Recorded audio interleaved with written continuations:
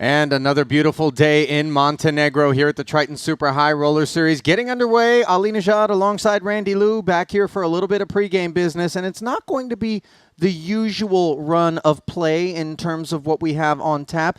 There is no event starting today. However, there's one that failed to finish last night. And boy, did you miss out if you didn't feast your eyes on it. It's the 50K 8 Max. We're going to play that one down to a champion, Randy. Obviously, it kept us up late. It was fun to watch. We're going to put it aside for a moment because we're going to pick up coverage after we crown a champion in that one with the 100K no limit, which is going to come back to 65 uniques, 102 entries, 37 remaining. 17 places will be paid. The min cash is going to be $160,000.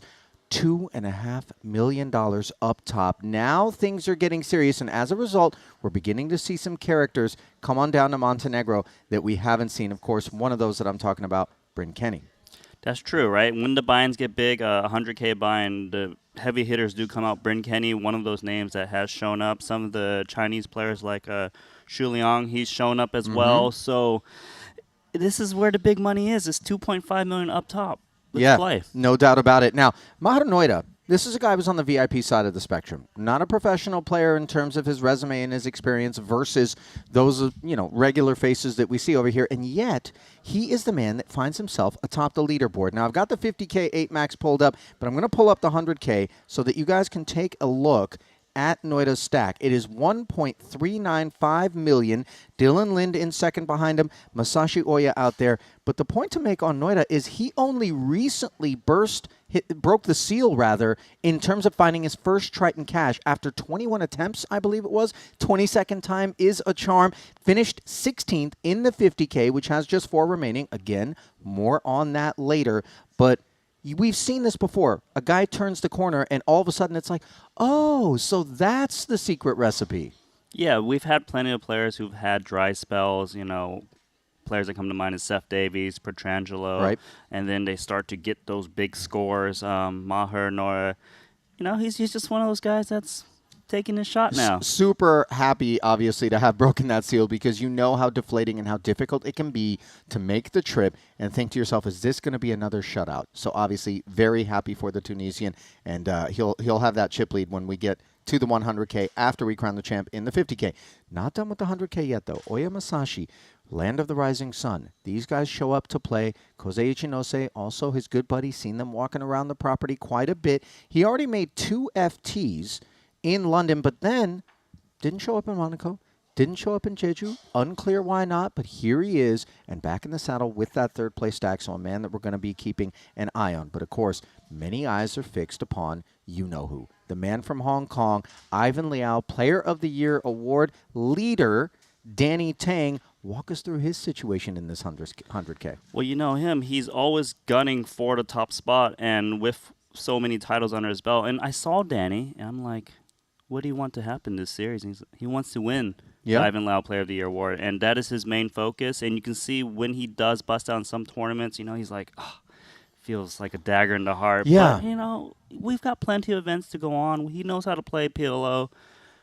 He's got his chance here. Danny Tang, 6th right now in terms of chips in that 100K. You see him right there just behind David Yan. Bryn Kenny, of course, aforementioned, 4th. So a lot to sink our teeth into once we get to that part of the program. Not to be overshadowed, of course, the fact that Danny continues to compile points, in part courtesy of finishing 15th in this 50K, which I keep teasing. And now let us turn our attention to it. We stayed up later than we have at any other point so far during this festival, which meant, of course, that the players did as well. And we still were unable to find a champ, Randy. It was super cagey out there. It was. We were final table of 9. There was one bust out, and then players just, were navigating these short stacks. You're expecting them to get in, but they were making incredible folds, and also some players were stepping out, attacking the blinds a bit more. It was a lot of fun to watch because not only was it a bit cagey, but players were willing to still check raise bluff off of these stacks and really go for it. Oh, yeah, they were. At one point, the top 5 stacks with 8 players remaining were separated by, get this, just 2 big blinds. That is an incredibly tight cluster. And so, we observed a really protracted affair in terms of getting down to the FT. Then it felt like impossible to get rid of someone. Every time somebody busted, though, it did feel like everybody breathed a little sigh of relief. Pay jumps were relatively big, and we got underway with some poker.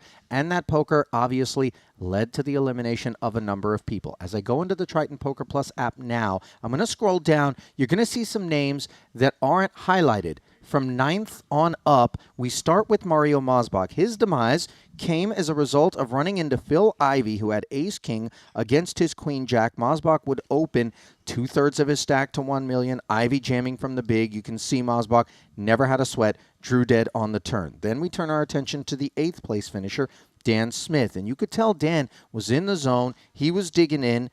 This was his final affair. It was an ace-queen against an ace-9, and we've seen dirty things. We've seen violence before, and on this occasion, it came on the turn as the ace-high flop looked like it was going to go Dan's way, and then all of a sudden, Saliba got that capital infusion. Onward and upward to Mikolai Vaskobojnikov of Belarus. He had an ace-10 against pocket deuces. Ivey played it as a jam for 4.4 million in the cutoff. Saliba out of the way, Jozo on the button before him out of the way. Vaskobojnikov deciding the ace-10 is worthy, but unable, as you can see the full run out, to get any sweat whatsoever. And then the most recent eliminations were, of course, the aforementioned Phil Ivey. You see his Triton resume there, 10.7 million plus now, with the result not yet tabulated from this one. He ran into El Conquistador. First time I've mentioned that name, Randy. Ace-Jack against King-8. And I was just downstairs at lunch before I came up here. And Ivey walked over, and he said, no other words were exchanged prior to this statement. He looked at me and he said, "You know why I moved all in with King-8? Because we were left a little bit curious as to what had maybe gotten into him. It was an open from Mateos. You can see it here. Then the jam with the King-8 from Ivey." He said, "Because poker's boring. And if you don't do stuff like that sometimes, it isn't any fun. And you can use that." So I am. And I'll tell you what, many of us were kind of scratching our temples wondering, was it a live read? Was something else going on? But he's not bothered by what anybody thinks about his play. He has already cemented himself as one of the GOATs. Obviously, nobody can question his talents. So he gets to do what he wants to do. You do. It is, you pay the money to play. He felt like King 8 was the spot to go for it, and yeah, you can use it. That was a surprising answer, but he is Phil Ivey after all. Yeah, and listen, it was a very goated final table. We talked about this on multiple different occasions. A few people still left in the petting zoo, but Ben Tollerine, not to be overlooked. Many people have tremendous respect for his game. He fell also to El Conquistador, ace-queen against ace-10. He jammed the button. Adrian would call, and you could see him bink the 10 on the flop. In the end, he would end up with the nut flush with that ace of hearts, which leaves us with 4 players. And as we look at the highlighted names, you see those 4. The mystery man, 6 big blinds. Might he be first to go? Jozo. But he's been hanging in there, right? He's watching everyone just get it all in. He's getting pay jumps. You know, why not hang around a bit more? Because there's a lot of money to be had to just wait around. All right, Petrangelo, of course, looking for his first title. We talked about Mahrunoida. It took him as long as it did for him to break the seal. Nicky P cashed in his 23rd Triton start for the first time. So obviously, he knows a thing or two about how meaningful moments like that are. Keeping an eye on him. Plenty of chips to work with. Then above the average stack, Saliba, who we've talked about. Is this a guy whose resume isn't necessarily yet emblematic of just how talented he is? We've always heard that Saliba is a very good player from his peers. I believe that this is the one where he's really showing his talent. Him navigating to the final table was him making moves, you know, not just standard plays. And I think he's tremendously talented. I would love to watch him make a deep run. All right. Cannot overlook the man who's got so much support in the chat, so much Spanish flooding into that chat box. It is, of course, El Conquistador, Adrian Mateos, who's going to bring that big chip lead back into play here today. 14.8 million in front of him, and remarkably, his 3rd final table of this Montenegro series already. Well, it is the Spaniard, right? 3 final tables. He's the player who has been stepping out. Even when he wasn't the chip leader, he was still raising into the big blind, trying to create a situation where he can just try and win another trophy here. So I think he might take this one down. All right, without further ado then, everybody's mouth watering as we will resume play on an extra day required to find our champ here in this 50K 8 Max. Sending it down into the arena here at the Maestral Resort and Casino. First glimpses brought to you by GTO Wizard. Those are 4 alarm clocks that were set earlier than all others perhaps today, just given the lack of any other events getting underway. An official look at the chip counts that we talked about. The blinds at 150 and 300,000.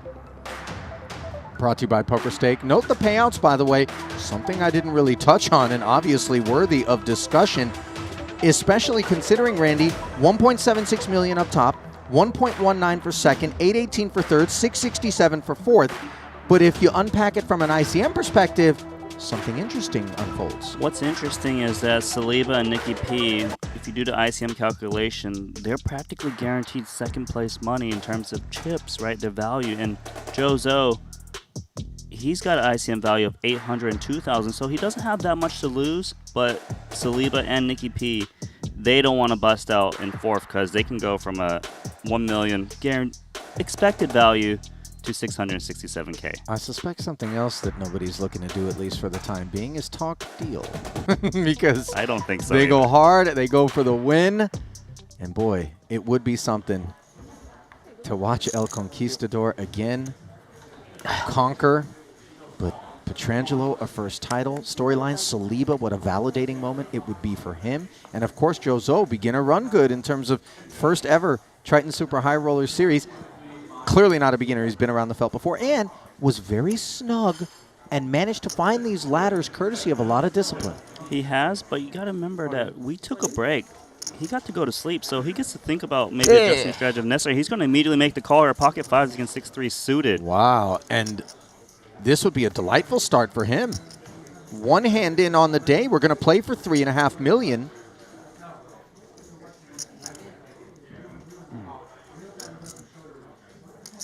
Terrific to have 2 fives and the 5 of spades. Be up against only one overcard. And note the gut shot for Mateos. We do not want to hit a set if we're Jozo here. Safe turn.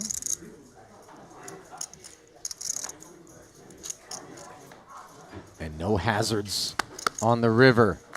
There we go. Self-clap.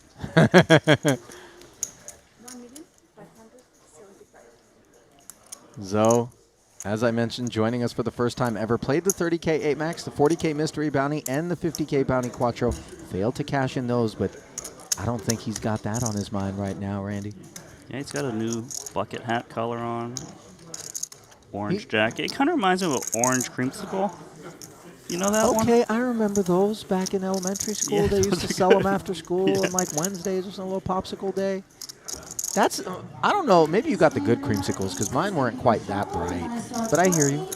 The Astro Pops too. 3.5 million. Pops, I know about those. Right? A little pop to Zoe's stack. He's looking up at the tournament clock to make sure it's official. And the final 9 players. Fast action will be in play from the start of today, so you all have 2 red time backs. I gotta be honest, that's a shade of orange that typically I feel like when we're watching prison movies we see, you know, it's that specific. Okay. You're no. not gonna lose anyone out there. Got it. And look at this, fresh off of the double, an ace-9 and a scoop of 2 big blinds to the left in the form of an Annie and the big from Saliba. Back-to-back pickups here for Zoe, and all of a sudden he's got 14 bigs, and maybe he can play a little bit pre. Of course. He's got nothing to lose given he's the smallest stack. But like I said earlier, you know, he got some sleep, probably got to review the tape a little bit, realizing that players were going very hard at his big blind. I think he will make the adjustment today. Love that shot there. Only the best of our Triton dealers, truly all of whom are up to the task of dealing these final tables, do get the nod. And is this going to be 3 straight for Jozo? It's giving him the head nod while playing. Like, he's feeling good. You get him, Joe. Gamble, gamble. Combo, no combo, no future. I instantly love this man. Usually whenever someone says that at the table, there's that one guy that says too much gamble, no future. Sounds like Ren Lin. You're right. There are shades of Ren. And Mateos is thinking, am I going to have to deal with this dude on my leg? You see my stack, right, Joe? Yeah, the other day he was attacking Joe a lot. Now he's getting so much resistance. It's a new day. You talked about it, though. He had the opportunity, unlike virtually anybody, to go home, study the tape, have some conversations, maybe pick up some guidance, and approach things in a renewed fashion here today. Hands have helped a little bit, clearly. Sure, but, you know, I do think he definitely didn't go to sleep like, yeah, I'm going to play the same game. He's definitely thinking about that prize being very real. Pocket fours. Seems like a 3-bet jam spot, potentially. 3.2. It's in half. Yeah, 3.2. He still, Petrangelo that is, does have Jozo covered, albeit now by just 3 bigs. So given the pay jump, which at present is 151K, he's not looking to do anything too treacherous. Be happy to get through that ace-5 suited.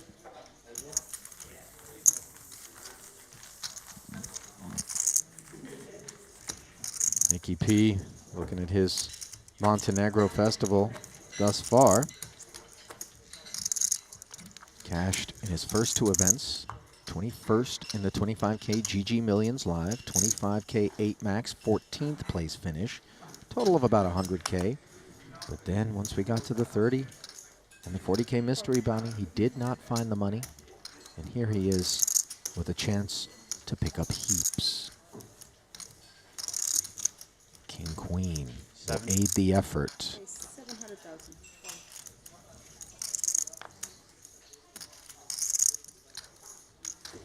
700K. Just 6-5 offsuit.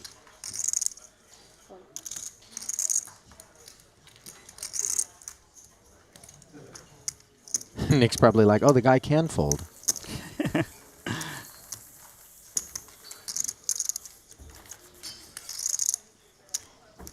Really, any of these 4 ultimately emerging victorious in this one. The storylines are great.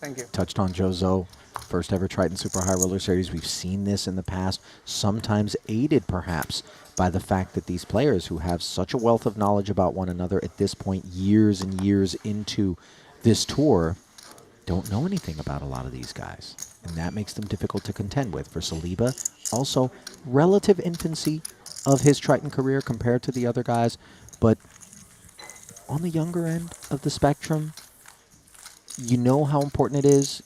First time you picked up a tournament victory, Randy, you're like, okay, I can tussle with these guys. And I can do it, you know? Psychologically, something to be said. Definitely true. And like you said, great storylines all around. Whoever wins will be tough, though.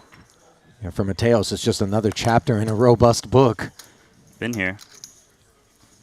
He did pick up his first ever Triton title a festival ago in Jeju in the 30K 8 Max, and how meaningful that was for him, considering that he fell in the main event in Monte Carlo to Matthias Eibinger, who gave him all he could handle. And we know that Mateos is up to the task. Father on hand, obviously a disappointment, but able to right the ship in Jeju and looking to taste the glory again here at his 3rd final table of the festival. Did you say he's a father? No, his father. Oh, I was going to say. I thought you said. I thought you said he's a father, and you said disappointed. I was like, what are you saying, Ollie? For a second. No. I mean, he's been daddy to more than a few people in the fields. I've definitely, if that's where we're going with it. But no, he actually flew his dad out from Spain, and then ended up losing heads up to Eibinger. Still good to have dad out there, obviously, you know, to comfort us in moments like that. Not a particularly comforting sight is Queen Jack 4 here in a limp pot pre. Blind versus blind. Saliba with the ace, checking over. Petrangelo does have the bigger stack, but no connection on this board.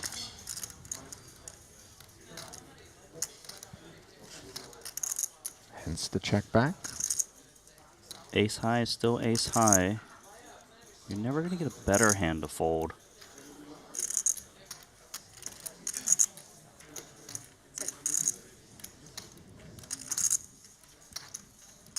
I'll say this, the way Saliba's playing his hand right now feels like an ace high or a weak pair. Definitely in the back of Petrangelo's mind that it's usually never a queen or a jack. No post-flop betting. Another round of checks.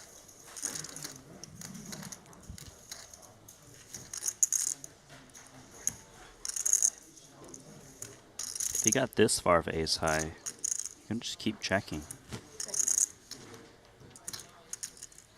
Of course, 9 high would never win for Petrangelo. He has to ask the question, would Saliba bet now for value if he had a pair? The fact that he's checking, it seems like he's looking to give up or he's got a very weak, like, 4. 450.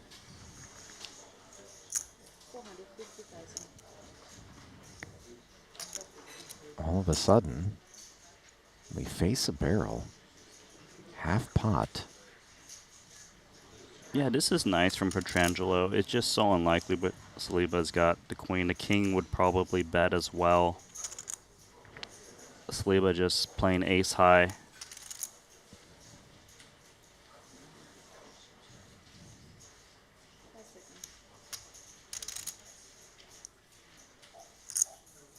Looks like he is going to fold the winner. Yeah. Blocks. He recognizes that there's some frequency with which that ace high is going to be good, but decides at that price, maybe we fight in other spots.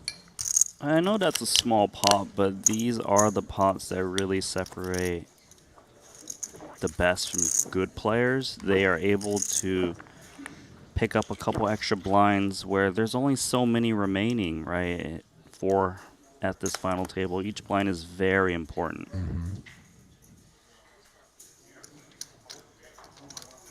Good hand to start with, King Queen for Jozo.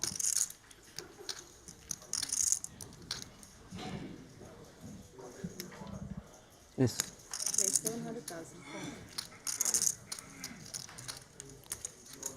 Makes it 700.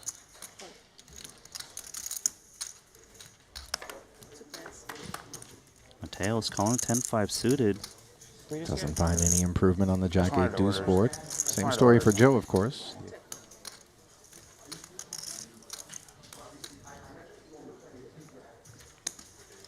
This is a new man. Look at this. C-betting. No 1 connection. million, yeah. The one pot that really stood out in terms of making it seem as though he was going to be exceedingly tight. I think you'll recall small blind, ace jack, limp. Saliba had 3-4. Check back. The flop came 4 deuce deuce. And while he was out flopped, the ace jack is obviously a lot of hand. He didn't bother to raise it pre-flop. He checked over to Saliba. Saliba fired a bet, and he just quickly binned it. Yeah, it was 2 data points where you felt like he would get involved in that hand. But, you know, it's okay. Look, he doesn't play professionally, but clearly has a knack for getting into competition with the best, and I think he's holding his own. Yeah. Playing his style, right? He's in top 4 out of 159 entries. It's not easy. And I think we could argue that this is the toughest field that we had assembled thus far to this point. 100%. Petrangelo, nice and tough here with ace king suited. Queen 8 folded. And Joe's not the only guy that had the chance to get a good night's sleep and then unpack things. And my guess is that given the opportunity, regardless of how comfortable these pros might be with their end game, a chance to go back and watch the FT to this point and then maybe make some tweaks and adjustments that they feel beneficial in this four-way affair is something they all took advantage of. Oh, hello, cameraman, says Nick. It's like, easy, buddy.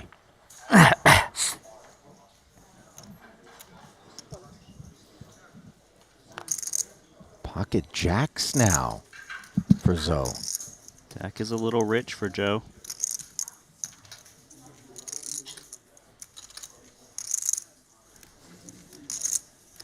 This is a new angle. I think we got the handheld cam going. Get the handheld cam. Well, listen, these are crews that normally have to be deployed elsewhere in the room, and there's, you know, a lot of stuff happening, but other than the 100K. Like this trap with 2 jacks. He's the shortest stack, so he gets pressed on a bit more from the big blind. There we go. Saliba taking the rope with queen 3 offsuit. Oh. And a lot of cookie crumbs on those fingertips of Saliba as he got caught in the jar. Yeah, that's interesting because, you know, queen 3 offsuit actually checkbacks pre-flop a lot, and I feel like that's an adjustment based on the tape data from yesterday. It's like, well, Joe's been playing pretty tight. Why don't I just take this down pre? But Joe, with the little counter, instead of opening 2 jacks, limping to jam. Nicely done. Both you and I have touched on this idea on so many occasions, in particular when we get the lesser experienced part of our fields involved deep with our pros and our regs. It becomes so much more entertaining to observe these guys try to decrypt, to try to put puzzle pieces together with a guy that doesn't speak their language. That's true. And I'm not talking about, you know, verbal, just I straight know. stone cold poker. Of course. Ace 8 suited. And the deck shines on Joe early going here. I'll say this. The players think he's very active right now. VPIP is very high. Yeah, and they haven't seen Showdown on every occasion. So they got to be wondering, is this legit kit? And indeed, on this occasion, it was Pietrangelo defending with Queen 7 and checking over to the nut flush draw on the paired texture. A check back, by the way, from Joe. Look at this guy. Hits the 8 now on the turn. And it was like an instant check back. Like, I've got no interest in this pot. Pietrangelo doesn't stab, though. There we go. 7.7 million for Joe Zoe of China. This is going to be so cool to watch unfold, man. I'm telling you. Look at him. He started with 6 bigs. Where's he at now? He's got 26 big blinds. Yeah, pretty good. More than 4x. Up only.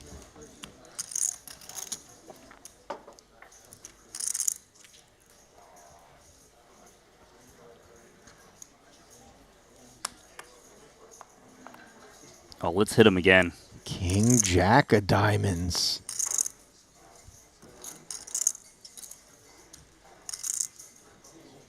Oh, he just laid it down. What happened, Joe? Ran out of juice? What? That hand gets binned, and Pietrangelo happens to have ace queen. I got to tell you, if I go back and I watch this one and I'm Pietrangelo, I feel I feel like cheated. How did this man not open? That's a scam. It's a scam. Wow. I don't know. That was some amazing sense, I suppose. And he would have flopped top pair, would Zoe. Instead, he leaves Pietrangelo having under-repped and played this one as a limp to have 2 overs and a Broadway gutty up against second pair. Mateos took a free peek at this one. Here he is in the lead, checking back. Lead retained. Does pick up a double gut shot.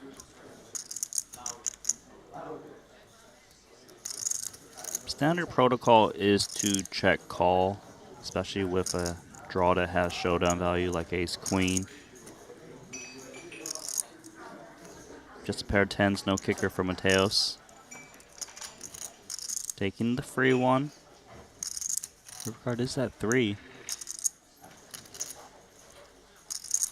I would never expect Mateos to check back once more if it gets to him. Likely will.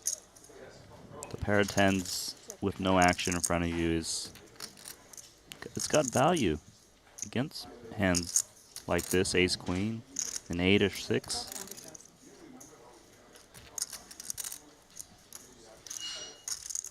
$500,000.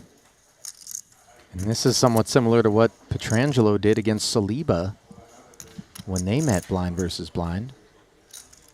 Sudden activations on the end. And for Nicky P, he didn't have anything. So might he be wondering whether or not that's where Mateos finds himself? Asking the question, would Mateos bet with a pair sooner? If that's the case, then this looks like it could be a bluff, and unfortunately for him, sees the 10. There we go, Mateos, 11.5 million. La tarjeta del casino.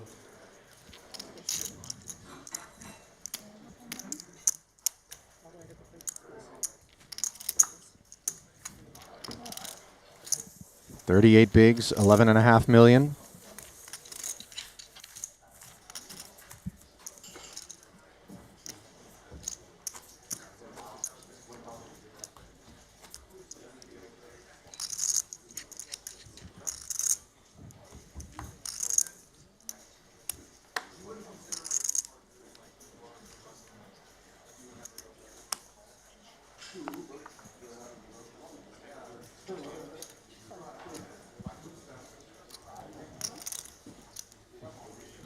$750.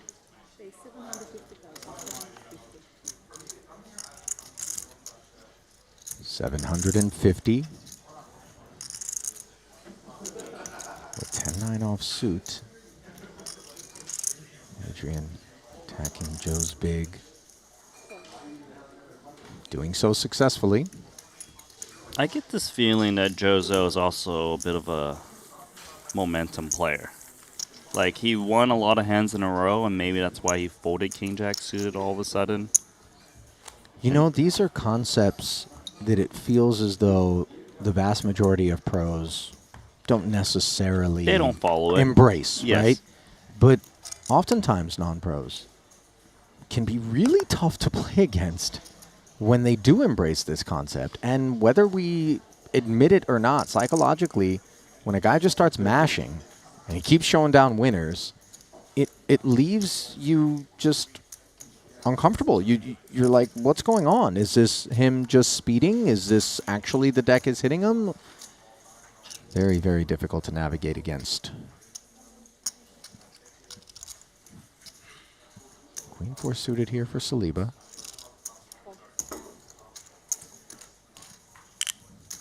Defends against the ace-king suited open from Pietrangelo, who smashes top pair here. Unfortunately for his profit prospects, there's virtually nothing cooking across the way. Saliba checking. This hand will be ending momentarily. 1.1. Pietrangelo bets.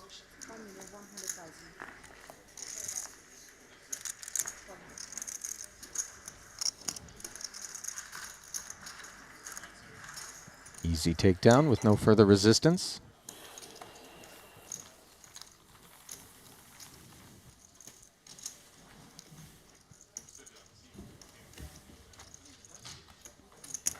Oh, there's the shot.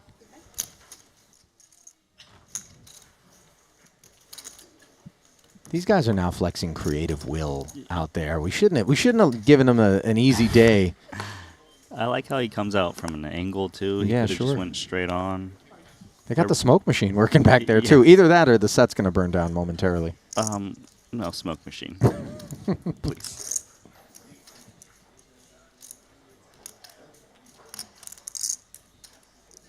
You seem like a guy that would still commentate if it was coming down. Well, though. you remember in northern Cyprus when the chlorine gas entered the room, everyone scattered, and I'm in there, and I'm still commentating. Because the thing is, we're doing so on a delay. So physically, the players leaving doesn't actually impact the stream. Stream's still going. I'm looking around. No one's at the booth. Producers are gone. How come from the show must go on? Old school. The show You know what I must mean? go on. You've got heart and commitment, my friend. What I got is damaged lungs after that one. I would have left, by the way. I would not stick around with you. You showered me. Didn't you shower me? I don't Who think was in there? Did Henry wasn't- shower me? It wasn't me. It wasn't me. Someone showered me. I literally was the last person leaving the room. I was like, well, it would seem that it's time for me to exit just based on the lack of other humans and this deep smell of chlorine. Would love to see one of those end of the world movies of just you by yourself. Oh, like I Am Legend? Yeah, like that. Nah, I'd be so bored. I'd be like, oh, zombies. Let's hang out. Ace 3 for Nikki P.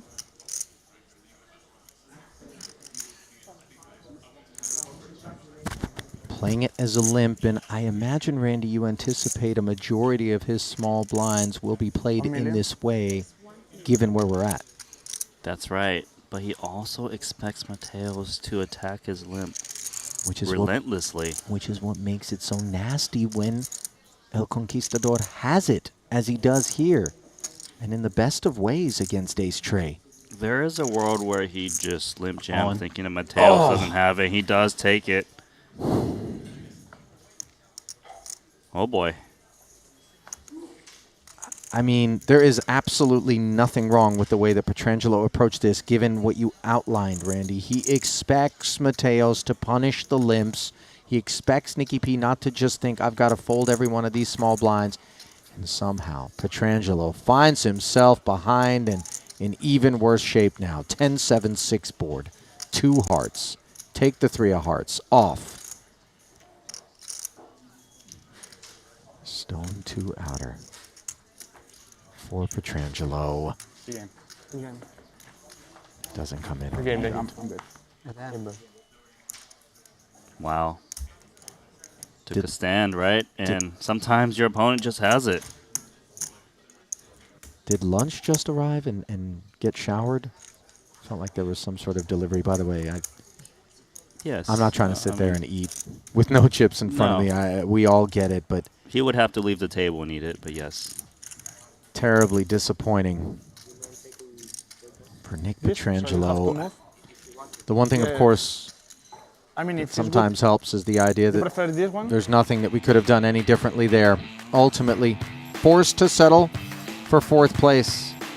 The first elimination here on an extended day in this 50K.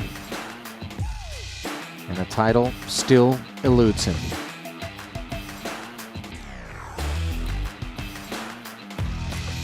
This will take him up and over $4 million in career Triton earnings, a 14th cash, a 3rd already here at this festival. I can't imagine there's a whole lot of celebration. Oh, there's a little bit of celebration between Jozo and Justin Saliba because Oh, they got yeah. a massive pay jump where number 2 lost all his chips. Over 150K as the rest of the field locks up $818,000. The next ladder, 370K. These pay jumps are massive. Nothing wrong with sitting back and watching players go to war. Mateos limping 8-3 into Zoe.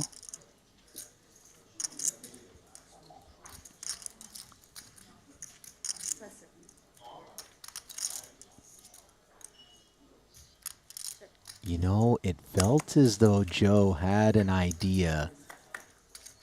In the end, checks back, dominating to this 10-4 deuce board. 350. And Adrian just pounces. If he expects Joe to play relatively straightforward post flop, then he can pretty much bet any 2 cards on this board texture. Your opponent will just not hit.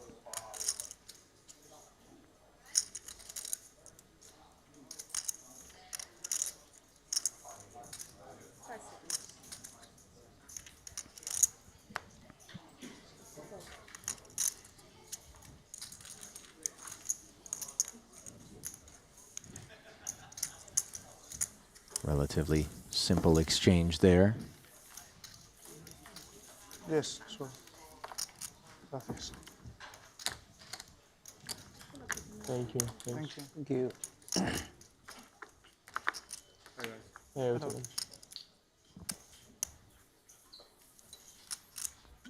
Well, we do want to take a moment to remind you our partners over at GG Poker are at the ready for your sign up using the promo code Triton_2024. New players, deposit a minimum of $20. Get yourself a $50 Global Millions ticket. And of course, get involved in our official Triton Super High Roller Series satellites. Perhaps you can parlay your way right into our next festival. I'm getting the poker bug watching these guys play, so... All in. Randy, not you too. Am I going to lose you to the streets too? Rasty played the first event. Rumor has it he's going to play the last. Pretty soon I'm going to be sitting here all by myself as you guys go out and win titles. Nobody wants to do the commentary anymore. We are playing, not necessarily winning titles, but, you know, getting that little itch in. Scratch it. Well, listen, I would rather see you regging these events than playing online casinos. Oh, at least allow the other players to win some money. Got it. I hear you. Yeah, keep it in the ecosystem, I suppose, right? In the ecosystem. It all trickles back to us in some weird way.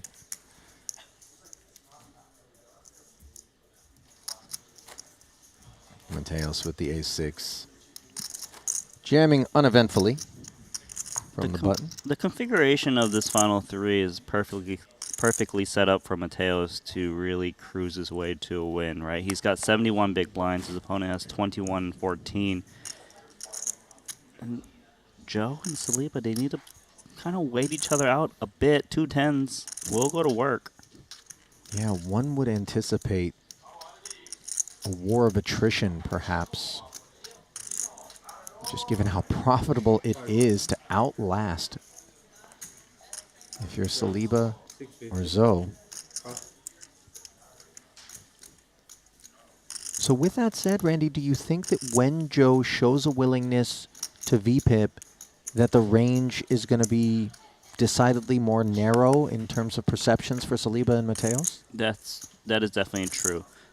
And Mateos, while he's defending, you know, not the greatest hands, he's actually very comfortable playing post-flop against Joe. Yeah. Expecting him to play supposedly more straightforward.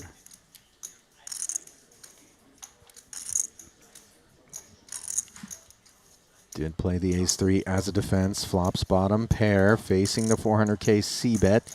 He does make the call. Does not improve, however, on the turn.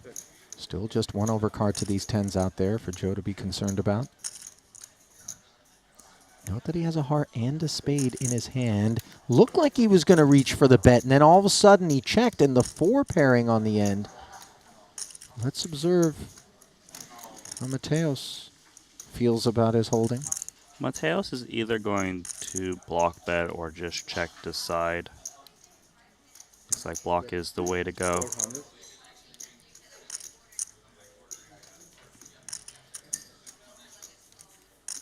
Just 400 into 2.5. He's just got a call here. Sure, you might be able to find a raise, but I don't think he's willing to take that risk right now.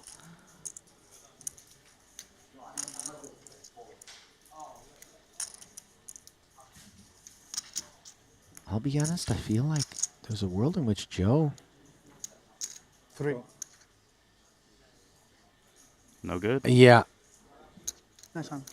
And the way in which Mateo said 3, I think he was relatively convinced that his hand was good as played. I was going to speculate that maybe Joe from yesterday, I suppose, would have looked up and been like, a 3 wouldn't bet, would they? So it's got to be the queen or the 4. And I can't beat either, and maybe we find the muck. And let's not overshadow the fact that he did fold that king-jack suited already here pre-flop. Blinds up to 200, 400,000. It probably crossed his mind that maybe he can get value of 2 10s of a raise. Then again, Joe from today also saw himself get 150K pagent when Petrangelo went out. So, you know, there's nothing wrong with just playing a little tidy. Another 370K. right around the corner if you can hang around.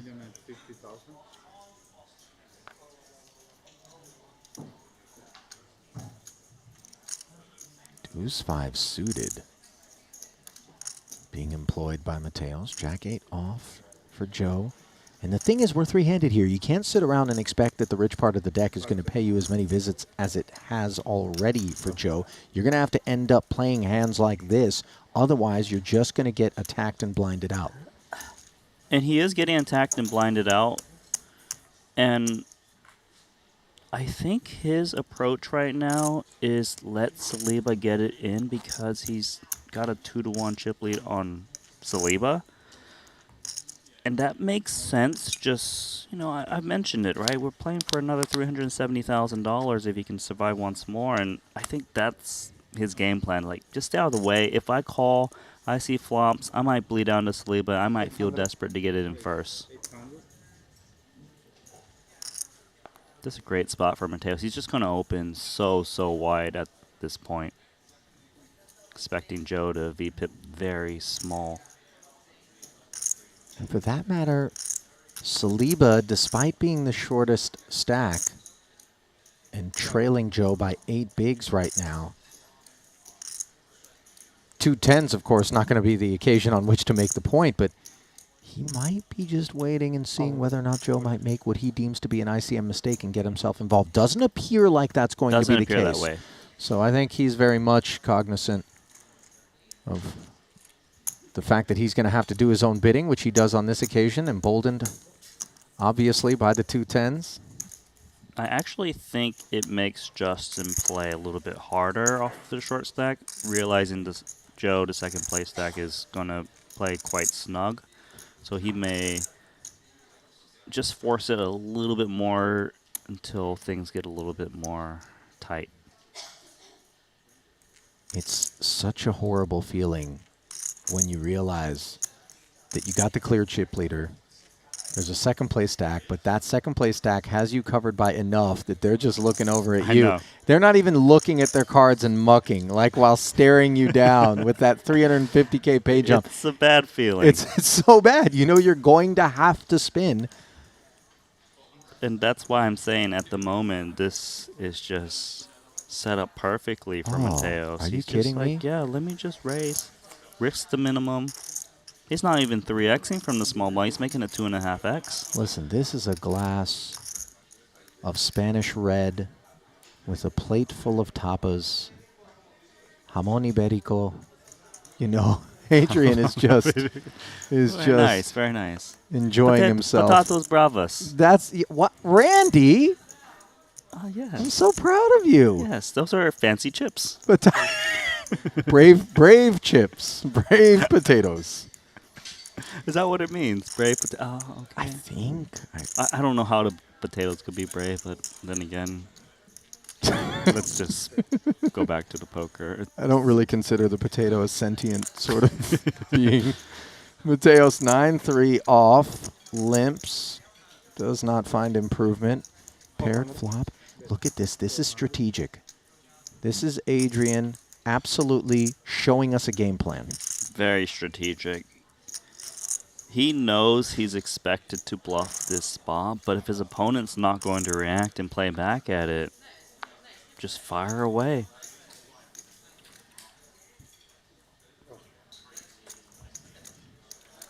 Let us play that clip again where Mateos stacks chips. Note, though, all of a sudden it's slightly tighter between Jozo and Saliba than it was prior to even that pot because Saliba with the 2 10s had a pickup. Joe now a hiccup. And just 4 bigs separate them.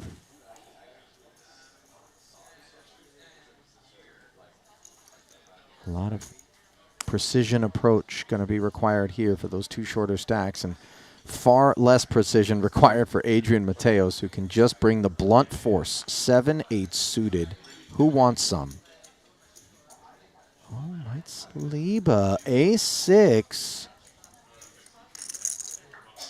He knows that range is wide on the button. He knows it's wide, but look, 8-7 suited performs very well even against A6 offsuit, 46%. He also knows that Mateos is going to jam the worse aces and the better aces. Well, there's not too many worse. There's plenty better. But an ace would be a lot of hand for Mateos to wake up with. From an ICM point of view, you're not supposed to call off when it's very thin. But he's also thinking, look, Joe's not looking to get it in. Do I just take my shot now?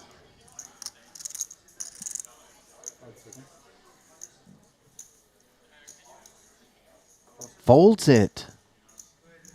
And you're nodding your head, Randy. Your hand finds the muck? My hand does find a muck. It's just I think I might have been hurts. dominating you. You might be. So no good hand.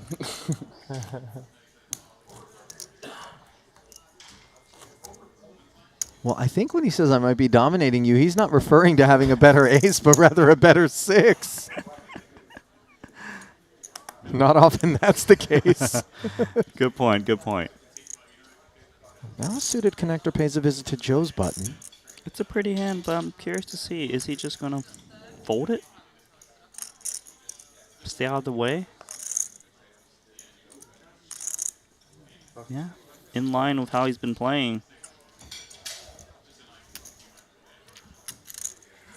I mean, again, consider the pay ladder. Consider the fact that we hold 5 bigs more than Saliba, and that allows us to force Justin to make a move and do something before we do. That's the task at hand for Joe, and he is very cognizant of it.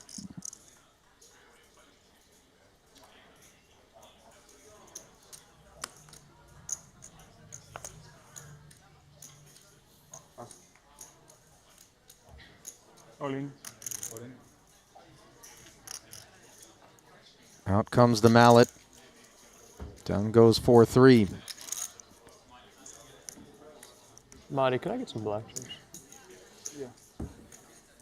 Welcome aboard, those of you streaming us live, wherever on the planet you may be, whatever platform, Triton Poker Plus, YouTube, or Twitch. Give us a follow, give us a like, give us a subscribe. How could you not, given what we're delivering here? Top shelf poker entertainment, in large part courtesy of these characters doing what they do so well. See you in the chat. All in. All in. We see you on the button. We see that Mateos is all in. Oh, and Joe's got pocket 9s. Okay, Randy, all of a sudden the mission, which was Outlast Saliba, in jeopardy potentially. He can't pass this spot. This No. is too strong. And Saliba loves to see it. It's great news for Saliba. There's a chance he gets a huge pay jump, but this is a massive spot for Joe. Heavy favorite. Saliba might be rooting harder for Adrian to hit a queen than he's ever rooted for himself to suck out on someone, just given the massive financial implications. Joe can't look. He's got his back to the board. 11-4 in the middle, 2 spades. Don't look, Joe, because this is a dangerous flop. Ask your doctor if your heart is healthy enough for staring at the flop. 9's still good on the turn. Look how much they've got to fade, though. Any queen, any spade. And we're down to heads up. Instead, it's a 3. There And you Joe go. Zoe finds the double. Saliba, really the shot I want to see here, because if there was a chance he might have felt that he could just eke his way and jockey in front of Joe, at least for the time being, those hopes are dashed. 5.3 million. 5-3. I like that, by the way. The no look. The no look. Mm-hmm. Turn around and see your face. Oh. I'm comfy in second. 11 I million feel- chips. I feel like I'd turn around and just see like 3 queens on the board. It was maybe like, oh, okay. Oh, okay. The problem is, the games I play, when you turn around, everyone's going to troll you. Like, there's no world in which it's a quiet affair. You're like, oh, GG, man, sorry, so tough. Like, you turn around, you got quad 9s. You're like, thanks, guys. He's got a real stack now. Oh, yeah. 29 bigs, a big bite out of Mateos, and now big problems for Saliba. 8 bigs in front of him. No company down at the bottom of this leaderboard. Well, there's a clear direction now for Saliba as he's got to try and chip up. 10-9 offsuit. All in. Yeah, you can see the immediate impact of that development on Saliba as he jams. Quite pleased to take the orbit's worth of tokens.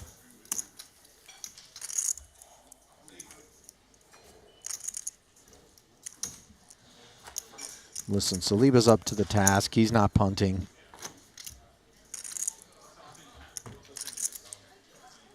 Plenty of fight left. But unclear just how much post-flop playability this depth is going to have. I would imagine not a whole lot. An ace-3 suited, a candidate on the button. Let us push. Or push almost all. 3 million. Raise. 3 million. 75% of his stack going in.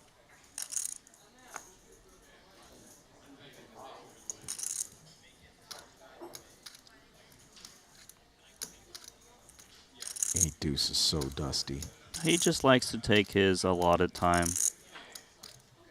I'll tell you what, that time does eat into the level. And obviously Saliba's He's like, prospects. come on, man.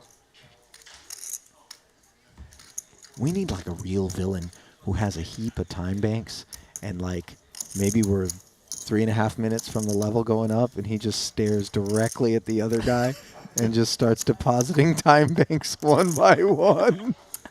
And then they're like blinds up and they're like, yes, yes they are. Only you would think of this, Ollie. Oh man, like this is a classy sport, okay? We're not just I know, we gotta, every classy thing needs a villain. I'm trying to write a story here, okay? Yeah. All this sportsmanship be damned. Nah, we love to see it, You want obviously. people to duke it out after they get sucked out on, right? Punch to the face. Glasses broken. No, this Come ain't on. UFC. This is non-contact. Okay.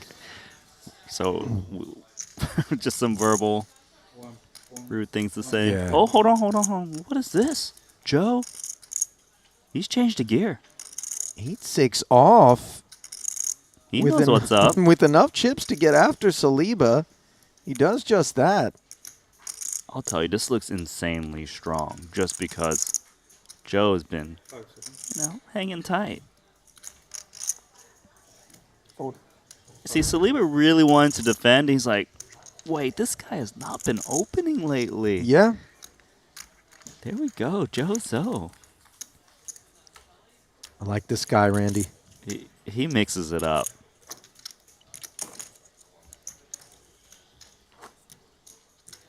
What a terrific bit of seasoning to this three-handed soup. Yeah, three-handed soup.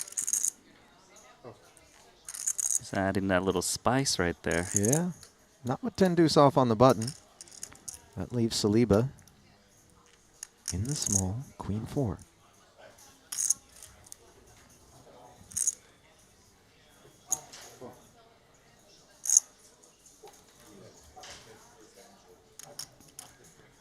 Well, All in. let us go all in. All in. Mateos with pocket fives, jams, and it's demoralizing when you think, well, you limp against that guy, you let him live. I limp and you just punish. Come on, man. That's true. Interesting question from the YouTube chat, Randy, from one Brandon Johannes, who asks, who would El Conquistador rather face? Heads up. Would it be the known guy who's 1,050,000. more studied in Saliba, or the newer guy, lesser familiar with, that's maybe playing a little bit more straightforward? Obviously, as we can see, there are multiple gears in the transmission, but what's your sense if you gave Mateos the choice? Is it quite clear and there's I think no it's two ways about it? quite clear that he'd want to play against Joe if he could choose, just because, sure, he may not know exactly what his opponent is up to, but in heads up, you've only got one other opponent, and you can't just stay back and watch other players fall. You have to get involved with every single hand and nowhere to hide. Well, you definitely got to get involved with a couple of jacks. As does Ace King, and this could be the moment the Saliba was waiting for. Another all-in clash between the two big stacks. Well, hang on though. Wait, he's grabbed. See, I gotta tell chips. you, I felt as though this might be the case, and it definitely informs us with respect to how aware Joe is of that pay ladder and the ICM. Ace King, unimproved on the 10-9-4 board, and could Joe get away cheap? What if he just check folded this thing? I think he will. I honestly think he will. I'm not even mad at him, by the way. No, he's got a game plan. He's following through with it. Tail should be betting this flop.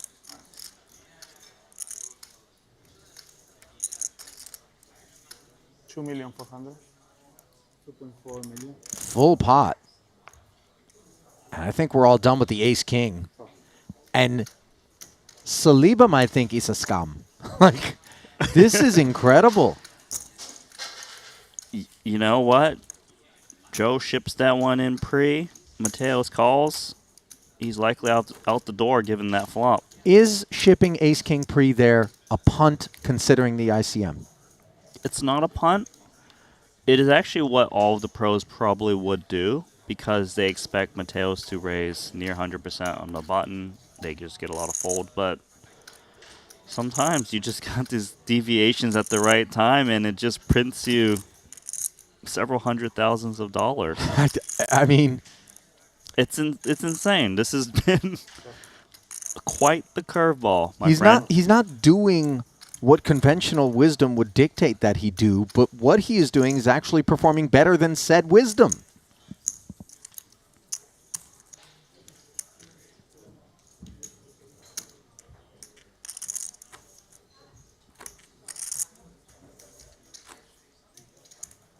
That was...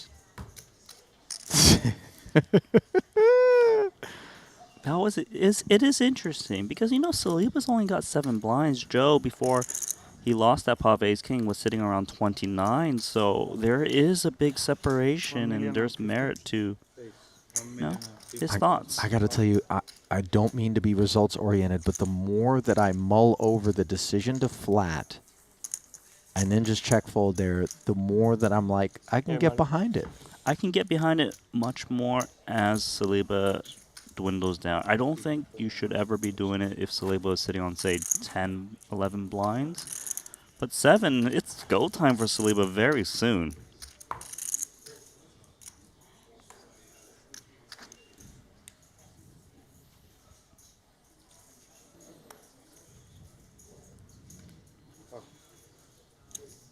Note that Mateos folds the button, 7-6 offsuit. So that means that he isn't raising any 2 on the button. Remember, Joe raised 8-6 from the small blind last time into Saliba. Not this 6-3. Great news for Saliba.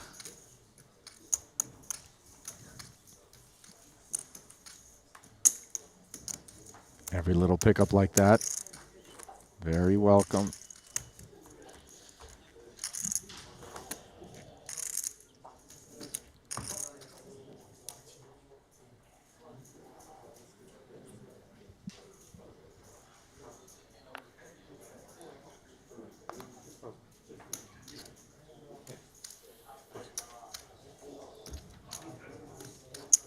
I feel like this 3-handed play has been a bit of a nightmare for Saliba. He's seen his opponent, you know, not Imagine bust if out. he knew what's going on, Randy. He doesn't even know what's going on out there. No, he The doesn't King know. Jack suited muck when we were 4-handed. The flat with Ace King. It's a scam.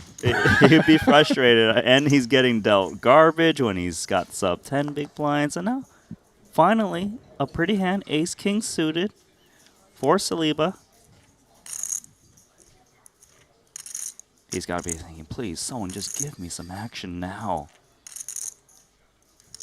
Jam and bound.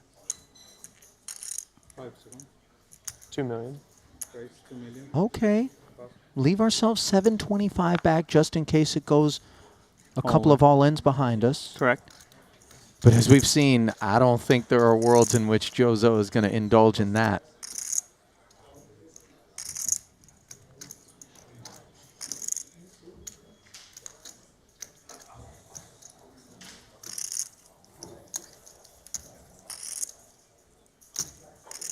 Obviously, Jozo is just looking over at a stack on life support. I've talked about this before, Randy. The Komodo dragon takes its prey down by issuing a bite, and then the poisonous saliva slowly kills the hapless water buffalo. And then they move in to devour. I wish you guys could see Randy's face right now. It's like, what the hell are you talking about? Okay. Okay, so who's the Komodo dragon in this story? Sorry. Kind of Joe and Mateos are Komodoing out there a little, you know, and then they're just, in particular, Zoe's looking over like, all right, die the slow death, you know.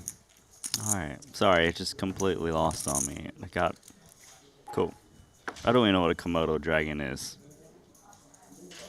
Well, it's not It's a not a- robe worn in Japan. I was going I to knew say it. that. I No, it is not freaking what- knew it, man. My read on you is so good.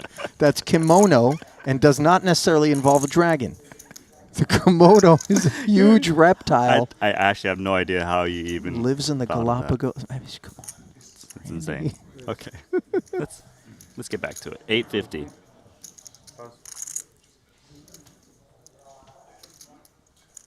You can see that Mateos is very happy defending the big blind. Of course, Queen 10 suited qualifies. 4-4 deuce, couple of hearts. Dusty. Board texture. See if Joe c-bets or not. He checks this one back. Same with what he did with the ace-8 suited. Picks up the wheel gutty on the turn. Third heart.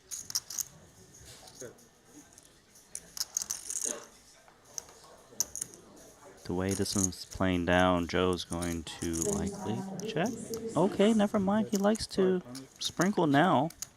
I got to tell you, just when we think we've got some sort of beat on what's going on under the bucket hat, we're shown, don't try to get a feel for what I'm doing out here. Flow state on display. He's got his own flow, and it's working out. You're right. It's hard to figure out what beat he's drumming to. I'm not trying to champion that concept as being superior to just good fundamentals in terms of poker. But on so many occasions, Randy, we've sat here and we've observed someone who does it different, does it their way, right? And all of a sudden abandoning that or having an expectation that they would do so because they've arrived three-handed or deep is a bit absurd, because this is them doing their thing and it works for them. Nobody should be questioning it. Sometimes Sometimes works you out. wake with 2 kings, and your opponent who's a short stack's got Queen 8 suited, and you're ready to stack. Oh, no. Saliba finds himself in the most dire of straits. 2 unders, diamonds working. All of his chips in the middle, and once again, Jozo spins around the 180. Can't bear to look. Pair of There's a eights. chance. Saliba, oh, hang on. Is he turning around for a peek?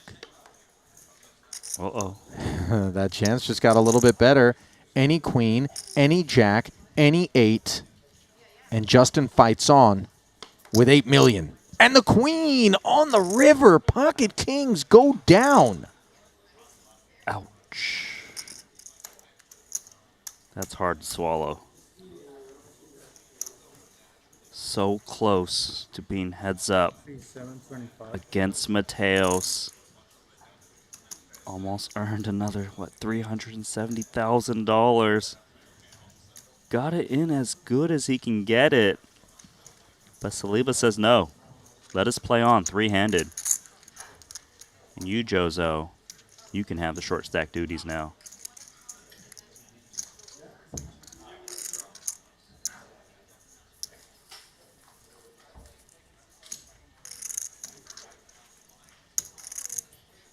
Should he not have turned back mid-hand, Ali? You noticed it. He came back a quarter turn. That was a mistake. He messed with things. Feng Shui was wrong. It ain't right for us to blame him for the queen, though. You're right. The feng shui, Randy. Did you get a feng shui expert at your house? Yeah. Really? Honestly? No, I did not. Come on. Wow. But Why would you troll me? I know about that stuff. I actually had to pay one time. You don't have the staircase going out the front door, do you? No. I know better than that. Or the 'Cause mirror. You can't play poker if you do. Right. Raise and take a jam, in fact, from the ace-8 suited of Mateos. I was going to say, man, I had an ex that made me pay for like a feng shui expert to come in and redecorate and like clear the house with sage. That's why she's an ex, right? Yeah, didn't work out. Well, things didn't work out for two kings. And now, all of a sudden, the most improbable of role reversals for the two short stacks. Jozo, who doubled through Mateos, looked as though maybe he was going to give it a run, finds himself 6 big blinds back of Justin, who gave him a bad beat with Queen 8 against two kings just moments ago as they jockey to not win the $818,000 on-tap prize and rather pick up the $370K in pay jump as the chunkiest part of this $8 million prize pool looks for a home. Shout out to the YouTube chat, by the way. They've stepped in. I'm no, Charles Darwin or who's the other dude? Christopher Columbus? No, man. The one David James Cook. Attenborough. Oh, okay, never mind. Right, James Cook. Was that the pirate? Just go on with your comment reading. The Komodo dragon is from Indonesia. But I know there's some kind of little dragon thing that goes on in the Galapagos, I'm pretty sure. Yeah, I can't get it. Don't expect me to get all the facts right, guys. It's not what I'm here for. All right? I'm just giving you stuff to make you type. Cool. Cool. Ace-9 suited for Joe. Actually opting to raise rather than jam. Same difference.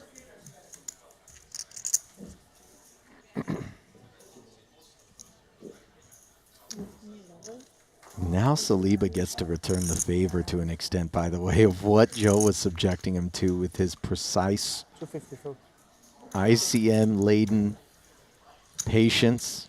And the bad news is the blinds have just gone up to 250,500.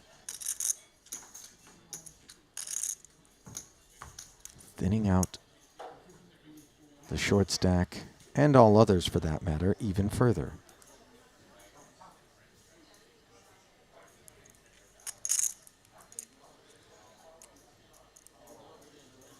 All in.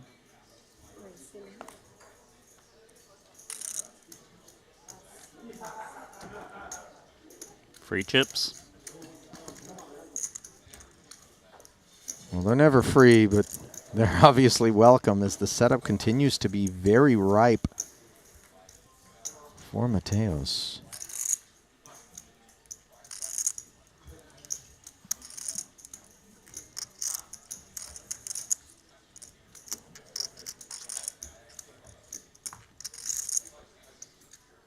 Game plan's the same for Mateos. It's just keep attacking, let these two figure out who wants to go out first. Ace-King for Jozo.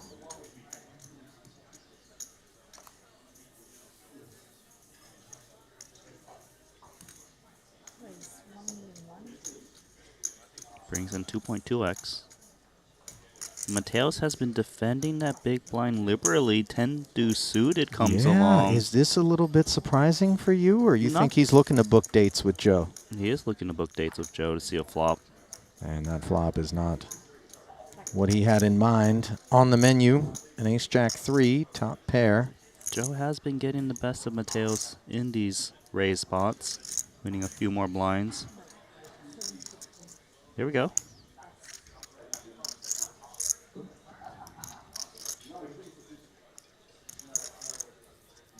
By the way, Saliba hates to see that. Back to the bottom. Not by much, but indeed, the official short stack. And it's official. The Triton Super High Roller Series is on Pluto TV. If you're in the US, get involved with us. All of our Triton festivals archived and available, and so much content that has been shot both here in Montenegro and several festivals prior to this being edited and perfected. Randy and I just spent a couple of weeks out in Latvia involved. Our documentary team going to be giving you so much more than just the poker action to help get you into the Triton ecosystem. It's very much in line with that Formula One Drive to Survive stuff that I know was tremendously popular. Actually, our CEO, Andy Wong, dropped a little sneak preview of our new show Open on his Instagram today. Might want to go over and check that out. I wish I could give him his handle, but it's not like a straightforward. It's not like you know what I mean? right? Right. Yeah. It's like ABC, 1, 2, upside down underscore. It's whatever. like a randomly generated password. Jack 10 suited. Nothing random about it. Mateos bludgeoning.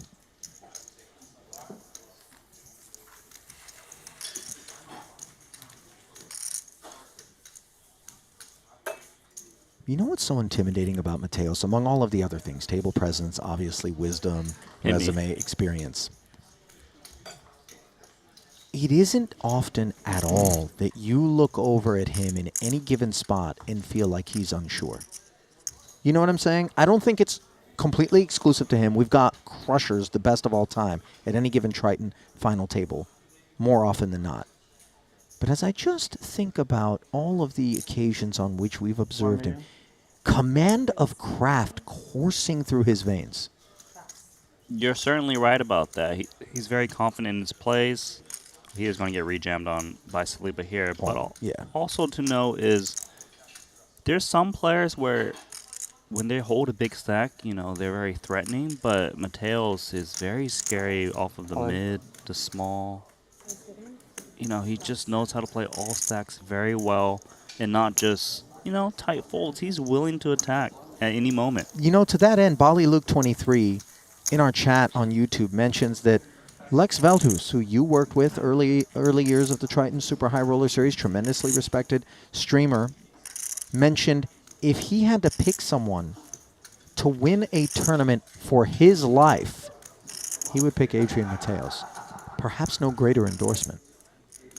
It's one thing to pick a horse based on you think he's got some EV. You're like, dude, I die if you don't win this. Vamos, Adri. I just hope it's not like a 1,000-man tournament.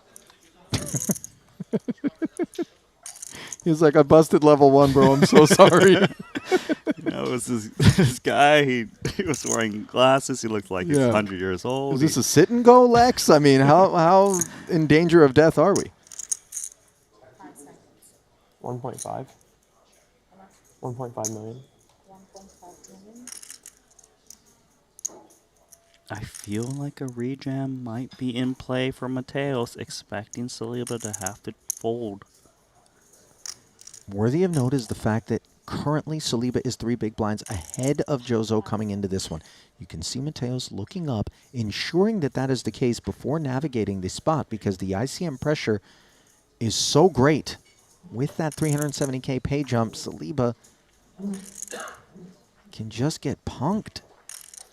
So you might be thinking that while Saliba raising off the stack is pretty strong in general, but Saliba actually limps a lot of his traps, trying to expect Mateos to just open rip on him.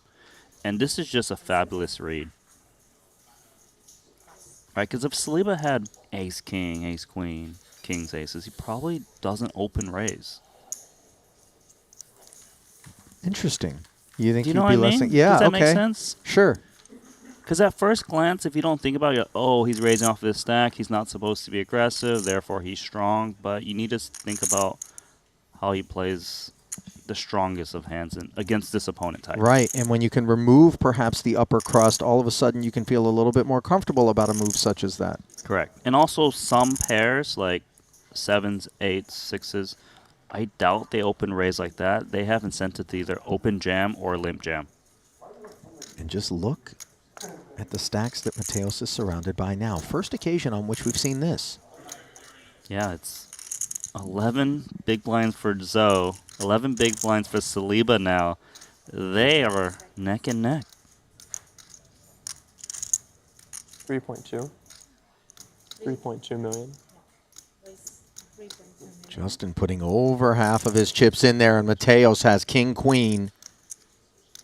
Another one of these spots where we remove the best sorts of hands from Justin's range? No, not the same here because Saliba's on the button now. It's just a matter of how does King Queen perform against Saliba's range. And King Queen actually performs pretty good, but there's also the other coin to think about is it okay to leave these similar stacks around where they just wait each other out? And that's what he's thinking about. Like, you can slowly grind them away if you don't take the spot. But if you're crushing too hard, you might as well go for it too. It's hard to say. Mateos would know best.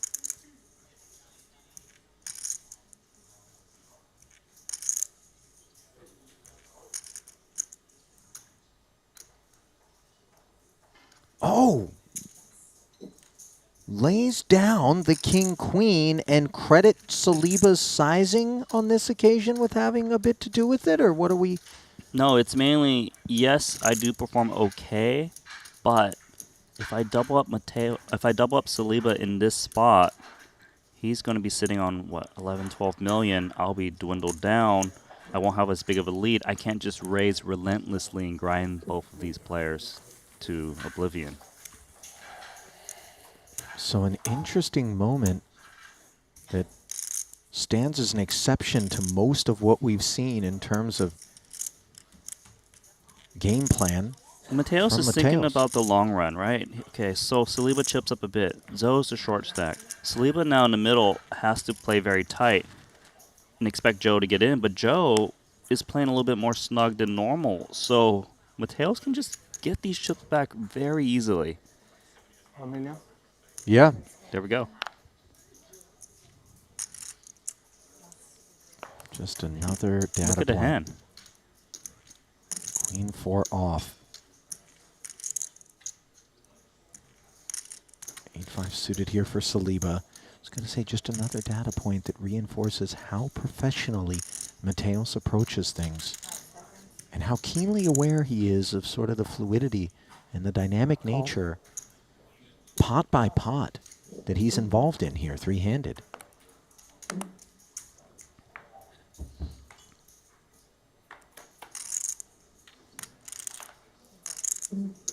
Two hearts, two deuces, and a 3.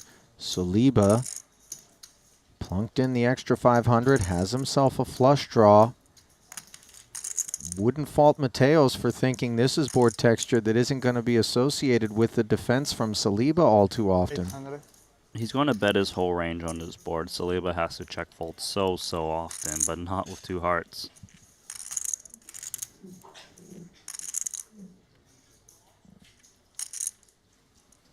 Decisions here for Saliba. He rarely has a pair on his flop, but then again, he's got so much fold equity. It's just, you're supposed to just play this as a check call. How do you ever have trip deuces or a 3? Oh, there we And the go. heart rolls right in. Saliba guaranteed the W. Unless there was some weird world in which his hand found the muck. Not happening here. We know that much. Mateos won't be betting this turn because Saliba's check call on the flop is very strong. Confirm check back.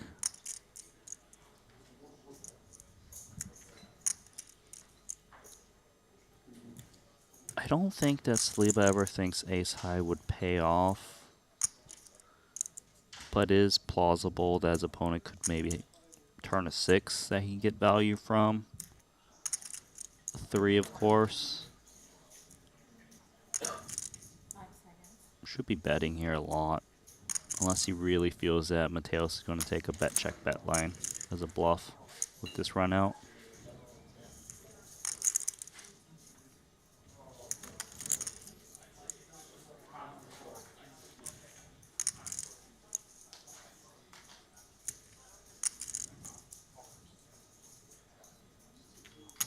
2.6 million. 2.6 announced. Simple fold for Mateos and a critical pickup for Saliba, who now has a 2-to-1 chip lead over Jozo. Midfield stack depth, but of course, while we enjoy the northbound trajectory and the likelihood of picking up the pay jump, this is a depth where Mateos still 37 bigs deep, Joe on 9. We're not going to be able to play as much. Yeah, but you know, of course, Saliba is still defending his big blind. He's got a different approach to Zoe, even with short and medium stack. It really is a clash of styles right here at the moment.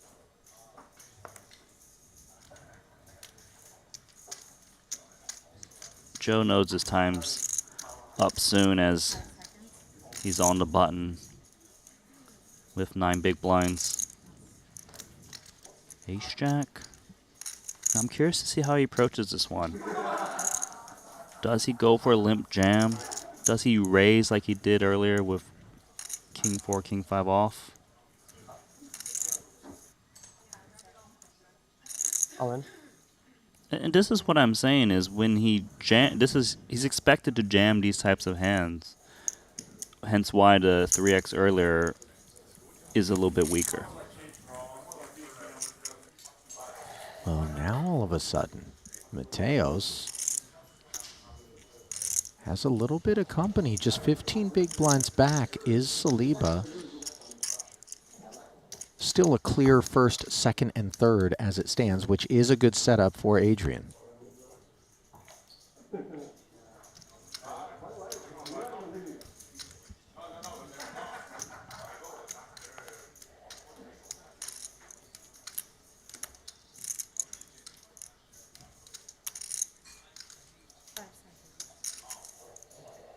Deuce 5, considerably All in. less interesting. Mateos with an ace, small blind, jams. Will Joe wake up? 9-6 offsuit.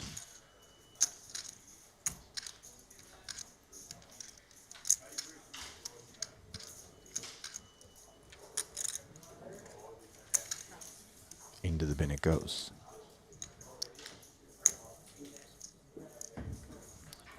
Joe's getting quite short now.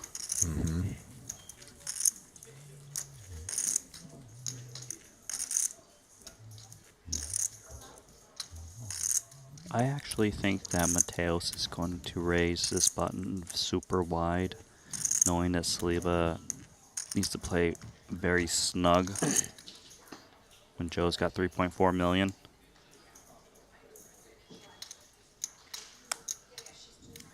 Of course, an ace All qualifies. in. Open ripping. He doesn't really care that Saliba's got 20 big blinds because Saliba is supposed to fold. Queen 10 suited for Joe is a real decision.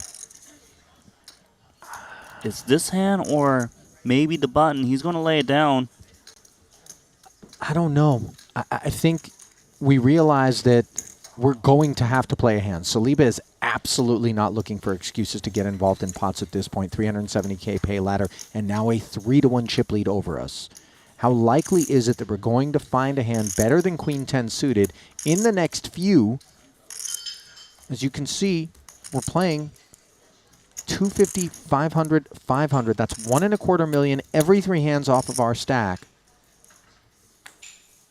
I don't know. It's close, and he definitely needs to wake up a hand right now if he can, but not Jack 7 offsuit.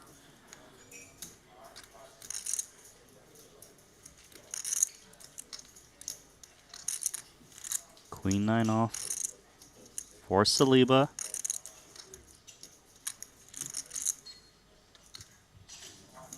He's going to go with that raise strategy. Let's see how Mateos responds this time. Well, as I touched upon, Randy, this is not anticipated. Willingness to commit chips to a pot by Saliba. Not supposed to be the order of the day. And again, Mateos punishing. Yeah, that's interesting that Saliba opted to go for the raise once again. I was surprised too, yeah. And look, if it was supposed to be only strength there, then Mateos wouldn't be jamming ace-5 offsuit and ace-6 suited. They would be maybe taking flops. Mateos realizes it's a very polarized range that's raising from the small. I mean, I said it again. I said it earlier, and I say it again. Like, it actually looks a little weak to me. Mm-hmm.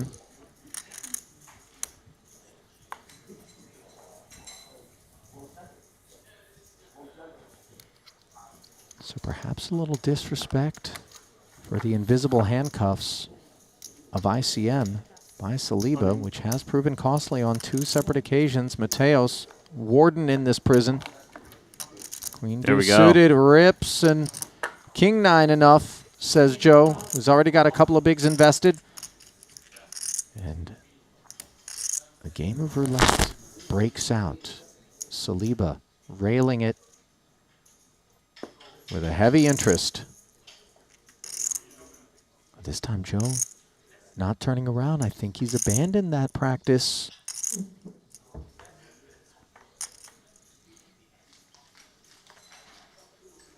King 8-8 as the board doesn't abandon him. Heavy favorite.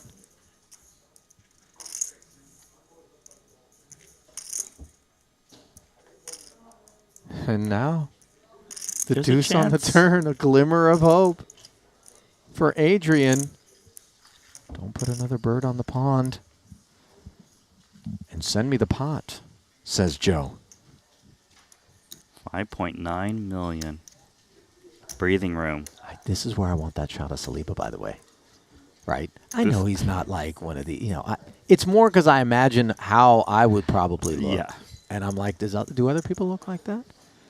I'm rolling my eyes. I'm sitting back in my chair. I'm like, for real, man? You're the guy when there's a bubble all-in call. You're over there sweating it, you know, like, hey, come on. You know what I am? I'm the guy that is grinding the app, and then all of a sudden I see him flat the ace-king, and in the middle of whatever's going on, I'm like, you flatted the ace-king, bro? And everyone looks at me like, you're in your own world. What are you talking about?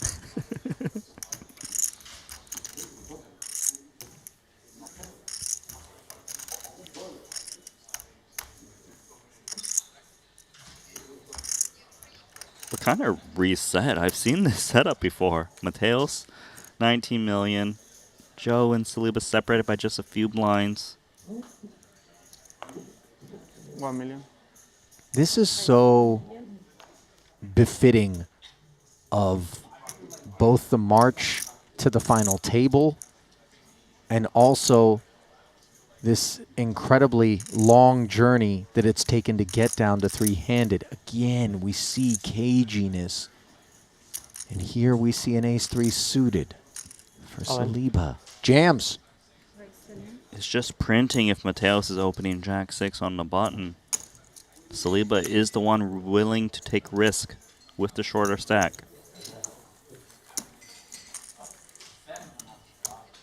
And with these jams that likely get through, it creates a big separation between him and Joe, now separated by 6 big blinds, 3 million in chips.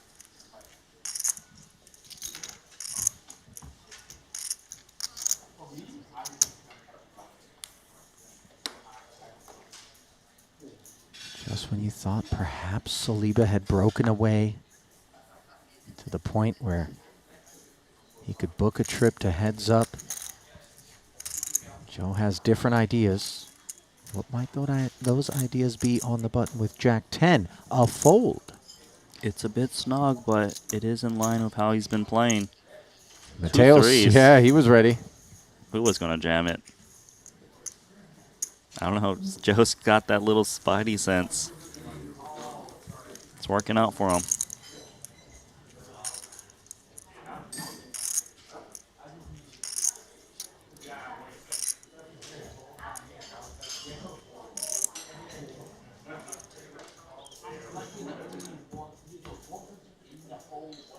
You know, there are those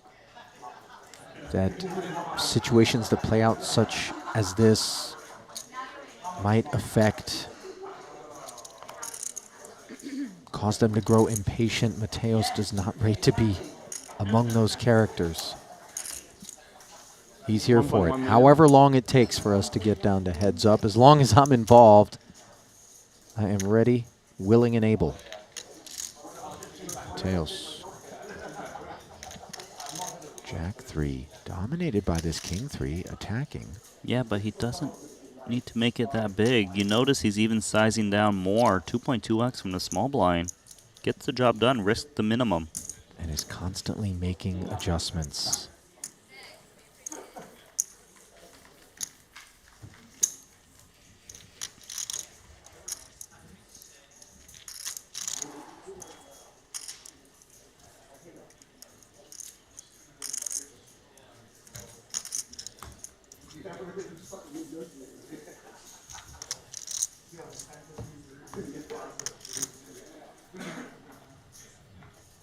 Small blind is 250. Small blind is short. Oh, sorry. 3-4 suited.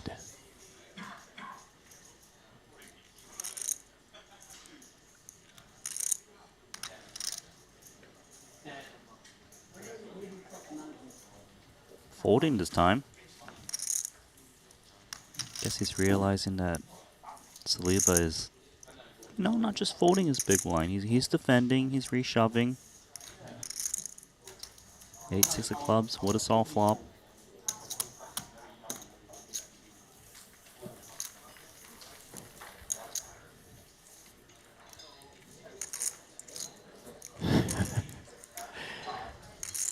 Why do you chuckle, Ollie? Just because what an FT this has been. What an FT this continues to be.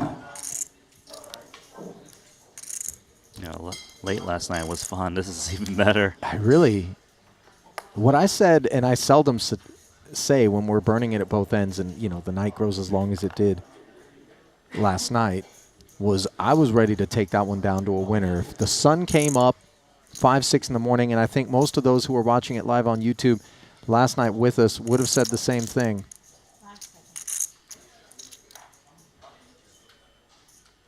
We're picking up right where we left off. No shortage of just incredible poker for us to do our best to dissect and soak up and enjoy alongside those of you who happen to be with us live. You can see Saliba adjusting now with limp against Mateos after getting jammed on twice.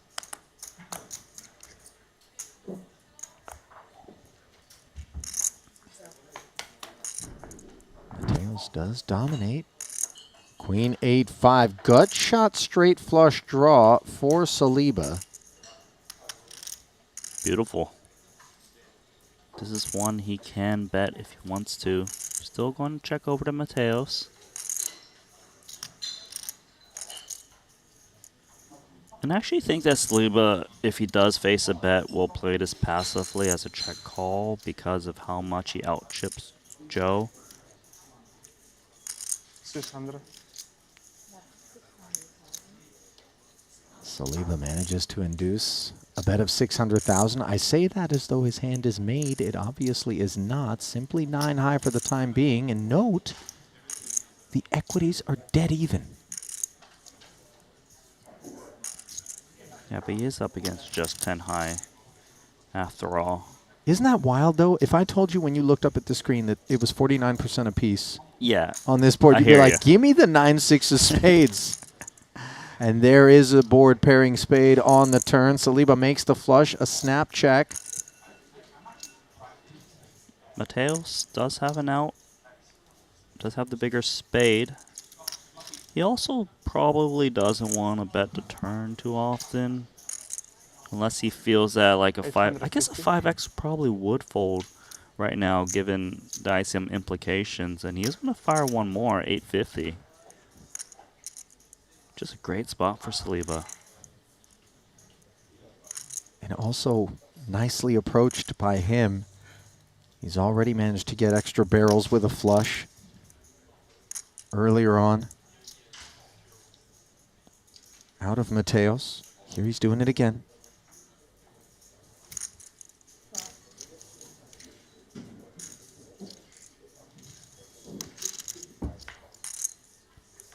Plays it as a flat. And Mateos hits a 10. Will he check go that? for value? Check. No, a snap check back there as he ends up Plus? with showdown. think that card absolutely saved Adrian some chips. Do you? It saved him for sure. Not sure if he'll fire the third, but it's a confident check back. Yeah. Because he doesn't think that the 8 or 5 would call one more bet as at that point. It's a nice pot, Saliba. Thank you. Putting resistance. Back up to 22 bigs midfield. Jozo sub 10 bigs. Well, if you're out there wondering about the optimal way to play any of the hands that you've seen today, GTO Wizard is the place to get your answers. User-friendly software provides clear and accurate solutions to poker's most complex scenarios. Start analyzing hands today at gtowizard.com and study with the world's most powerful poker solver.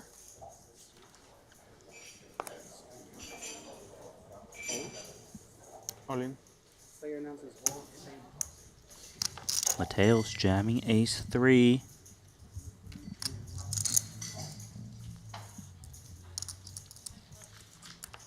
Should be an over and out situation for Joe. Confirmation.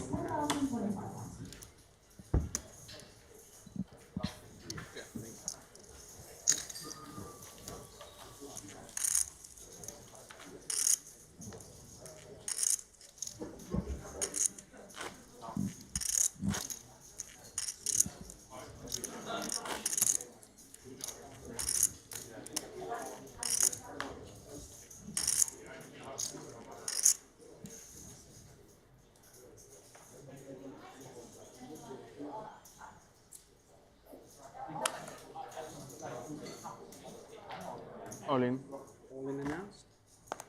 King 10 on the button, all in announced by Mateos. Great. Sorry. Break, right? And that will bring us to our first break of the day. Adrian Mateos, your chip leader. Here in this 50K, Saliba and Zoe continue to jockey. Mateos continues to nibble and at times even feast as the dinner bell feels like it is ringing for the Spaniard, but he just can't manage to get himself heads up for the time being, so the players will head to the break. Blinds will be 300, 600. When we come back, Ali and Randy with you here at the desk. I know we mentioned it on multiple different occasions throughout the course of that frame, but I mean, this is the FT that we deserve, is it not? It is, and it's not finished yet, so I'm happy to get to the champion eventually. No, most definitely it isn't. And when it does finish, of course, we're going to be crowning somebody a title winner and also issuing $1.76 million in prize money, 1.188 to second, 818 on lockup, and that 370K ladder is just being fought for so hard by Joe and by Justin. So let's take a breather. Let's decompress briefly. Let's come back in about 10 minutes' time and pick up things where we left off from here in Montenegro. See you in a few.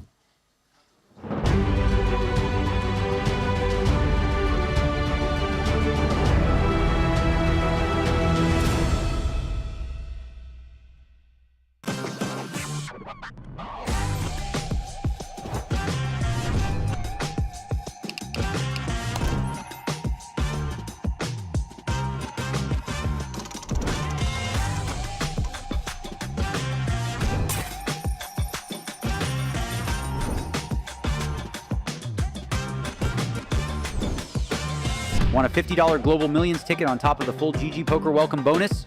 Sign up with promo code Triton_2024 and deposit a minimum of $20 to claim your ticket. Brace yourselves. This is live. And the show goes on. Oh, wow. All in. In poker, every small decision counts. Introducing the Game Changer, Daily Dose of GTO. This is your free guide to mastering GTO strategies in just 5 minutes a day. Join the thousands of players transforming their game and results. Gain the confidence you need for high-stakes decisions. Scan the QR code now to get your free copy and follow GTO Wizard on Twitter and Instagram for exclusive challenges and giveaways during this Triton series. Welcome to BetACR EU, the premier platform for sports enthusiasts and the newest way to engage with the Triton Live series.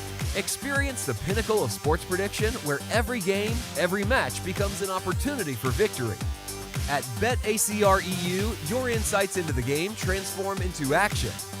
With exclusive action prediction options for the Triton series, your player knowledge and predictions set the stage for unmatched excitement. And there's more.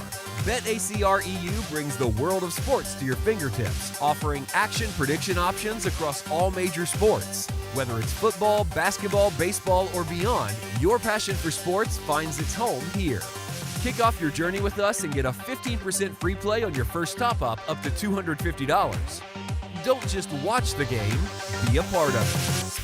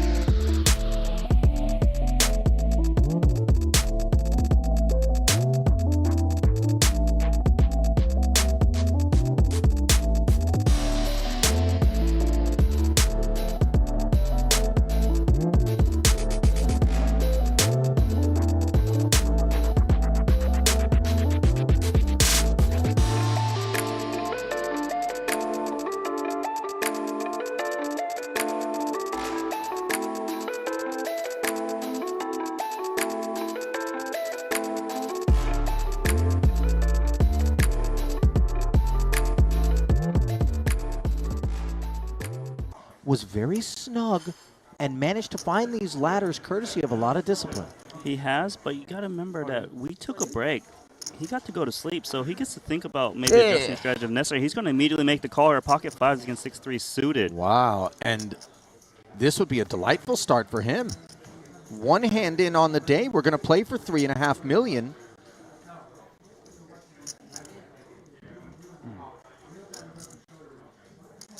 Terrific to have 2 5s and the 5 of spades. Be up against only one overcard. And note the gut shot from Mateos. We do not want to hit a set if we're Jozo here. Safe turn.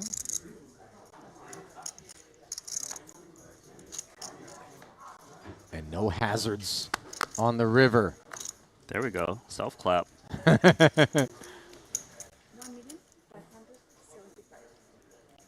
Zoe, as I mentioned, joining us for the first time ever, played with 30K 8 Max based on the lack of other humans and this deep smell of chlorine. Would love to see one of those end of the world movies of just you by yourself. Oh, like I Am Legend? Yeah, like that. Nah, I'd be so bored. I'd be like, oh, zombies. Let's hang out. Ace 3 for Nikki P.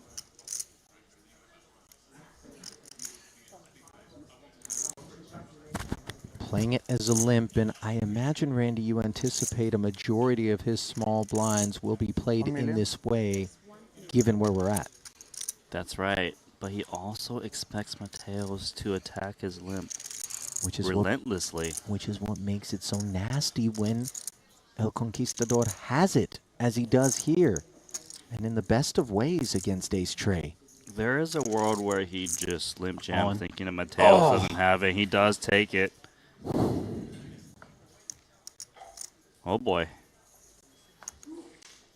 I mean, there is absolutely nothing wrong with the way that Petrangelo approached this, given what you outlined, Randy. He expects Mateos to punish the limps. He expects Nikki P not to just think, I've got to fold every one of these small blinds. And somehow Pietrangelo finds himself behind and in even worse shape now. 10-7-6 board. 2 hearts. Take the 3 of hearts. Off. Stone 2 outer. For Pietrangelo. Again. Again. Doesn't come in. Again, I'm good. Wow. Took a stand, right? And sometimes your opponent just has it. Did lunch just arrive and get showered? Felt like there was some sort of delivery. By the way, Yes. I'm not trying to sit there and eat with no chips in front of me. We all get it, but he would have to leave the table and eat it, but yes. Terribly disappointing for Nick Pietrangelo. The one thing, of course, I mean, if sometimes helps is the idea that there's nothing that we could have done any differently there. Ultimately, forced to settle for 4th place. The first elimination here on an extended day in this 50K. And a title still eludes him.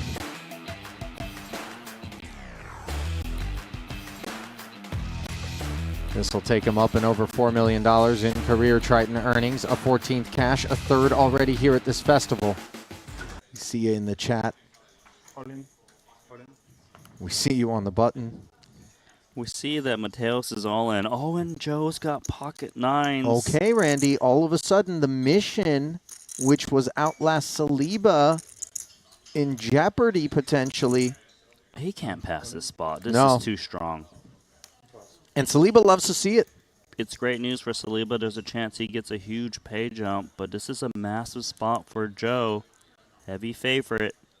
Saliba might be rooting harder for Adrian to hit a queen than he's ever rooted for himself to suck out on someone, just given the massive financial implications. Joe can't look. He's got his back to the board. 11-4 in the middle, 2 spades. Don't look, Joe, because this is a dangerous flop. Ask your doctor if your heart is healthy enough for staring at the flop. 9's still good on the turn. Look how much they've got to fade, though. Any queen, any spade. And we're down to heads up. Instead, it's a 3. There and you Joe go. Zoe finds the double. Saliba, really the shot I want to see here, because if there was a chance he might have felt that he could just eke his way and jockey in front of...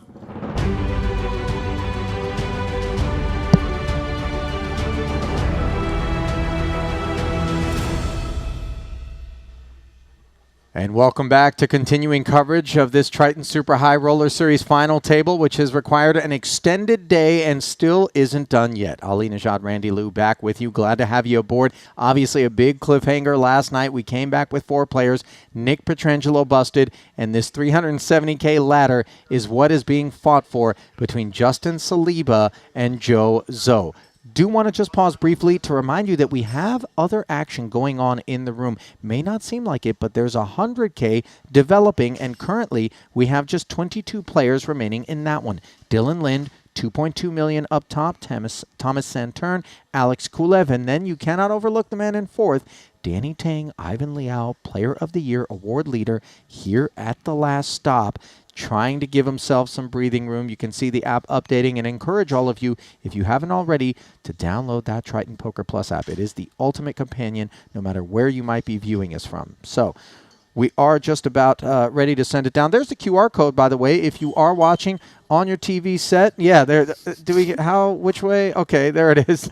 Go ahead and scan it. Easiest way to get yourself over to where you need to in order to get that downloaded and on your device. And if you are out there in the YouTube chat and you don't have the app, well, you're doing it wrong. What did Ras describe the app as? The best app he's ever seen in the world. If you don't download it, you have problems. You got problems.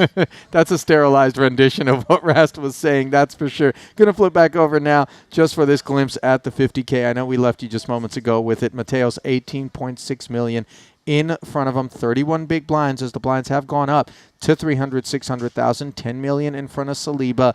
Jozo down to just 5 bigs. Now, we've thought already, Randy, on a couple of occasions that maybe We're going to get to heads up, and then all of a sudden, doubles, multiple pots. Joe pulls ahead of Justin. Justin pulls ahead of Joe. I mean, when is this thing going to get there? I don't know. We were so close when Joe got in pocket kings against Saliba's queen 8. That happened to hit 2 pair, right? And now he is sitting on the short stack 5 big blinds. It will have to bust eventually. When and who, we're not sure. TBD. But what is sure is that Mateos has got the chip lead and he hasn't lost it. I'll tell you what, though. Imagine a world in which somehow Saliba gets involved with Mateos. Mateos would actually be down to 14 bigs. Saliba would be up to 34 bigs. All it would take, but it has been the Spaniard, El Conquistador, up top for the bulk of this affair on the day. Will he grab a second title after having won his first in Jeju, or will he leave a first title to be obtained by Jozo or Justin Saliba, obviously the former of whom needs help as we get it back down into the arena for the resumption of play here in this 50K 8 Max. Brought to you by betacr.eu. A look at the dearly departed Mosbach, Smith, Vasca Boynikau, Phil Ivey, and Ben Tollerine met the end of their journey last night. Today, the only person eliminated was Nick Petrangelo. 5 Americans. Only one at remain. the FT, only one remain is right.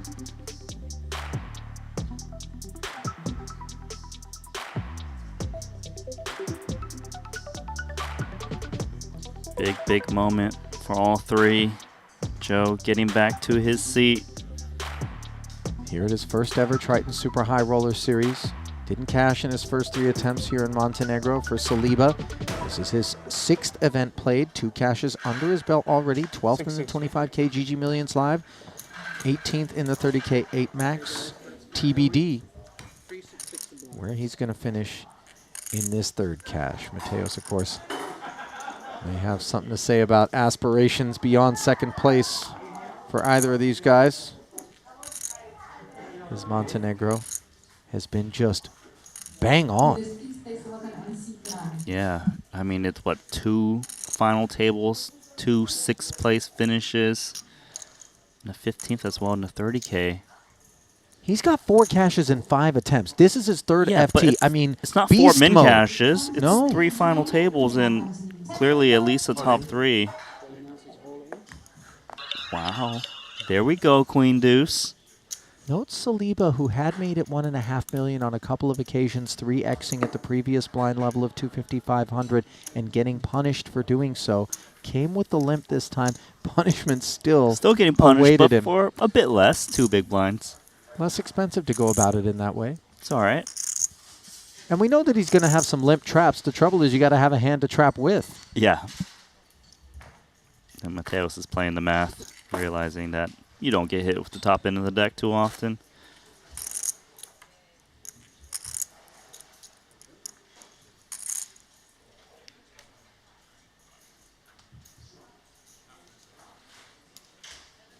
Jack 8. Far from the top end of the deck. He's sitting this one out because Joe is so short. Mateos, ace, queen. He's got a real hand. Joe's got king 5 offsuit. Last time he called off king 9, and he will call off king 5 with 35% equity against Mateos. So here we go. It hasn't taken long for us to find the collision that Saliba has certainly been anticipating, and for that matter, Mateos as well. It looks like Joe can't bear to look. 5.6 in the middle, behind, and he stays that way on a queen 9-6 board. King fishing. Turn. Does not provide it. 3 outs to stay alive as he turns around to sweat this river. One that makes it official. It's the end for Jozo. Do we have a break now? He played great, man. Like he came into this final table knowing he's playing against the best, gave it his all. 818K is nothing to sleep at. It's a hell of a first cash here at his first ever Triton Super High Roller Series. Do not hang your head, sir. Certainly garnered the respect from the booth. Deviated, did a few things differently to great effect on multiple occasions, and showed keen awareness of ICM when it was appropriate. It's definitely one to watch as this Montenegro festival rolls on and the bigger buy-ins are available. Gozo. What a moment. Just makes me smile to watch these guys from China come out and just do their thing. You got to have some Cinderella stories out there from time to time, although unclear to us just how seasoned Gozo is. Member of that Chinese delegation who rolled so deep in Jeju.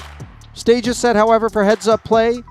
Mateos versus Saliba. We're going to take about a 4-minute break to get everything sorted. We'll be right back to the Maestral for the conclusion of this 50K 8 Max after this.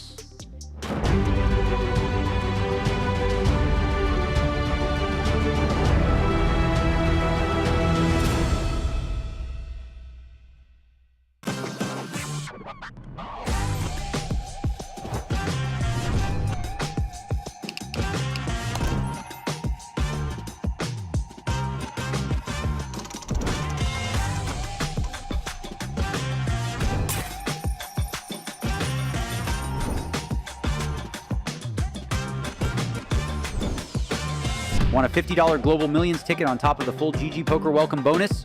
Sign up with promo code Triton_2024 and deposit a minimum of $20 to claim your ticket. Brace yourselves. This is live. And the show goes on. Oh, wow. All in. Take your game to the next level with GTO Wizard. Practice against GTO on all your devices. Study any situation using our revolutionary AI-powered solver. Upload your hand histories to uncover your biggest leaks. We have hundreds of hours of coaching from top pros, cutting-edge theory articles, and custom study plans to help guide your poker journey.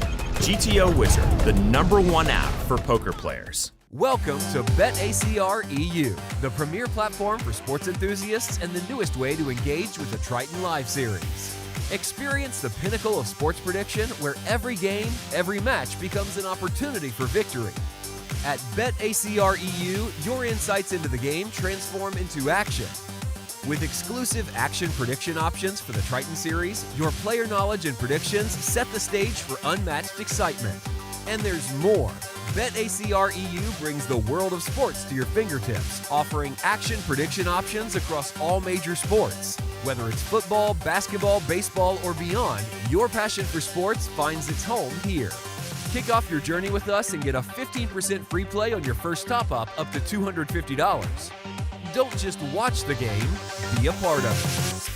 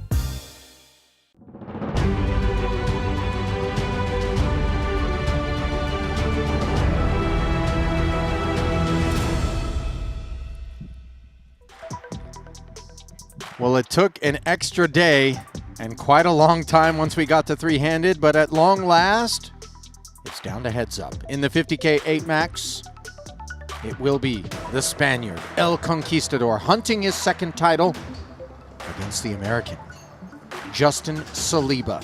A better than 2-to-1 chip disadvantage, under 10 million in front of him, but obviously one double. And it becomes a whole new ball game. Well, chat, why don't you just tell us who you're rooting for?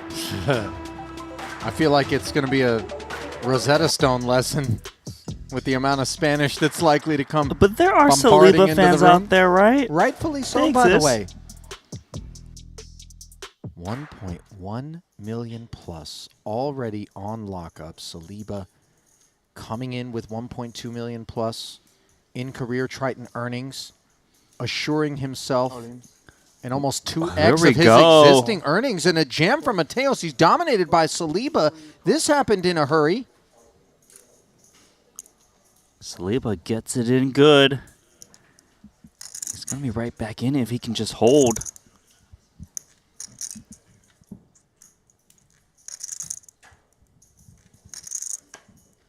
Well, everybody had the over on how long this one would take. Open ender for Mateos. Saliba with top pair. A jack or a 6 would be a real problem. And the jack rolls right off. But timeout. Because chopportunities. That's what Justin needs. Things feeling so brutally unjust for the time being here. The dominant ace, the better flop, and a king on the river as Mateos promptly runs over to shake the hand of a very deeply disappointed Justin Saliba, who deserved more of a match. Nobody can argue that, but Mateos fighting ever so hard, leaving Saliba to collect the 1.188, and now he can break character. $1.76 million added to his career Triton totals. What a moment for Adrian Mateos. I just love to see him give that fist bump to himself, getting that score. Had 8 million in Triton earnings, adding 1.7 million to that. One title. Not one title, 2 titles. Yeah, doubles his titles as Saliba nearly able to double his earnings. But man, that was a match that I think we really expected, especially once you see ace-10 against ace-7. You're like, okay, Saliba's going to find the early double. We're going to have ourselves, what are we doing back at this desk already? This is not what this final table has been delivering, guys. This was a totally aberrant moment. I thought we were going to have a pretty epic heads-up matching coming to Titans are willing to fight. Saliba was going to have the chip lead on Mateos, but then Mateos had other plans. Hit a straight. Got there. I mean, we're so pleased for him. And obviously, Mateos just cementing, if you already hadn't gotten the sense, and we touched on it in terms of how he's been doing already here in Montenegro. Player of the festival obviously would seem very much to be his to win. Player of the year, Danny Tang, doing work elsewhere in the room with the 100K. But, I mean, we call him El Conquistador, and it was kind of a cheeky little thing when we came up with it, but all of a sudden, he really is doing the conquering. It is, right? 2 final tables, 6th place. Those were a little bit disappointing because he did get kind of sucked out on in key moments, but this is a tournament in the 50K where he follows through, and he played excellent, not only at the final table. He didn't come in as the chip leader. You know, he was in the middling stack, but he was willing to step out, attack the blinds, set himself up to be the chip leader, and just pounce on everyone. I don't really know what else we can say about him. Everybody sort of shares the same sense that this guy is as well-rounded a player as you could hope for. Perhaps his name doesn't come up quite as often as like the 10-time Triton winner Jason Kuhn when we talk about the greatest ever, whatever. Let's stop with that. If you failed, and perhaps we to an extent prior to maybe this festival, weren't calling that name often enough in terms of the GOATs a little bit right now. Yeah, a little bit. That's right. For Mateos, I mean, and at his age too, Randy, I mean, just remarkable what he's managed to accomplish. And, has found his stride here at Triton, which is a little bit of a difficult place to find a stride, as many can attest. Mateos, he's one of the all-time greats.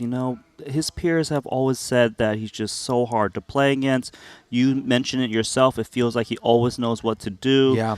It's nice to see him win a really big title here in Montenegro, and he's just so fun to watch. It's not just final tables where he puts on a clinic. It's leading up to that and just making excellent decisions over and over again. Truly phenomenal watch. We'll love to see him play the rest of the festival. Well, the only decision we expect those of you out there to make is the one to stay close, because we're going to send it down to an interview. Marianella standing by with Adrian right now. When they're all done, it's going to be about a 20-minute break. We're going to get the 100K set up in the room, and we're going to come back with continuing coverage from here in Montenegro. But congratulations to El Conquistador, who's with Marianella now.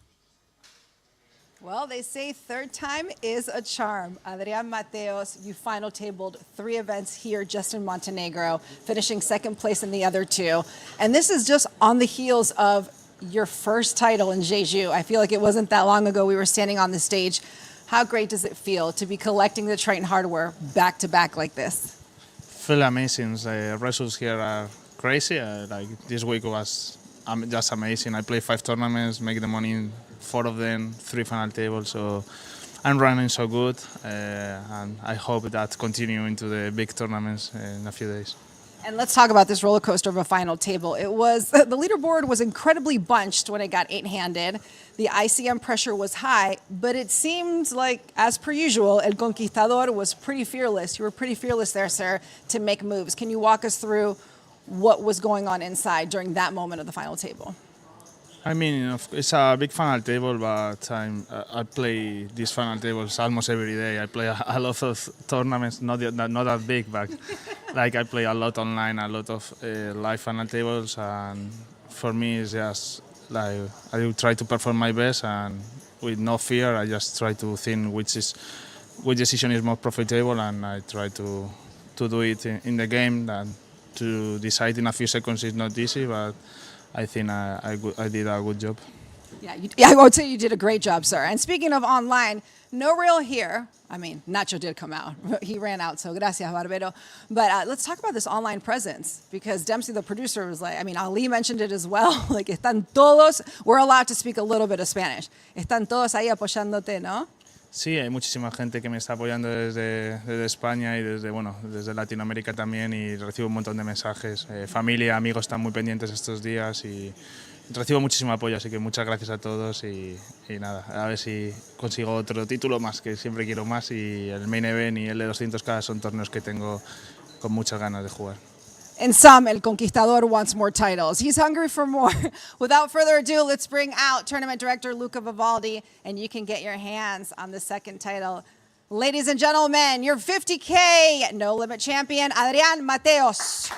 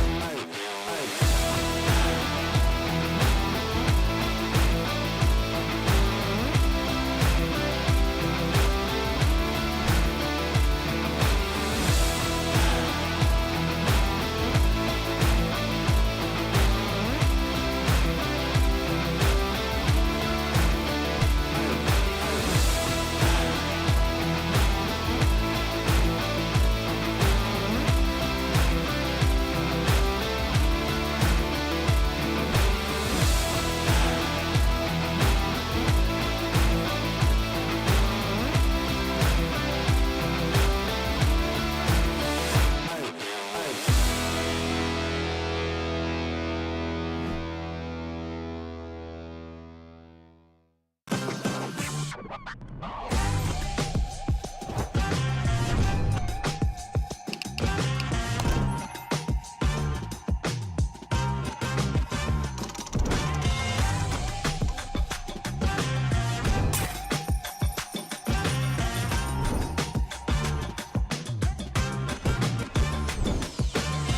a $50 Global Millions ticket on top of the full GG Poker welcome bonus? Sign up with promo code Triton_2024 and deposit a minimum of $20 to claim your ticket. Brace yourselves. This is live. And the show goes on. Oh, wow. All in. In poker, every small decision counts. Introducing the Game Changer, Daily Dose of GTO. This is your free guide to mastering GTO strategies in just 5 minutes a day. Join the thousands of players transforming their game and results. Gain the confidence you need for high-stakes decisions. Scan the QR code now to get your free copy and follow GTO Wizard on Twitter and Instagram for exclusive challenges and giveaways during this Triton series. Welcome to BetACR EU, the premier platform for sports enthusiasts and the newest way to engage with the Triton Live series. Experience the pinnacle of sports prediction where every game, every match becomes an opportunity for victory. At BetACR EU, your insights into the game transform into action. With exclusive action prediction options for the Triton series, your player knowledge and predictions set the stage for unmatched excitement. And there's more. BetACR EU brings the world of sports to your fingertips, offering action prediction options across all major sports. Whether it's football, basketball, baseball, or beyond, your passion for sports finds its home here. Kick off your journey with us and get a 15% free play on your first top-up up to $250. Don't just watch the game, be a part of it.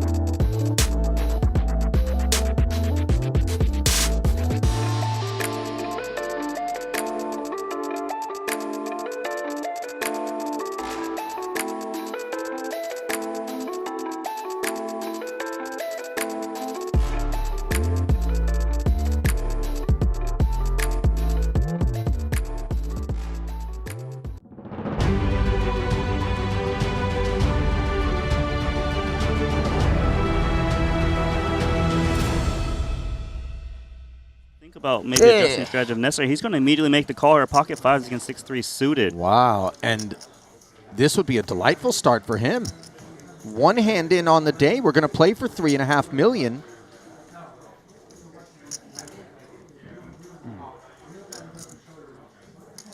Terrific to have 2 fives and the 5 of spades. Be up against only one overcard. And note the gut shot from Mateos. We do not want to hit a set if we're Jozo here. Safe turn.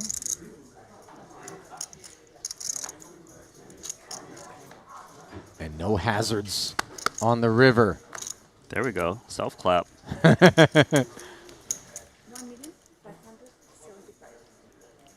Zoe, as I mentioned, joining us for the first time ever, played the 30K 8-max, the 40K mystery bounty, and the 50K bounty quattro. Oh, let's hit him again. King Jack of diamonds.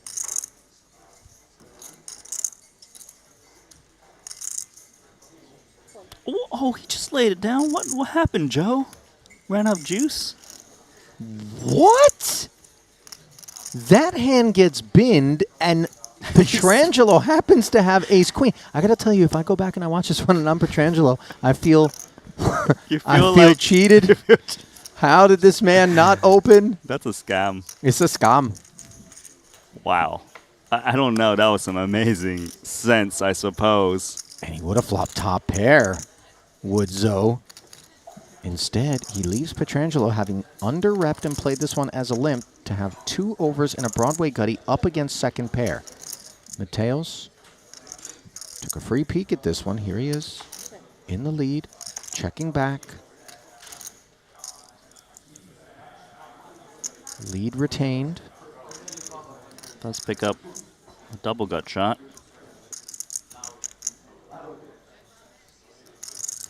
Standard protocol is to check call, especially with a draw that has showdown value like ace queen. Just a pair of 10s, no kicker for Mateos. Taking the free one. What card is that? 3. I would never expect Mateos to check back once more if it gets to him. Likely will. The pair of 10s with no action in front of you it's got value against hands like this, ace queen, an 8 or 6.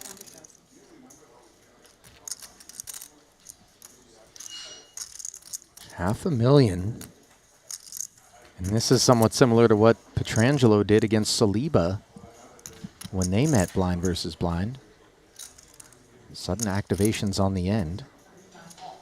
And for Nicky P, he didn't have anything. So might he be wondering whether or not that's where Mateos finds himself? Asking the question, would Mateos bet with a pair sooner? If that's the case, then this looks like it could be a bluff, and unfortunately for him, sees the 10.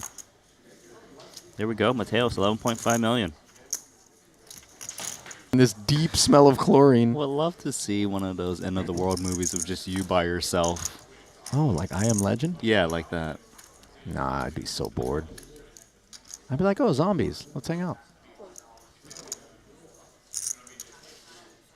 Ace 3 for Nicky P.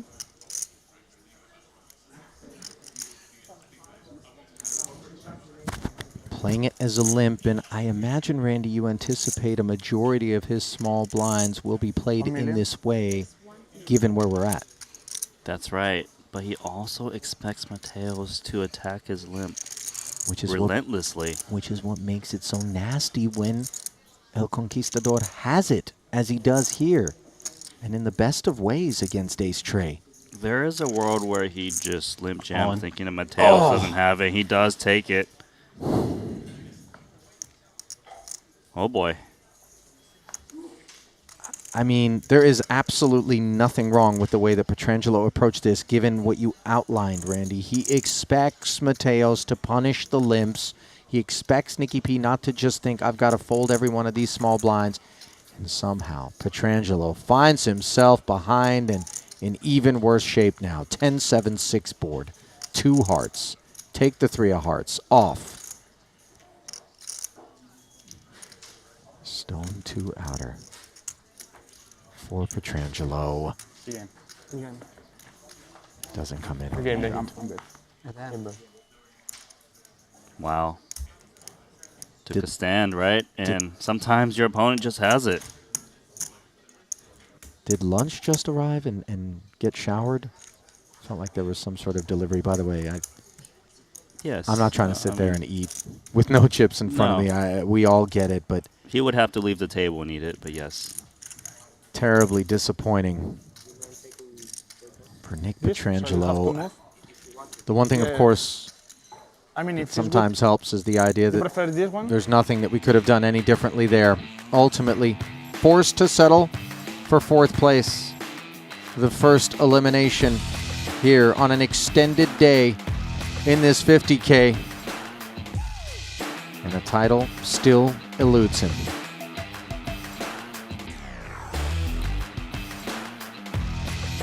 This will take him up and over $4 million in career Triton earnings, a 14th cash, a third already here at... Wait each other out a bit. 2 10s. We'll go to work. Yeah, one would anticipate a war of attrition, perhaps. Just given how profitable it is to outlast. If you're Saliba or Zoe. So with that said, Randy, do you think that when Joe shows a willingness to VPIP, that the range is going to be decidedly more narrow in terms of perceptions for Saliba and Mateos? That is definitely true. And Mateos, while he's defending, you know, not the greatest hands, he's actually very comfortable playing post-flop against Joe. Yeah. Expecting him to play supposedly more straightforward.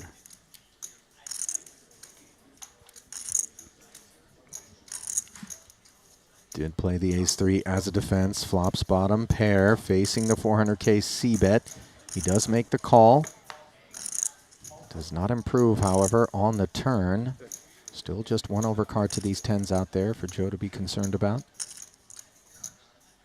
Note that he has a heart and a spade in his hand. Looked like he was going to reach for the bet, and then all of a sudden he checked, and the 4 pairing on the end. Let's observe how Mateos feels about his holding. Mateos is either going to block bet or just check this side. Looks like block is the way to go.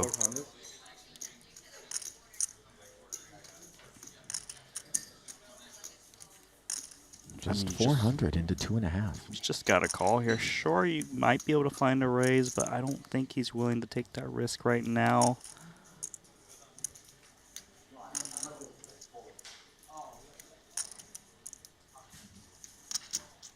I'll be honest, I feel like there's a world in which Joe... 3. No good? Yeah. Nice one. And the way in which Mateo said 3, I think he was relatively convinced that his hand was good as played. I was going to speculate that maybe Joe... We see you on the button. We see that Mateos is all in. Oh, and Joe's got pocket 9s. Okay, Randy, all of a sudden the mission, which was outlast Saliba, in jeopardy potentially. He can't pass this spot. This No. is too strong. And Saliba loves to see it. It's great news for Saliba. There's a chance he gets a huge pay jump, but this is a massive spot for Joe. Heavy favorite. Saliba might be rooting harder for Adrian to hit a queen than he's ever rooted for himself to suck out on someone, just given the massive financial implications. Joe can't look. He's got his back to the board. 11-4 in the middle, 2 spades. Don't look, Joe, because this is a dangerous flop. Ask your doctor if your heart is healthy enough for staring at the flop. 9's still good on the turn. Look how much they've got to fade, though. Any queen, any spade. And we're down to heads up. Instead, it's a 3. There and you Joe go. Zoe finds the double. Saliba, really the shot I want to see here, because if there was a chance he might have felt that he could just eke his way and jockey in front of Joe. On so many occasions, Randy, we've sat here and we've observed someone who does it different, does it their way, right? And all of a sudden abandoning that or having an expectation that they would do so because they've arrived three-handed or deep is a bit absurd, because this is them doing their thing and it works for them. Nobody should be questioning it. Sometimes you wake with 2 kings and your opponent who's a short stack's got queen 8 suited and you're ready to stack. Oh, no. Saliba finds himself in the most dire of straits. 2 unders, diamonds working. All of his chips in the middle, and once again, Joe Zoe spins around the 180. Can't bear to look. There's a chance. Saliba, oh, hang on.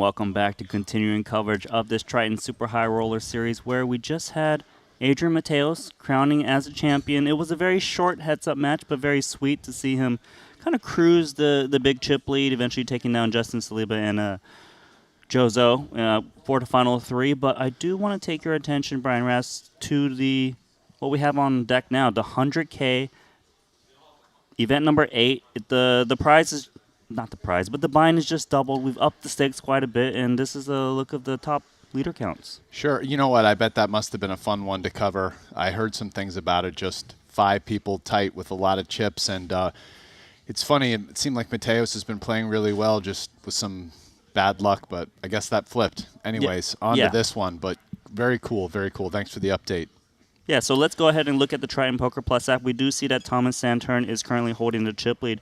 A name that jumps out to me is actually that of Bryn Kenny, who has shown up for the 100K buy-in, currently sitting in 12th. Oh, wow, yeah. Some short stacks here. Kuhn, Kenny, Ponikovs. Pretty tough table. It's the heaviest hitters, right? They've come out for the biggest buy-ins. Bryn Kenny showing up for the 100K. We've got Jason Kuhn, like you mentioned, so many titles looking to capture another 11. He's currently But look, we have the chip leader. Yeah, the chip leader, Thomas Santern. What do you know about him? I don't know that much about him. Have you get to see him play? I'm excited to get to see him play here. I don't know much about it. Looks like he's French, and this is his 3rd stop. He's had 2 cashes looking on the Triton Poker app. Neither one was a final table. Yeah, well, the good news for us is that he's going to be at our featured table alongside Bryn Kenny, and we get to see how he's going to exercise that chip lead and try to get himself to that final table. So let's come in to the outer table. Just a little quick glimpse. I see Alex Kulev, Ben Heath, Danny Tang, Brian Kim sharing that table, but this is the feature. And it's going to be Thomas Santern dealing with Daniel DeVos, Bryn Kenny, Alex Ponikov, Seth Davies, and Jason Kuhn. Safe to say that's going to be a tough one. Oh, nice. I get to come in right. We're just the fun part of this tournament. 19 players, right on the bubble, pay 17. Holy mackerel, my life is good. Life is good. We got, look at this group. Oh, you know what? Just this name strikes right out. 5th, Maher Neura. He was on the feature table yesterday with a short stack. Really tough table. Now he has a lot more chips. I'm curious to see how he plays now that he's got chips. Yep. He actually came into Triton, went for 0 for 20-something, but didn't get his first cash in the 50K the other day, and now sitting pretty in this 100,000. When the dam breaks, all the water comes flowing through. That's right. What does this say? Wow, look at this sweater on Bryn Kenny here. This looks a bit Japanese to me. I know he likes to frequent Japanese streetwear. Just like a cover, yeah. Oh, this jacket from Jason Kuhn is real sweet. Don't know if he caught a glimpse of it. 630. 640? 630. Oh. Bryn Kenny's always wearing this, like, these chains, 15. right? Yeah. Oh, now the cards are so different. Back to small, huh? Yeah. Oh, look at this outfit from Alex Ponikov. This is new. Emerald green, silk. Might be wrong. Seth in his traditional sporting gear. Yeah, that's just solid. Yeah. Ready to go to work. As does King Queen suited. It's like a Gucci or Versace shirt. Casablanc. I just nice. found out this brand. Kind of. Chip leader Santern, 10-8 suited in position. Yeah. Yeah, let's see what he decides. This is a big open here, 2.5x. Designed to keep the chip leader out of your hair a little more often, but doesn't work in this case. And neither one of them are going to be very happy to see what's going to be coming on down the lane here once Divorce decides on a sizing.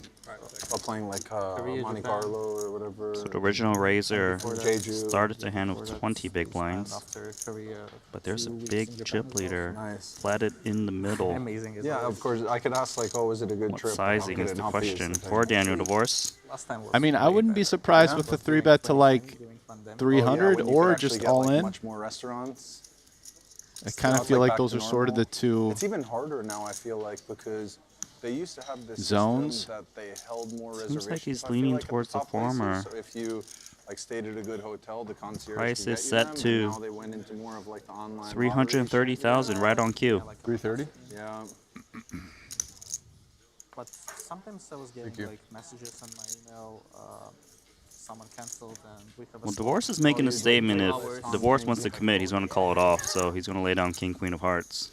Yeah, he's saying I'm definitely calling versus Seth, but he doesn't have to call theoretically with that sizing versus Saturn, but he would have.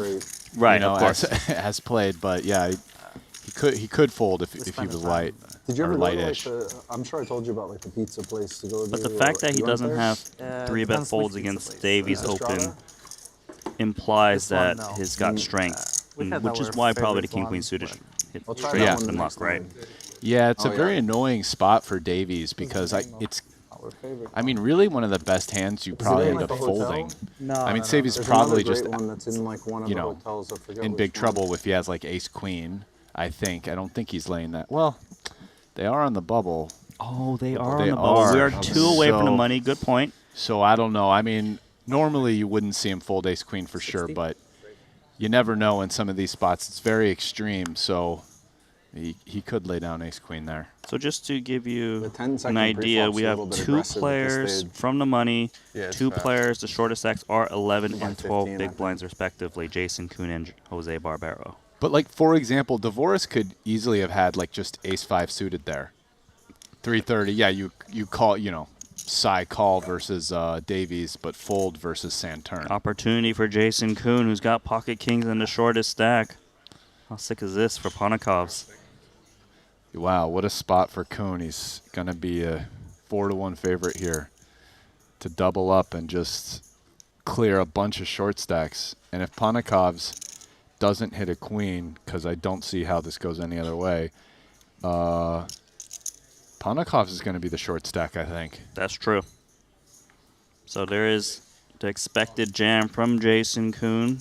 All in. And the snap. I got kings. From Ponikovs. 4-to-1 favorite. You're like 350, yep. 330. Yeah, snazzy jacket that Kuhn's wearing. Yeah, and this silk shirt. Thank you. Only one will be the victor. Safe so far for Kuhn. He meant physically. Oh, that was all me.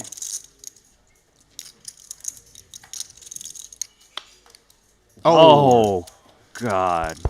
Not like this. Wow. It's not over yet, though, Kuhn. You still got one more card, 2 outs. Not this time. GG, Jason.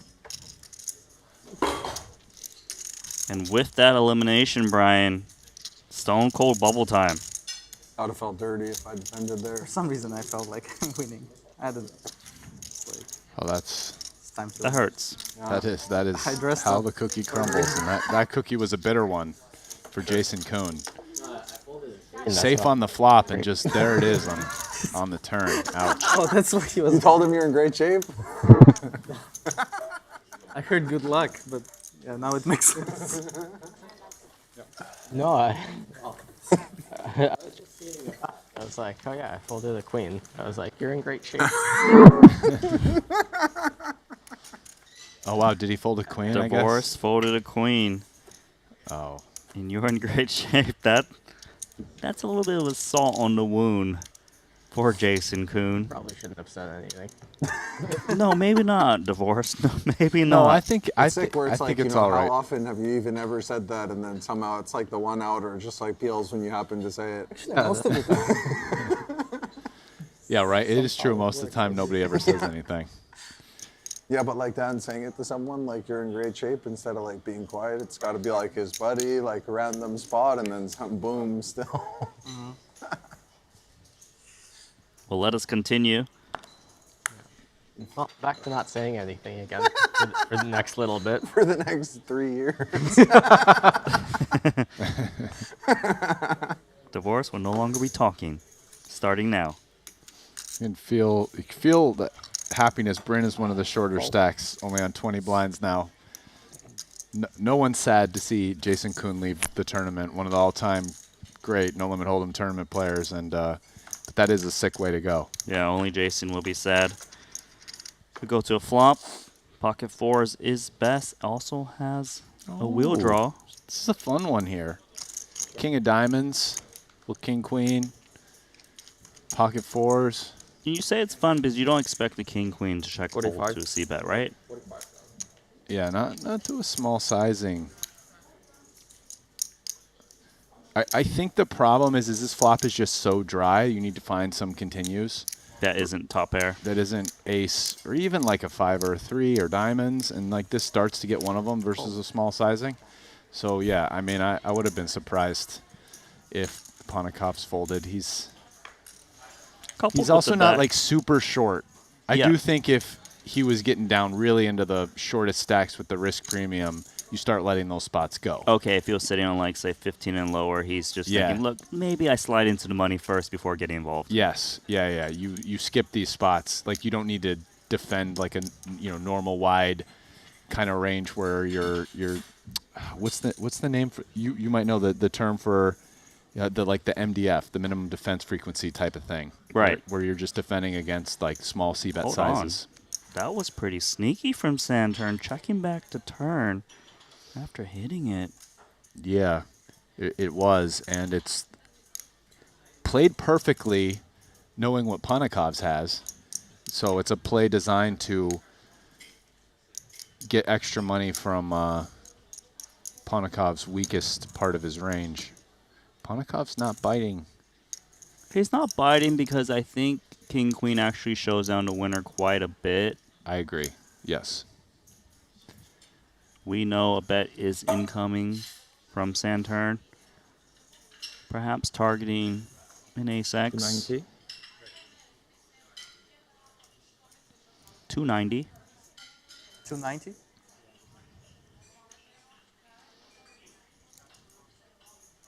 This is actually a slight overbet, isn't it? It is, yeah.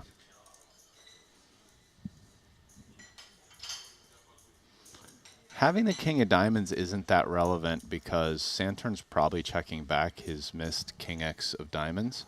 So you're not really blocking any bluffs here that play this way. And decent chance, but yeah, it's still just a lot to ask to just pure bluff catch there. But he was considering it. Yeah, he put his defense in on the flop. Now Ponikov's noticing the sizing. It's a nice size. Maybe.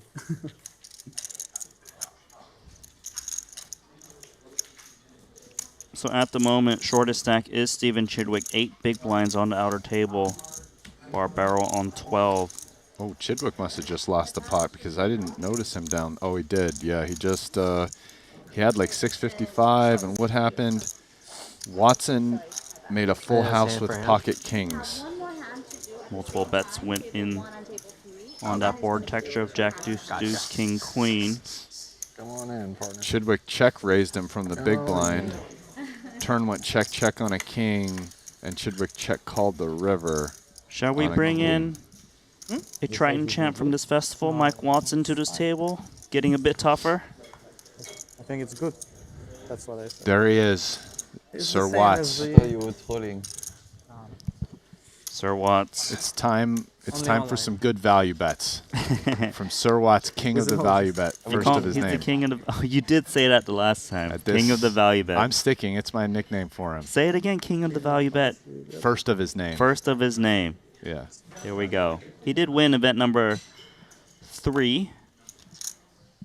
$1 million in the 30K 8-handed. 11th in the 50K Quattro. Likely to cash this one. Daniel Divorce now ace 8 65. suited.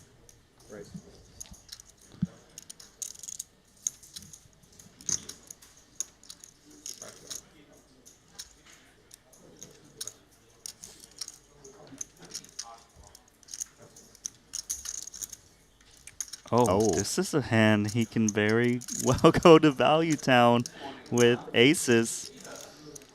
Yeah, I think he's too deep here to flat. Also, you don't really want to trap like right. You want to when you don't want to bust accidentally. Yeah, when you're on the stone bubble. But you know, he also has almost 30 blinds, so just very natural 3-bet spot. He's probably going to choose a pretty big sizing, like Just to go polar. Yeah, because it is a polar spot. You're right. 275K is the price. I just don't really think ace-8 suited can do very much here. Seems like there's better hands he could show up with. Yeah, I mean, if you really didn't believe somebody, the play is probably just to rip it. But calling just seems pretty wild. Wow. Oh, but he is he's going to calling. call. I guess he doesn't feel like risking it all. He does know that Watson will play polar range like those ace rags, king X offsuits that might 3-bet.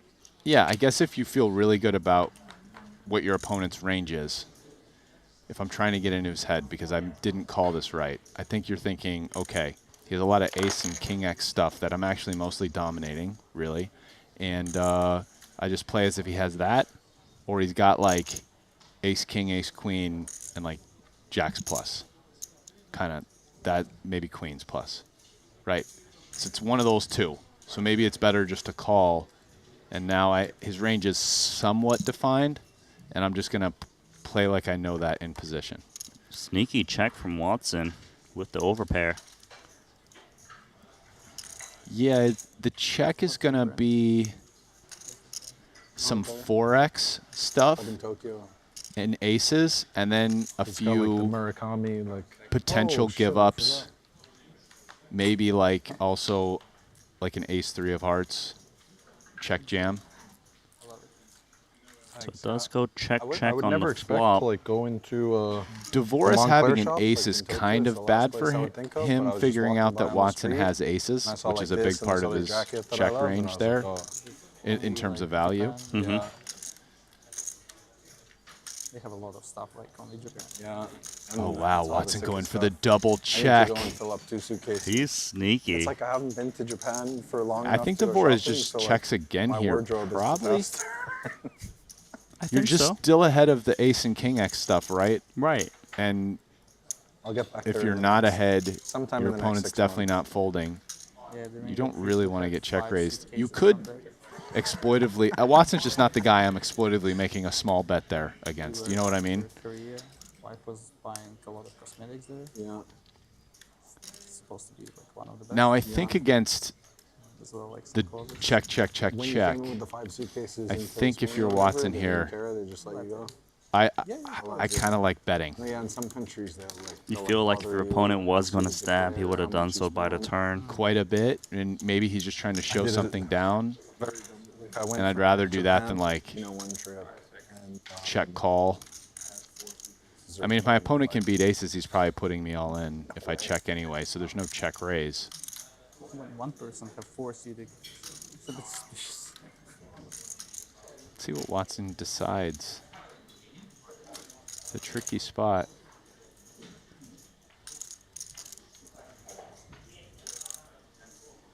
Looks like he will be betting.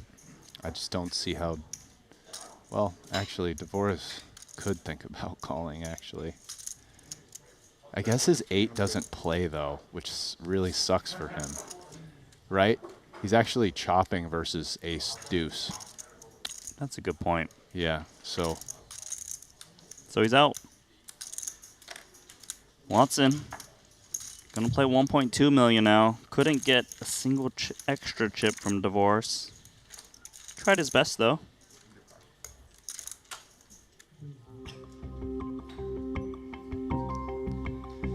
Well, guys, check out betacr.eu. Opportunities to bet on all types of sports, as well as predicting who you think might come out on top at these Triton events. They do offer a 15% free play up to $250. Do check out betacr.eu.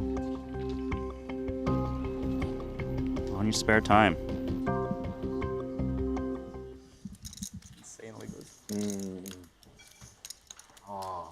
The guy's just slicing onions like. Not onions, garlics. Oh, I'm so jealous. Just something. I'm like salivating now in my head. So here's something that I'm speculating, because I know I said, oh, I think Dvorak might fold here.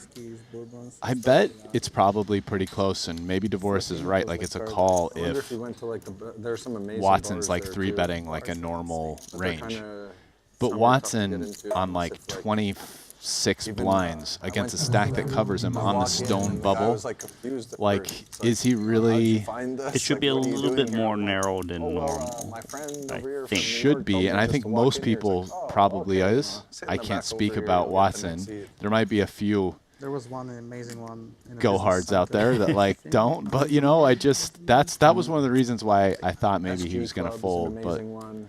I don't Like, know. And this other one, Ben Fittich, it's called. Well, it's a game of incomplete information, right? My friend Yeah. actually You opened try a your new bar best in New York to City. guesstimate in your opponent's in like ranges a year and and a half, he react got, accordingly. number 3 in But I North love America and like number I love 50 it in when the I'm world. wrong.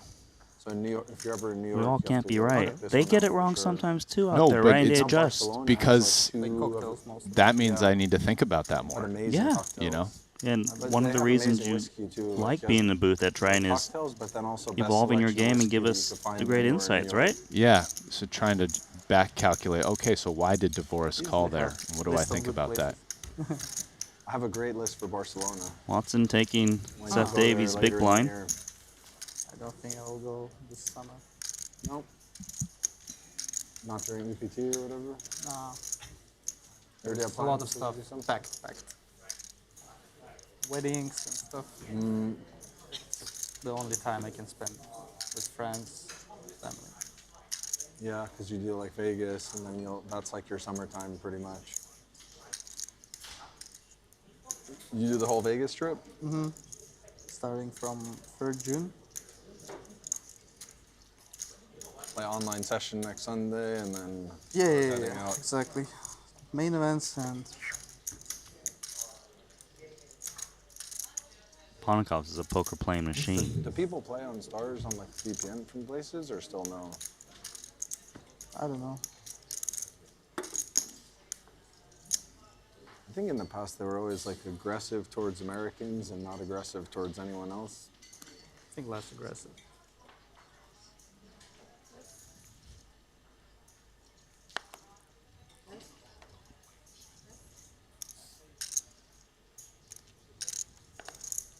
Hard to be very aggressive with that. Let's get over to Davies in the small blind. Yeah. Yeah, they've already done enough things to kill traffic on their site. But high stakes, very bad lineups there. Yeah. Like 1K plus is terrible. Gonna there. walk it. Or like 2K plus. 2K plus. To the chip leader.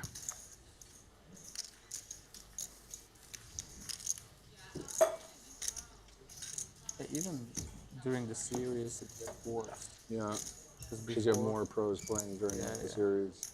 Before, during like just Sunday 5K Titan, there was good stuff. Sometimes 5 satellite winners, random. And then not as many top pros playing. Yeah. But then, yeah, you get into like the big Sundays and everybody's playing. Yeah, because Brian, why don't Yeah. we take it out to the outer table? Let's do that, Randy. So we do see chips in front of Kulev, who raised the 60K a flat on the button by Danny Tang. So we go to a flop. Board reads King 7-3 Rainbow.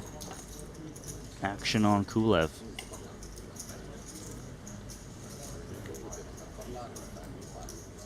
Here's Danny. Still in it. I did a little interview over here on the little bar earlier for Triton, and they were talking. So I guess Kuhn is like a couple 200 points behind Danny in the Player of the Year. It's a tight race. So Kuhn bustoed this one. Danny's still here. Danny seems pretty focused to me. He's very focused this trip, and he's made it very clear that his goal is to win Ivan Lau Player of the Year award.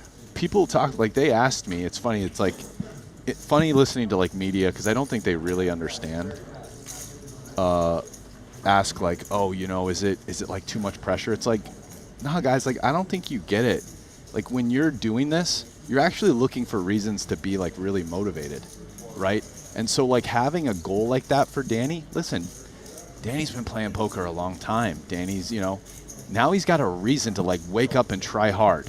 And that's the difference. It's I think it helps him perform his best as well, right? Like when you're like these guys playing these tournaments, I mean, not every single one, but most of them are guys, you know, it's like you hear the thing about fighters. Like some guys are great in practice and when they're sparring, but, you know, they get in the ring to fight and they just don't perform the same.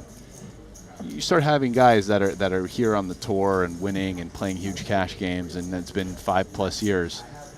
They're the guys who perform well when the pressure's on, right? They're not crumbling under the pressure. And really, these guys, what you need is an extra motivation. Because sometimes it's like you're almost just too used to it. You know, you get a little unfocused. It's not like you're just tilting and playing bad, but you don't have that extra thing pushing you to like try hard on day one, you know, stay really in the zone. And when you can get that, whatever that motivation is, that thing that's waking you up at night, it's like that old boxing analogy. You know, it's hard to run 5 miles in the morning when you're sleeping in silk sheets. But when you are sleeping in the silk sheets and you got that thing pushing you out of bed at 5 a.m., that thing that's making you hungry. And look at Danny. Here he is, hungry to win the player, you know, the Ivan Leal Player of the Year for Triton. And so that's getting him out of bed in the morning, so to speak. Yeah, and he's also hungry to win this pot. There was a bet and a call from Kulev, 110K turn. Kulev checking to Danny, who bet 260,000, got called. Now we played a river card, the 9 of clubs.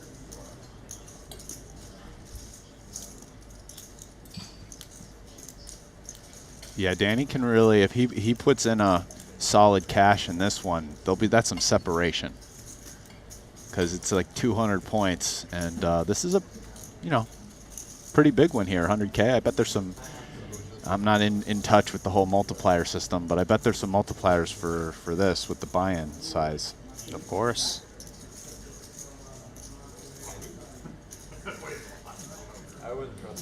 Action appears to be on Danny, who is cutting out.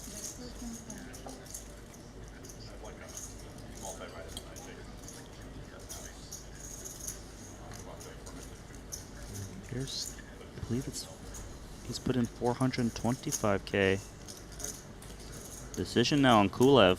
Yeah, Kulev opened, looks like an EP, and then button flat. Button flat, bet flop, Danny called. Kulev check called turn, and now on the river check bet. Interesting run out because it ran out straightening cards with a flush. Kind of feels like Kulev might have a hand like, you know, King Jack or something. Feels that way, right? Like as played. He instantly threw out a bunch of time banks knowing this is going to be a tough spot. Which kind of to me is like, yeah, maybe you don't have like queens here anymore. King, queen. But the way this played, it's like you're not beating value with king, queen.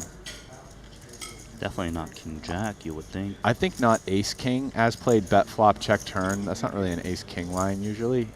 Usually you're more likely to check flop and bet turn if you don't bet both streets, because you're not worried about the ace over card. So I'm going with like king, queen. That's my guess on what he has. And Danny, whew, flat button. I mean, they're real deep. Who knows? Maybe Danny has a set of threes.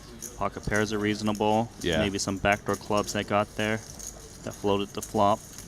Yeah, it's, what would that be, like ace jack of clubs? I'm going with threes. King, queen versus threes.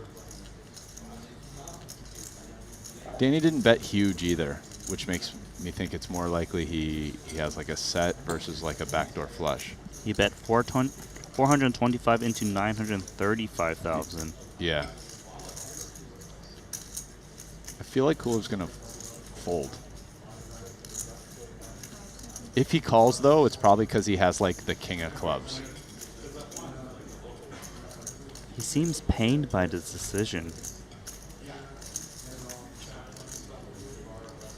He's got like KQ off with the king of clubs. Wow, I love it. I'm getting so specific now. What if all these reads are right? king queen off with the king of clubs or pocket threes. I guess you're rooting for a showdown just to confirm. Yeah. We don't have hole cards, unfortunately. Decision for Kulev. He's gonna fold. Is it? Because it's another time bank sliding forward.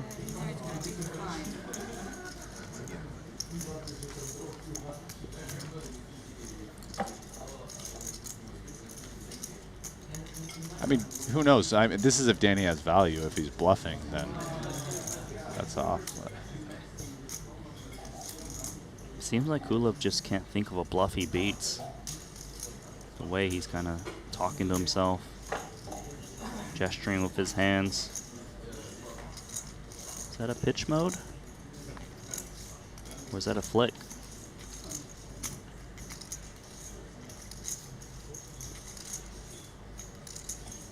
yeah, if I have king queen here, it is hard to think of a ton of bluffs you're beating. The way that most people play poker, at least. Yeah, these guys aren't most people, but I hear you. He's shipping that. Doesn't look like he's calling. If Griffin was here, I would offer a bet. Yeah, he folded, right? I think his time, yeah. Just no probably confirmation. announce fold verbally.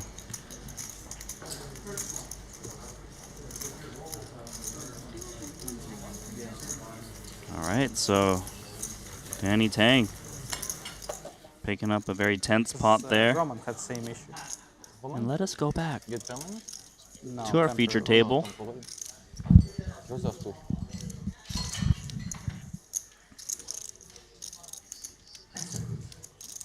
I hate to play online when I'm at live stops. Completely different. I never life. like get to play online, so I kind of like hopping in the 10K 2 to 3 times a year when I can.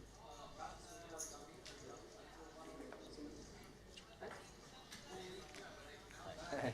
Hello.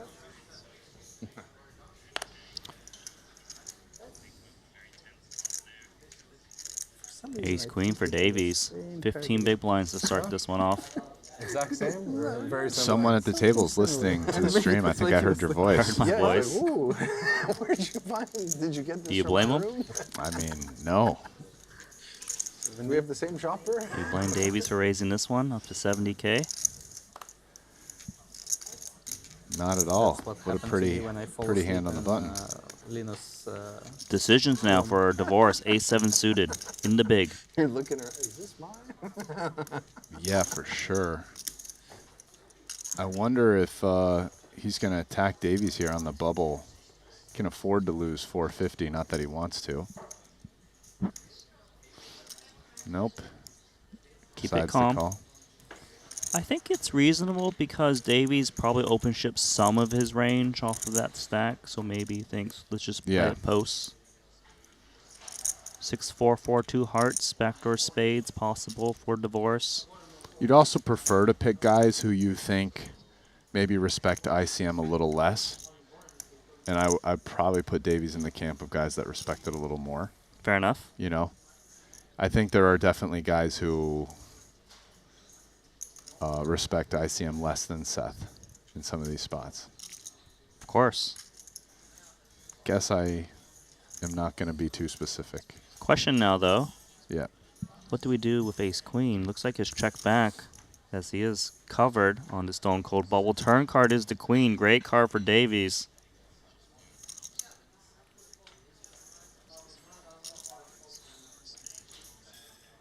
Yeah, wow. Super good card for Davies here.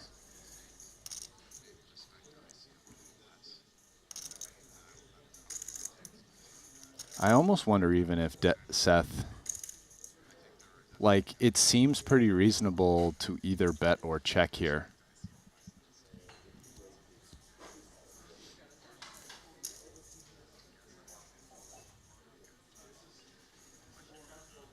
Like, I think you always bet queen jack, but like maybe mix with either ace queen or king queen, because a lot of your check back range just wants to check back again. You know what I mean? So it's nice to mix in a really good hand like this. I think it's reasonable. But I mean, like, obviously betting is too, because your hand's good enough to bet 2 streets. So, you know, I'm not trying to say like, oh, he should definitely check. I want to ask you a question though, Yeah. Ras, because you mentioned you should be betting Queen Jack and maybe not the King Queen Ace Queen as much. Is it because Queen Jack's a little bit more vulnerable? Yes. The King Queen and Ace Queen have coverage versus the overcard, and maybe Dvoris doesn't 3-bet jam King Queen, hard to say, but he's definitely 3-bet jamming, like, you know, Ace Queen. So in terms of like the difference for Seth between Queen Jack and Ace Queen, like, isn't that much, because Dvoris doesn't have the queens in between.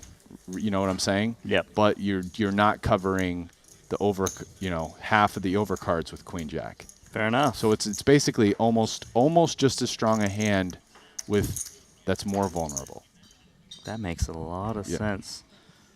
Ooh, outer table action once again. Let's check out what's happening. We do see 5 cards out. Kulev checks and folds to Maher, who shows down 8-7.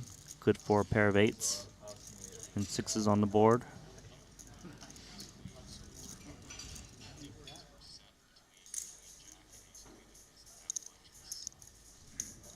I haven't been playing online this year, I think. Haven't seen the 10K UG and stuff. Last, but a bit, yeah. Like Sundays, I guess. Yeah, maybe you played, just didn't make the final tables. I didn't make any final tables, no. Definitely losing online this year.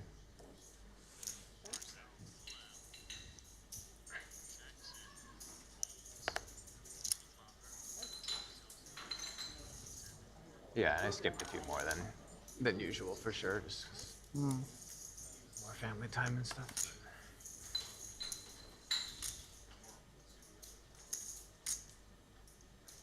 King 6 offsuit for Santurn. It's amazing to switch your interest a little bit. Hmm? It's amazing to switch your interest a little bit. Yeah.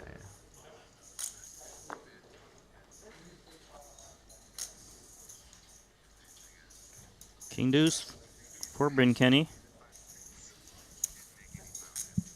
No interest.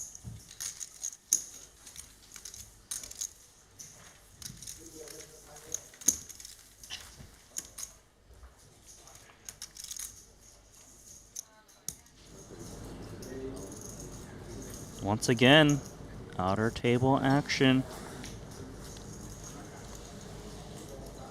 Danny Tang picking up that pot against Kulev.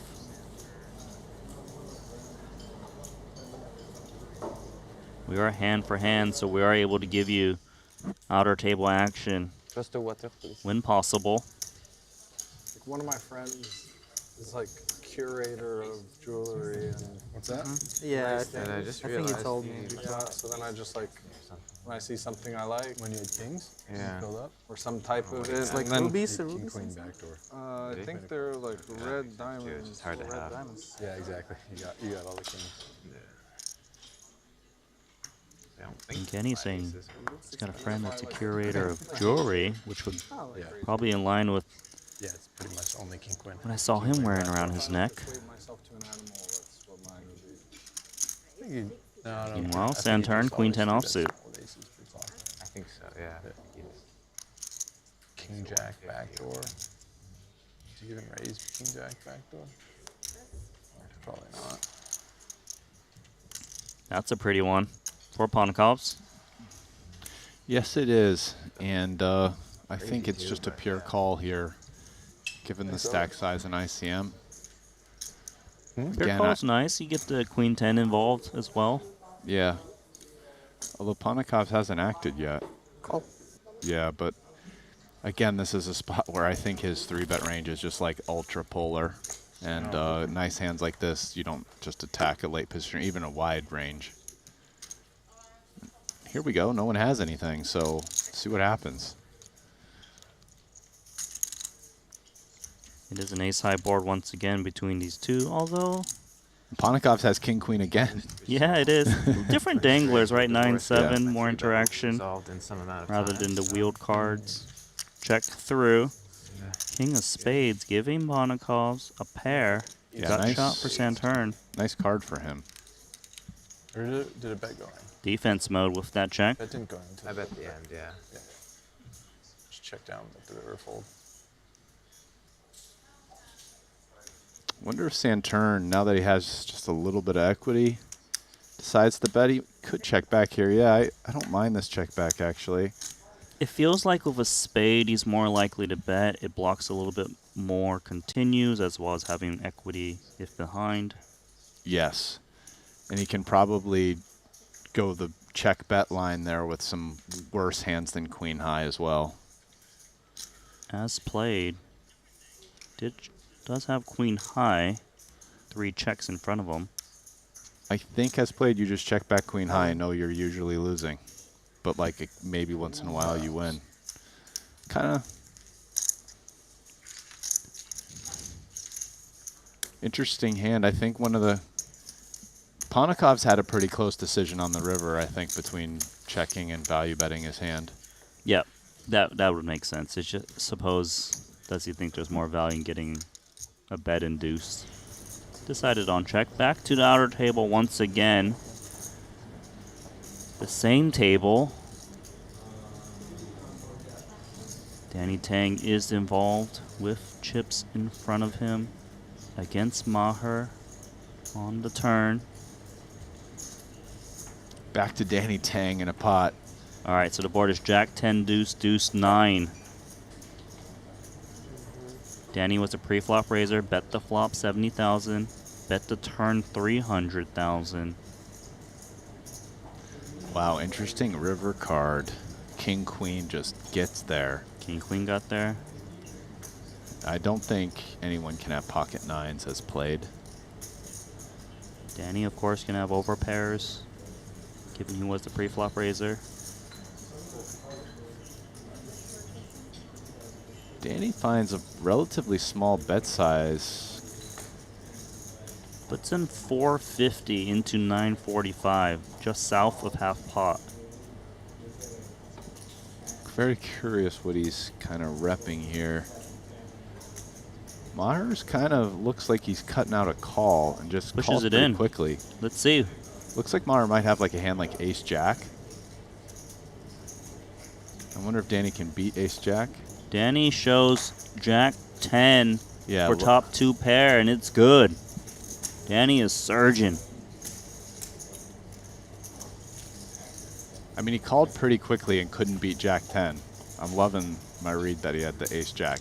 Ace-jack makes a lot of sense. Yeah, also like flatting button versus UTG open. Ace-jack suited.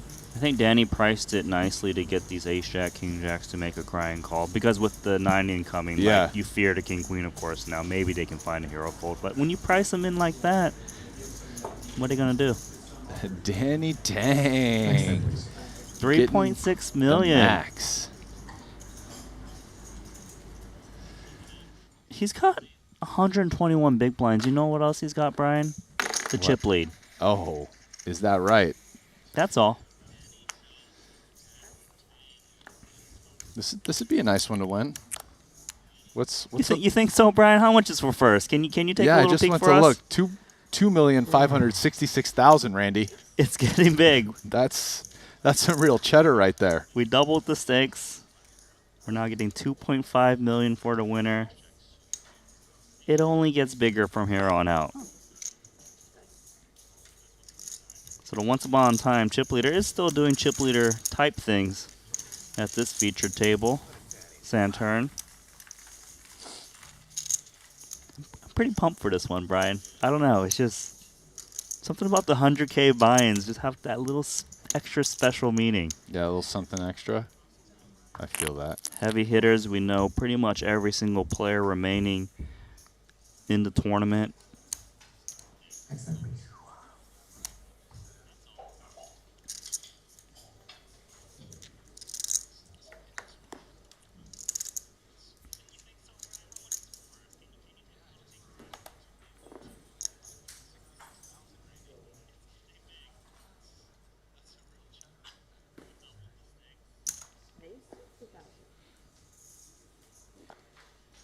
Santurn once again under the gun, Jack 9 offsuit.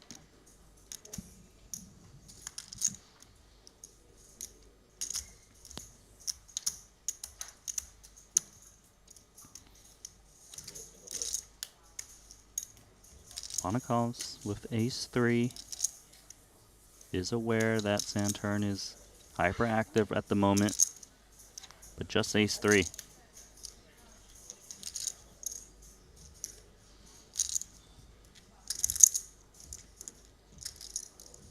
Watson now, suited connector, out of position in the small. This is a pretty gross spot here. I don't blame Watson for passing. Marginal. Yeah, 40 blinds, out of position, chip leader. Just let it go. Big blind getting a better price with king 6 suited. So this is a spot where, yeah, I would call. I mean, like, suited kings are pretty good. Yeah, I know you're on the bubble. Well, he does flop open-ended straight draw on this 5-4-3-2 club board. I mean, this is a spot where he definitely gets leads, but you don't have to. And with higher risk premiums, even you could maybe lead less. But I don't think he's leading right now on the Stone Cold bubble, though. Just a bit less. Listen, man, sometimes you got to do the psychotic lead, and when the chip leader raises, you just ship it, bro. Like, he's going to raise with the Jack 9 off, and we ship, and we win a huge pot. That's how I would play it, Randy. Okay? That's all right. Lost my mind, Randy. That does bring me to... I'll get to the point in a second. Davey's here. Got a decision. I just want the chip leader to raise me so I can stick it in his face with king 6. Look, Brian, okay? did you watch a little bit of last night when Ivy reshoved king 8 offsuit? I heard about this hand, so but I didn't see Ivy it. went up to Ali Najad during lunch before today, and he basically said, look, sometimes poker is boring, and you just got to make plays like that. And he says you can use that. I might have not got the word for word, but it was very close to that. He told Ali Najad, go ahead, say it on stream. Listen, man, this is the Ivy. This is the Ivy BS. I can see that shit from afar. Listen, I'll tell you the real reason why I love to play here with king 6. Go on. If you're going to induce and not have like 2 pair plus, you'd way rather make the play with king 6 suited, which has a gazillion outs versus like 10s, than like king 5 suited for top pair, where you're just behind a lot where you get it in. Okay, extra equity. So this is like one of the best kind of like semi-bluff type hands. Look at that turn barrel from Santurn with the Jack of Clubs getting the best hand to fold. Do you get what I'm saying? I do get what you're saying. So like, if you're going to lead there and then have hands that aren't really good that you then like raise versus, because like you might get raised on the flop or something by the chip leader just trying to leverage the ICM spot. If you're going to induce, you want very good equity rather than pair 5s is, well, you got like, what, 4 or 5 outs, whatever it is, right? Yeah. So, I hear you. It makes sense. I'm just saying. Oh, you're onto something, Rast. I don't actually bubble that much either. You would think, but like, no. Oh, so you're selling these stories, but you're like going the other way.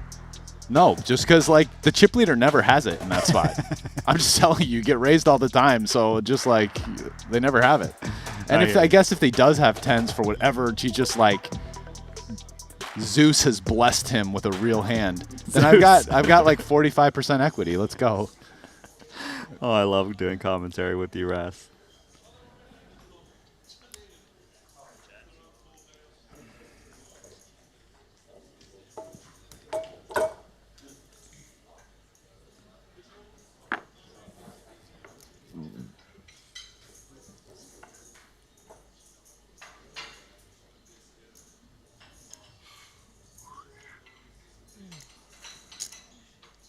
Watson going to raise his ace-9 offsuit. Sir Watts has like one of the most level table demeanors, like of all time. Like he's always just kind of like relaxed and chill and focused, and just 100% never in a focused. really bad mood. Okay, yeah.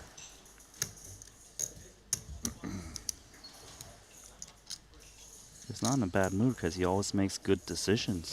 He was rewarded this trip with a win for $1 million. I would expect him to be on his best behavior right now. Oh yeah, he's already won a tournament, huh? I mean, it's not surprising. He's a great poker player. Shall we go out here once more, Brian, as I do see other Brian checking over to Kulev. Shoots out a min bet of 30,000 on this queen 5-5 texture. Kulev raised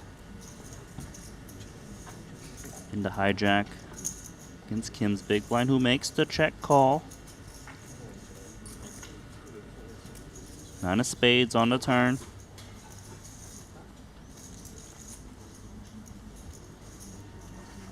And guys, don't forget to download the Triton Poker Plus app. You can scan that QR code that showed up on the screen right there. Scan it, and then you can always follow every single hand that happens on the outer tables while we're on the feature.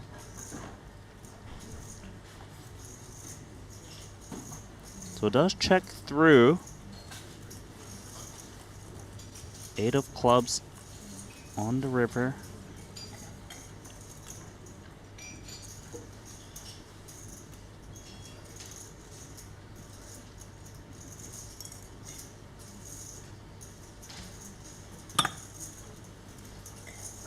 There's the run out so far.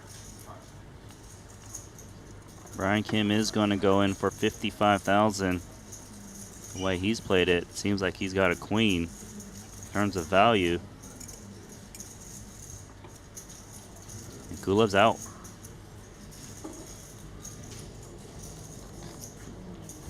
Brian just maneuvering with that short stack.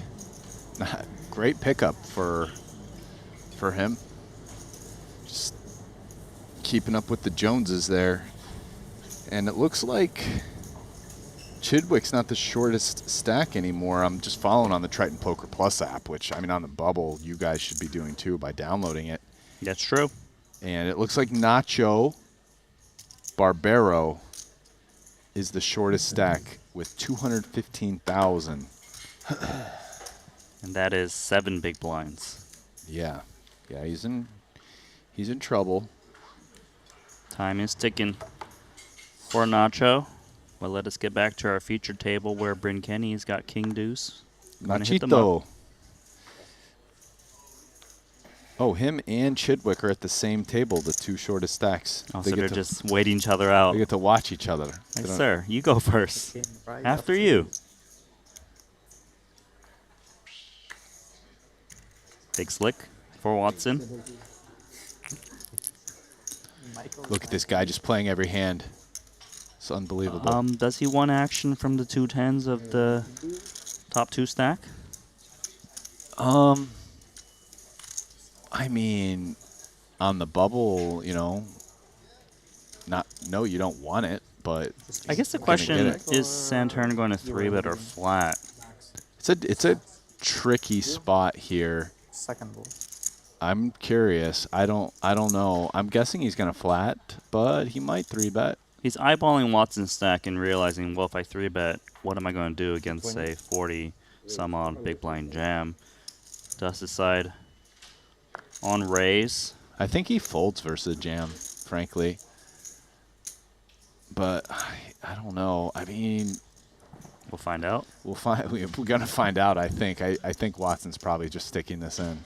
Because, I mean, Santurn's going to 3-bet light here at a decent frequency.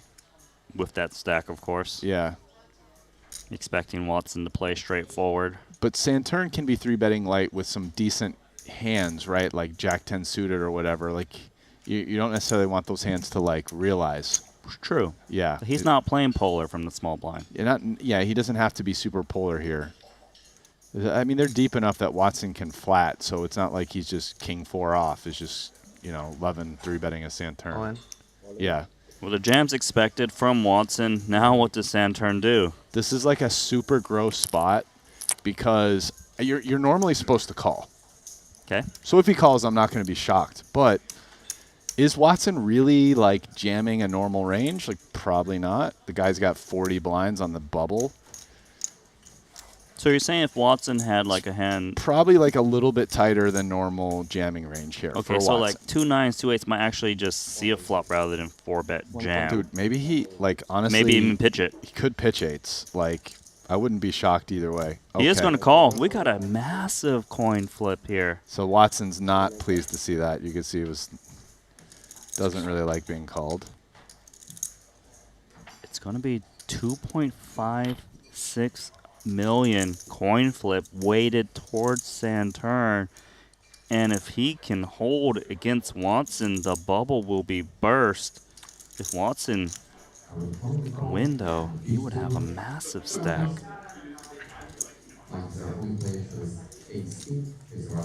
Cards on their back. This is a big one, Rasty. Yeah, I have to think this is the worst pair that Santurn would 3-bet call. Like I don't think he does it with 9s, and I'm not even sure if he should or shouldn't do it with 10s. I don't know, but 9s feels like it can't be right. Oh, ace in the window card followed by 2 9s. Watson looking good. 4 to double up.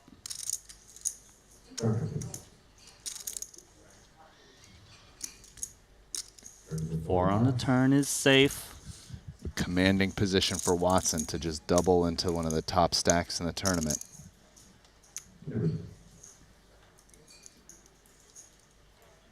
Oh, my. Oh no, that is a head shake. That is disappointing. That is just cruel. And Nachito is. Could we cut to Nachito doing some Nachoisms? Because he's probably going to be very happy and talking at the other table for the next couple of minutes. So, Brass, yeah, with that river card, we're in the money. They are. And we are guaranteed $160,000 for the remaining 17 combatants. Yeah, to be fair, they did get it all in pre-flop, and 10s is actually a small favorite. But the way it ran out was pretty nasty in terms of like the interhand like roller coaster of equity. It hurts the best of us. I mean, that was great crazy. for short stacks, as you mentioned. I'm wondering, do I look the same? I saw the end of it. He was. Because actually, yeah, then like a breath. Watson started the hand fifth Like in if chips. someone can deal with Ouch. like poker pain, Michael will be like top of the list. Well, this table is quite chirpy now. Yeah, everybody's chirpy. They're just like locked up. What's the min cash? $160,000, our biggest min cash so far this series. That's not bad. The bigger the tournament gets, the more it's like sweet when you min cash. You're just like, oh, min cash. Yeah, It feels good for everyone, even the best, right? They don't mind it. Yeah, it's nice. It's nice not having to like. Let's say you like rebought this one, there's just like the minus 200 number. Just like, wow, how am I going to overcome this?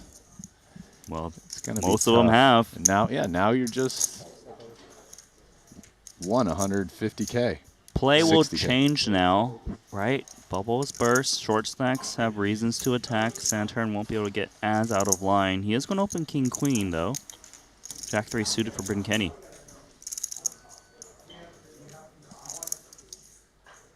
So again, this tournament, normally in these spots, well, listen, obviously ICM pressure has alleviated some coming off the bubble.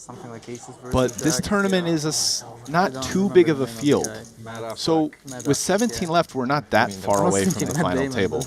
So a lot of times in these spots, it's like the bigger the tournament, the more just like right after the bubble bursts, really ICM just almost goes away. Like not entirely, but like if you played like it wasn't there, it'd be fine. Suspicious. But like in this one, you know, even choose the best player against ace king. there's still, it's still a jump every 2 guys. I would say right now and for the next couple people that are in, it's not too big a deal. But like, you start getting jumps once you get up to 13, 12 people left. Then it starts, getting decent. So we're not that far away. So just, again, it's just kind of saying, like, in these smaller field tournaments, that alleviation of the risk premium and ICM pressure is a little bit less than in a large field one. Like, if you go play a 1,000-person tournament and it's like 150 people left, and you just get that sea of caches that are just the same with, like, very little jump, you just forget about ICM. But now it's still here a little bit. Right. In simple terms, I guess, is you're that much closer to the top 3 prizes where the payments are massive. Great, Randy. Thank you. You said what I was trying to say in one sentence. Perfect. We're team, Brian. I need you, man. I need you. Sometimes I get lost in the sauce. I need you because I get lost in the sauce as well.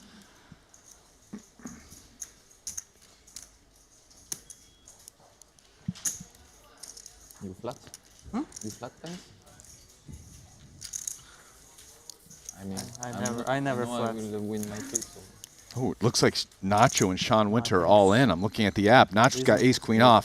Sean Winter's got pocket 9s. Queen 8-8. No judgment. Flop. We're very 10. Of the outcome.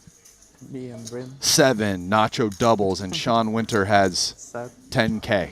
Yeah, I love so to he's see it. I thought it was a great effectively play. out, but not entirely out. You might have missed it, Brian, but Santorin was asking Ponikov's, do you flat 10s there? You made it. So, discussing the hand against Watson. Kind of nice to see players discussing what might be the best path to victory in some of those hands. I like that. We were discussing the same thing. Yeah. Oh, did Ponikov's give him an answer? He did. It's kind of. I think he said, "I'm never flatting 10s there." But everyone has a different opinion. That's what makes poker so fun to watch. Oh, Ponikov said never. I believe so. I caught the tail end of that conversation. I'm not sure. I wonder if Ponikov's is being honest as well. Some people don't, right? Some people are honest in those spots, and other people aren't.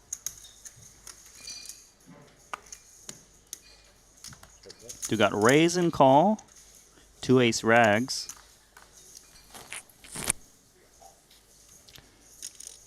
I mean, it's kind of tough too. Like, he's asking Ponikov's at a tournament table filled with guys that Ponikov's plays like nosebleed tournaments with, competes against like on the regular. Like, what would you do in this spot? Just like, I'm gonna honestly tell you. It's like, even if he would just honestly tell him, because you're like, yeah, whatever. Like, you just played this spot. It was super big, but like, maybe he'd rather tell him away from the table. Not like in front of Seth Davies and Daniel DeVoris and these guys, And you got to keep in mind, they're all still in the tournament, too. It's like, I might be giving you information that can be used against me later. Yeah. In this one or the next one. Yeah. Well, guys, check out PokerStake.com. Opportunity to stake players even into this Triton series, because I saw Soiza making a tweet that he's still selling action to the main event here at Triton, and he's got a pretty good track record. So check out PokerStake.com and see if you can get a little action yourself.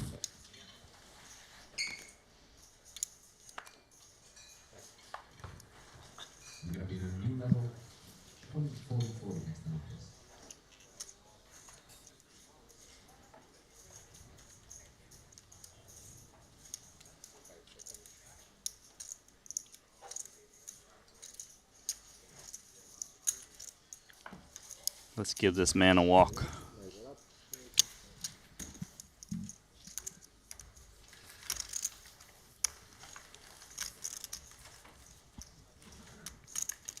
Do want to say we are reading your chat over on the YouTubes. So if you want to say hello to Rast and me, for that matter, please. We are reading. Oh, you might as well subscribe and like while you're at it, if you want us to acknowledge your questions and comments. Really tough field. Would appreciate that.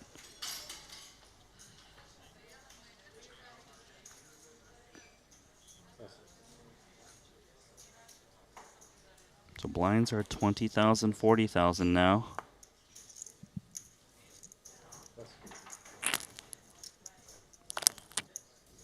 King 10 for Santurn. Playing 4.5 million. Good for the chip lead at the moment. Yeah, massive stack. Wow, going time bank here. Yeah, going time bank. Divorce is playing 24 big blinds to start this hand. Blind versus blind. I wonder. Yeah, he's coming with 3x. Just 3x. Which makes sense. Keep the pressure on. You don't really mind getting flatted. A lot of hands that flat you, you're doing well against. A lot of yeah, hands because that you dominate used flat the you. wrong one. Yeah.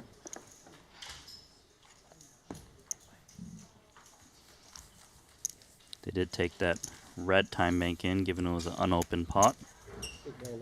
Pretty good spot for Santurn right now in this tournament. 4.5. I mean, that's 113 blinds. I guess Danny has been doing work on the outer table. He's Brandon, you got got 350 back? 3.94. So to have 100 big blinds and over at this stage of the tournament is a big statement. yeah. Thanks. Yeah, it's a lot of chips. Those two guys, I mean, those two guys have 8.5 million between them. That's probably more than half the chips between the both of them. I know you like to look at the average stack. The average stack is just 30 big blinds, so Santurn's got 4x that. Danny Tang's slightly north of 3x the average. There's 1.2 million is the average stack. 20 million. So they have just over 40% of the chips between the two of them.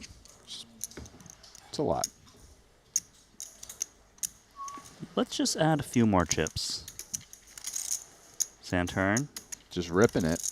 Taking it. Into a bunch of 20. I mean, look at this. No one at this table has more than really like 22 blinds.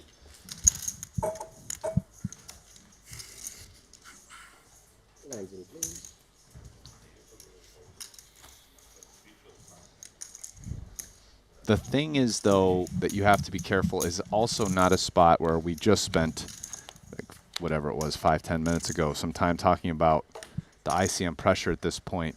You definitely can't get too carried away here because it's not a spot where there's really strong ICM, which we discussed. Yeah. So it's not like he can just open jam a ton, you know, because everyone's going to make big folds.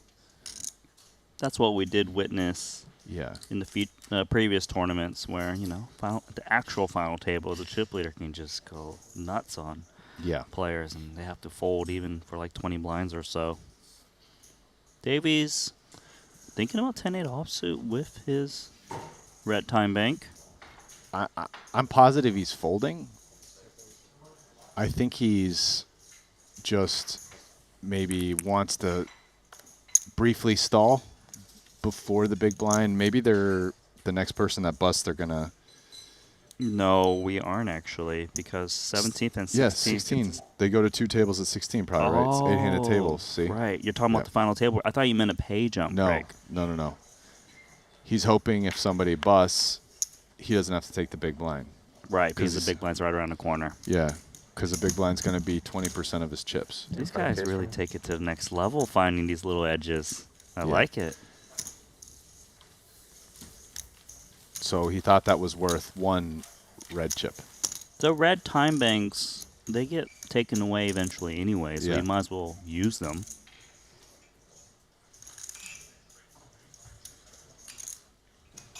The way Santurn has stacked his chips, a little sloppy. Do you see the blue one that's kind of like partially out in the front? Like, that's going to fall over.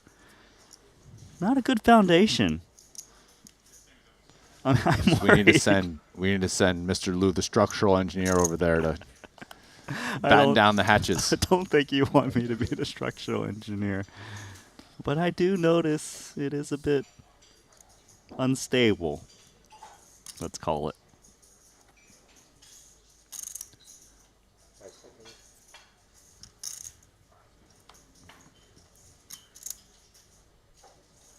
Red time bank coming in for divorced. Queen Jack.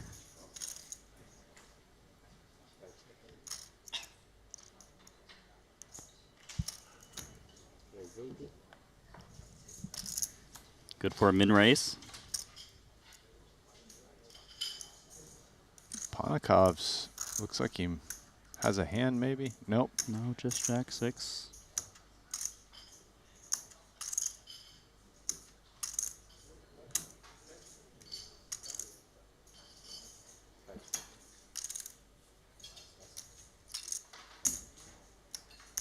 Ace-6 suited for Davies. Time to get involved. Yeah. I wonder... I mean... He's so short. I wonder if he rips it or calls. I'm kind of curious. He's stacking. How much is it? 345. Can we be priced in now for Divorce? I think so, right? I mean, he has to call. What is that, 260? 265. I mean, he needs probably like 37% equity. He actually has 42% against Ace-6. Yeah, I mean, Seth Davies is going to have a bunch of smaller pairs than this. Let's see what he comes up with. I mean, I'm not certain. And Divorce is going to be really good at these spots as a exit and go player, so I am curious. I would think I would call, but like, I mean, you don't love it. It's probably one of the worst hands I would call. Hurts his stack if he calls and loses. It looks like he's going to fold, is my read on looking at him. 345, right? Oh, no, No. he's reconsidering now. There Yeah, we go. Okay. Yeah, okay, you called. That's what I thought. Might be the worst, like, maybe he folds queen 10 off. And calls Goes queen right jack. on the Like, cusp. It's right on the cusp, I think. So Davies does get it in slightly better. 58% equity. Ace-6 suit against Queen Jack. 750 in the middle. Nice. Do you want to know what I really like about this? Go on. I think he hadn't turned his hand over, and someone, it might have been Santern, said, Queen Jack off, and then he showed his hand. How about Queen 7 on the flop, sending Davies immediately turning his chair around? Does he have a chance? He does not. GG. That's it. Good run, Seth. Immediately walking away. Disappointing, of course. Does cash for 160,000. Silver lining. My cutoff. Yeah, my cutoff.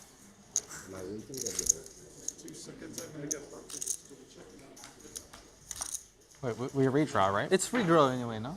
Oh, yeah,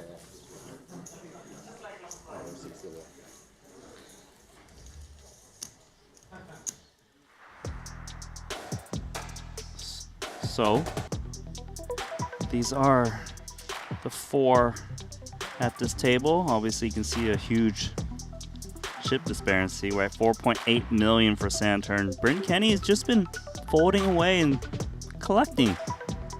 The big pay jump, of course, is from 0 to 160. Did it notch another pay jump with the elimination of Seth Davies. Additional 8,000 going into his pocket at the minimum.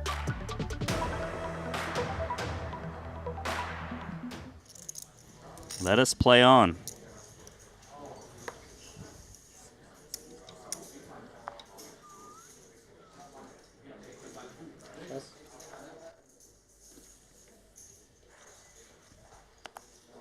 Sensei Kenny folding Queen 7.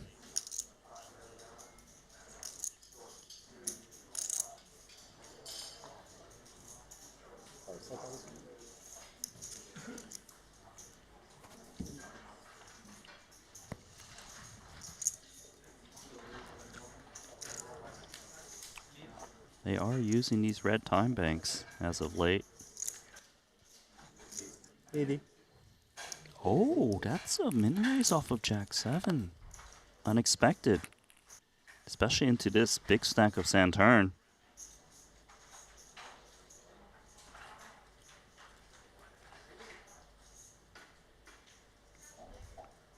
Ace Deuce of Hearts. Rejamming. Not so good for Ponikovs.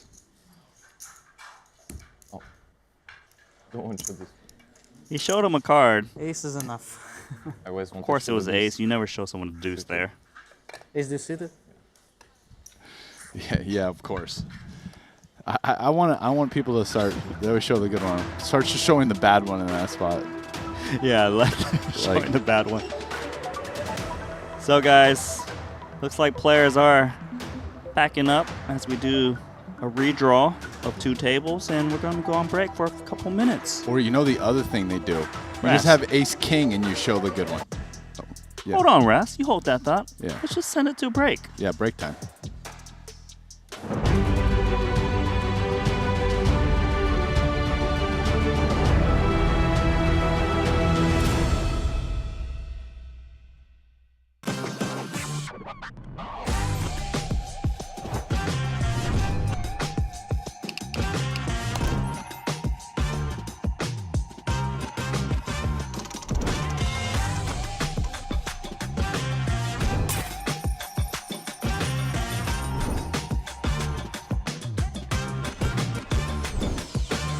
Want a $50 Global Millions ticket on top of the full GG Poker welcome bonus? Sign up with promo code Triton_2024 and deposit a minimum of $20 to claim your ticket. Brace yourselves. This is live. And the show goes on. Oh, wow. All in.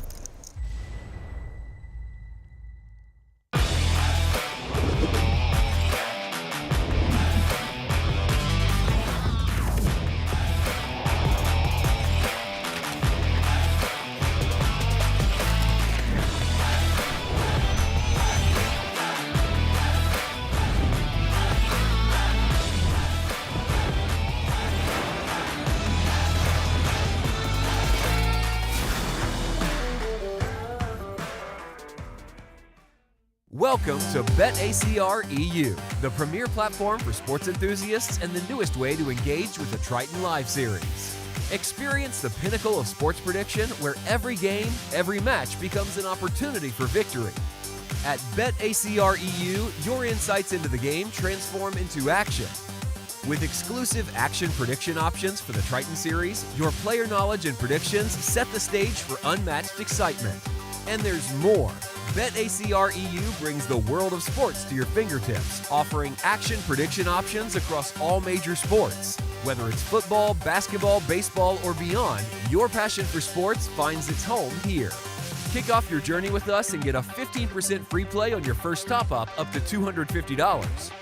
Don't just watch the game, be a part of it.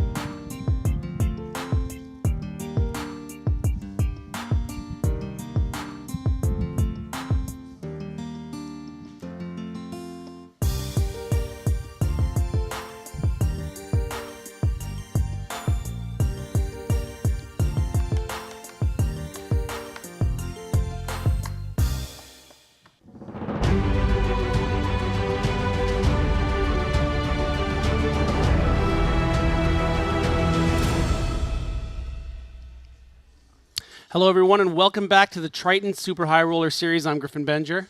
He's Brian Ras. We're covering the 100K 8-handed today. And final sort of 2-table redraw here. We got 16 left. Is that right, Brian? Yeah, that's correct. 16 and big lot of money up top, 100K. Yeah, and one of the players that does have a lot of chips is Danny Tang, who is looking to create a bigger lead in the Ivan Liao Player of the Year. He's on our future table, too, which would be great. Yeah, no, he was off table. We saw a couple cutaways to him, doing some damage, and he's chipped up. I mean, there's two guys who have not quite, but almost 50% of the chips. It's Danny and Thomas Santern, who was on the feature table, but I guess now won't be. So, I mean, those guys have been smashing, and the rest of the players there you can see are kind of playing catch up. They're way behind. Yeah, nice to see Dylan Lind in third place. He's someone that I used to play a lot with online in much smaller stakes. So it's always cool when I see someone that used to be a regular with me, and here they are playing a $100,000 buy-in. He's having a great series, of course, with that big score earlier this week. So yeah, I hope Dylan does well. We have Jose Barbero, who's always very animated and interesting. Is he coming on the feature now? That's a very, very good question. So I know that we are covering. Check out the seeding chart here. Let's look at it. I know we are covering Danny Tang's table, so not on it. No, but maybe he'll sneak into the final table. He only has 10 big blinds. There are our two tables. You can see the feature actually is featuring Dylan Lind as the chip leader of the table quite significantly with 59 big blinds. Daniel Dvoris, always a threat, always a presence in this Triton series. Maher Nura, I remember hearing Randy Lou talk a bit about him, how he was sort of 0 coming into this, and now it's nice to see that he's got a deep run here, and then just a bunch of regs you're used to seeing. Chidwick, 6 big blinds, might be out the door, but, he is a bit of a magician with his magician's mustache.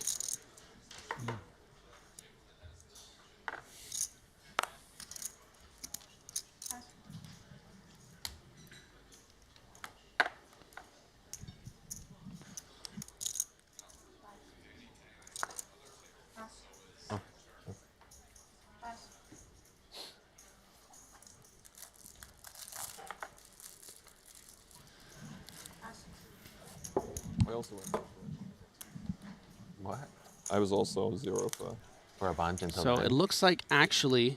Oh, the EPT mode. Yeah. Oh, okay. Danny Tang is on the other table, but with the chips he has, I'm sure we will have another opportunity to see him in this event. That's for sure. Yeah, we'll get some cutaways at that other table. A lot of great characters over there, but. Nacho, Kulev, Winter, Limitless. But for now, we're going to stick here where Lind, listen, what a draw for Dylan Lind, okay? I mean, he's sitting here. He's got 2.4 million. It's nice, 60 blinds. You've got two guys who have twice as many chips as him, as the two chip leaders, and they're both on the other table. On this table right here, as we see a big all-in confrontation, appears to be Wiktor Malinowski versus King Queen. King Queen loses, and double for Limitless. But yeah, no, what a draw for Dylan Lind. I mean, only one person on his table has over $1 million. It's Dvoris. The fourth stack, which is close to Dylan, is also at the other table. Yeah, he's got a great draw. He needs to capitalize here, and so far, so good. We actually see him putting in with the 5s, blind on blind. Maher with those, 22 big blinds, 24 big blinds. Can't make the call with Queen Jack. Pretty understandable. Yes. Wow, that's a pretty close spot right there. I would think. Yeah, I think at that stack depth in particular, during a rally, we probably find some more folds. But yeah, I mean, you're just flipping so often. And if you're calling King Jack and King Queen, you really maybe should start considering hands like Queen Jack. No, not really. It's just so often it's just never like Ace Jack or Ace Queen, right? So it's kind of like it might be like the best hand he folds, sort of. Yeah. You're right. Like I don't think he folds King Jack. Yeah. Okay. Yeah, but that's just your right. They're probably calling Queen Jack suited. But there's also ICM considerations. We're getting pretty deep in this thing. It's not like I think there is ICM considerations on that. Honestly, I think for chips, it's probably just barely a call. Yeah. I would guess. But why do I have? I mean, like that range, by the way, is going to have so much ace-x off stuff that which you're technically you are behind against. But it's small and small to medium pairs, not even that big. Yeah, I just don't. The problem I think with it that I have is I just don't see Dylan Lind shoving the court. Jack 10 off for 24 big blinds, Ball. you know, or Queen 10 off for 24 big blinds. I think Maybe he you will probably should shove Jack 10 off if here. Queen Jack is folding. yeah, Like, maybe. Why not? But Queen Jack is, yeah. Yeah. And That's this a good is point. the court. Balls in the Masashi back getting here. the shove through with the She's ace king. somewhere off the court, like around here, I would say. For And then around 10 big here, blinds. I'm not really here. making a claim, by the way, that it should call. I No, I just think know. it's super close, so then pretty there's- interesting Yeah, spot. yeah. No, it's very clear when you're making a claim because usually you lose $100 to me. And remember, Oh, she's like, we're gonna be working to get and I that tried back. to volley it, and I missed because it was like a really good drive. And then she was like, I had one that I Yeah. said to Randy I would But bet. again, I she was also right. I mean, I don't know if you And would he have wouldn't taken take the it? action. Why didn't he take it? You know, he got $100 from me. You must have mentioned it, right? Did she call What? it? He got one of your hundreds back. I made a bad bet in Oh. the spirit of the game. Oh, he didn't yeah, mention I should it? offer. No, he didn't mention Oh, my it. God. He just, Yeah, it sounds like she should have called it. he's just hoarding my dollars. But I'll get her side of the story and get back to you with my final verdict. I also may have been So many heroes left in this thing, Well, of I heard course. something about this, yes. I always find it funny when we do an intro, Brian, and we try to cram in as many of the players as we can because they're all so, worth talking about. And then suddenly, things start happening and you realize, I didn't even mention Ponikoffs. I didn't even mention Bryn Kenny. Brian Kim never came up. He's been a mainstay of like the final tables of this thing, and it's just a who's who. Yeah, of we the even very got best. Chidwick over here. Can't forget about him. Yeah. And boss Stephen Chidwick. I but kind of snuck him in at the unfortunately, end. I did. I mentioned the. he does have like 4 big blinds Yeah, right yeah, now, yeah. and he just had to fold his No, four, no. four No, bigs after folding his big blind. I'll never leave an intro without mentioning, Chidwick and his mustache. I snuck it in there. But if he did, I would understand.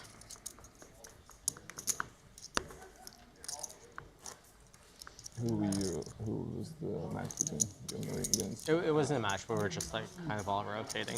Oh.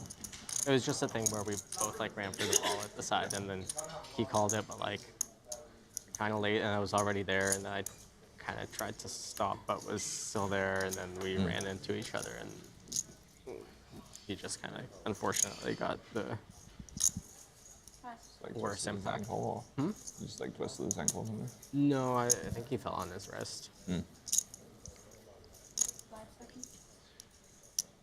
Giving you guys at home a little opportunity to listen to some of the players. I know how interesting it can be to get a little window into their relationships, things they like talking about. Some of my favorite moments from this week have been some of these conversations, like Ivy and Nikki P talking about rice.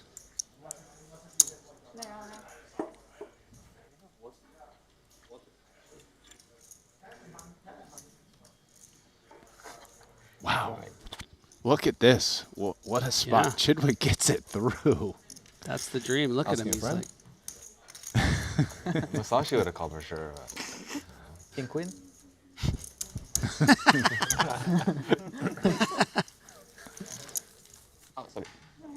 I mean, how bad could your hand have been? I had a 7 and a 3 in my hand. If I had known that, I'd call. Yeah, I had a 9 and a 3 also. Yeah. I didn't have any of those cards. Yeah, a 4 and a 2.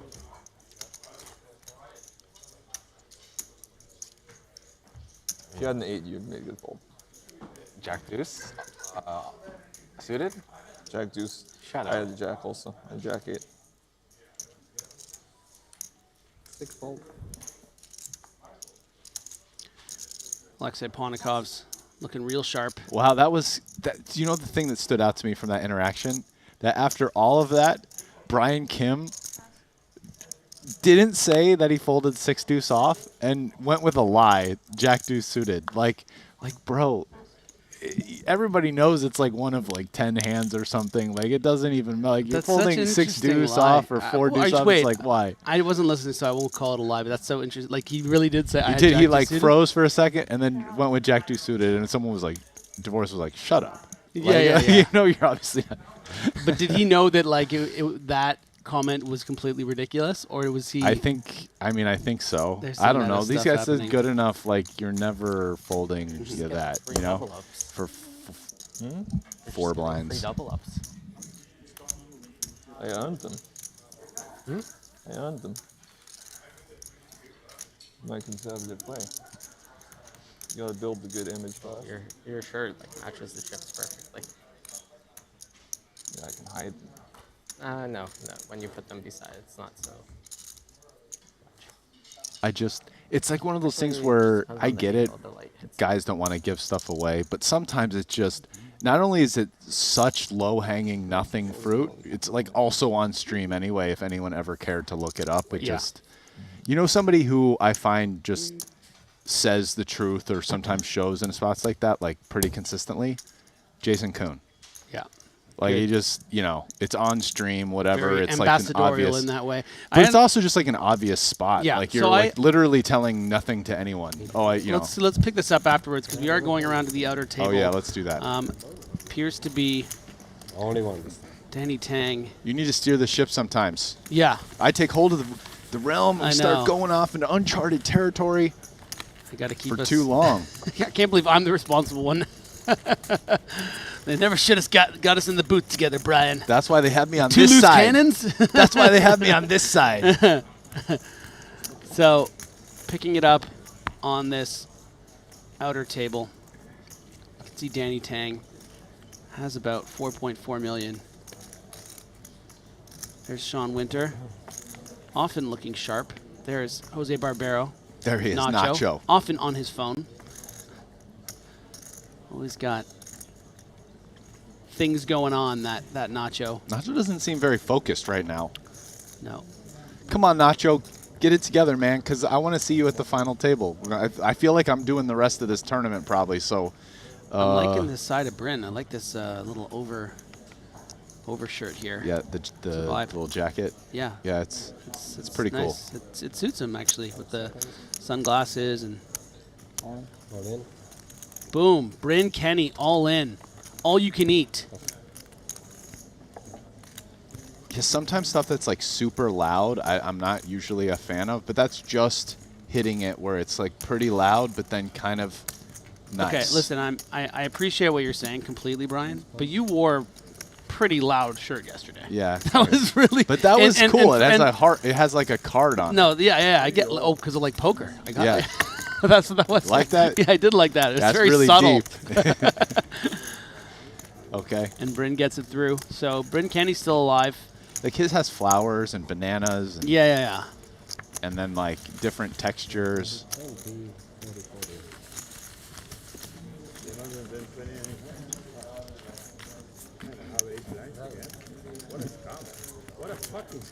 So we have a question on YouTube. We do like to field your questions sometimes on YouTube. And Kong Tran wants to know, Brian, can somebody explain the time chip for me? You can take that one. You want me to take it? Yeah. Okay. I feel like I'm supposed to like that's your. Okay, you know what? Yeah. So now I have to. No, this is play-by-play. Now I have to Lane. pretend Where's that I no- know how the yeah. time chip works. Okay, so basically, you get a certain amount of time chips in front of you, and you have 30 seconds for every decision, which is completely reasonable. But in poker, oftentimes you will need more than 30 seconds to make a decision, and after 30 seconds, you will have to relinquish one of your time chips. If you run out of time chips, then you get escorted out of the room. You're out of the tournament. Your chips are. No, you just get your hand folded, and that's pretty much how it works. You usually replenish them every day. Sometimes final table you get more. You know, that's basically that's the gist. Yep. Yeah, all I would add is you'll notice there's 3 different kinds. The red ones are ones for pre-flop only that are like 10 seconds. And then there's the 30 seconds one, but then I think the blue circular ones are like worth 5 green ones. So the greens are like 30 seconds, but then a blue one, see that blue round circular one right there? That's worth like 5 green 30 second, I believe. So you might say, Brian, that was the color commentary. Yeah. Because of the I like color. that. Yeah, I get it. Oh, you got it? color. felt That's like what it. I'm here But for. have like color. Good selection. Like, if you put like a racket over the Back net. to No, our it's feature all table. kind of the same, you know, and they Casablanca tennis. Look at that, Ponikovs. I actually overheard a funny conversation at lunch between Ponikovs and someone. Someone came up to him and said, "Wow, you look really chic." And he says, "Shit?" And he's like, "No, chic." Like, if you hold the We racket had to up explain what over chic the was, net, and where then the he was head okay is with it. just kinda like the first window, and then if you put another racket on top of that. Like, bro, I I'm look just shit? enjoying No. my lunch. You tell me I look Dude, shit. like, What you look is the shit like problem? Your rally balls. Just want to in eat. terms of height over the net. Sure. But like, since you're closer to the net, you Brian don't Kim, easy give shove yourself on the such a button. big margin Do you know where you're there. staying this year?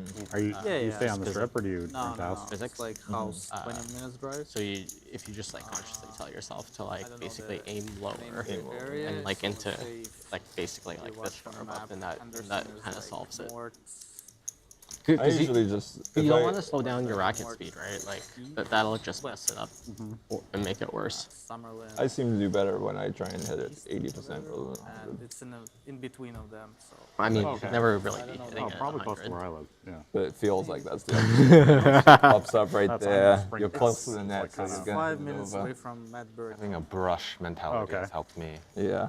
I don't know where he is. I think those guys are kind of close Speaking to of me. it, I gotta because get know Boris to Conrad restring my likes one racket. of the same bars that I like, which is like So strings are not far from my place house. now, like way worse. David Shout out Peters, to renting Boris, place who I think somewhere near us. organizes the tennis here for the players. Yeah, I want to join you guys. I haven't played yet, but it's going to be a great way to get some exercise. Yeah, It's real just crucial beautiful out here. outside during so the day. beautiful. I mean, The weather out here has Oh, been I was great. just gonna comment that. So don't elect Ponikovs, to I think, have a actually stealth one electing to play this when, King Jack suited yeah, as Yeah. a conflict. trap. Yeah, I You know, thought probably about the, that. the worst tip hand off he would for trap everything with, maybe and King Jack off or something, trying to I induce, you know, a think shove it- from a weak king maybe Playing for with the her. 16 effective, or She could perhaps, get in. you know, an It ISO doesn't seem raise like with it's a bad extra hand good. like a Yeah, 9-5 yeah, off, yeah. but doesn't find the I customer. think it adds a tiny bit of EVs. Yeah. Yeah, I mean, whatever works. Obviously, Although I'm my not theory things are criticizing. pretty decent, so I Yeah, feel like yeah. I am helping her learn good information. I don't care if it improves her game. For me, like I can't take a piece of advice when I just hit a bad shot. I see. Like it just, you know, because either it's something that I already know, or it's something that like You're gonna think about while you're I'm taking gonna the next think about it swing. and it's not gonna help. Yeah. Like when people would say to me like low to high when I'm hitting forehands, but before I know the hit name of the street. Yeah. get a forehand in basically. Westport Avenue. And I'd be like hitting it, I don't know, to the net or like too long, whatever. Not familiar with it. Someone would be like low to high, and then my next shot would just like sail just like into the back fence like every time. And But it's, like, there is piece nothing of advice wrong. does not help. Yeah. Stop saying. The nice thing about Vegas is you just can Uber or drive.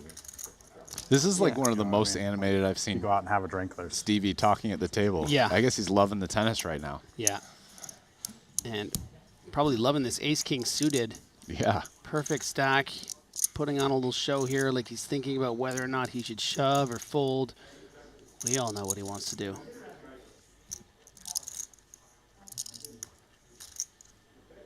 Now, will he use the time bank is the question.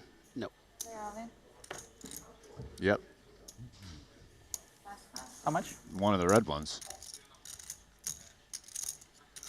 And Ponikov's looking a little bit interested, and it's because he is holding the King Jack, but he knows better.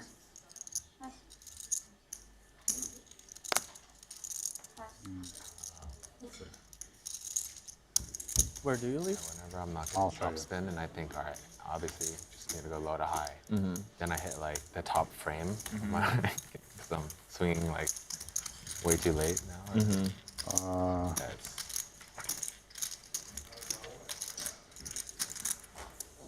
Tennis Oh, game kind of theory in- here at Triton Maybe Poker. lessons in Vegas. Like, okay. Once we morning buy this poker. table, Poker. I live kind of in this area. Not sure, like Yeah, it's somewhere near. usually. I think we live here more in an Enterprise, Well, like this. Oh yeah. Between Summerlin and Enterprise. Was only Yeah, So yeah. it's probably like 5 minutes away. So he's like either Yeah, there's a lot of good things out in that area. else to teach. You know, you got to kind of come in towards the highway a bit, but they've really been building it out up there. There's some really good food. Tricky spot there for Chidwick. We will get back there, but let's make our way back to the outer table where there's a hand developing between Bryn Kenny and Sean Winter, two players who I'm sure have they're all in. plenty of history yeah, against each other. Looks like ace-king, is that? Yeah, it's going to be ace-king offsuit for Sean Winter, king-jack of hearts for Bryn.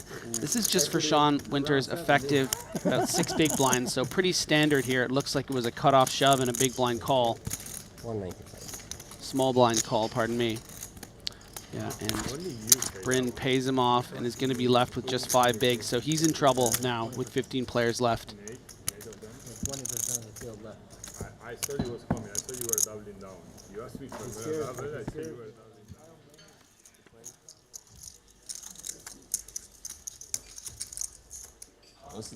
down. You own a house there?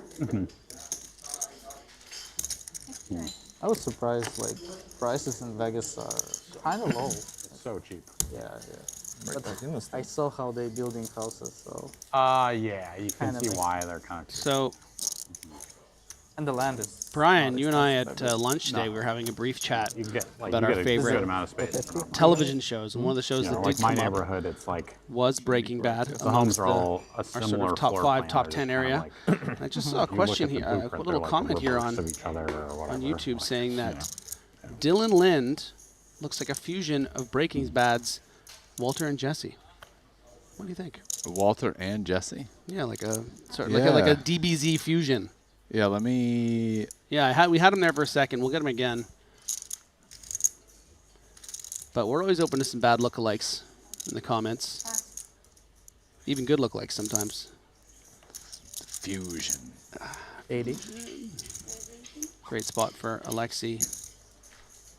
And there's Yeah, Jolter. Okay. I can see it. There's- Yeah.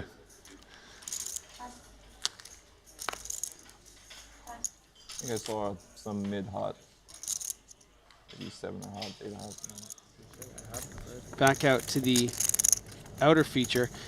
It's almost like the game, you know, we really want to see this table as well. I mean, we wish sometimes there's 2 tables left, you just want to see them both so badly. But Bryn is going to be in for his 5 big blinds. There's a lot of short stacks on this table, so that's what is going to create, you know, these clashes we want to see.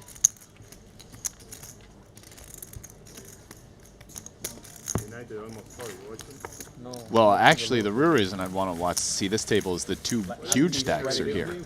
And if they clash in any hand, that's super interesting. I mean, they got 100 blinds. If they play a big pot, that's something. They probably won't play too many, but you never know. So a really interesting question actually here from Brandon Johannes on YouTube says, guys, please tell one of these guys to start streaming the tennis matches. I bet they would get a ton of views. I am actually going to move that up the ladder, see if anything can get done about that. I'm sure people would love to see maybe a little match between 2 of the players. You know, in the commercials, a couple points. Interesting board to have seen a mid-heart. Just top set for Alexi. Yeah. It might have been diamond. It was definitely red. I actually watched a little bit of Pretty sure Ponikov it playing was Daniel one of the Dvoris symbol in and the corner of the sort card, of so- cursing in Russian and stuff. It was great. Yeah, you Oh, really? yeah, yeah, Red yeah. card. Oh, in tennis. Yeah, in tennis, yeah. Yeah, I guess that makes sense. Still folding? And just talking in there, it was just like nice, you know. It's cool. Still folding? Still Different folding? sides of these players, not just hunched over a table. I didn't need middle red cuts. I would have I needed low black cuts. Had 1 black. Hmm? Had 1. 1 black?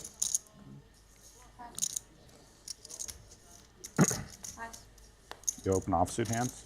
Hmm? Said you open offsuit hands? That's crazy. I do. Sometimes. You have pocket rockets? What? Do you have pocket rockets? No. Pocket rockets. So both of them made little guesses, but I like Stevie was way closer. Because Dylan, oh, 1 black, so it's not suited, right? So he's like offsuit, but then I had aces. Stevie went right to pairs, big Yeah. pairs. Yeah. Not too much accent. King 3, probably going to be enough for 10 big blinds for the Stephen Chidwick man. Or 10.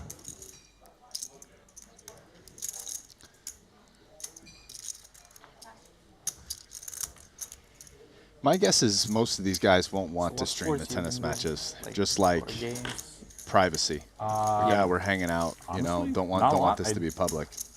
I like to. They're fish. already on these streams publicly, like all day. So great insight. Sorry, guys. Sorry. It's possible. It is- Maybe listen, Griffin I'm will just- try for you, but my guess is it's going to get shut You down. know, I might poke around. I'm guessing it's a no-go. But it's probably a no-go. That's my opinion. Honestly, like hearing this. markets are Bit of farming. Just betting. Yeah. Yeah. I'm in some farming. Good exercise. I like memes. Yeah, I like to cook.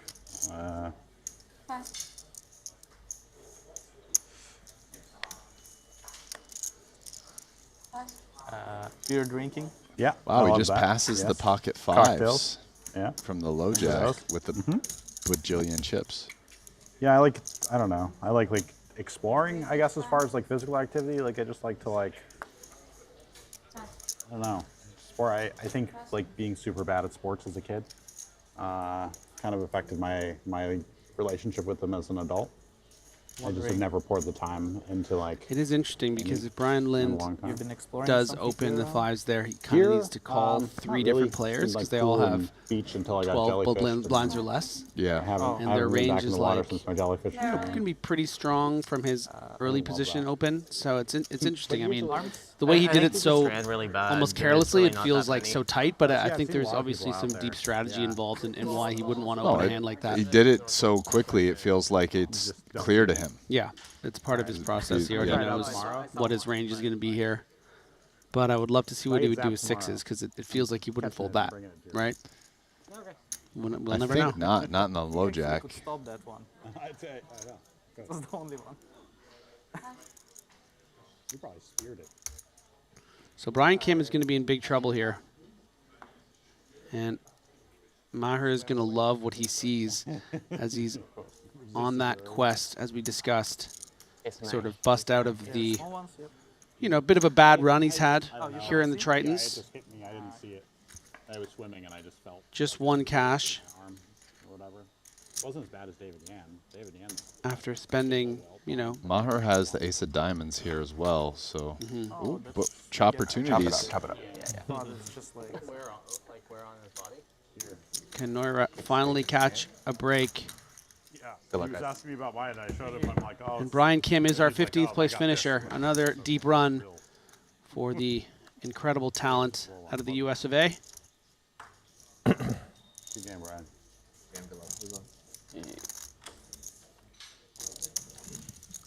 it was just Tyron. Yeah, exactly. He just branded himself. Like before the tournaments, my girlfriend and I went up into the mountains. Thank you. One more time. We walked up all these stairs to this castle, saw this mausoleum, and yeah, I like that kind of stuff. More just kind of being in nature and getting some physical exercise, as opposed to I do so much competing all the time. I mean, this is good sport. Sportsbet.io. It is the perfect platform for every punter.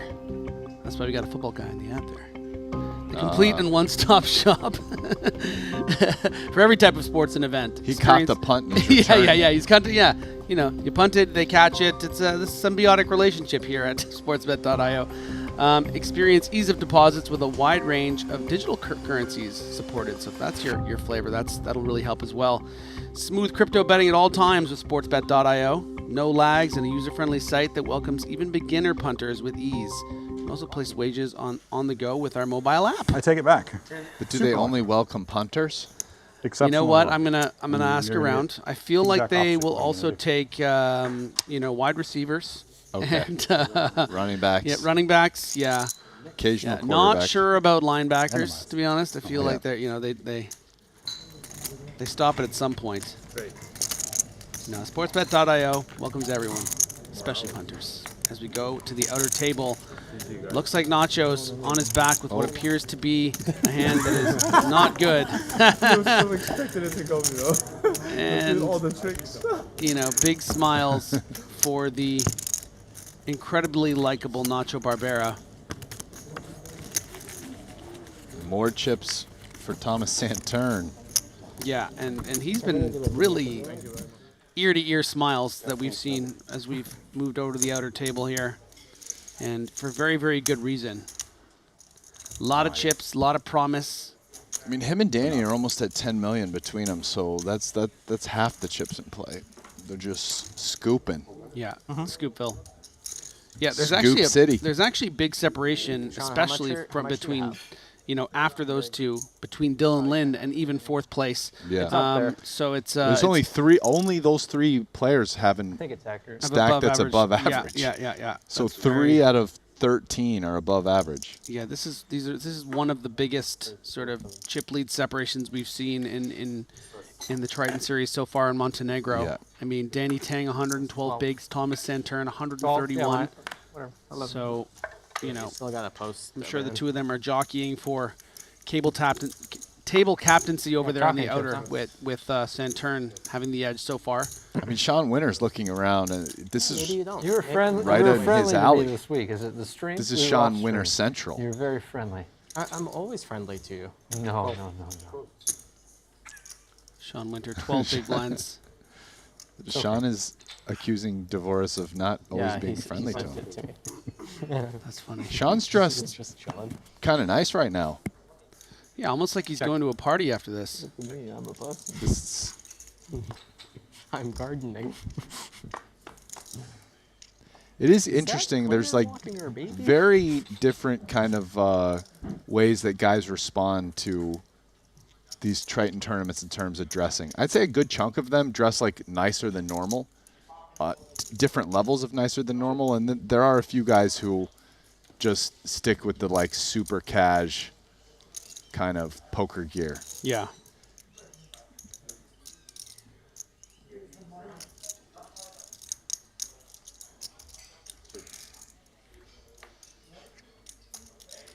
Ooh.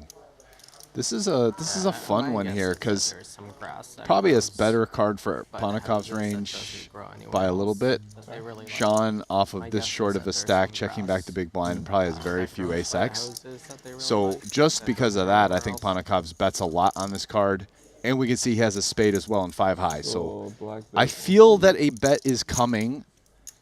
Blondes. You want to bet? They're omnivores. No, I agree with you. I mean, even Yeah. if the flop was favorable for Sean Winter, let's just say he had 8-6 off right now without a spade. This particular card is really making things complicated for him, especially because, he has less than 400K, less than 10 big blinds left. He would have to call a quarter of his stack here. I mean, he is actually way further up in his range than, Sure. He has a bottom pair pretty and big no hand. flush draw. He's open-ended. He has the third nut flush draw, so he will be continuing. To what capacity is open to debate. Because of that range advantage Ponikov's has, maybe he doesn't want to just call here and then have to fold against a bluffing range on the river. Maybe he does just want to shove. I don't know. Well, I'll tell you the benefit of shoving is that on bricks, he's just going to fold river. So if Ponikov's is bluffing, you kind of get to win the hand now. You might actually get him. You probably aren't getting him to fold very much value. Like ace X stuff may or may not fold here to a jam. Probably doesn't much, but it's possible. Like who knows, a hand like ace No warnings 6 from me. How many do I- might end up deciding to fold. I actually think it's pretty close. The only thing you can't do as Sean Winter is fold. Folding is like you should go home. You don't deserve to play the game. If you do deduce that you are just going to fold on every non-7, queen, spade, Yeah, it just really depends. jack gets tricky, but maybe even fold on the jack, and you don't necessarily think Ponikov's is going to bluff those cards, then maybe you should just be shoving here. Because, No yeah. warnings, please. Yeah. Oh no, is he gonna fold? Oh wow, I don't know about that one, Sean. Too much equity. Can't see it. 5-4 off. Yeah, and Sean maybe regretting. But, Ponikov's does tip the cap a little bit, actually, to Sean Winter. I don't know if you caught that, Brian. limp. Yeah. But he said to him, and that's a bit of an interesting comment about the nice limp. Like, didn't seem to like the limp of 5-4 now that he told him. But it's funny because he did compliment Sean. He said, because Sean said 6-5 off, and then Ponnikov's answered right away and said 5-4 off. Good read, you know? Yeah. But maybe it could also be taken as a backhanded compliment because, well, if it was a good read, he wouldn't have folded the Jack 3, right? So there's always that interesting dynamic between, you know, the post talk. Yeah, Sean made a really big fold there. Given That's some red card. 8 of hearts-ish. Do you think it's an issue that it's been there several times? I think it's finding food that it likes and it's just going to be like in our... No, I think it's very temporary. Okay. I think it's just likely that there's something I also scouting that just it likes, and then once another reason why I don't like love fold would be that this isn't ICM starting to ramp up a little bit, but for example, there's no pay jump between 13th and 12th, right? And you know, 13th, 12th, both 184, 11th, 10th, both 209. Sean's pretty short. I do think you're kind of still at the spot where ICM's not extreme enough that you just like fold like just bonkers equity like that. So I think what's interesting is the way that we're kind of able to break down the hand. We kind of realized that call wasn't that great. Yeah. So and maybe we deduced that like maybe shove was the best option, but maybe Winter also felt that way, but he thought the second best option might have been fold and then went, you know, like he just, maybe it was between all in and fold and call was never an option, and then just decided to let it go. But obviously, you know, a little bit of a chip on his shoulder after hearing it was 5-4 off, telling Ponnikov's nice limp. You know, these guys are playing for, I mean, $2.56 million, and everyone is the game is taking from each other, right? There are a lot of issues with call. I agree. I will say that one of the things that's kind of nice about it is you have the worst hand you'd ever call in terms of showdown. So I think you get to bluff like some on as well if it's like he checks turn river. Anyway. So another thing to consider is the blinds were going up. So, you know, Sean really didn't want to lose that 100K. You know, now he's going to have like 8 big blinds. But this 375K at 40K big blind, I don't know if Ponnikov's would have called here, but has called because it is about 7 blinds. The hijack shove from the Japanese Masashi. Ponnikov's calling at the cutoff. Gonna have to fade a club, king, or a 9. Look at all those outs. Faded it on the turn, just one more. Oh yeah, just wants it so badly and doesn't get it. So Masashi going to be our 14th place finisher, 13th place finisher, pardon me. And we are inching closer and closer to that final table. And what is that? It's a tree stand, like for deer hunting. Okay.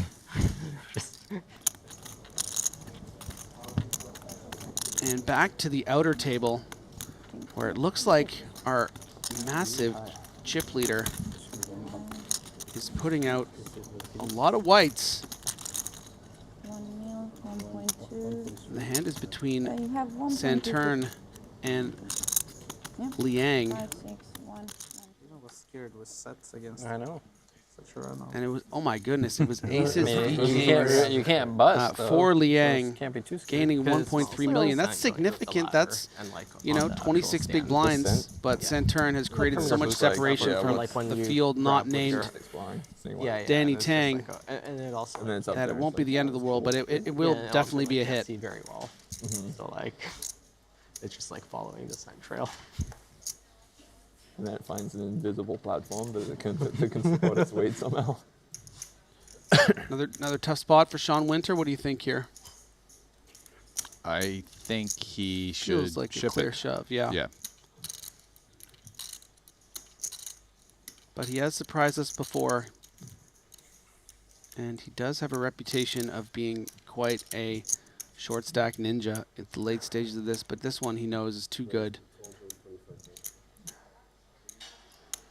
Oh. Dylan.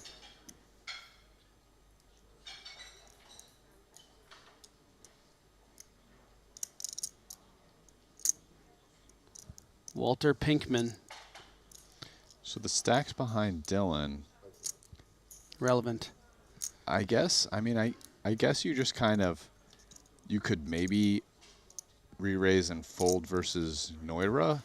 So you probably just click it here, simulating that you could potentially fold.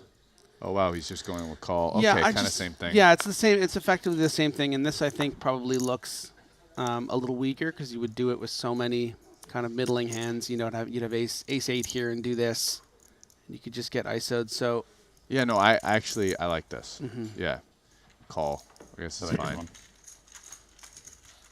Because I guess if you click it to like 400, it's hard to fold versus the big blind though, because Dvoris has 1 million. Yeah. Yeah. Yeah, it's interesting because sometimes they're like so skittish, just like season dependent, like mood dependent. Huh. I wonder if he's just gonna check back jacks, Like it'll just be or he's gonna value bet. Even if it like. It's kind of an interesting hand because I don't know. There's only 145K behind. No, I definitely think he shoves, and the reason because if you do check back and the turn is an ace, you don't want Winter to have a reason to just like fold, and save his last 145 because you could potentially come back for 3 big blinds. I mean, I think a part of him is almost thinking about it right here, but this could be more about a potential pay jump. I agree. I was just speculating, but I agree. I like that.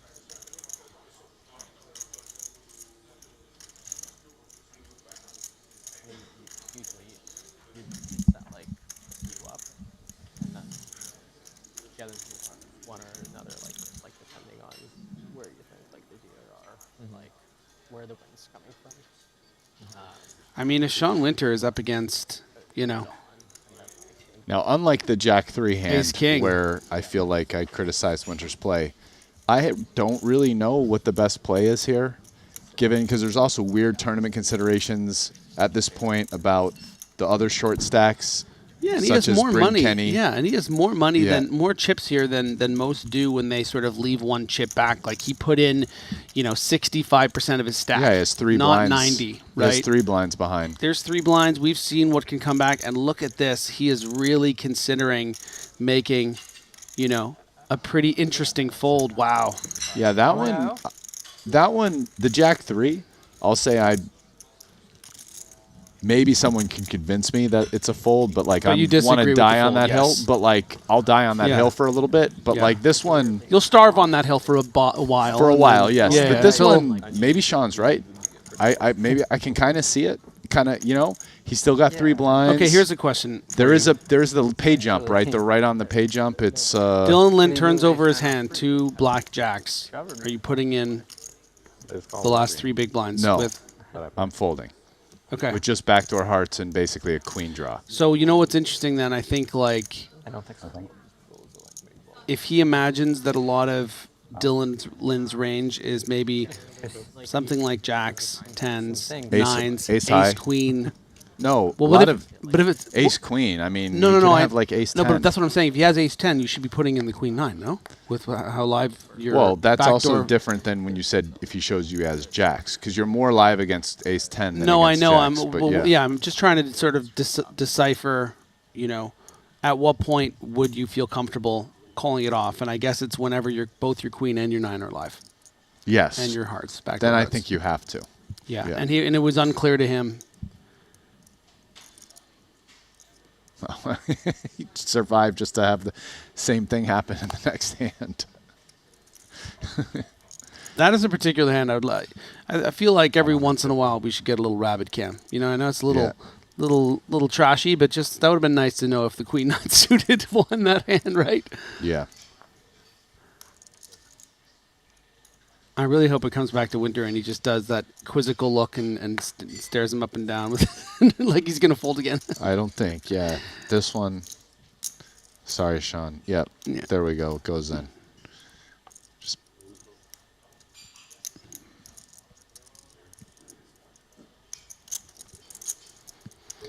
So, the enigmatic Sean Winter, really incomparable. People say so many amazing things about how special an individual he is. Happy birthday. Thanks. Very unique. He is on his last life here. Found a way to stand. Look at that in the window. A 4. Just incredible. Do you see how amazing the Queen 9 fold into the Ace 4, possibly winning, definitely winning versus Ace Jack? That's the craziest. That's crazy right there. I remember it was a few days ago. People were talking about golfing with Sean Winter, and they would say that he would be down by so many strokes. They'd be playing, probably for money. I didn't hear the details, but down so many strokes, and then suddenly out of nowhere, he hits a shot out of the trees that'll go in the hole or something. I think I was with you. Yeah, I was with you at the. And how he's exactly like in golf, like he is in poker. And what is he like in golf? It's like, you know what? It's a lot like poker. Yeah. Like he just hits it into the rough, and then all of a sudden, just a shot out of nowhere just sails through the trees onto the green. Yeah, and look, he's now in 10th place with 8 big blinds, and he's going to have a pretty good chance to get some, not just some pay jumps, but these things can shift pretty quickly, and he can go on a little run here and make that final table. Bryn Kenny is our short stack. I'll tell you what. Here's the thing, though. To be fair, because I was very critical of him in the Jack 3. I still agree with that. But I don't think you were very critical. I think I was critical. How about I was just critical? Not very. You're right. The thing about it is when you're out there surfing on the wall, on the edge of the wave, in the place where most people don't surf, even in this, and you're making big folds, you're making big calls, you're kind of doing some weird stuff that makes him Sean Winter. He's getting it right more often than not, but you're just not going to get it right every time, Right. But the thing is that Sean is thinking about these spots a little bit differently, and he's willing to kind of negative way for me, but in a positive way. do things that maybe seem unintuitive, non-obvious, different than what other people would, and it's really cool to watch though, because it's like you can get a lot of ideas out of it. And he has an acute awareness of what the worst case scenario of a hand like that looks like. And he said it. He said 5-6, 5 off or 5-6, And to find out it was 5-4, it almost seemed like it annoyed him a bit because that was maybe one notch that he didn't expect him to limp, and he let him know, and that's so interesting to me, because it's like their process is so refined, and it's like it was almost like he was annoyed at himself that he didn't think he could have 5-4. It's really, really great to watch. Daniel DeVoris now putting maximum pressure on Ponikovs. Yeah, no, so when you see it, it's like the weird alienness of Sean Winter. It actually comes from how good he is at what he does, and he's kind of going down these branches and probably making some assumptions, like, maybe my opponent might not have these or might not bet these a certain way, and it's kind of leading him to almost try to make exploits. Yeah, and that's kind of part of it, and he's getting it right decently often. Look at the results. Life is so valuable, as Ponikovs has this big decision and might just do it. He's going to call the 20 big blind shove with ace-5 suited, expecting maybe hands exactly like king-queen, like a king-10 suited, maybe a queen-jack suited. Finds the call for that 20% little edge in the percentages. Wow, I'll tell you, this is a big call. This is a spot where this call is a little wild, but this goes to show that Ponikov subscribes to the same thing that I've been preaching, which is the risk premium right now is not super big. Yeah. And it's a good time to gamble to win chips. Okay, so now he's going to be short, but if he wins this pot, he has a bunch of chips at a table with people that are short, and he can try to chip up to make a big run. Drawing dead to the queen. 3 in the deck. Can Ponikovs? No. And now, listen, he's not out now. He's just short. 10 blinds. Yeah. Right? So I think it just goes to show one of these things where this is a part of the tournament yet where it's not like super extreme ICM. It's okay to take maybe slightly plus chip EV spots. Right? If you think about the future games scenarios right here, the times where he wins that pot and now has $2.5 million at this table where he's tied with Dylan Lind and everyone is short, that's pretty sweet, right? So and the times where he maybe loses here and goes out, it's like we're still 3 or 4 people off the final table. So it makes sense to me because ace-5 suit is not doing that well against the shoving range, right? I mean, like, okay, it's over deuces, 3s, and 4s, but he might be shoving 6s. Yeah, he like, sort of deuces through 7s, and then you know, a lot of those Broadway combos. The kicker on the ace-x offsuit stuff, I mean, the 5's kind of low. So it's a disaster when it's ace-8 off, but I don't know if ace-8 off does shove there. Yeah, right? no. So it's interesting because if no like better ace-10 aces off, shove, no. they might induce how about ace-7 suited? Right. Ace-4 suited. But the thing is, let's say you're dominating, you chop so much, but you chop less against hands that dominate you. Right. So it's like ace-7 suited or ace-8 suited, like, are fine shoving there. Dylan Lin been pretty solid here on this feature table. We saw, you know, what felt like it should have been the elimination of Sean Winter, but only made 225,000 chips with those jacks. Now raising with the ace-queen. What's the most enjoyable? It's also just kind of fun to see really great players with, I mean, listen, their chip stacks are quite different, but there's some different attitudes to surviving between both of those plays. We've seen Sean Winter agonizing over 3 big blind calls and 15 big blind pots, and Panikov just calls off 20 blinds with ace-5.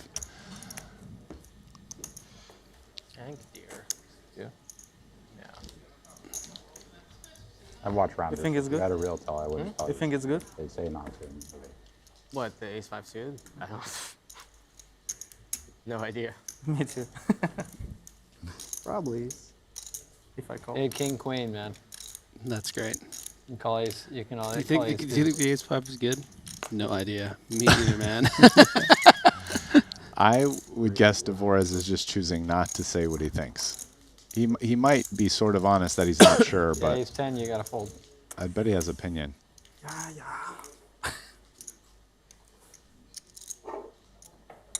Don't make it too complicated.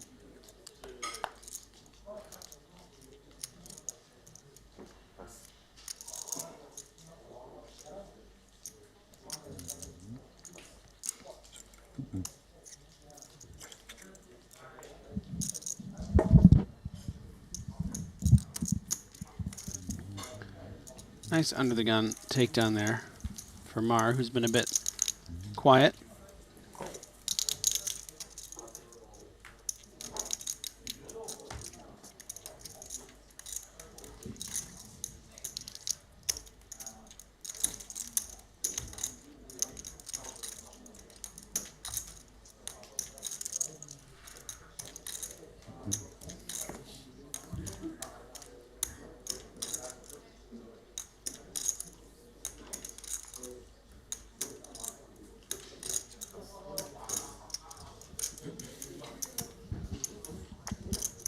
Oh, this is interesting. Somebody in chat made this comment. Even against jacks, he was getting the right price to stick in the rest. 150 to 875 needs 17.1%, and he had 17.7%. Well, I'll tell you what, that's close enough that with the risk premium, you'd rather keep the 3 big blinds to go all in another pot than like be like 17.7%.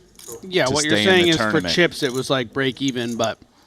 It was a very slightly plus chip EV. No, I know, but like a spot where you lose most of the time. Pretty much, yeah. Yeah, it's actually, thank you, Sandy Sanchez, for, but you've actually really proven the point that it's a fold, because if you actually think about that in terms of having any kind of risk premium on the chips, which there is some at this point in the tournament, it kind of shows that it's actually a pretty clear fold. Whereas it also goes to prove the point that if your queen and 9 are both live, I'm sure your equity is much higher than 17.7.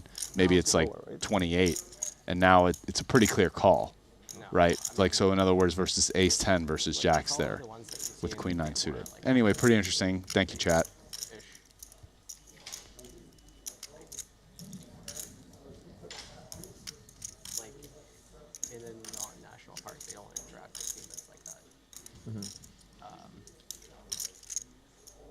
Like they're just just like way more skittish. A little BVB action here. Maher with the top pair. I don't mind this check back. It's Cheeky, a board. It's a board you don't crush. Sometimes it's nice to trap. Don't want to just always trap with a jack. Trap with a queen. But if they're just like casually strolling along, like eating grass, and you try to keep pace with them. It's a spot where also you probably want to tend to have your overall range take like on the average less aggressive lines versus somebody that covers you comfortably.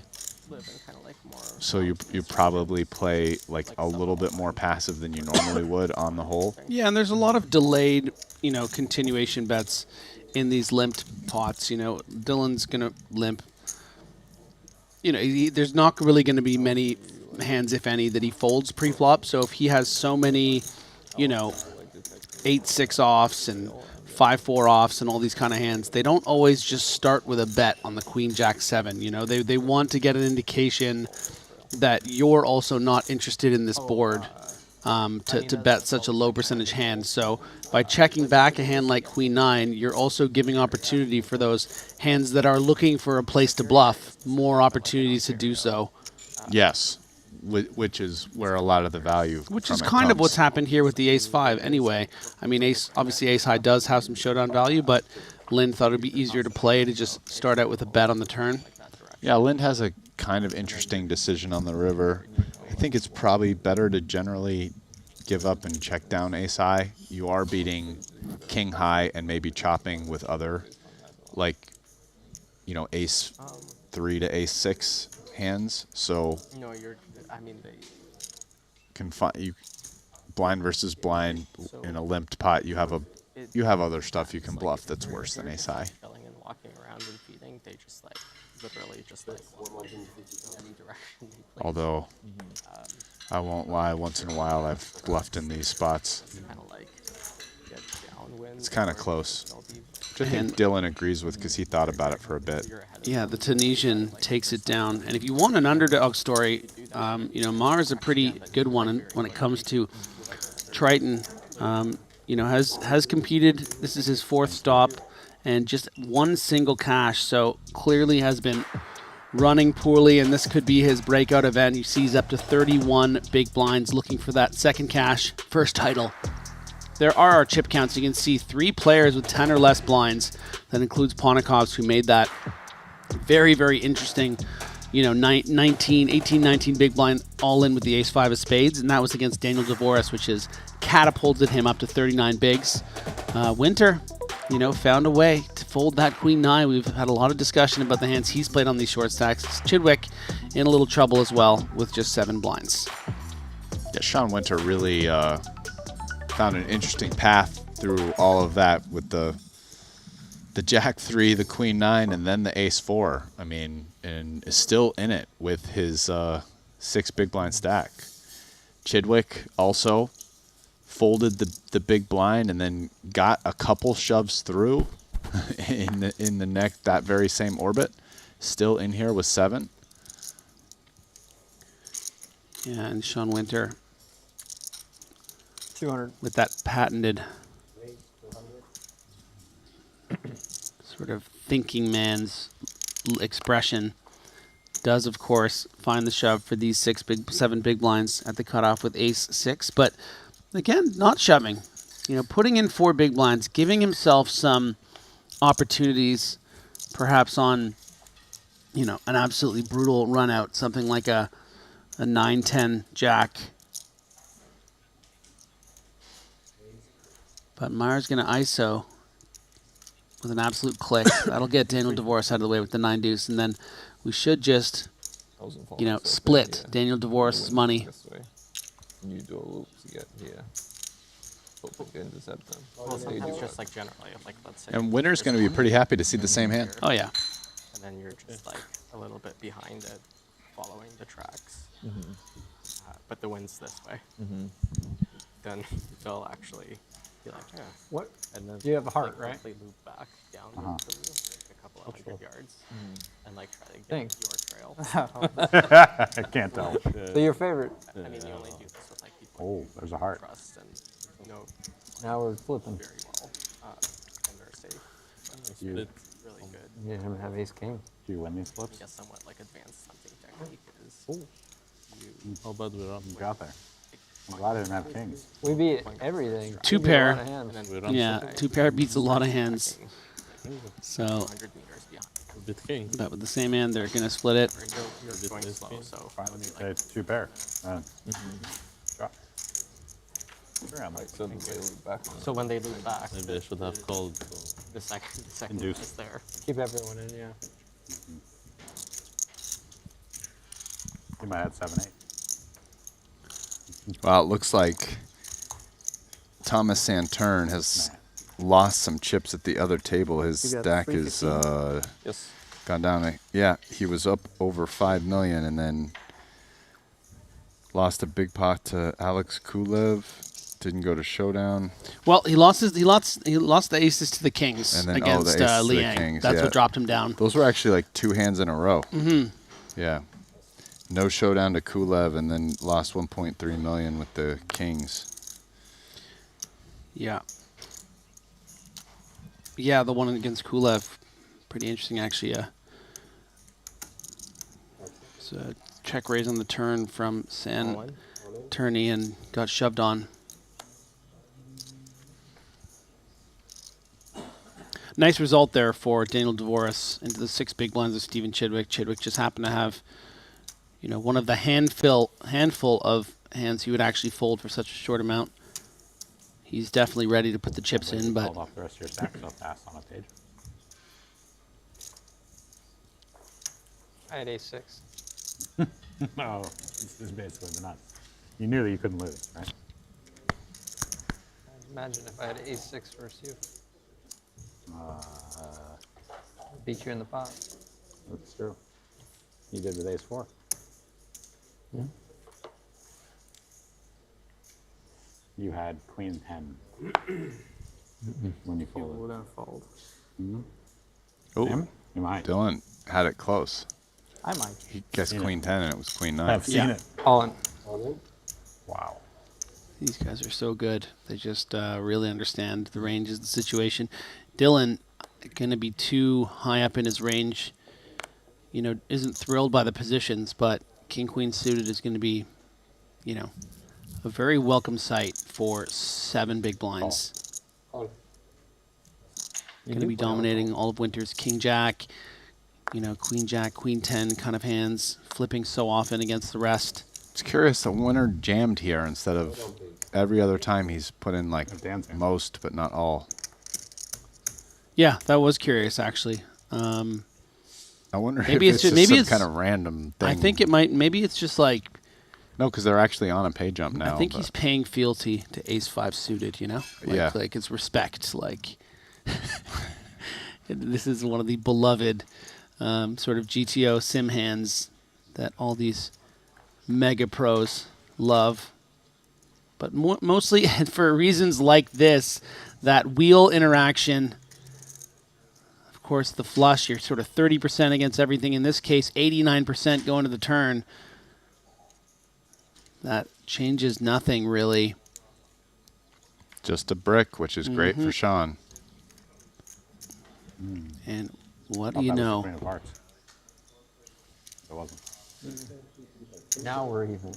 No, now we're not even. I gave you Yeah, a bunch you of were. walks earlier today. No, we're not. You needed to. 25, 25, 20. You had to.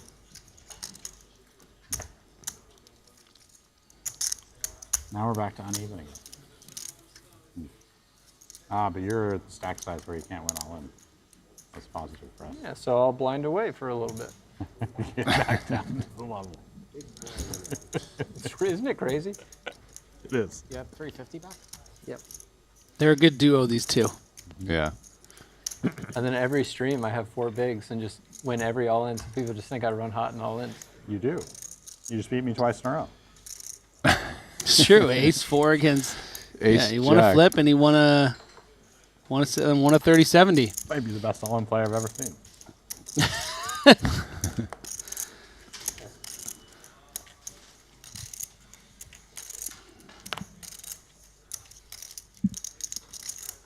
I am with 4 bigs for sure.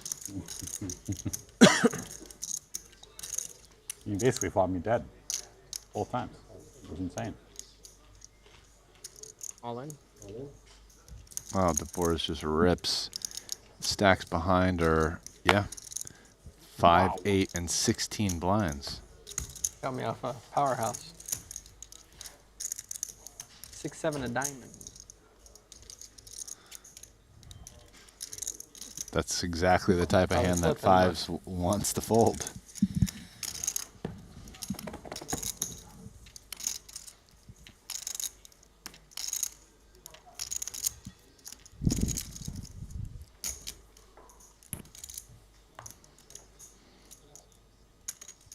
Are you going to Portugal after this?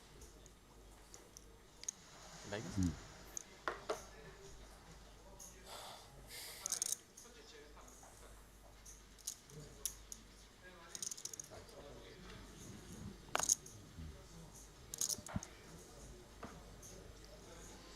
Wow, Chidwick is really in the danger zone. AC, 5 blinds here. Danger zone. I mean, there's like 10 floors above, or like 6 floors above us, right? Into the danger zone. 3, I don't know. Yeah. Oh, World Series starts right away? World 130 Series starts right away? Oh, wow. Sean got some Mixing it chips up, and he's, yeah. he's coming at Dylan. Wow, and it's working. 2.5. 100 2.5-ish X. Yeah, this one. Half of my time mix. When do we get Sean is so pleased into right the now. yeah, into the table chip leader, but They feeling were the- just like verbally jousting with this hole. We're even, we're not even, this and that. And Sean, look at it, he's like smiling. He's very happy. Harder decisions are when you have less. Medium. But this actually actually get not more. like this, right? The big stacks lose their time banks. Punishment for not stalling enough. I mean, Dylan and Lynn can give it back, you know? They're both sort of I've used quite a bit of time banks. talking in a funny way about the hands they played and all this sort of stuff, but I would be a little bit wary of how Sean Winter might use that sort of table talk stuff to his advantage, you know? Like, it's not just, he is, I think, planting something a little bit when he says, oh, I gave you all those walks earlier, you know? Like, Yeah. you know, I remember I gave you all those walks, and then the next time it's blind on blind, he raises with 10-5, you know? Yeah. And gets a very quick fold. I mean, listen, Now he Dylan had now 9-2. now he gives him a look when he folds the button. Yeah. So I think there is some of this, Funny, I some had stuff 7 here deuce going again. Maybe it is a tell. where you're getting a little bit of an insight into, you know, some little intricacies. One more orbit, of we can probably get a hand again. Of Sean Winter. Yeah. Maybe 2 orbits. Depends if you And his ability to survive off of sub 20 blinds. He's 10-3 in the good. Yeah. Yeah. I'm all in. I messed up. Double. Double.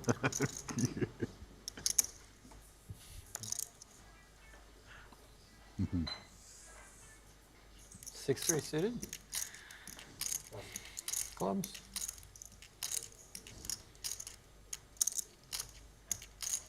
Oh, Ponikovs.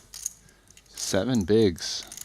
Ace deuce off. The deuce super ugly, but the ace really pretty. Nice. Mucks it. Have only this. Screw this hand. Ace deuce never wins. I don't know if I've ever seen ace deuce win. I'm gonna have to think about it. Which hand? 10-8-9 ace. Okay.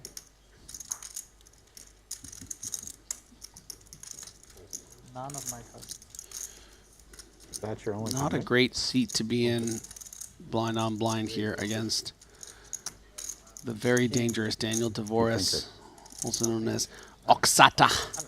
I had made a bad fold. As what? I could've shot 3. Oh, Oksata, yeah. Yeah. I don't know what it means, but it sounds cool. Gets the people going. OXATA.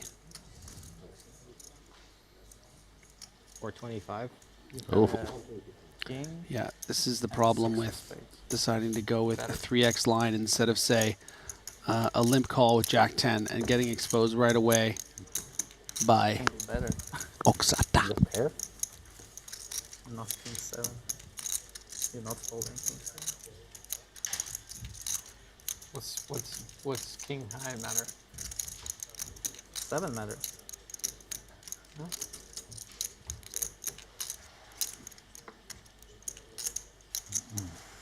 Sicko. Weird spot. Agree.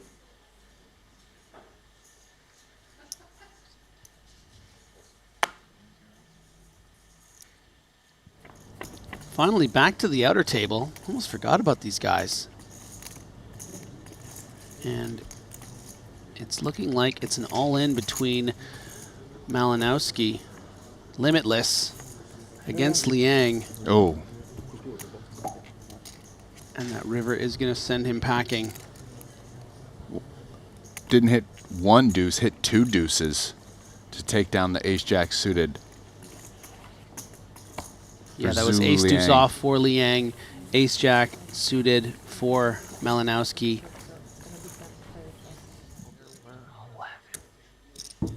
And quite unlucky. It looks to have raised the ace jack, and Liang from the big blind 3-bet called off for about 14 big blinds.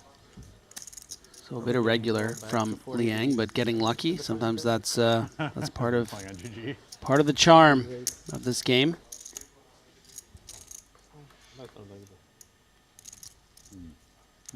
And Chidwick finally forced all in. It doesn't get much worse than this. Not even a backdoor club to his name. Gonna need something like a 6 or a 7 or a 3 to have some sort of hope. That's not gonna do it. And Stephen Chidwick, following Malinowski's elimination, I mean, we're getting down now to near that final table. I mean, if it's a final table of, final table of 8 or 9, Brian? I think we always do 9, right? I think they go at 9, yeah. Yeah, to we do avoid a 9 the 4 for the and 8. 5. Yeah, so in that case, with that elimination of Stephen Chidwick, we just have 10 players left. We officially have final table bubble. And Ponikovs is the one in severe risk in the hyper danger zone. Can we just 7 give big Alex blinds, all of our 10 second ones so 350,000. we can at least have 40 seconds? Sean Winters, all the way up to 800K. He has 16 bigs. Sean Winter was all in for 65% of his stack with Queen 9 suited against Jacks, and he just decided, I'm just going to take back 35% of my chips here. Just keep going. And Here he is. And here he is. Been running good, running hot. As we head back out to the outer again. That's 90,000. This time it's between Saturn and Alex Kulev. Oh, Saturn's really chipped down now. I mean, he's still got a lot of chips, but he was over 5 million. Here he is. Looks like he has 2.3 still in his stack, betting 90K, and Kulev's calling. Yeah, and those of you, if you're unfamiliar with Alex Kulev, he is considered one of the young phenoms of the game, coming from an online background. Has 2.7 million in Triton earnings, 12 cashes, including a really big Jeju with about 1.6 million in cashes. A lot of final tables. And here he is up against the one-time chip leader. The board's reading 5 of diamonds, 6 of diamonds, 7 of diamonds, so a real straighty, flushy board. 4 of hearts, 9 of hearts. Any 8, 3 is a straight, 3 diamonds, so flushes are in play.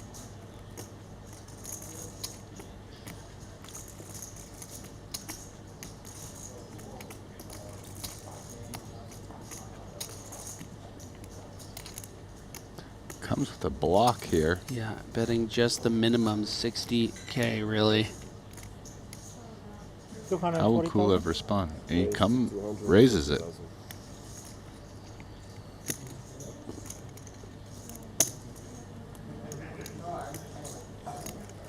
Yeah, and Saturn has a look on his face like he might not do what his sweater wants. He might just not do it. Yeah, maybe. It's very curious. He seemed amused at first by the situation. Now he's looking less.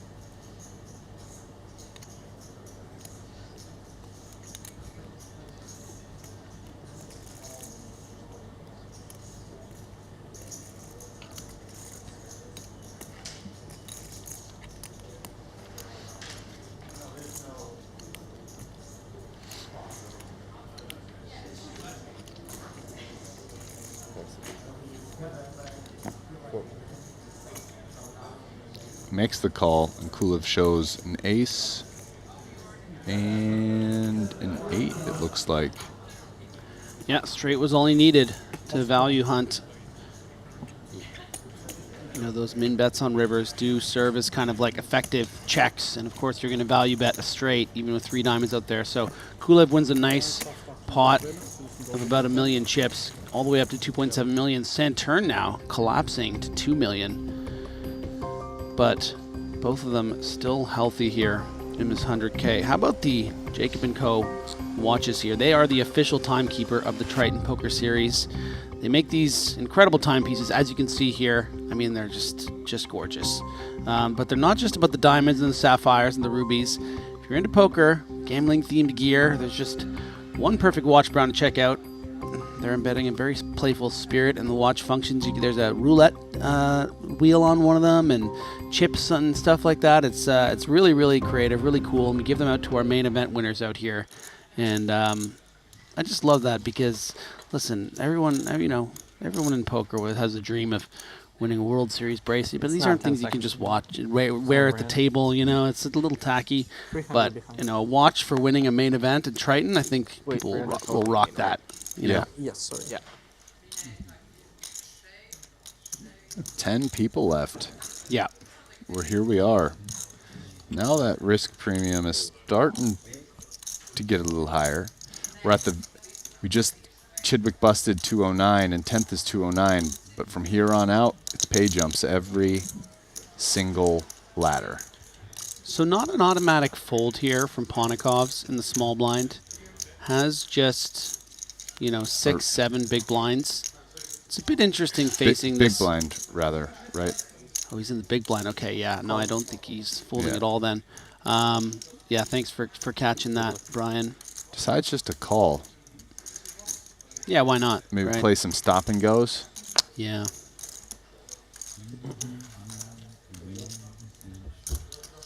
Man, Mater doesn't look thrilled right now. Knows that there's a lot of boards that aren't that great for 4s.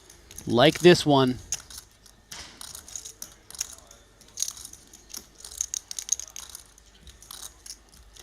Now, as Ponikov's, are you too loaded on this board where you don't want to, potentially fold out something that just doesn't have equity, and you want to give the appearance? Like 4s will still call if you shove here, right? Because you can have Jack 9 and Jack 10 and 9 10. So do you want to make sure you don't get a check back from something like 4s, and then the Jack comes and 4s might fold on the turn? Yeah, it's a good question. I mean, I just don't think he's supposed to just ship everything there, right? So you're finding some hands to check back. I think King 9's a pretty good hand to check as Ponikov's. Yeah. You're probably not supposed to do too much shoving. Yeah, I agree with that assessment. At this stage, though, your designs for this hand really aren't going to be about putting in any more chips that aren't everything. So, recognizing it would be too suspicious.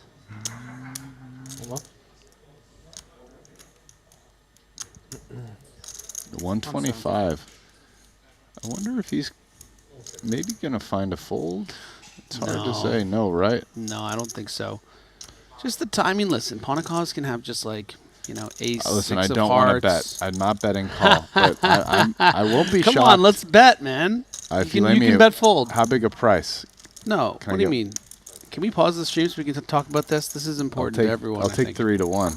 You'll take 3 to 1 that he folds on $100. You fold? Is that what you're saying? No way. Oh my God, you would have won money. Oh, we were so close. I would have taken it. You would have won 300. Yeah. I didn't think at all that he would have folded. Wow.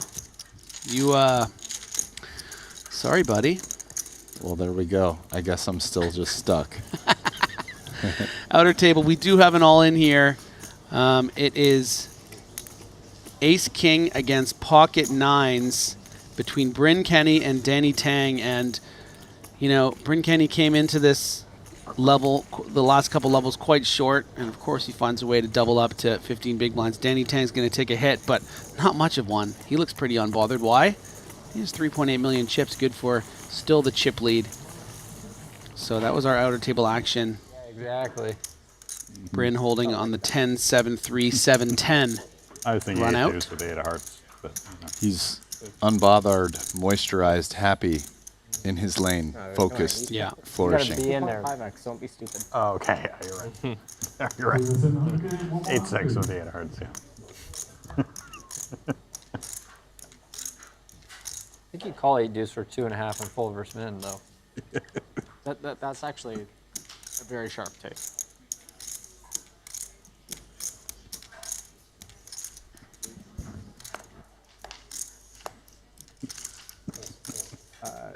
Unless there's a dead small.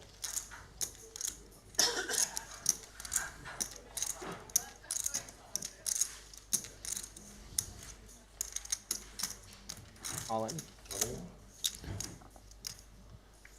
Just ripping it, grip it and rip it. Dvoris into 11 and 16 big blind stacks. Ooh, Sean Winter.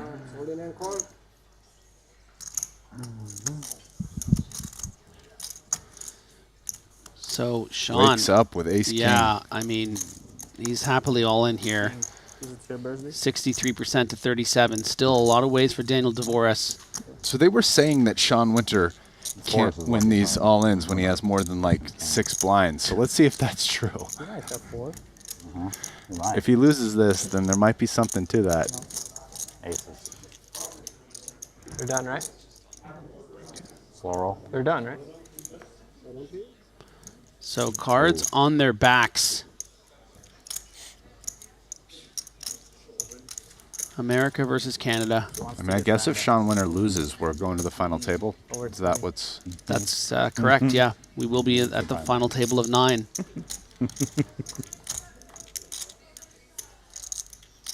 King in the window. Oh my goodness. Disaster I have over strikes. 10 I know. over 4 bigs. I'm fucked. I know he has 2 pair, but yeah, he's really in bad shape. 83% to 17. Gonna need an ace and king on the turn. Doesn't come 1 card away from being our 10th place finisher. Such a fun player to watch, just maneuvering, finding a way, and yeah, no. Paired the wrong card on the flop for Sean. Yeah. So Sean Winter is going to bust in 10th place for 209,000, a little over 2x his buy-in, because all the big money's all up top. Yeah, maybe then I double up. All the way up to Maybe then I double up. 2.6 million for our winner, as we have now reached our final table. I mean, only pay jumps from here on out, as I said. Next one's 255, 342, and then only 100K plus as a jump after that. So, I mean, even second place, 1.73 million. It's a big... like, that's a nice little second place. It's real right nice. there. It's real nice. As we take a look at the chip counts on that table that will now be folded into one single table. Dvoris, 66 big blinds now. Dylan Lin with 38 was just sort of chilling most of these last couple levels. Had some great little banter with Sean Winter. Maher, 26. Ponikov's short, 10 big blinds. But yeah, that was a great couple levels, Brian. I mean, I really enjoyed that. I found Sean Winter's play and banter to be really interesting. I love the conversation between some of the players. Yeah, him and Dylan in particular. Yeah. Dylan and him had some back and forth. That was nice. Yeah, but it did feel like, and oftentimes I think we'll feel like this where it's like, oh, I wish we could just sort of feature both tables at the same time. We kept on going to the outer table, so much action, but now that we're combining, we do get everyone. We get to see Danny Tang. We get to see, how he's going to manage to see if he can extend that Ivan Liao Player of the Year lead. I mean, if you look at the standings right now, he is first in chips with 3.775 million at 76 big blinds. Liang right behind him. Dvoris in third with 66. Kulev seemingly playing really well with a 2.6. Listen, Centurn? Yeah. We're fixing that up for you. Yeah. No more anxiety about missing out at what's at the other table for you, Thank for you guys at Yeah, home. yeah, yeah. Okay, they're probably gonna break it soon, so they can draw, and we'll get to see, and we'll come back and discuss the table draw and all that fun stuff. We're gonna have a longer break than sort of usual. We're gonna have 45 minutes here as everything gets going. So maybe go get some dinner or something like that. But please come back for the 100K final table. Almost $2.6 million up top for the winner.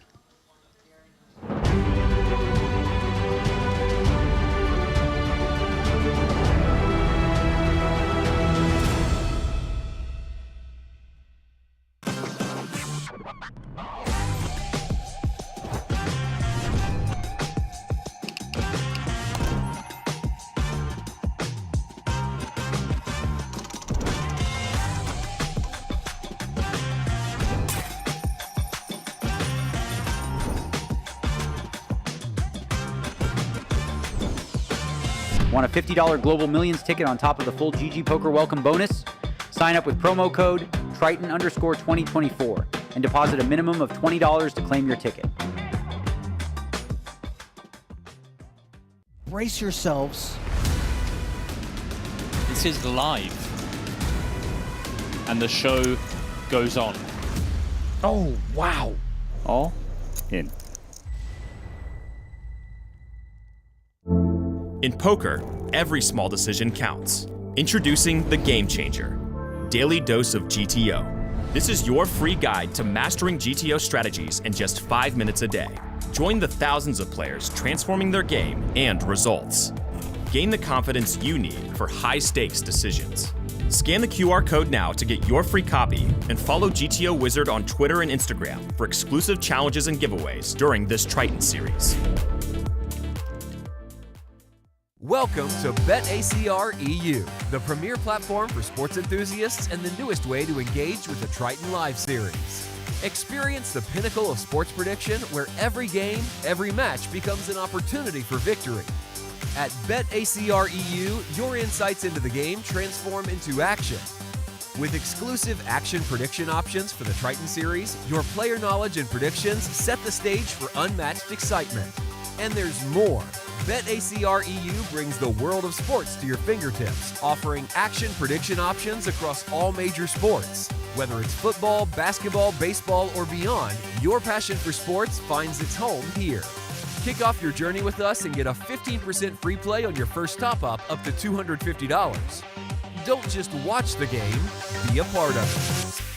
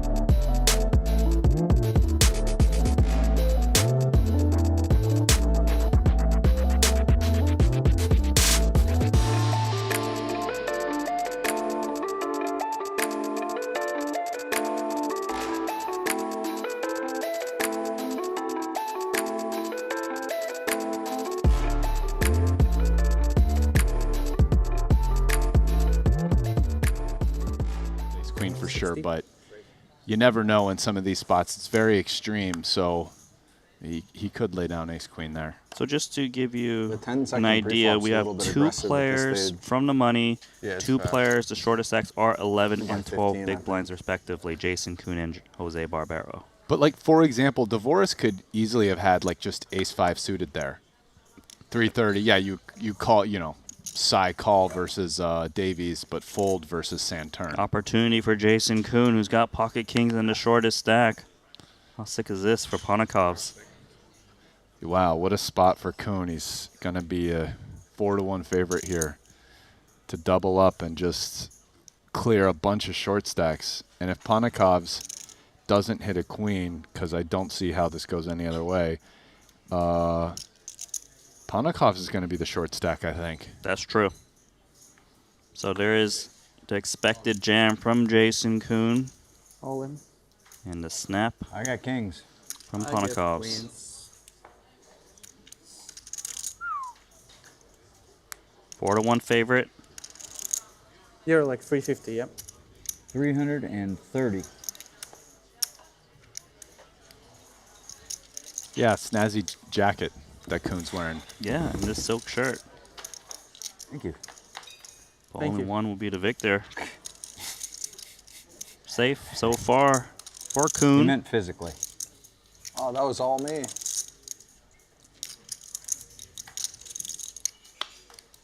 Oh, God. Not like this. Wow. It's not over yet, though, Kuhn. You still got one more card, 2 outs. Not this time. GG, Jason. And with that elimination, Brian, stone cold bubble time. I would have felt dirty if I defended there. For some reason, I felt like I'm winning.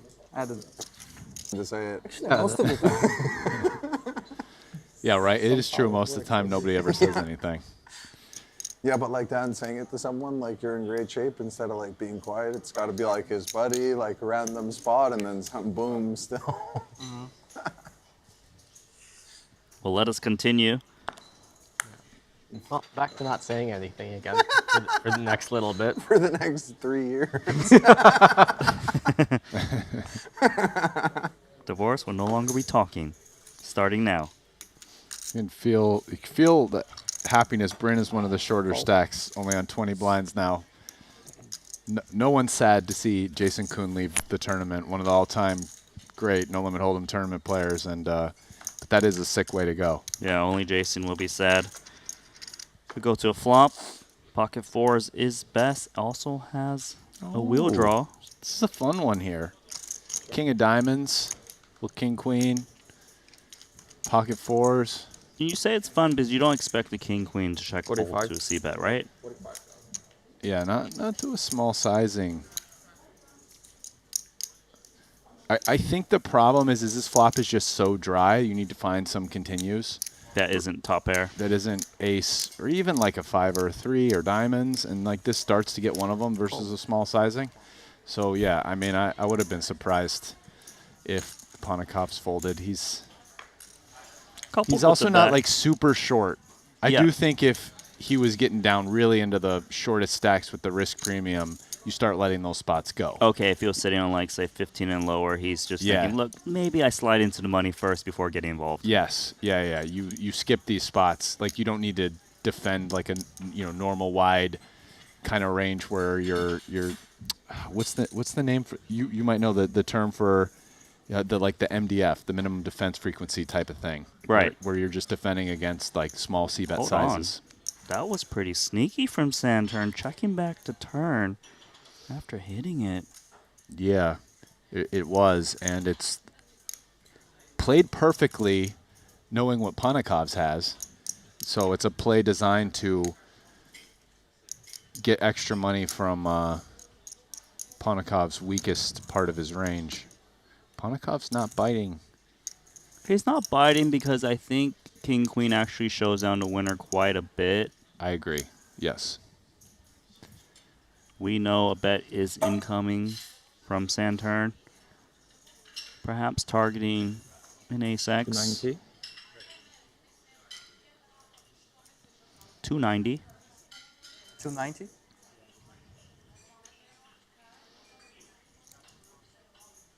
This is actually a slight overbet, isn't it? It is, yeah.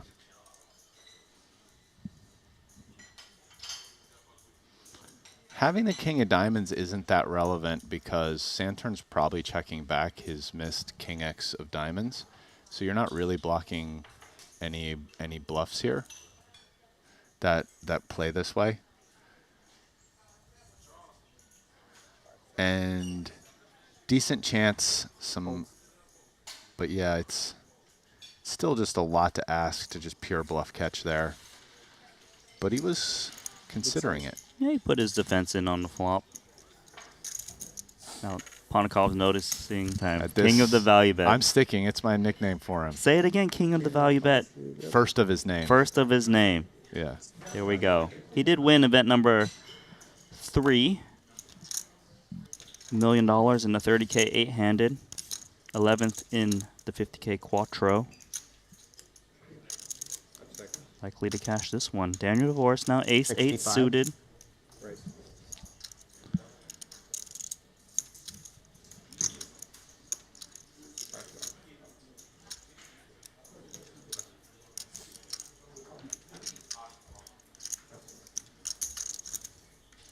Oh, this is a hand he can very well go to Value Town with aces.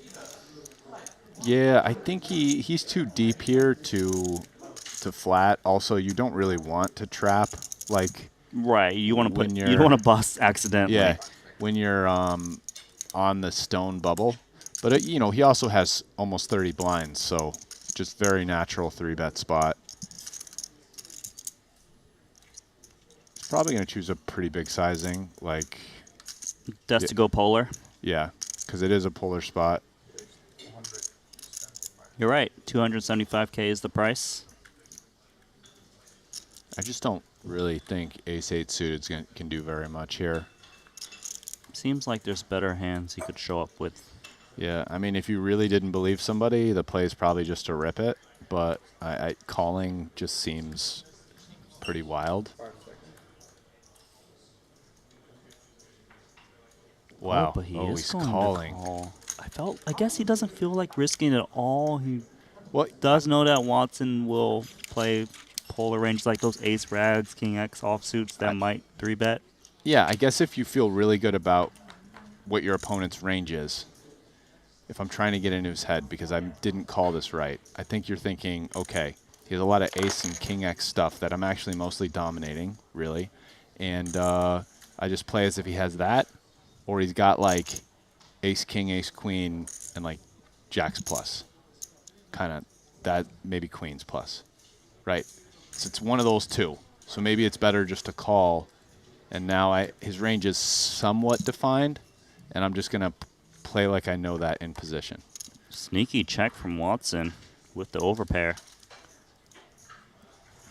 Yeah, the check is going to be some 4X stuff and aces, and then a He's got, like, the few Murakami, potential give-ups. Maybe like also like an ace-3 of hearts. Check jam. So it does go check I would on never the expect flop. to like go into Devoris Montclair having an shop, ace like, is in Tokyo kind is of the last bad place for I would think of, but I him was just figuring walking out by that on the Watson street, has aces, and I saw, which like, is a this big and part this of other his jacket that I check love, and I range was there like, in terms of value. Yeah. They have a lot of stuff like only Japan. Yeah. Oh, wow. Watson going for the double check. I need to go and fill up 2 suitcases. He's sneaky. It's like I haven't been to Japan for long I enough think to go Devoris shopping, just so, like, checks again my here. wardrobe is Probably. just You're just still ahead of the ace and king X stuff, right? Right. And I'll get back if there you're in the not next- ahead, sometime your in the next opponent's 6 definitely months. not folding. Yeah, You don't really want to get check raised. You could exploitively. Watson's just not the guy I'm exploitively making a small bet there against. You know what I mean? Korea, wife was buying a lot of cosmetics there. Yeah. It's supposed to be like one of the best. Now I think against As well, like some the closets. check, When you check. came in with the 5 suitcases I and think things if you're went over, Watson they here, didn't care, they just let you go.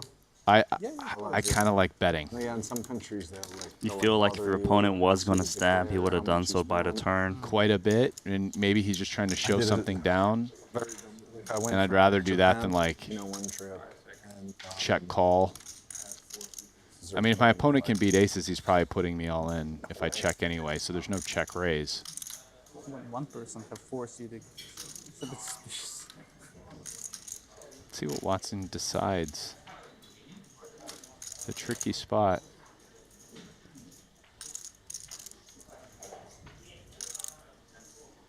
Looks like he will be betting. I just don't see how. Well, actually, Devoris could think about calling, actually. I guess his 8 doesn't play, though, which really sucks for him. Right? He's actually chopping versus ace deuce. That's a good point. Yeah, so. So he's out. Watson. Gonna play 1.2 million now. Couldn't get a single extra chip from Devoris. Tried his best. 2 to 3 times a year when I can.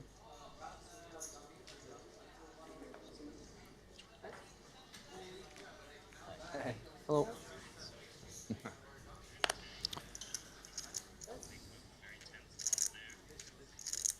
Ace queen for Davies. 15 big blinds to start this one off. Exact same? Or very similar? Someone at the table is listening to the stream. I think I heard your voice. Heard my voice. Like, ooh, where'd you find this? Did you get this Do you from blame my him? room? I mean, no.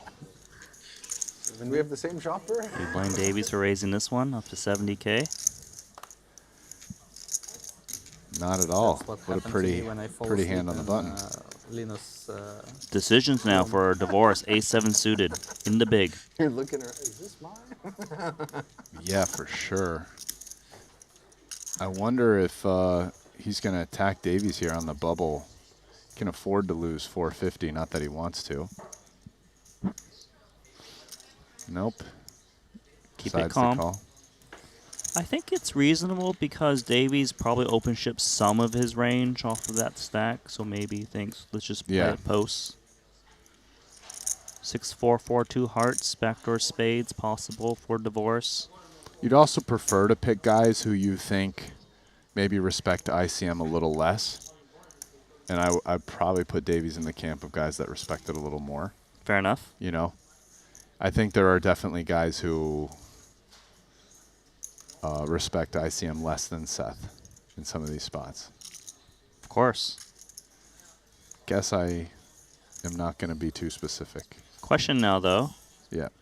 What do we do with ace-queen? Looks like his check back, as he is covered on the Stone Cold Bubble. Turn card is the queen. Great card for Davies.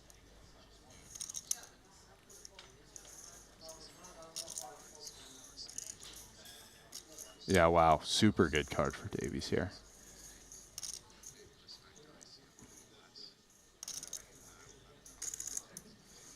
I almost wonder even if Seth, like, it seems pretty reasonable to either bet or check here.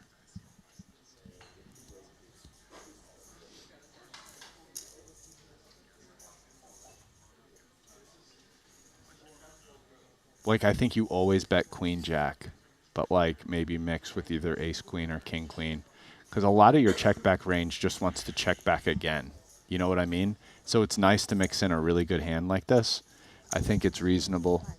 But I mean, like, obviously betting is two because your hand's good enough to bet two streets. So, you know, I'm not trying to say like, oh, he should definitely check. I want to ask you a question though, Yeah. Ras, because you mentioned you should be betting queen jack and maybe not the king queen ace queen as much. Is it because queen jack's a little bit more vulnerable? Yes. The king queen and ace queen have coverage versus the overcard, and maybe Divorce doesn't 3-bet jam king queen, hard to say, but he's definitely 3-bet jamming, like, you know, ace queen. So in terms of like the difference for Seth between queen jack and ace queen, like, isn't that much because Divorce doesn't have the queens in between. You know what I'm saying? Yep. But you're not covering the half of the overcards. They're like red diamonds. Dude, it's just hard to have. Diamonds. Yeah, exactly. You got all the kings. And Kenny's saying he's got a friend that's a curator of jewelry, which would probably in line with Yeah, it's pretty much only king queen. what I saw him wearing around his neck. Meanwhile, Santurn, queen 10 offsuit. I think so, yeah. King jack backdoor. Do you even raise king jack backdoor? Probably not. That's a pretty one. For Ponkovs. Yes, it is. And I think it's just a pure call here, given the stack size in ICM. Pure call's nice. You get the queen 10 involved as well. Yeah. Although Ponkovs hasn't acted yet. Call. Yeah, but again, this is a spot where I think his 3-bet range is just like ultra polar. And nice hands like this, you don't just attack a late position, even a wide range. Here we go. No one has anything, so let's see what happens.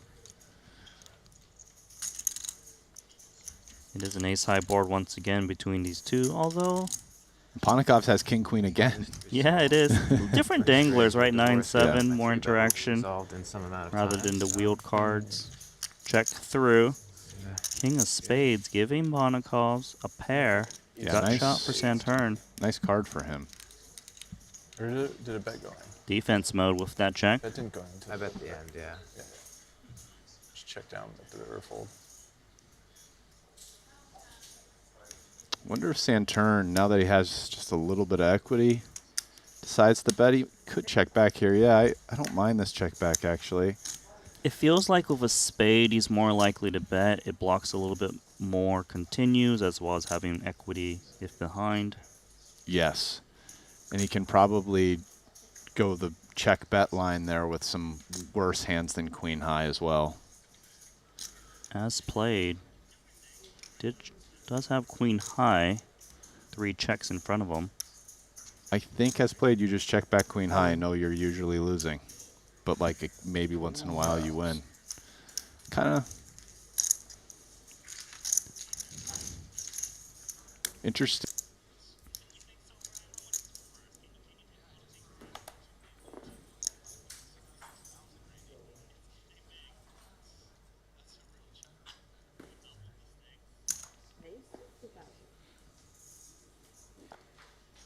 Santurn once again under the gun, Jack 9 offsuit.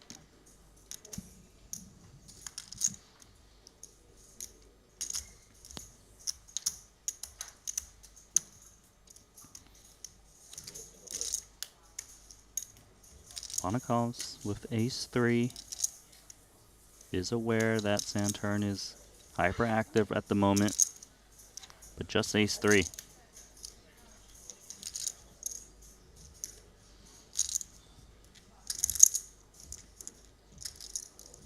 Watson now, suited connector, out of position in the small.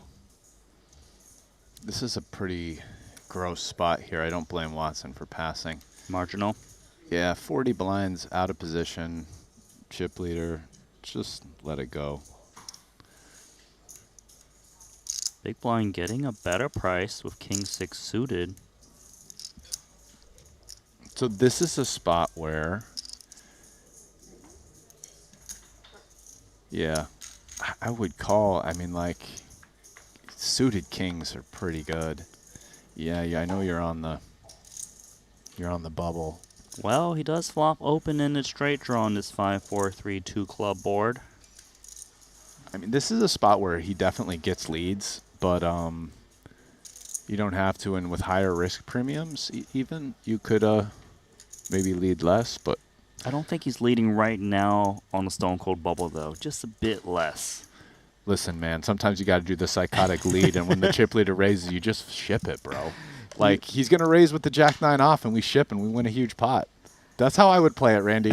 Okay? That's all right. Lost my mind, Randy. That does bring me to... I'll get to the point in a second. Davies here. Got a decision. I just want the chip leader to raise me so I can stick it in his face with king 6. Look, Brian, okay? did you watch a little bit of last night when Ivy reshoved king 8 offsuit? I heard about this hand, so but I didn't see Ivy it. went up to Ali Najad during lunch before today, and he basically said, look, sometimes poker is boring, and you just got to make plays like that. And he says you can use that. I might have not got the word for word, but it was very close to that. He told Ali Najad, go ahead, say it on stream. Listen, man, this is the Ivy. This is the Ivy BS. I can see that shit from afar. Listen, I'll tell you the real reason why I love to play here with king 6. Go on. If you're going to induce and not have like 2 pair plus, you'd way rather make the play with king 6 suited, which has a gazillion outs versus like 10s, than like king 5 suited for top pair, where you're just behind a lot where you get it in. Okay, extra equity. So this is like one of the best kind of like semi-bluff type hands. Look at that turn barrel from Santurn with the Jack of Clubs getting the best hand to fold. Do you get what I'm saying? I do get what you're saying. So like for Nacho, well, let us get back to our featured table where Bryn Kenny's got king deuce. Nachito. Oh, him and Chidwick are at the same table, the 2 shortest stacks. Oh, so they're just waiting each other out. They get to watch each other. Yes, sir. You go first. After you. Big slick for Watson. Look at this guy just playing every hand. It's unbelievable. Does he want action from the 2 10s of the top 2 stack? I mean, on the bubble, you know, no, you don't want it, but I guess the question is Santurn going to 3-bet or flat? It's a tricky spot here. Second ball. I'm curious. I don't know. I'm guessing he's going to flat, but he might 3-bet. He's eyeballing Watson's stack and realizing, well, if I 3-bet, what am I going to do against, say, 40 some on big blind jam. Does decide on raise. I think he folds versus jam, frankly. But I don't know. I mean, we'll find out. We're gonna find out. I think. I think Watson's probably just sticking this in, because I mean, sand turn's gonna 3-bet light here at a decent frequency. With that stack, of course. Yeah. Expecting Watson to play straightforward. But sand turn can be 3-betting light with some decent hands, right? Like Jack 10 suited or whatever. Like you don't necessarily want those hands to like realize. True. Yeah. He's not playing polar from the small blind. Yeah, he doesn't have to be super polar here. I mean, they're deep enough that Watson can flat, so it's not like he's just king 4 off. It's just, 11 3-betting a sand turn. All in. Yeah. Well, the jam's expected from Watson. Now what does sand turn do? This is like a super gross spot because you're normally supposed to call. Okay. So if he calls, I'm not going to be shocked. But is Watson really like jamming a normal range? Like probably not. The guy's got 40 blinds on the bubble.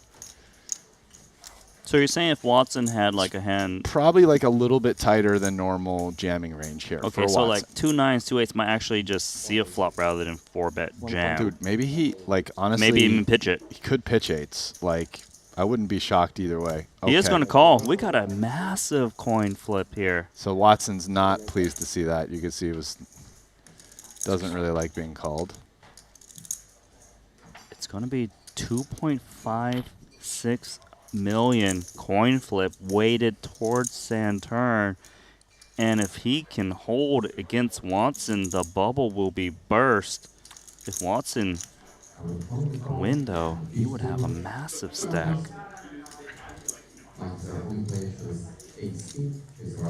Cards on their back. This is a big one, Rasty. Yeah, I have to think this is the worst pair that sand turn with 3-bet call. Like I don't think he does it with 9s, and I'm not even sure if he should or shouldn't do it with 10s. I don't know, but 9s feels like it can't be right. Oh, ace in the window card followed by 2 9s. Watson looking good. 4 to double up.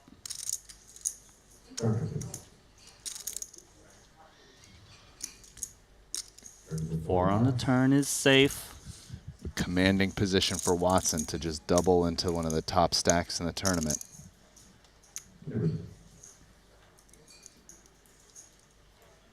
Oh my. Oh no, that is a head shake. That is disappointing. That is just cruel. And Nachito is. Could we cut to Nachito doing some Nachoisms? Because he's probably going to be very happy and talking at the other table for the next couple of minutes. So, Brass, yeah, with that river card, we're in the money. They are. And we are guaranteed $160,000 for the remaining 17 We need to send Mr. Lou, the structural engineer, over there to batten down the hatches. I don't think you want me to be the structural engineer. But I do notice it is a bit unstable. Let's call it.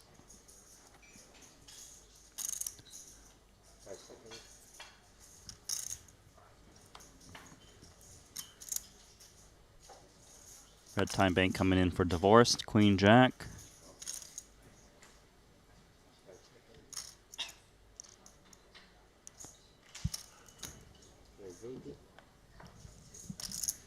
Good for a min-race. Ponikov's looks like he has a hand, maybe? Nope. No, just Jack 6.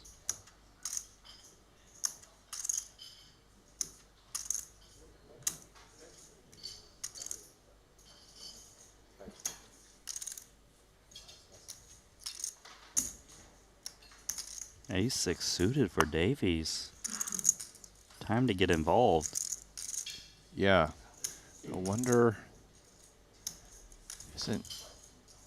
I mean, he's so short. I wonder if he rips it or calls. I'm kind of curious. On. He's stacking. How much is it? 345. Can we be priced in now for Divorce? I think so, right? I mean, he has to call. What is that? 260? 265. I mean, he needs probably like 37% equity. He actually has 42% against A6. Yeah, I mean, Seth Davies is going to have a bunch of smaller pairs than this. Let's see what he comes up with. I mean, I'm not certain. And Divorce is going to be really good at these spots as a exit and go player, so I am curious. I would think I would call, but like, I mean, you don't love it. It's probably one of the worst hands I would call. Hurts his stack if he calls and loses. It looks like he's going to fold, is my read on looking at him. 345, right? Oh, no, No. he's reconsidering now. There Yeah, we go. Okay. Yeah, okay, you called. That's what I thought. Might be the worst, like, maybe he folds queen 10 off. And calls Just queen right jack. on the like, cusp. It's right on the cusp, I think. So Davies does get it in slightly better. 58% equity. A6 suit against Queen Jack. 750 in the middle. Nice. Do you want to know what I really like about this? Go on. I think he hadn't turned his hand over, and someone, it might have been Santern, said, Queen Jack off, and then he showed his hand. How about Queen 7 on the flop, sending Davies immediately turning his chair around? Does he have a chance? He does not. GG. That's it. Good run, Seth. Immediately walking away. Disappointing, of course. Does cash for 160,000. Silver lining. My cutoff. Yeah, my cutoff.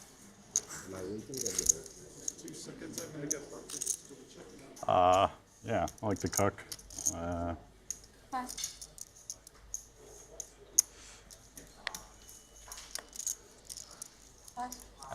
Beer drinking? Yeah. Wow, I he love just that. passes the Yes. pocket fives. Cocktails.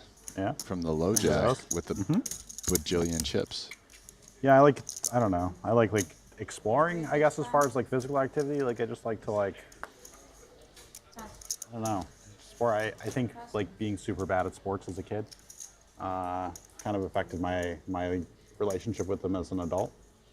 I just have never poured the time into like. It is interesting because if Brian Lind You've been exploring does something open the here? fives there, he kind of Here, needs to call not three really. different players Seemed like because they all pool have and beach until I got 12 jellyfished blinds and or less. Yeah. And their range back in is the water like since my jellyfish. it can be pretty strong from his early position open. So it's interesting. I mean, the way he I did think it he so just ran really bad. almost There's carelessly, really it not feels that like many. so tight. But I I've think seen a there's lot of obviously people some out deep there. strategy involved in why he wouldn't want to No, open a hand like that. He did it so quickly, it feels like it's clear to him. Yeah, it's part of his process. He already Yeah. knows what his range is going to be here.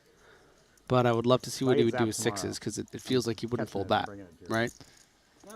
We'll I never know. think not in the low jack. Could stop that one. I know. That's the only one.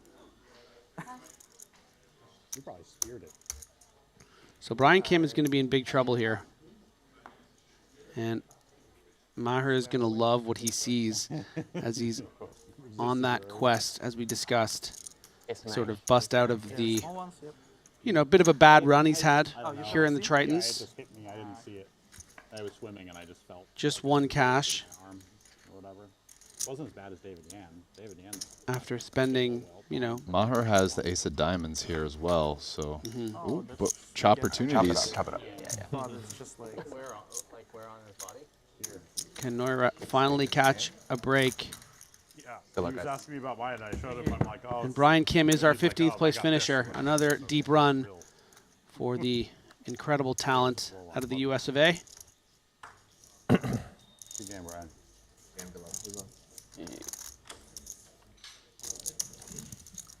it was just Tyron.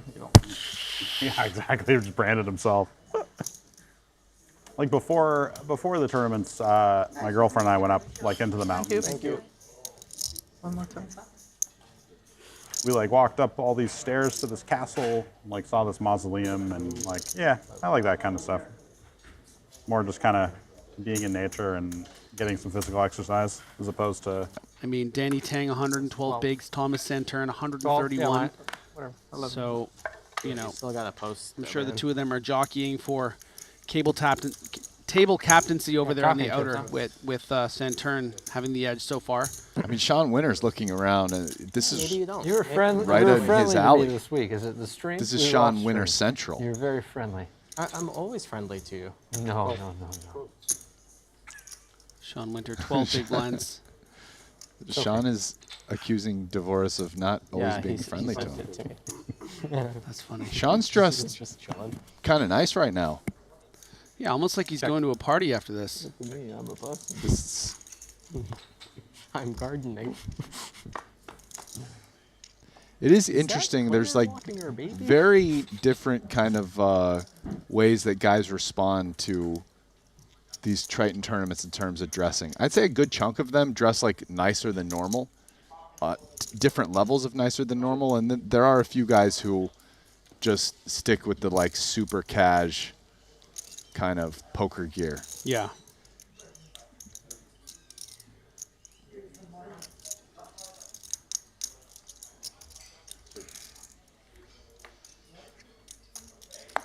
Ooh, this is a fun one here because there's some grass that probably a grows, better card for but Ponikov's houses that range doesn't grow anywhere by a little else, bit. that they really like. Sean, off My of this guess short is of that a there's stack, some checking grass back the big blind, and probably has very that few grows ace by X. houses that they really So like, just that because of that, I think Ponikov's bets a lot on this card.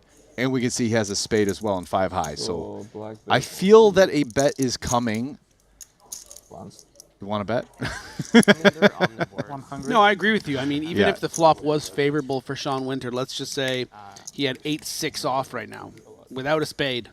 This particular card is really making things complicated for him, especially because, he has less than 400K, less than 10 big blinds left. He would have to call a quarter of his stack here. I mean, he is actually way further up in his range than, He has bottom a pair pretty and big no hand. flush draw. He's open-ended. He has the third nut flush draw, so he will be continuing. To what capacity is open to debate. Because of that range advantage Ponikov's has, maybe he doesn't want to just call here and then have to fold against a bluffing range on the river. Maybe he does just want to shove. I don't know. Well, I'll tell you the benefit of shoving is that on bricks, he's just going to fold river. So if Ponikov's is bluffing, you kind of get to win the hand now. You might actually get him. You probably aren't getting him to fold very much value. Like ace X stuff may or may not fold here to a jam. Probably doesn't much, but it's possible. Like who knows, a hand like ace No warnings 6 from me. How many do I- might end up deciding to fold. I actually think it's pretty close. The only thing you can't do as Sean Winter is fold. Folding is like you should go home. You don't deserve to play the game. If you do deduce that you are just going to fold on every non-7, queen, spade, But yeah, it just really depends. jack gets tricky, but maybe even fold on the jack. And you don't necessarily think Ponikov's is going to bluff those cards, then maybe you should just be shoving here. Because, No yeah. warnings, please. Yeah. Oh no, is he gonna fold? Oh wow, I don't know about that one, Sean. Too much equity. Can't see it. 5-4 off. Yeah, and Sean, maybe, obviously, a little bit of a chip on his shoulder after hearing it was 5-4 off, telling Ponikov's nice limp. These guys are playing for, $2.56 million, and everyone is the game is taking from each other, right? There are a lot of issues with call. I agree. I will say that one of the things that's kind of nice about it is you have the worst hand you'd ever call in terms of showdown. So I think you get to bluff, like some on as well if it's like he checks turn river. Anyway. So another thing to consider is the blinds were going up. So, Sean really didn't want to lose that 100K. Now he's going to have like 8 big blinds. But this 375K at 40K big blind, I don't know if Ponikov's would have called here, but has called because it is about 7 blinds. The hijack shove from the Japanese Masashi. Ponikov's calling at the cutoff. Going to have to fade a club, king, or a 9. Look at all those outs. Faded it on the turn, just one more. Just wants it so badly and doesn't get it. So Masashi going to be our 14th place finisher, 13th place finisher, pardon me. And we are inching closer and closer to that final table. And what is that? It's a tree stand, like for deer hunting. Okay. Then I think like I don't think so. if he imagines that a lot of Dylan's range is maybe something like jacks, tens, nines, ace high. queen. No, well, but if it's ace queen, I mean, no, you no, could no. have like ace 10. No, but that's what I'm saying. If he has ace 10, you should be putting in the queen 9, no? With how live your well, that's also backdoor- different than when you said if he shows you as jacks, because you're more live against ace 10 than No, I against know. jacks, but Well, yeah, I'm just trying to sort of decipher, at what point would you feel comfortable calling it off? And I guess it's whenever both your queen and your 9 are live. Yes. And your hearts. Then I think you have to. Yeah. And it was unclear to him. He survived just to have the same thing happen in the next hand. That is a particular hand I would like. I feel like every once in a while we should get a little rabbit cam. I know it's a little trashy, but just that would have been nice to know if the queen 9 suited won that hand, right? Yeah. I really hope it comes back to Winter and he just does that quizzical look and stares him up and down with like he's going to fold again. I don't think, yeah. This one, sorry, Sean. Yep, yeah. There we go. It goes in.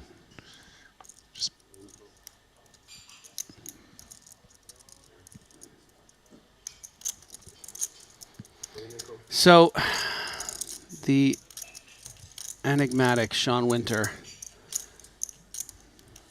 really incomparable. People say so many amazing things about how special an individual he is. Happy birthday. Thanks. Very unique. He is on his last life here, found a way to and look at that in the window. A 4. Just incredible. Do you see how amazing the queen 9 fold into the ace 4, possibly winning, definitely winning versus ace jack? That's the craziest. That's crazy right there. I remember it was a few days ago. People were talking about golfing with Sean Winter, and they would say that he would be down by so many strokes. They'd be playing, probably. Well, I was critical. How about I was just critical? Not very. You're right. The thing about it is when you're out there like surfing on the wand, like the edge of the wave in the place where most people don't surf, even in this, and you're making big folds, you're making big calls, you're kind of doing some weird stuff that makes him Sean Winter. Like, he's getting it right more often than not, but you're just not going to get it right every time, Right. Like, but the thing is that Sean is thinking about these spots a little bit differently, and he's willing to kind of like negative way for me, but in a positive way. Do things that maybe seem unintuitive, non-obvious, different than what other people would, and it's really cool to watch though, because it's like you can get a lot of ideas out of it. And he has an acute awareness of what the worst case scenario of a hand like that looks like. And he said it. He said 5-6, 5 off or 5-6, And to find out it was 5-4, it almost seemed like it annoyed him a bit because that was maybe one notch that he didn't expect him to limp, and he let him know, and that's so interesting to me because it's like their process is so refined, and it's like it was almost like he was annoyed at himself that he didn't think he could have 5-4. It's really, really great to watch. Daniel DeVoris now putting maximum pressure on Ponikov's.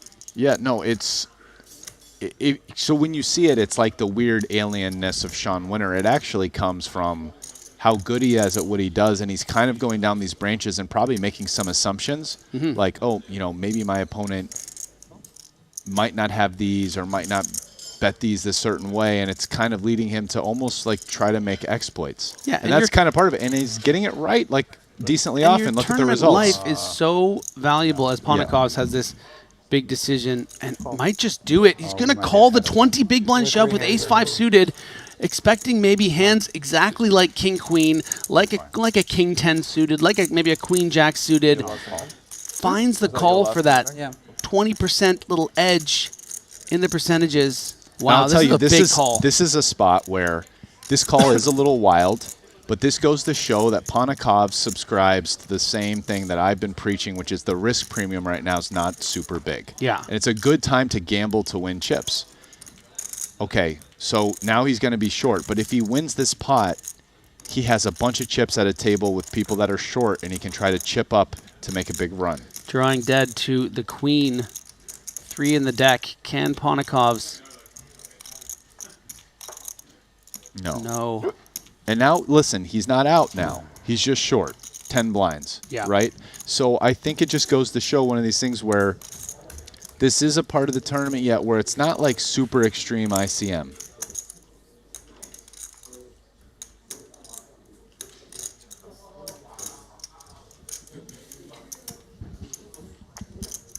Oh, this is interesting. Somebody in chat made this comment. Even against jacks, he was getting the right price to stick in the rest. 150 to 875 needs 17.1%, and he had 17.7%. Well, I'll tell you what, that's close enough that with the risk premium, you'd rather keep the 3 big blinds to go all in another pot than like be like 17.7%.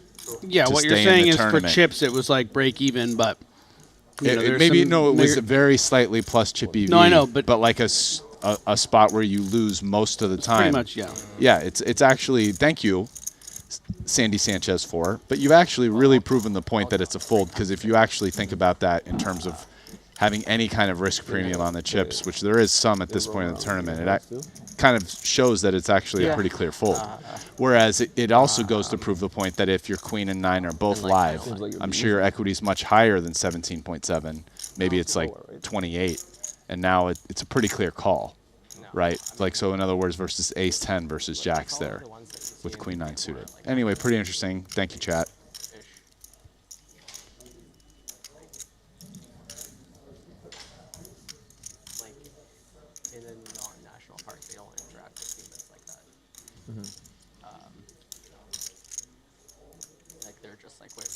A little BVB action here. Maher with the top pair. I don't mind this check back. It's cheeky, a board. It's a board you don't crush. Sometimes it's nice to trap. Don't want to just always trap with a jack. Trap with a queen. But if they're just like casually strolling along, like eating grass, and you try to keep pace with them. It's a spot where also you probably want to tend to have your overall range take like on the average less aggressive lines versus somebody that covers you comfortably. So you probably play like a little bit more passive than you normally would on the whole. Yeah, and there's a lot of delayed, continuation bets in these limped pots. Dylan's gonna limp. There's not really going to be many hands, if any, that he folds pre-flop. So if he has so many, 8-6 offs and 5-4 offs and all these kind of hands, they don't always just start with a bet on the queen jack 7. They want to get an indication that you're also not interested in this board to bet such a low percentage hand. So by checking back a hand like queen 9, you're also giving opportunity for those hands that are looking for a place to bluff more opportunities to do so. Yes. Which is where a lot of the value Which is kind of what's happened here with the ace-5 anyway.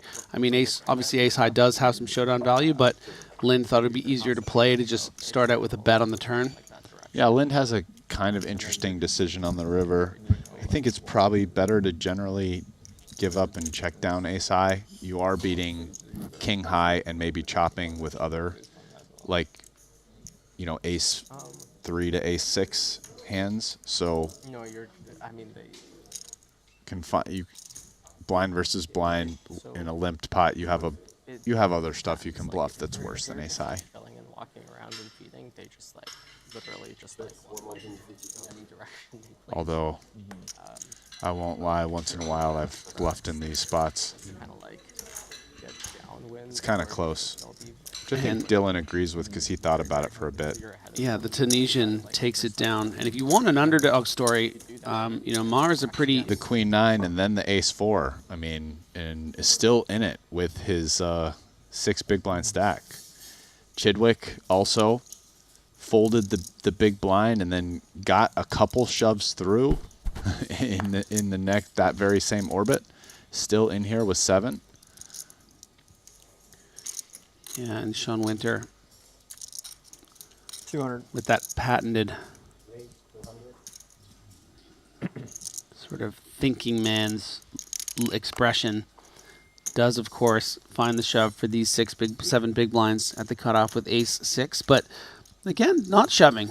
You know, putting in 4 big blinds, giving himself some opportunities, perhaps on, you know, an absolutely brutal run out, something like a 9.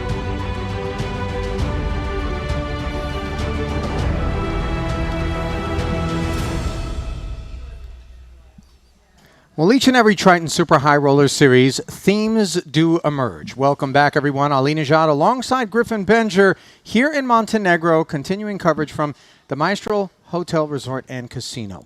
It is the 100K. We're down to the final table. I talked about themes.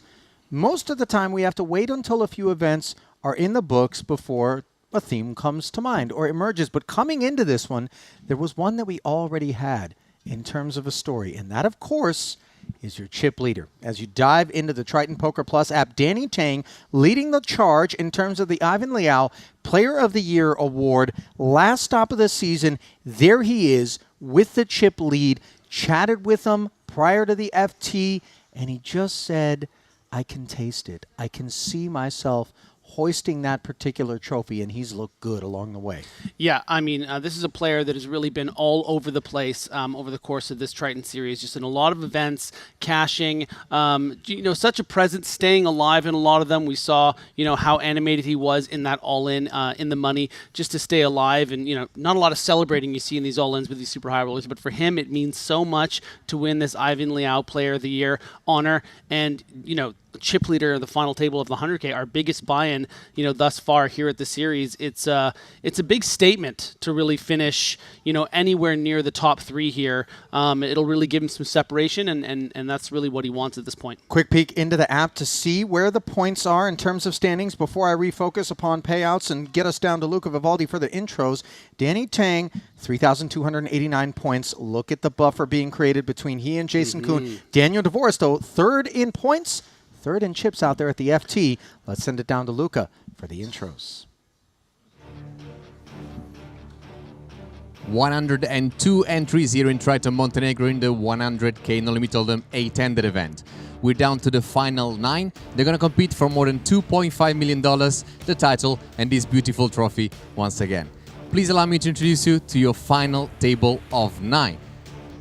From Canada with 3.3 million. Please put your hand together for Daniel DeVoris. DeVoris yet to find the money in 6 attempts in Montenegro, making it count as his first cash is in this 100K on the hunt for a 3rd title. Seat number 2 from China, 3.7 million. Please welcome Xu Liang.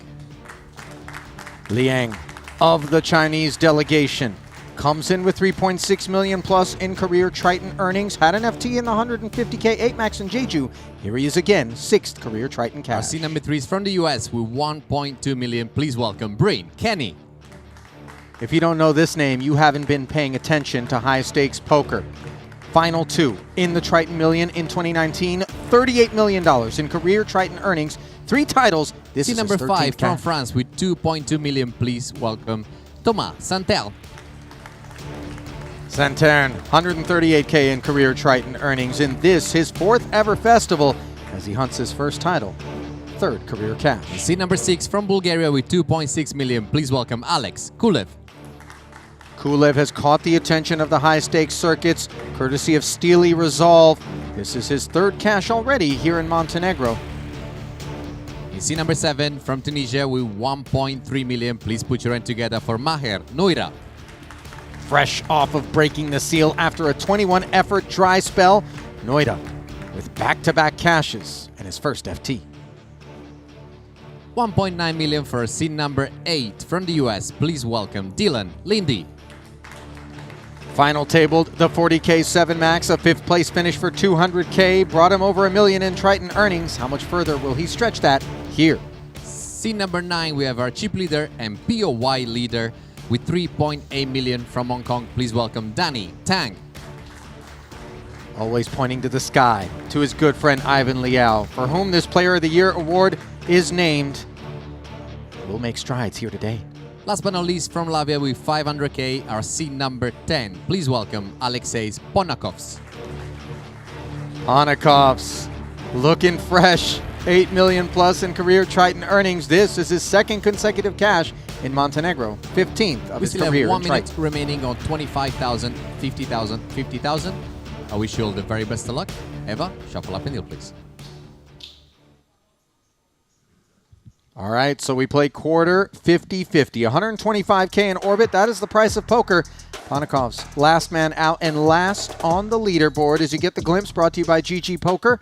And Kenny, second shortest stack in the field, but note he's not in quite as urgent circumstances as Ponikov's, who's got those 10 bigs. Tang, company up top in the form of Shu Liang.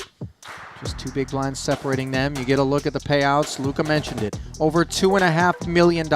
Our biggest haul thus far here in Montenegro. 3 7-figure scores on the board. $250,000 plus if you get knocked out first. And a nice pickup of $87,000 in pay ladder if you can squeak into the top 8. So we get things underway. Barely recognize Ponikov's when he isn't in one of his track suits, but I guess at the FT, he's got something in store.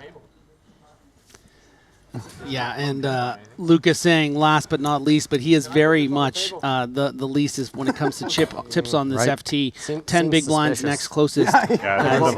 Like why do you want it on the table so much, Danny? Can I get tables just to place the phone? Sensei Bryn Kenny. Second check this shortest, inside the as you cup? just mentioned, 14 big I mean, it blinds just seems a separating little him suspicious. and Ponikov's. That Murakami cardigan. Yeah, gorgeous. I was remarking on it that last level. 110. If you do, Kulev deliberating Luca, in the he's got cutoff. strategy notes on the cup. No, there's writing. Thank you. Kulev finding himself with one of those hands right in the middle that, you know, ace-jack, you'd certainly play. Ace-10 feels like there's no right or wrong answer, and elects to go with call.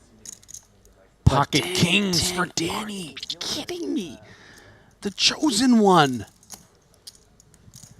Pointing to the sky as he came to his seat. And the first hand of the final table is kings against one of the greats, Bryn Kenny's pocket queens. What might have felt like a warm breeze for Bryn Kenny is about to turn into an Arctic blast. Tang 3-betting to 435,000 off of this depth. Obviously, ICM not lost on Bryn. Yeah, it's just, you know, too strong a hand. Kind of needs to play itself here. You know, I think it would be interesting if this was, say, you know, Kulev opening on his 52 blinds and then this 3-bet came in. Maybe we see some more cagey play, but, you know, with a hand as strong as queens, I just don't see how Bryn plays it any way but aggressively.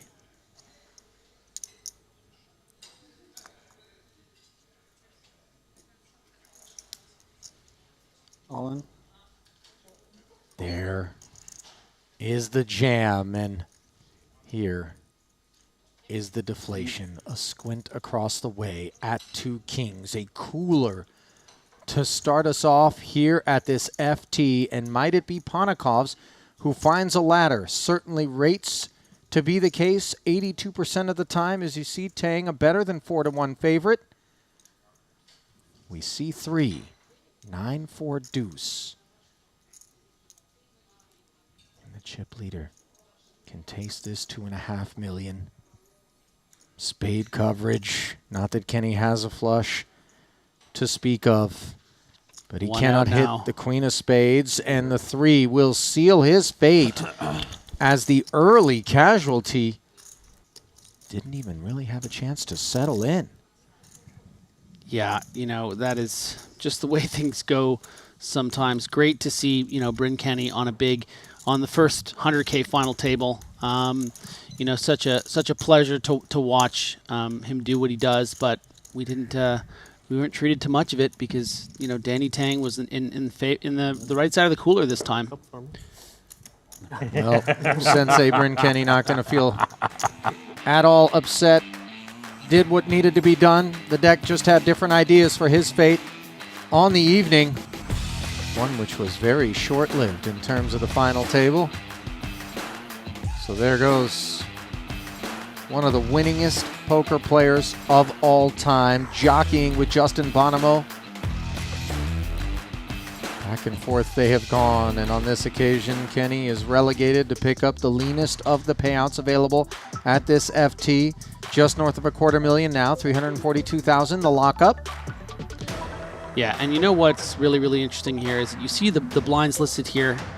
You know, Luca made that announcement that actually they were just going to be playing one more hand of 25,000, 50,000. So not only is Ponikov's coming into the big blind, but I think the big blind, the blinds will actually be up. So 30, he's going to 60, yeah, 60. Yeah, so he's going to be going from, you know, what was 10 big blinds now, you know, 8. I learned my lesson.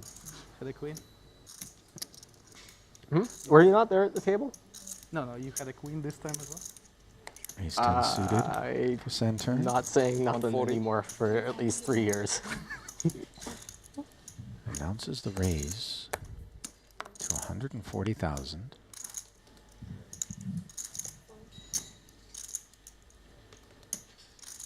Ace 8 for Dylan.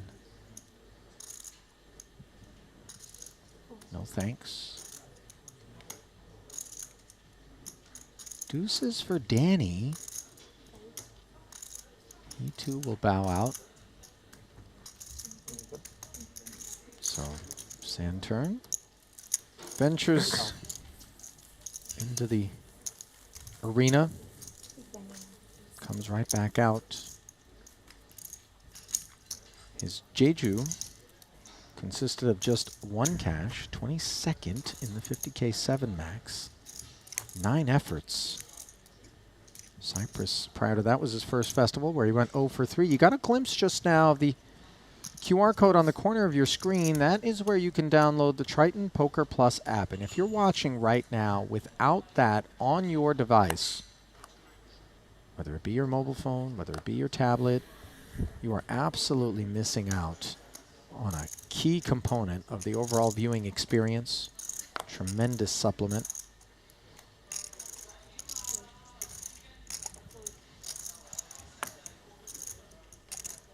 Yeah, you will hear us preaching about the app, and I can tell you with certainty that the players feel the exact same way. And any of you that have tried it out, it's just so great. Also, like and subscribe, please, because we love that as well. We were giving you this content for free, and we love likers and subscribers. Yeah, don't be a like and subscribe button nit.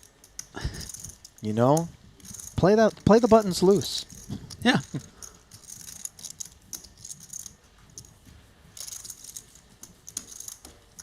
So Dvoris takes a walk.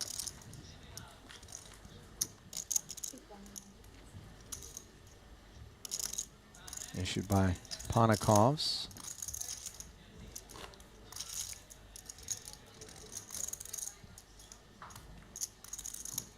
In this field, there were certainly some faces that hadn't been around for the 25s, the 30s, the 40s, even the 50s, waiting for the six-figure big stuff part of the docket before they made their way down to Montenegro.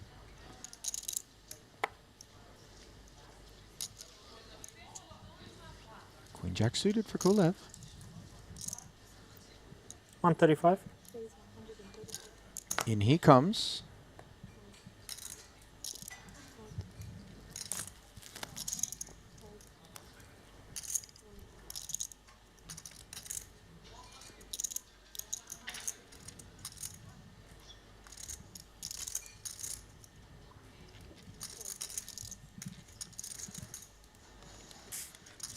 Over to Shu Liang. Queen 6, not enough. You can hear a pin drop out there right now. I got to tell you, you get into these 100K situations and the intensity just inherently ratchets up. As we work our way toward the business end of the two-card streets, of course, there will be multiple PLO events to round out this Montenegro festival, replacing short deck in this hemisphere.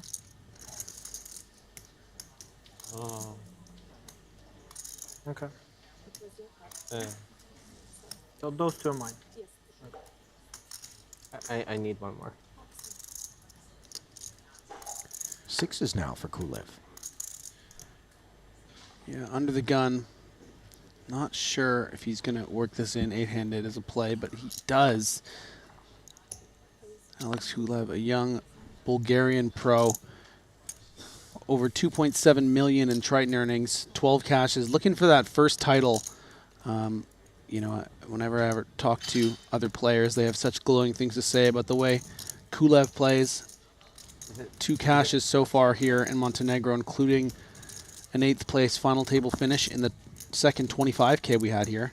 But Jeju was his big coming out party. 9th place in the main event for 451,000. 6th place in the 150K for a near million. And also threw in a final table of the mystery bounty for 4th place and 310,000. So he's playing with some confidence right now. And this is a confident open, and it's going to get through clean.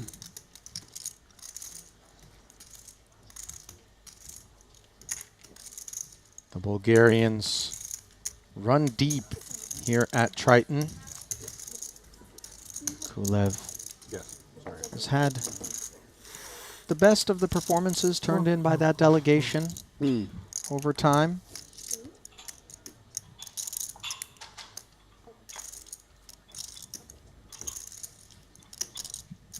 Alex has 2.7 million in earnings across 12 cashes, yet to pick up his first title.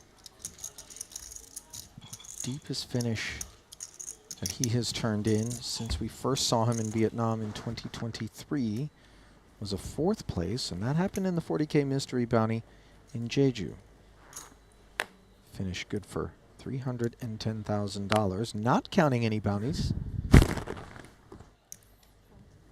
Mahar Noida, King Queen offsuit, just drops it into the bin. So I have a question about that then, actually. So why aren't the bounties listed in the prizes? Well, Griff, I would have to refer you to a department that is well beyond my own borders for those sorts of answers. I know. I just mean, I've never explored the precedent. Well, like, what's the normal? You know. Let's think about it in terms of earnings. Does it not adulterate your career totals if you actually take the randomness of the envelopes, even if there's a skillful pursuit? For a mystery bounty, normal bounties right. They count. No, I don't think they even count in the count. normal bounties. But, you know, producer James stepping in to say that that could be something that we add. And on the topic of addition, Aces will be adding to this 135,000 open from Devoris, the declaration. 385. 385.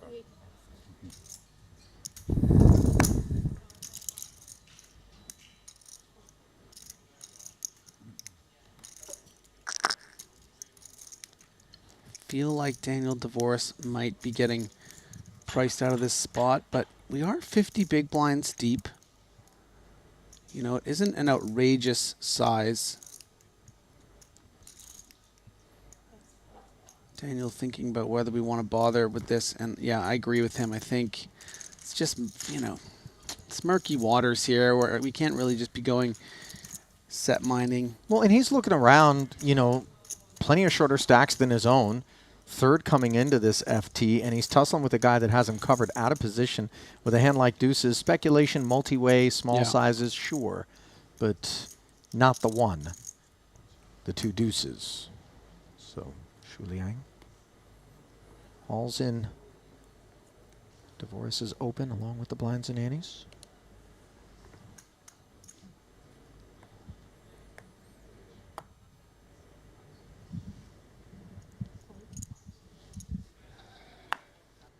Little suited connector now for the chip leader. This is a stack that has the luxury of behaving in ways others cannot. And yet with that luxury, Danny's still not showing a taste for that sort of kit. Yeah, playing pretty solid so far. A lot of players not taking this table lightly, you know. I think early indications that, you know, if something's maybe close, or you could maybe get a bit out of line with a looser open, most players are deciding to just let it go. Even the ones with, you know, the chip lead, like Danny Tang. Ace 7 suited. No restraint needed out of Shu Liang. Picks up another one. Comes into the FT, second in chips.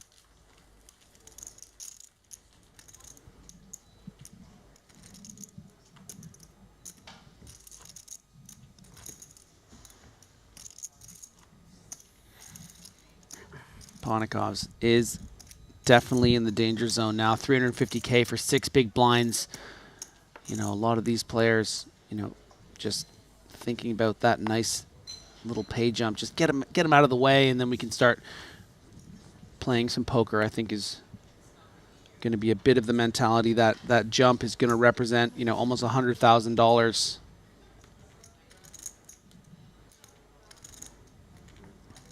Jack 10 suited. Under the gun. Enough to pique Danny's interest.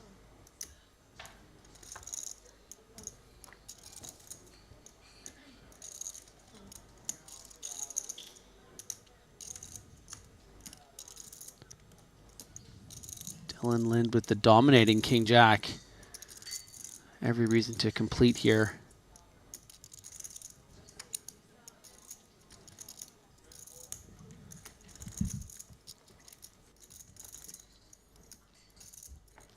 Coming along. Big blind defense. Ace 9-7. So backdoor spades and king high, which happen to be in front. Checking over to Danny, who just has the gut shot. But the range advantage. Betting lead. Action on him. Yeah, and these positions, unfortunately for Dylan, King Jack high often is not going to be enough. Even with those backdoor spades, you're just on average performing so poorly against, you know, what Danny can have. And I really mean that when I say can have. It's not even really a matter of what he does have. He can just keep on representing so much stronger than you anyway along the streets. So once we get to some of these hands, which are maybe the worst we would consider continuing against under the gun, you know, probably want to just let them go. But we'll see. We'll let Dylan do the talking. Yeah, and, you know, he's kind of wearing it. He's like, I know I'm probably winning sometimes here, but I just can't really do anything. All these rules, Ali. 155K C-bet and all that intimidating ammo. Dylan content to just get out of the way.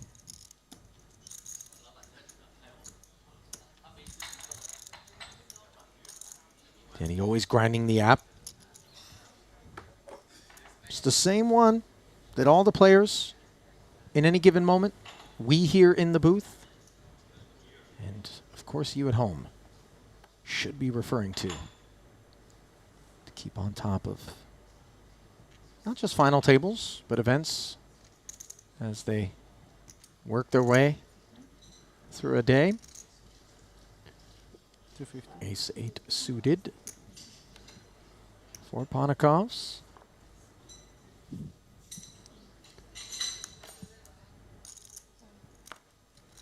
Takes us to 250,000 from under the gun. This is a big chunk of his stack. 2 players to get through, but that's might be the end of the line. No. Oh, but Dylan with the jacks in the small blind. Yeah, this is 4x sizing. Dylan sees the 100K back, understands there's truly few worlds in which Ponikovs is ever all in. Yeah, and I don't gonna think be he's supposed folding. to get tricky, really.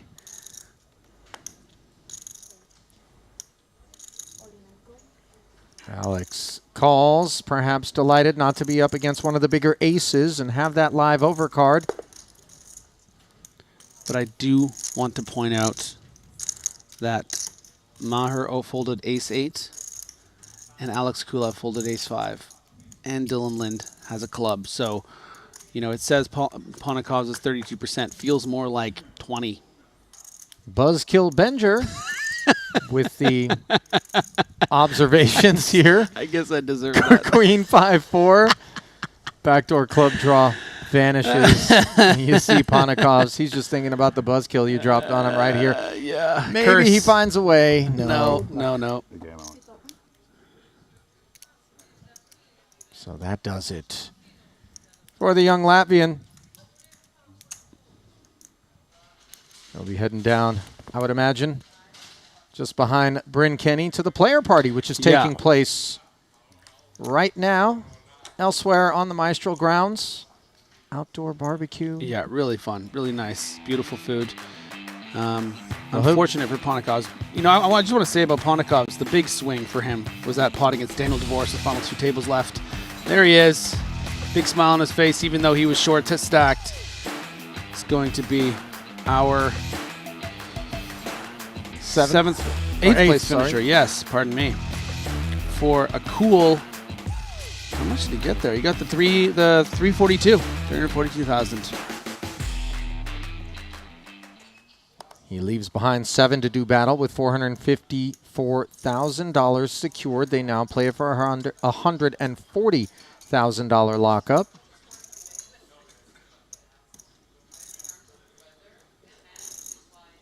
David Minicello on YouTube remarking on how great Ponikov's shirt was. That dude's shirt is real nice. It didn't get a lot of run, though. No.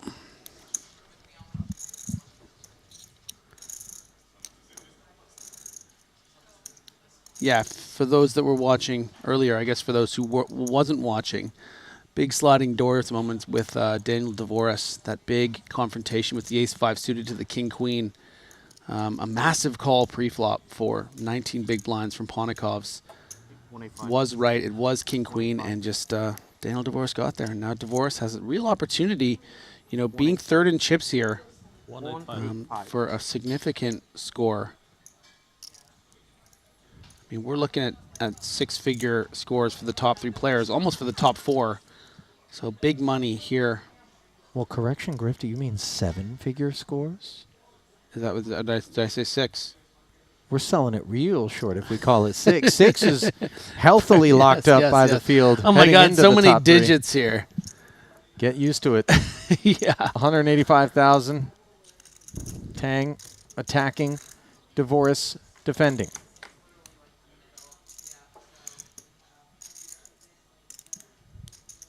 $10-7-4. Neither player makes a pair. And these are the sorts of pots where a chip leader can maybe get overzealous from time to time, can find themselves bleeding off a little bit.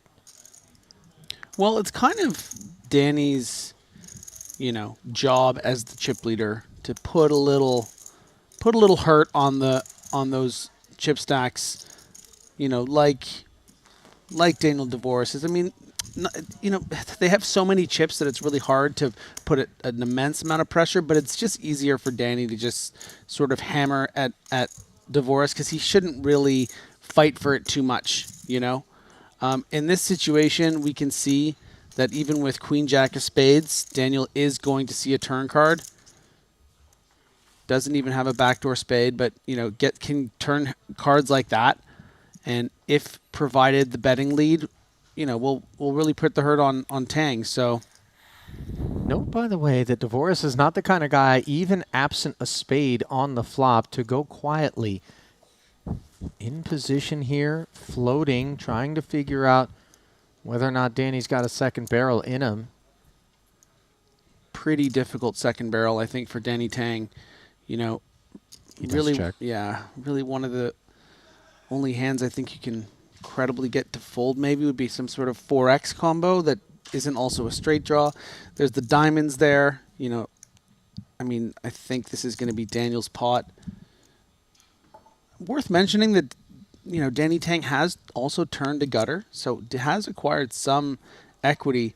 And, yeah, Dvorak actually checks back. And I think that speaks to sort of what we talked about on the flop, which is that you're not really supposed to be trying to put chips in against the chip leader right now. You just the positions that he can put you in. So I think saving maybe that bluff for the river if Danny gives him the chance.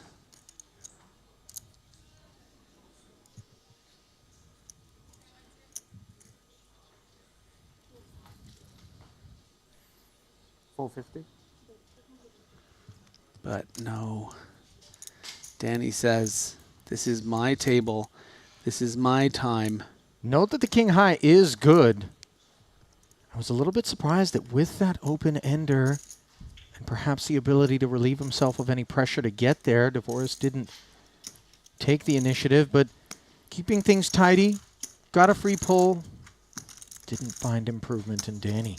Able to barrel and take that one down and get used to the image, not just of him pulling in chips, but of that determination. You can just see it worn on a slightly tense face, not because he isn't up to the task, but rather because he really digs in. Love his table presence. Yeah.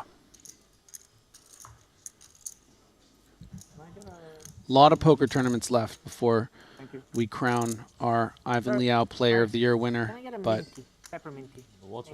from everything I've seen, Danny Tang would be a very, very worthy recipient.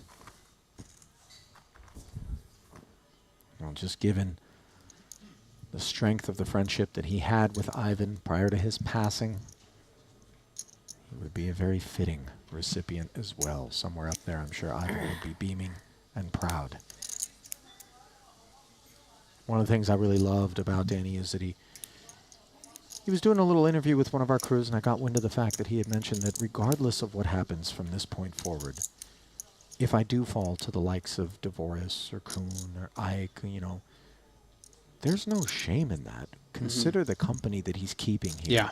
And consider the relative, you know, youth of his career in contrast to those names. For him to have accomplished what he has this early on is just a real testament to his natural talent and his work ethic. Maher, working King-Jack offsuit, 125. Dylan working him harder with Ace-9 suited. Nice little 3-bet from Dylan here. See if he can get away with it.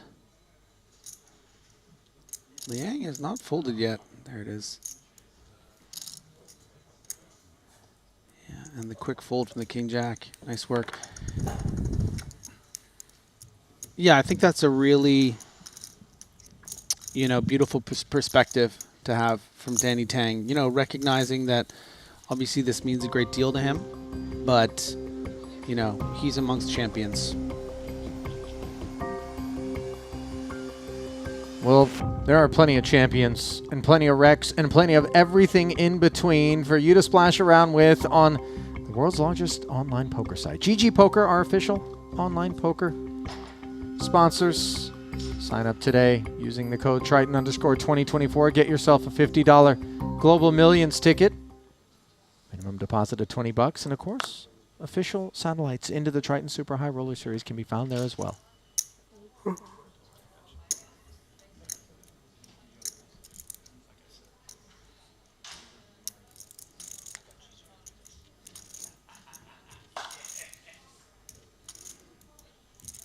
Daniel, with that single blocker. I mean, I gotta say, Ali, earlier today I said I've never seen Ace-Deuce win. Would like to see if that becomes the case. Well, listen, I've seen it win. It's been shoved down my hatch plenty of times when I had a better ace. Like, way to go. Nice hand, buddy. Don't ever run bad. Well, here's Santurn with a better ace. Might the stage be set? Yeah, this one of those spots that I think is going to be, you know, pretty easy. There just is a call from the big blind. Uh-oh. Ace high flop, 9 plays.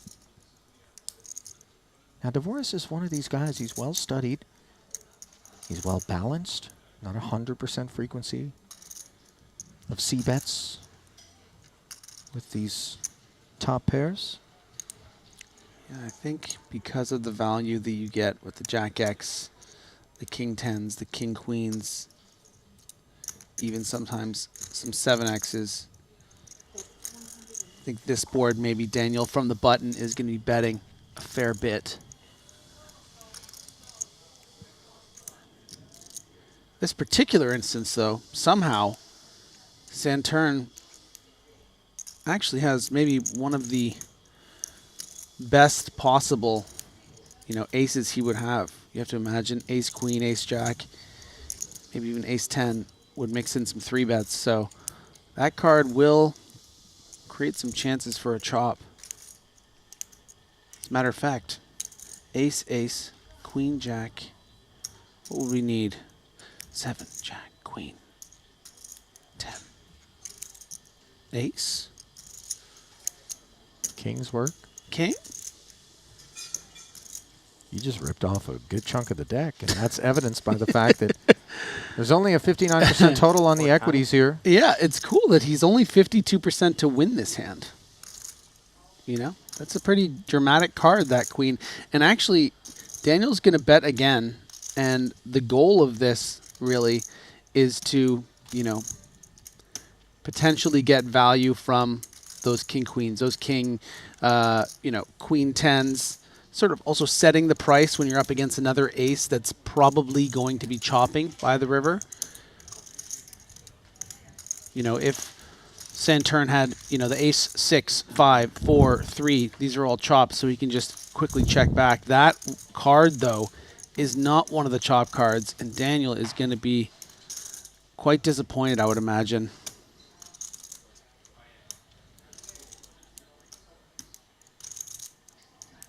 One last check in front of him. Maybe he just blows my mind and shoves here. I mean, what a move that would be. Instead, he'll check back, and it is Thomas. And yeah, he's doing the... We'll show oh, he's the counting 9 it kicker right now. Ace, ace, jack, queen, 9. Damn it. See, we all count.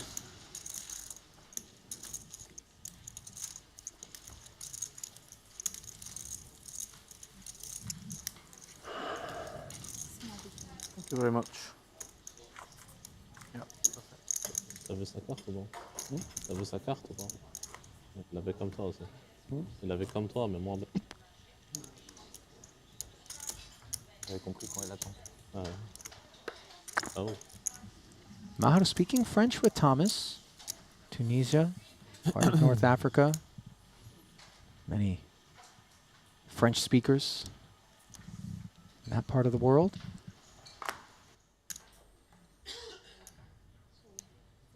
Suited connector passed up upon.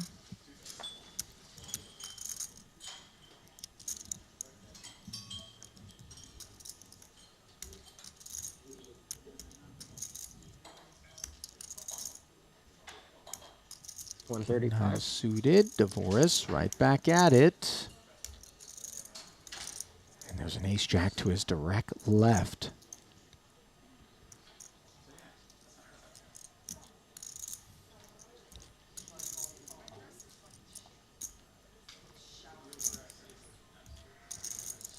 Certainly an argument to both 3-bet all or call here.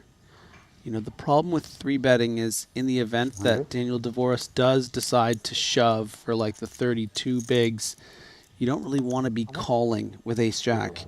So that's why we might consider just calling.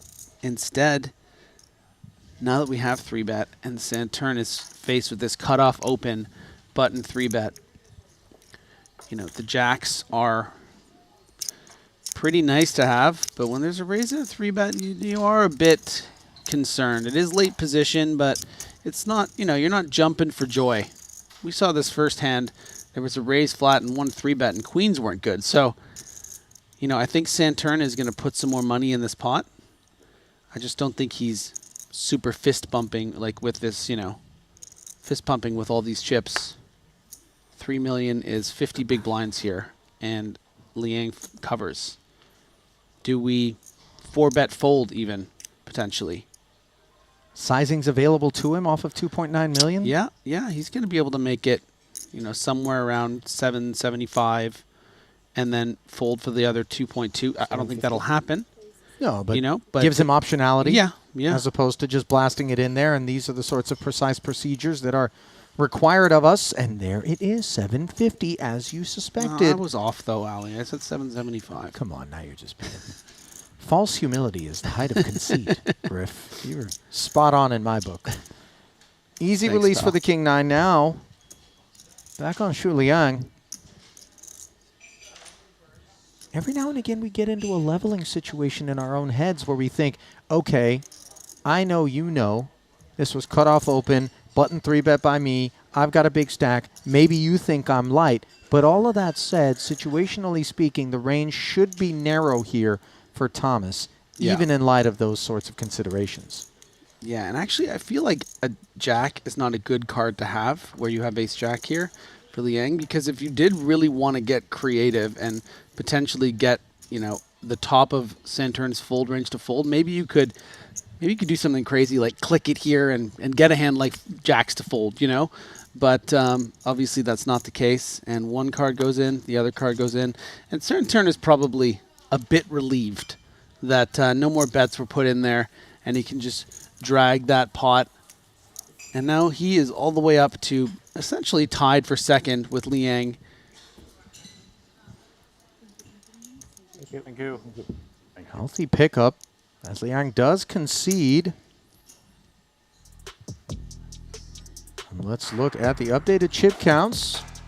Tang, 2 million separating him and Shu, who has slipped off of his high water mark. Remember, they were just 2 big blinds apart from one another at the onset of this final table. Now Santurn trailing Liang by just 1 big. Then you get the drop off to the cluster of Kulev and Lind, and Devoris Noida rounding things out. Prizes. Oh, they're big. 2.566 million for first, 1.735 for second, 1.1, more than 1.1, 1.1 and a quarter for third, over 900 for fourth. We're giving away the big money now. And we still got a week longer of this. The big slick for Dylan.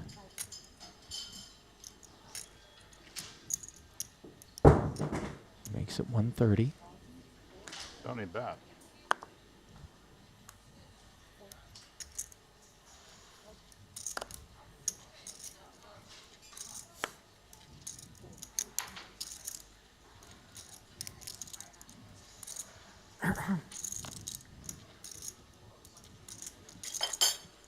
King Jack for Noida. Big blind, dominated. Little does he know it. What he does know, though, is Dylan is willing to open from under the gun. So this is supposed to be the goods. Yeah, King Jack off, you're usually okay with facing that min-raise, flicking in a chip. But when you're against, you know, Dylan Lind, and there is the Jack right in the window. Yeah, wonderful for Maher. Bit of premature efflopulation there. A little sneak preview of the cards. But nonetheless, Maher will be just fine with it. Checking with the flow of play over to Dylan. Paired board texture a lot of times does encourage the ace-king to just slide a little something in there in the form of a C-bet and lay claim. However, Dylan checks back. Did you just say premature efflopulation? Yeah, I went with that. I just, I call it like I see it. Note the Broadway draw has been picked up by Dylan. So an ace or a 10 would be clean winners for him. Presence of that queen found pesky enough by Mahad for him to check.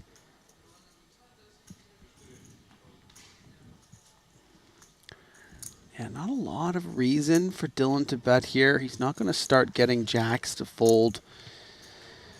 You know, maybe if your opponent has some pocket pairs, but they're not really like likely from just the big blind complete, you know what I mean? It's more likely he just has a wider range of 2 combinations of cards that are just not doing that well or already ahead. I do think that the scouting report on Mahad is such that he's not looking to take any 2 combos at a price, in particular against under the gun, and just in general, I think he's found a little bit more snugness in his game. The results have been fairly immediate in terms of a cash in the last one. Here he is at the FT this time around. 3rd check with the 4-liner on board. And might this tempt Dylan? He's got showdown value with the ace-king as played, it would seem. Not enough. Yeah. He is going to turn this ace-king into a bluff. Would hate to lose at the river against something like a 9-7 suited or, you know. Does he imagine he can ever get a jack to fold? Probably not. I think he's concerned about, you know, hands like a river 9, you know, what if you do get to showdown here and your opponent does have pocket 6s? How frustrating would that be, knowing you could have bet any street and won? So Dylan is deciding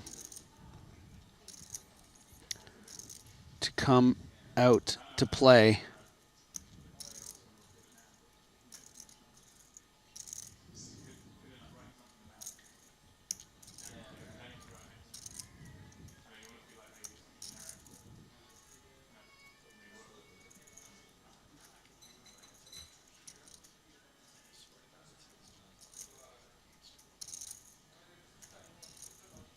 $180K into 350.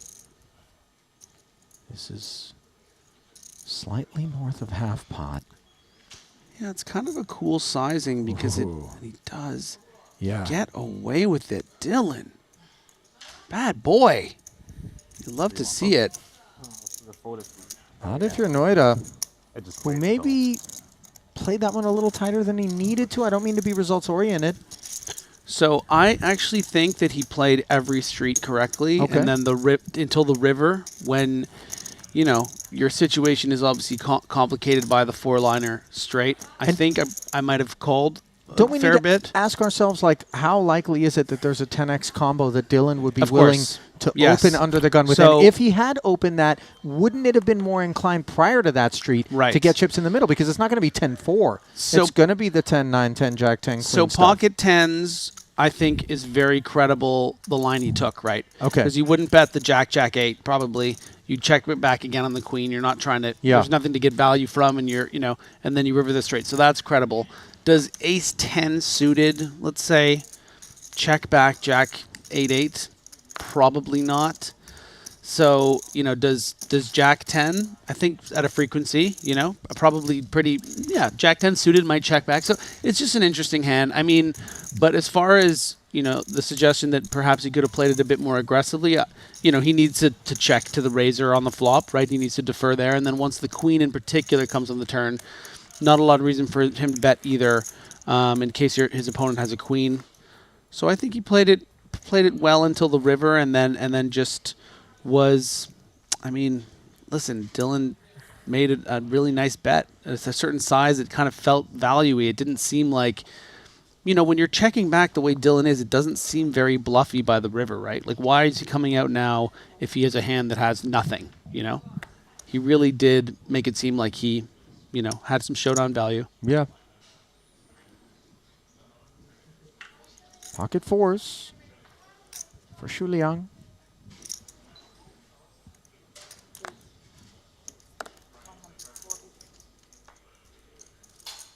$140.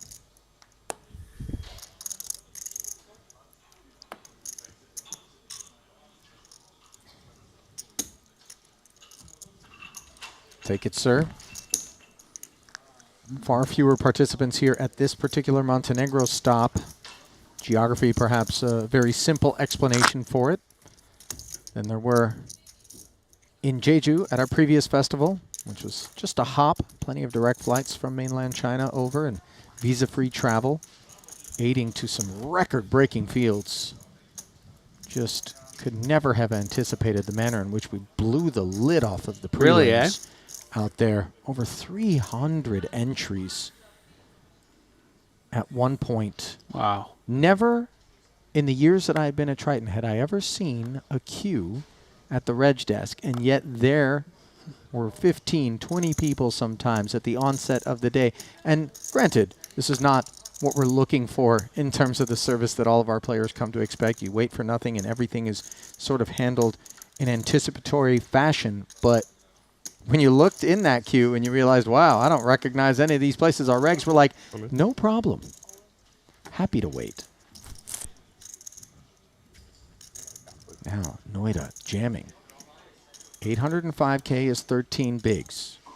Shortest stack in the room. Pocket 8s for Dylan.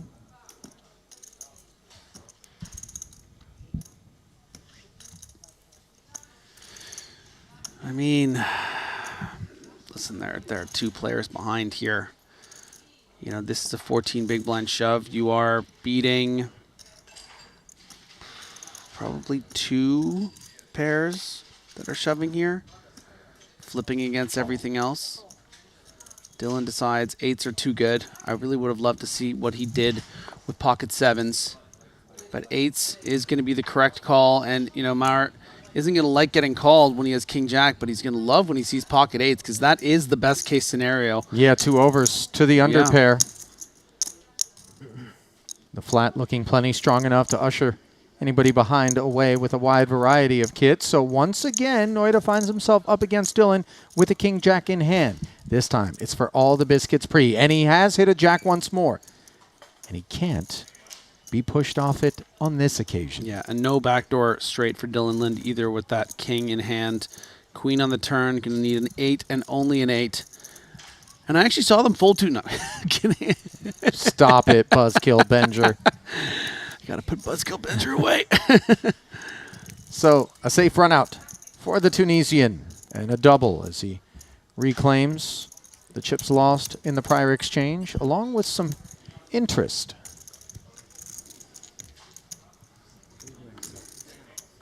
And now that does change the landscape considerably at the FT, because the 2 shortest stacks at present are going to belong to Dvoris and Noida. Blinds up to 40 and 80,000. They will each be 22 big blinds deep, let's call it.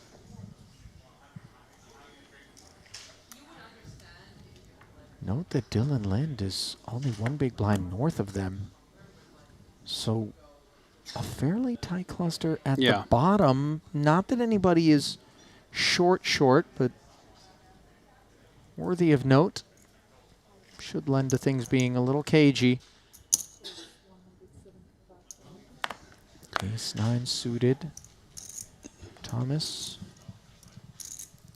Yeah, there are clearly 4 tiers. When it comes to the breakdown of the chips right now, we have those 3 players, Lind, Maher, and Dvoris, all at around 22 big blinds.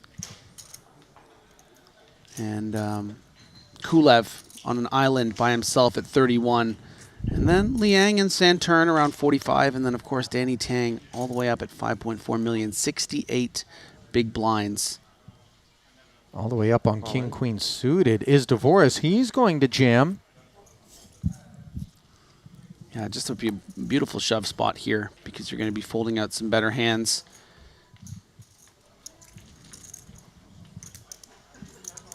Ace-9 a little too liberal up front by Thomas? I think the open's okay. You know, we are playing 7-handed. It is a, you know, you would pretty much always open Ace-10 suited, so Ace-9 suited, I think it's fine. You have, as long as you get past Danny, who's not really putting too much hurt on them right now, but just ran into a big hand.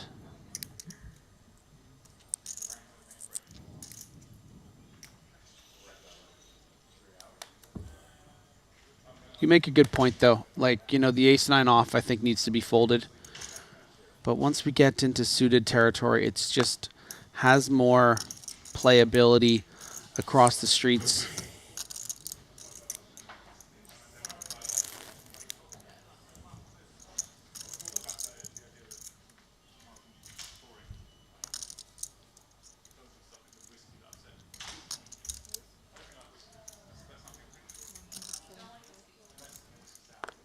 Danny. Pocket 4s. A little north of the min from the cutoff. Black 2-sided card. Yes. So a black Suited 2-sided 1 card. gapper for Thomas. Feels plenty defendable. Yeah, put these 2 hands in a ring, and half the time, one of them will win.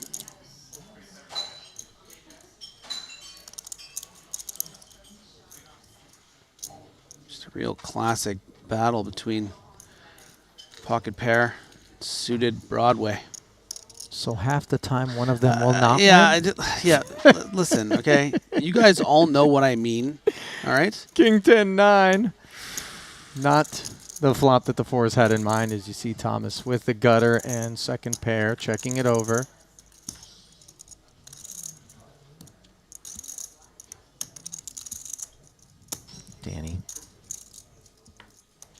have naughty thoughts. Checks it back.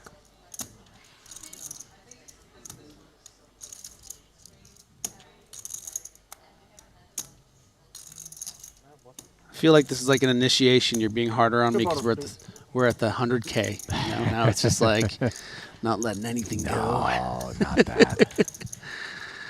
It's just a little goo, right? Just a little goo. Just a little pear.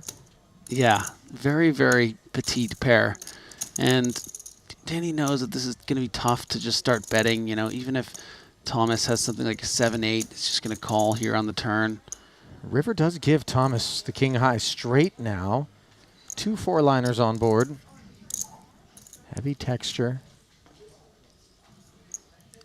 Yeah, the instinct is going to feel like we should bet here, but when our opponent has shown such a lack of interest in the board, it's nice, I think, and Thomas agrees with me, to give him a little rope. You know, Danny Tang is supposed to have plenty of queens here as well, right?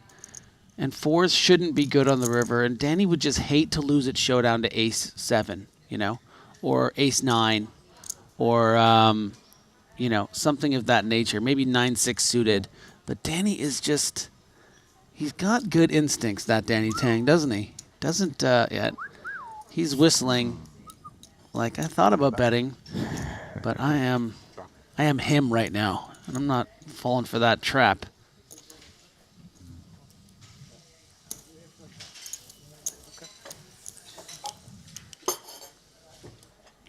Nice bit of discipline there. Credit to Thomas, by the way, for trying to get the big stack to maybe get out of line. I kept on looking over at the guy, and for some reason I was thinking, just do it. Just do it. Just bet. Ah, it's going to take a little bit more than that. It's a Nike joke. Yeah, I got remember. that. You got it?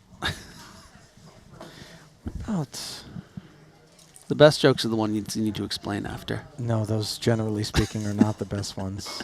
I confess I've got a little bit of food coma because before Me I too. popped into the I was booth, yawning, man. and yeah, man, we Is it smashed. mochaccino time? Griff? Oh my God, I think it might be. Okay. Okay. First off, mochaccino time. It might just be talk about Where's our mochaccino assistant, time. James? The degree James. of excitement. Producer James, by the way, calling him assistant isn't going to ingratiate. I promise you that. Ace-5 here. Did he just crack his neck? That was amazing. That was a bit terrifying. He did his little Terminator move. Cool. I've got a front row seat here. Yeah, I would hate to look over and see this guy in the big blind when I have a hand like ace-5 off. Look at him. He has like this GTO Terminator vibe. Dusty. 6-deuce. Suited though. He's not done.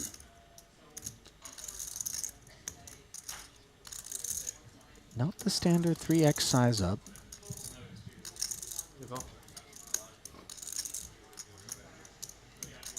I've run this 640,000 times. 276,000 times I need to do this. Let's it go.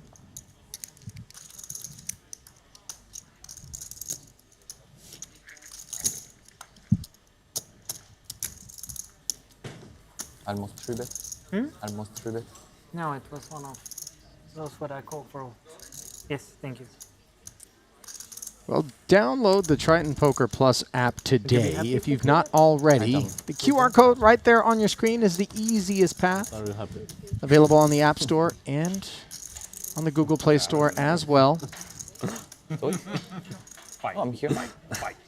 Yeah, if you find that you're too lazy to open up your, App Store and search for it, just get out your phone, the camera, and then, this thing will pop up for you. I confess I thought the QR code thing was going to be a flash in the pan, but it kind of found a second It win. did. It did. I forget who I had this conversation with. I think it was Brian, though. Vehemently against it when it comes to restaurants. I think we need the the paper menu menus. thing? Yeah, the menu that They need to stop trying to make the menu thing happen. It's not going to happen. We like opening. We like sharing. We like looking over. Oh, what do you think about this, honey? Like, not in our phones. We're just so buried in our phones already, especially when you're breaking bread over a meal. What are we doing? And the number of times I go into my downloads folder and find menu parentheses 1, 2, 3 from .pdf, 9 different restaurants that have made me do this. I get it. During the pandemic, there was concerns. Perhaps now. Yeah. Just give me my menus back. Also, there are places guys. that have like artistic menus, and it can be like a, statement piece. Anyways, back to the poker. When there's pictures of the food, that doesn't make it an artistic menu. All right? I don't know what kind of cafeterias Listen, you've been I live at. in Montreal, okay? I don't know. There's some pretty cool menus from... I've never been up there. That's wild. Got to get up there. Yeah, no, we'd welcome you with open arms. Careful what you wish for, Griff. I might end up on Montreal's Most Wanted. The home of poutine. Yeah. Oof. Ooh, wait till you see those poutine menus. Can't do it. Just. You can't do poutine? No, sir. You've never done it? Oh, I did it one time. Never again. Really? Not because I didn't think it was delicious, just because certain digestive challenges. It's not exactly off the health food menu. No. I don't think these guys out here are eating poutine before they come to an FT.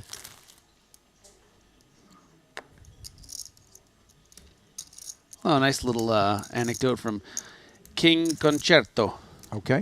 On YouTube. Yeah, I flat out refused to use my phone to view a restaurant's menu. Place in Toronto told me I had to use my phone to see their menu, so I left. Lol. Good for you. Fight the good fight, King. Vote with your wallet. There you go. We are getting some strong reviews for poutine, though, as a dish. Some strength? Yeah, I didn't say I didn't like it. Yeah. Just said my plumbing's not strong enough for that sort of... So correct me if I'm wrong, but I think that was a fold from the King Jack suited from Saturn, perhaps a little spooked by the 2.5x. King Jack O, but it was King Jack O? Yeah. Okay. Sorry, it was red, though, right? That's Yep. why... Oh, yeah, well, my bad. Thought it was diamond. I need glasses, but I refuse to get them. Fight the good fight, Griff.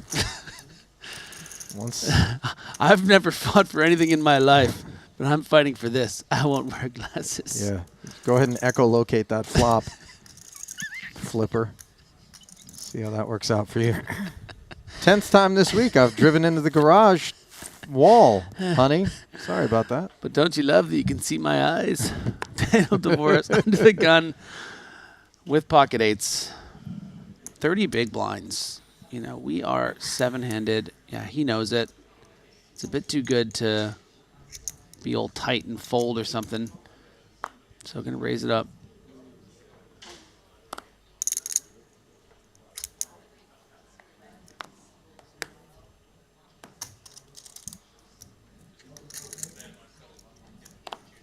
Ace Jack for Dylan Lind. Small blind. Divorce covers him. Yeah. Made this move from under the gun, and he just quietly bins it. Tight fold, but completely understandable. And he knows that it's like, like that was a big fold, but it just makes sense, right? Like, what is the situation you're going to fold Ace Jack to a single open? When it's under the gun, and you have 20 big blinds on a final table where 2 other people have like 20 big blinds, like what are you supposed to do there? Call? And and then the chip leaders in the big blind. So I think that's a really disciplined fold from Dylan Lind. King Queen 6 as he leaves Danny to defend with an Ace 4 diamonds, which does not improve. Divorce looking up at 2 overs.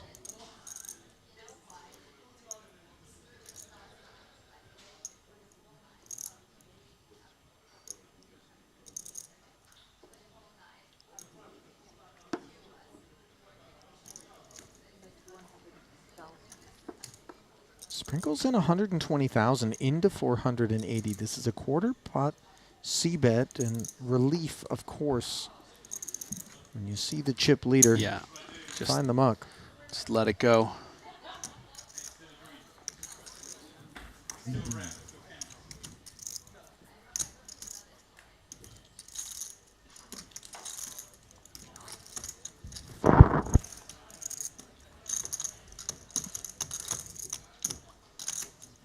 Voris has been part of a large contingent of players who brought their tennis rackets to this particular stop. Don't I know it? Including Seth Davies, Brian Kim. Jonathan Jaffe. Yeah, Jaffe's a monster out there. I caught Michael Soiza. Brian Kim. Yeah, mentioned. Yeah. Pocket jacks. We'll take a swing, and now it is king-queen suited for Thomas. These guys are neck and neck in terms of stack depth. Yeah, so definitely a hand you're going to continue even at 100K big blind, which would be a min raise to 200K. So yeah, Thomas going to call.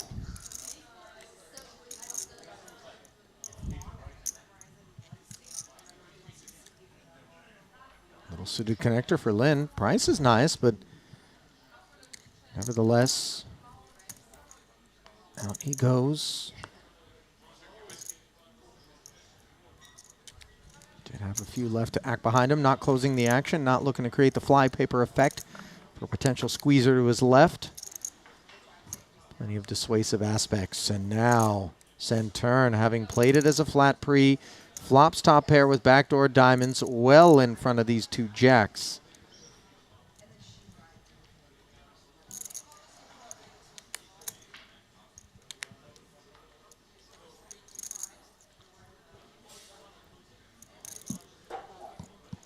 Nicely ahead here on the king 6-4. Also have one diamond as backup. Gonna be pretty happy to see this small flop bet.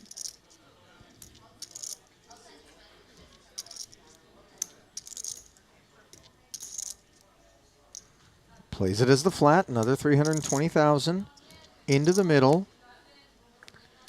Yeah, I think Liang is going to expect calls from, you know, 8s, 9s, 10s pre-flop, and then call again here on the flop.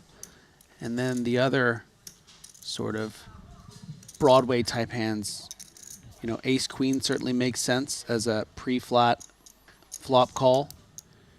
But then a heck of a lot of kings. The king queen suited, the king jack suited, the king queen off. Quickly checks back though. Yeah, it does end up check.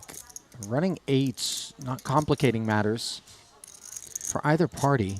Yeah, and I think Liang actually is going to feel a bit more comfortable here. Like maybe my opponent does have something like 2 9s and 10s. Maybe he'll decide to put out a little blocker bet, set the price against, you know, what could be a king. 2 9s and 2 10s, so specific in terms of combos. Mm-hmm. I mean, yeah, the block bet certainly is an idea. You just hate to check here and then be faced with, like, you know, a 500K bet, which could be some bluffs. But I'm really curious. I mean, you know, it's his chips. And it looks like he is wanting to use them.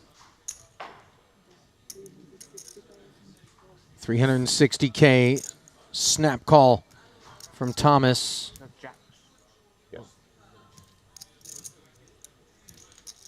And obviously, Liang wasn't 100% certain that the 2 jacks were good when making that bet, but as you mentioned, he would prefer to find showdown at that price than potentially be faced with having to make a decision for more, in particular when that more could create some polarity in terms of his perceptions about whether or not this is a smaller pair being turned into a bluff, maybe a big suited ace that was floating looking for backdoor equity. Yeah.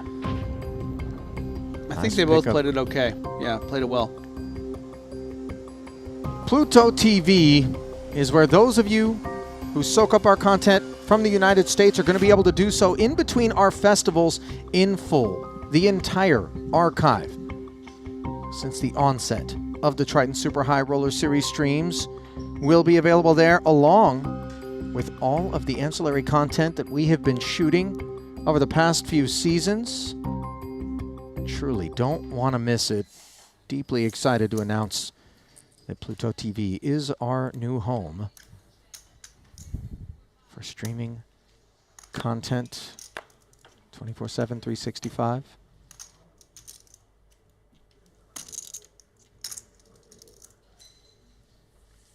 Ace 10 suited. 180. Says Kulev.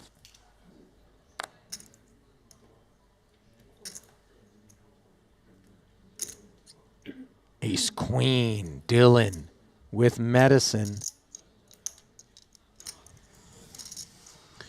Definitely some ICM considerations, though, here. Dylan is second last in chips.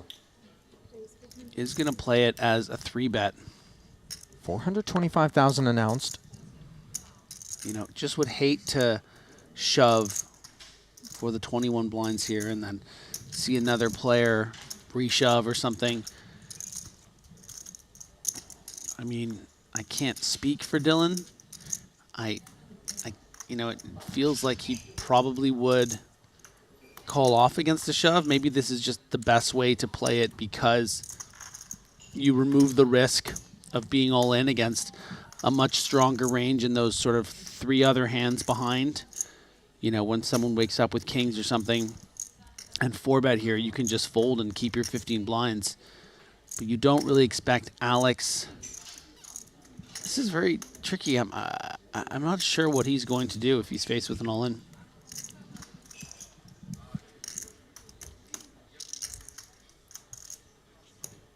But Kulev with that suited combination, and you know that raise is only about a 2 point. I mean, it's not a very, very big raise, right? 425 from 180. There's a diamond. Queen out there, though. More meaningful interactions on this King-Queen-9 board for Dylan. The pre-flop 3-better has it checked to him by Kulev. Broadway gutter, backdoor, diamond draw. I guess the big takeaway here that's quite interesting, actually, that I'm finding many teaching moments, you know, watching the best players in the world, right? And this one is really interesting because, you know, I was so focused on, you know, how does he react if Kulev goes all in and puts him all in? But that doesn't end up being the important question. The important answer actually becomes that he has now gotten Kulev to put in, you know, an extra 240,000 with a dominated hand because of that small sizing with the ace-queen. Instead of just going all in for the 21 blinds and either getting sort of called by better or folding out worse, he has now managed to get a worse hand to continue in this pot, and isn't scared of the king, is prepared to bet sort of a small amount that, frankly, with the diamond out there as well and drawing to the stone nuts, I have to imagine Kulev is going to continue again. So it's one of these intricate pots that are just like quite fascinating to me.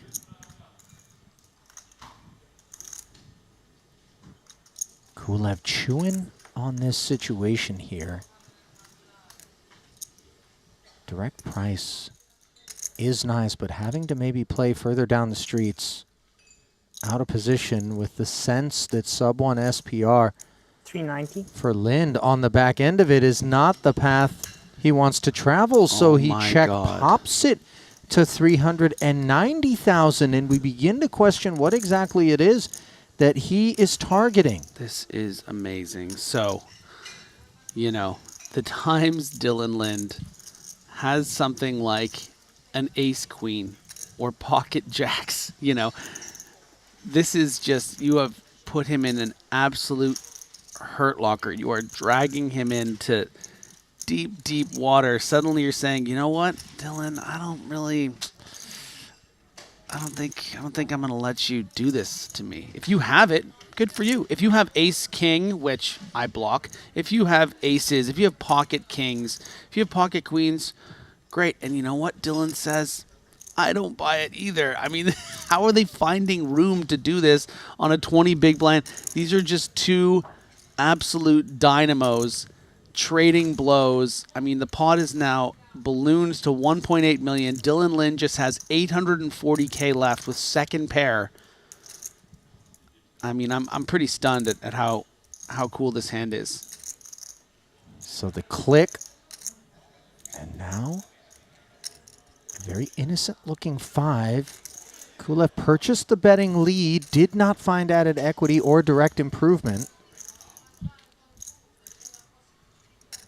Yeah, and you can see the percentages. 9% for Kulev, 89%, 91% for Dylan Lind, and a quick check on the turn from Kulev.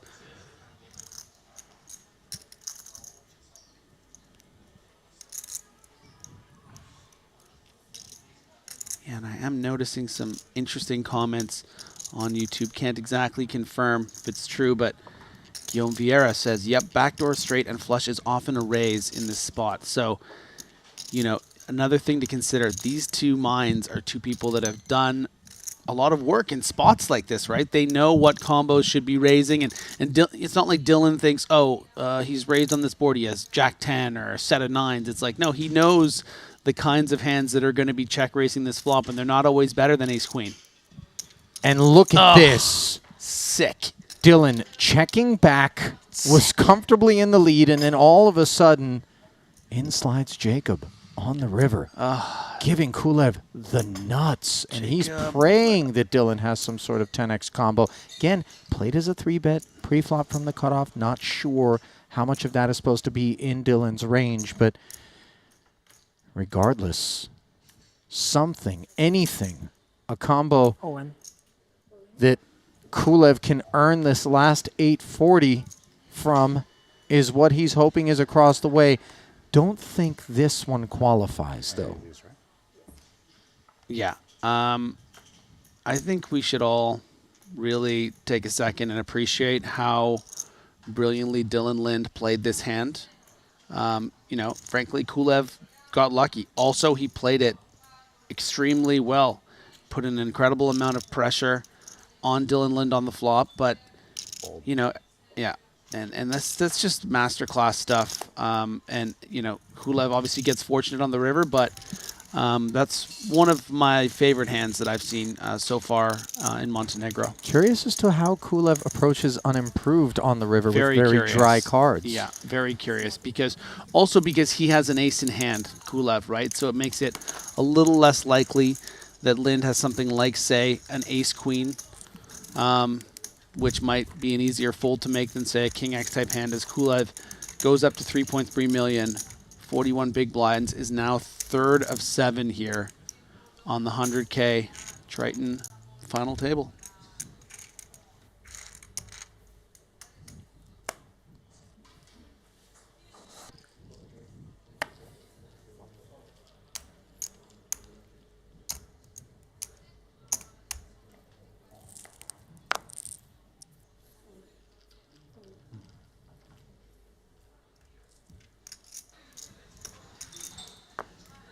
So the product of that exchange is ascension for Kulev, up to 3.3 million. Quite the opposite effect, of course, for Dylan. Left with that 840, 11 big blinds, shortest stack that remains. Shu Liang, ace-5, small blind.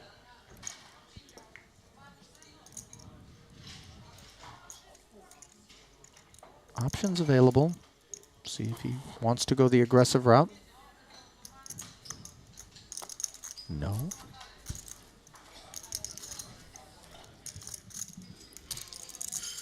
Santurn with an ace of his own. Offsuit ace deuce. Yeah, and we've seen a lot of common practice these days that, you know, when you have a weak ace, blind on blind, you often just check back because you're under repped and your opponent will rep it a lot of the time. But in this particular situation, when now Santurn has more chips than Liang, can put pressure on him, can get more folds pre, isn't expecting that, you know, Liang's going to do much limp raising at all in this situation. Santurn isn't going to give a free flop, and he's going to 3x it. But you know what? Just because you don't expect there to be much limp raising, Liang says, well, I have an ace blocker, and I thought you were going to do this with pretty much anything, so here you go. And Thomas eyebrow raises, knows that, and this is, I mean, this is why we don't see a lot of the ace-deuce ISOing, because you know, if you ever do get limp raised, you just have to fold it, and it feels like you should be going to a flop with it.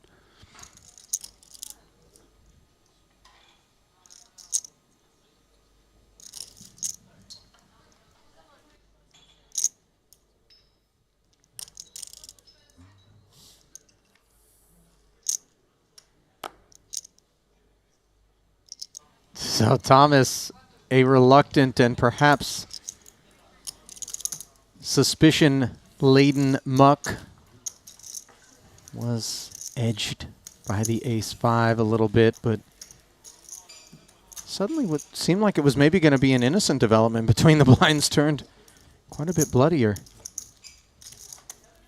You have like 3.1 now? They're scrapping. Yeah, like 3.1 or something? Here in the $100,000 no limit. Where, pardon me. Oh, okay. Where we began with 9 players. Bryn Kenny was eliminated very early on by Danny Tang. Ran 2 queens into 2 kings. Yeah, 3.3. Not far behind him was Alex Ponikovs. Ponikovs had ace-8 suited against Dylan Lynn's jacks. He was unable to survive that encounter. Now here we are. 7 remaining, 454,000. The on-tap payout, 594. If you can make the top 6, divorce ace-jack. Currently running 5th of 7 in terms of chips. Plunks 180 out there. Shu Liang with reasons to be interested. Yeah, we're not going to be doing a lot of set mining normally on a final table like this, but this very specific scenario, when the cutoff's opening, it's about 30 big blinds deep, you're on the button, I think you can definitely get away with it.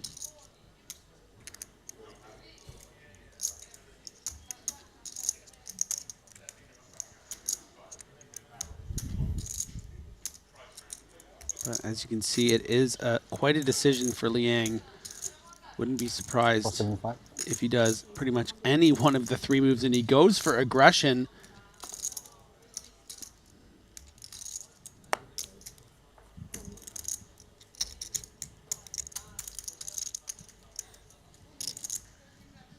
$475,000, and this is some weight upon the shoulders of an ace-jack off. Faced with the prospects of playing it out of position, not that Divorce isn't up to the task, of course. He has $2.2 million back. Yeah, I don't think that we can ever expect a fold from Daniel Divorce cut off to button here, but I wouldn't be surprised if we see either a shove or a call. It would feel like some ICM suicide to just shove, and then, you know, Liang snaps off queens, and they're like, why did I do that? Wow, he's looking at it like he might just make a big fold. So I was wrong. I will definitely wear that. And that is the pressure of ICM right Does anybody there. object to a quick 2-minute toilet break? No, yeah, sure. As they discuss a toilet break. Of how many time? 2 minutes. 2 minutes. 3 minutes.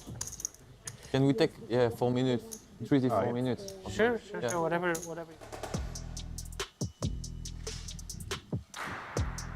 It would appear that we are negotiating an unscheduled break, and obviously a very player-centric operation. When Mother Nature calls, maybe we need 2 minutes, which became 3 and then subsequently 4. Let's give them a full 4 minutes. I'd hate for somebody to kind of skip the hand-washing part of the process. We'll bring them right back as action will continue in about 4 minutes from here at the Maestral. Stay close.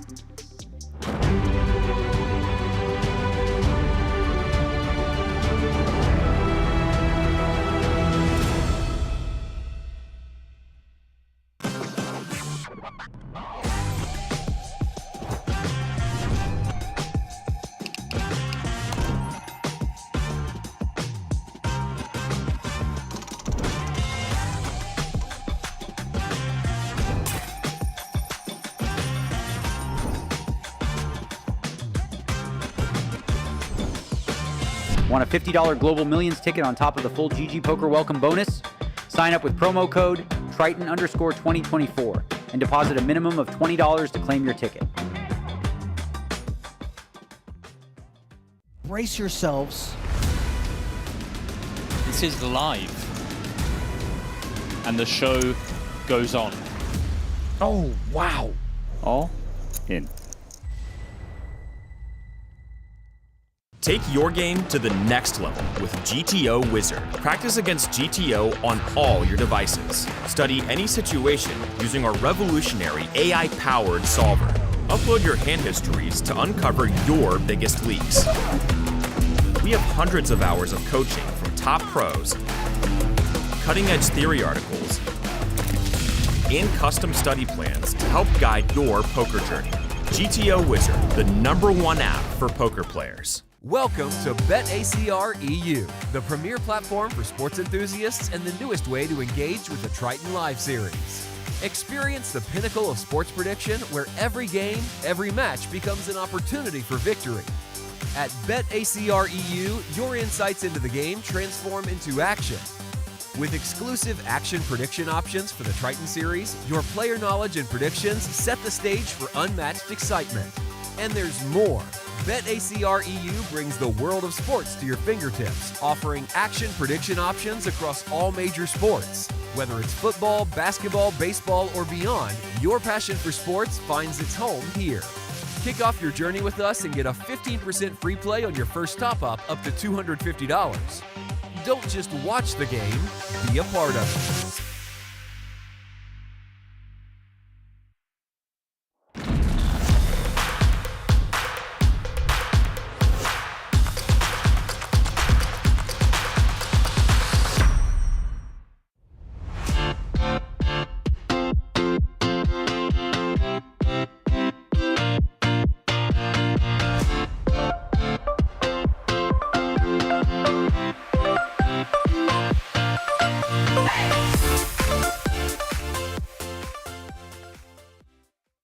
Brace yourselves. This is live. And the show goes on. Oh, wow. All in.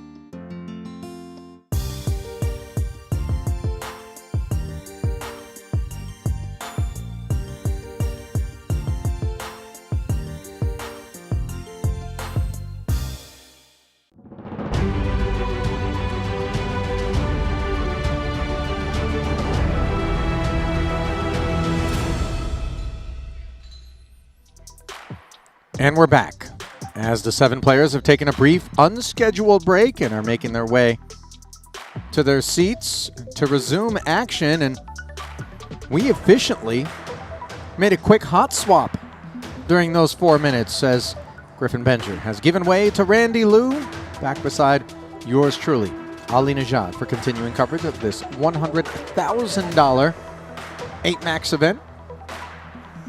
Can I say hello now? Of course you can. By the way, there's a little housekeeping you're doing over here?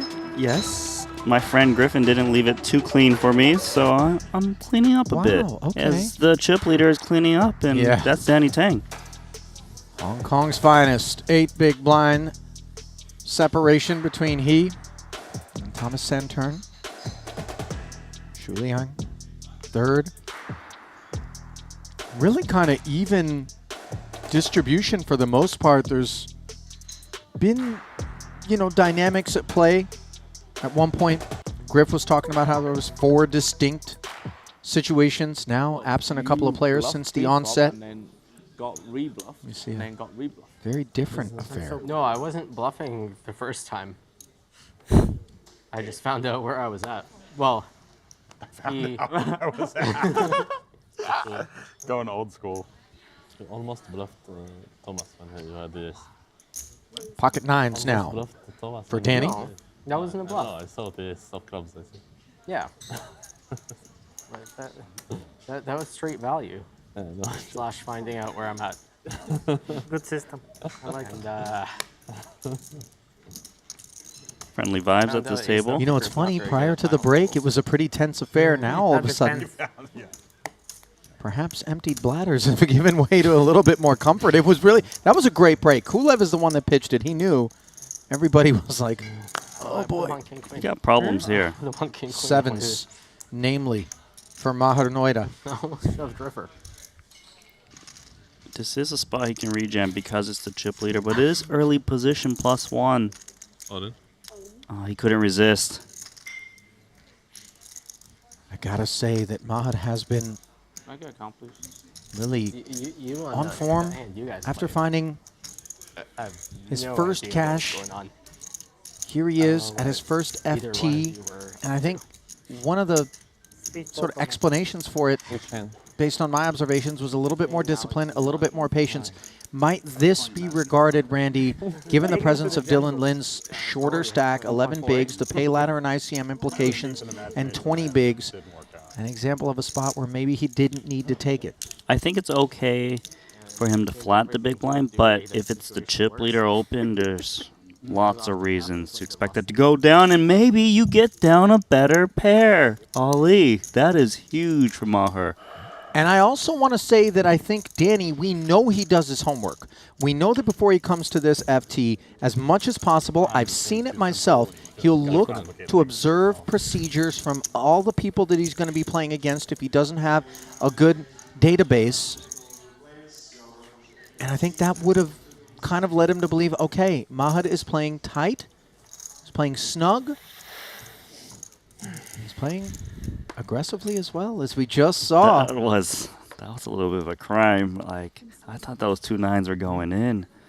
You know, the other thing to consider for Danny is the value of maintaining the chip lead, not taking spots that might be kind of dicey. We could be cooked. When we're not cooked, we're up against the 2 overs oftentimes. He doesn't really think smaller than 9s would behave in that way, and so you can kind of understand why he didn't want to spin the wheel. That's a good point. I didn't say I see it. Give it me back. Oh, my lord. My lord.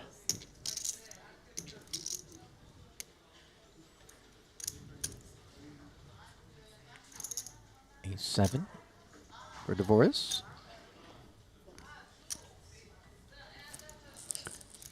Shu Long here. Ace-10.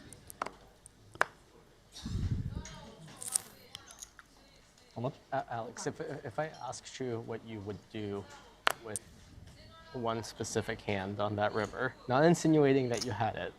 Actually, I think it's likely that you didn't. But will you answer honestly? Yeah. If you had jacks, would you have shoved?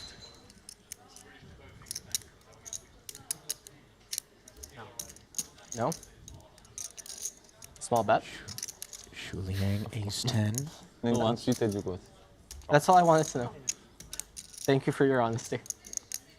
Made it 200, Dylan. Just flats, the Ace-5 suited. Makes it so much more We always call it solver bait. Would have gotten itself in a little bit of trouble here. Instead, it is bottom pair against top pair with 520 out there. Not saying that trouble isn't afoot, but obviously at the lower price. He didn't jam because he doesn't have enough chips behind to expect fold equity, so he's just taking a flop instead. This will definitely get him in trouble, though.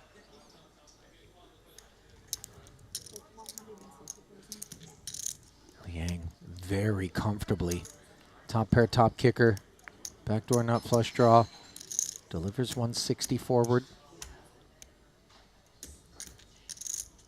One of the things that you and I have touched on, Randy, is this sense that at times, even though we may be laid a nice price, and even though we can make the argument that we aren't defending with the purposes of folding when we pick up a piece of the flop, we will see check folds out of certain holdings with bottom pair, depending on the rest of the texture and how it interacts with perceived range. This not one of the occasions, of course, and now a deuce on the turn,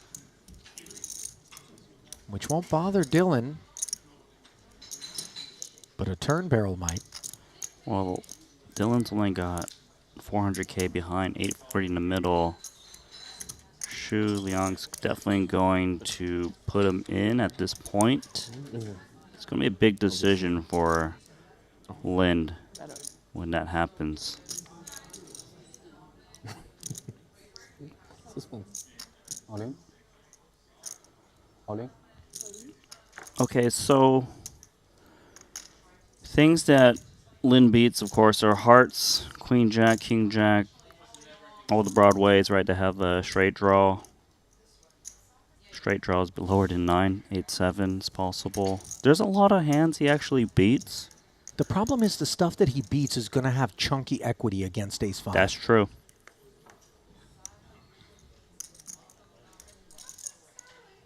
Problem is the price is, it's only half pot, right, that he's shoving effectively.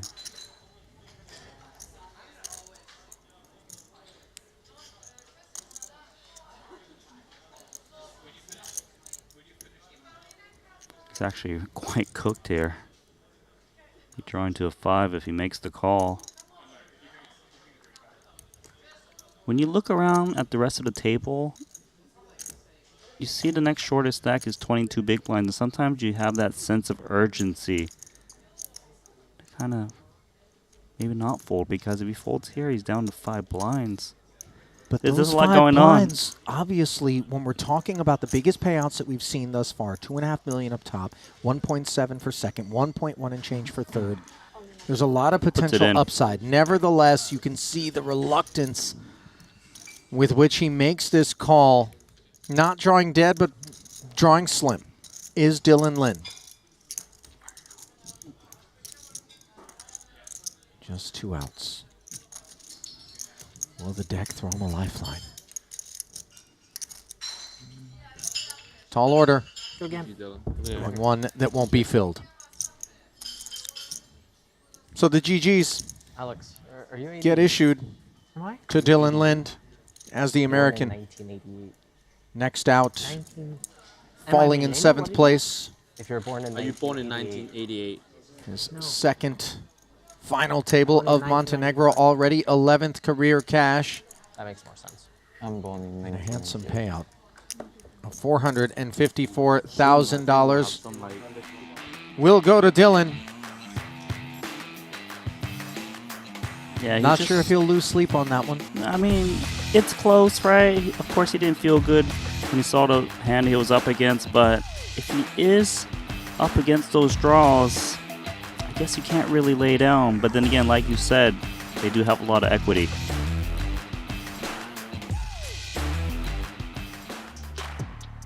So we're down to 6. 594,000 guaranteed. Oh, for sure. Definitely. That's the reason. That is the reason.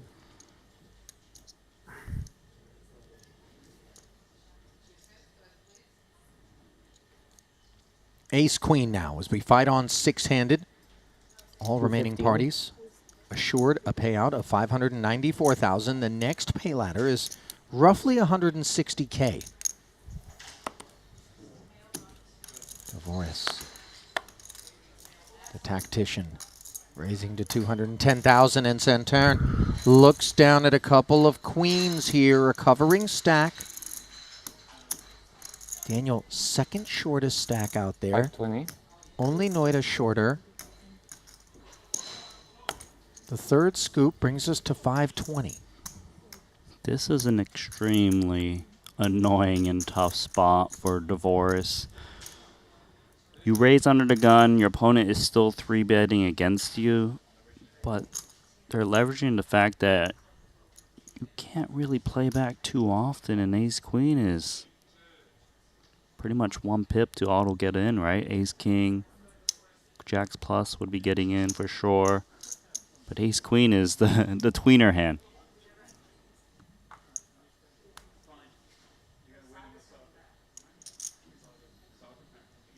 Well put. It really requires so much care in these situations. All in? Go. Dvoris decides all in is the appropriate path forward, and obviously will be disappointed to see the 2 red queens. but does have 30% equity. Still got a chance. There's always those aces you can find. 4.7 million chip pot. Dodam. Dodam chez Thomas. Poignant collision. And an unhelpful board could lead Saturn straight up. Turn is clean for the queens. Can Dvoris find the needed ace? Ruin the Frenchman's day. Good game. No. GG. GG's not far removed from the departure of Dylan Lind, the Canadian. Daniel Dvoris dispatched. 6th place finish. There will be no third title. 34th career Triton cash. First of this Montenegro event. And it's one that actually is going to take Dvoris up and over $12 million in career Triton earnings. You see the 594. Allows him to clear the hurdle by a decent margin, as he has been cleared from the field. Path made easier for the remaining 5. Yeah, and you know, it felt like Saturn had enough bluffs, and I believe that's the case, but an ace-queen it's so much hand. Took a stand, and that's it.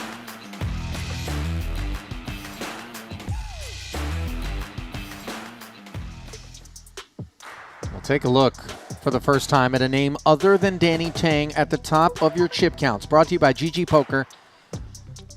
Thomas Saturn. 67 bigs deep. 2.2 separating him and Danny. I don't know how the final table's been going before I got here, but I brought something to just get back-to-back KOs. Yeah. Well, it's the fact that you tried to KO yourself on your walk back to the hotel today. Truth, guys, is Randy ran into a wall. I walked into the wall. Okay. The wall's all right, though. I would imagine it's thousands of years old and built of stone. You, on the other hand, are just 40-something years old and bleeding. Fragile Yes. carbon. Jack 10, chip leader, going to work. Shu Liang, defense from the big. And let's see what kind of appetite for aggression Saturn is going to have with this newly minted stack. Against the top pair of Shu Liang, for his sake, one would hope not much. You know, king-high boards are great to c-bet on in general. 175. Big blinds tend to not have that king. You can rep it. Of course, top pair will be willing to continue. I don't want to make too much of this, but I gotta say, in contrast to what I've observed of Thomas prior to this newly minted chip lead, he seems to be playing with pace, and a little bit of speediness might be what he's effervescing. Guys out there do have some sniff on him if something feels like you're just trying to blast through one, you know what I mean? Sure. It can cause some curiosity. Board pairing 8 on the turn after Shu plays the check fold with top pair. Yeah, checks again. Kind of interesting that you mentioned the speed of play. Perhaps he primarily plays, you know, mouse in hand online. Typically play a lot faster, at least for flops. Taking some time and checking back to turn, I expected.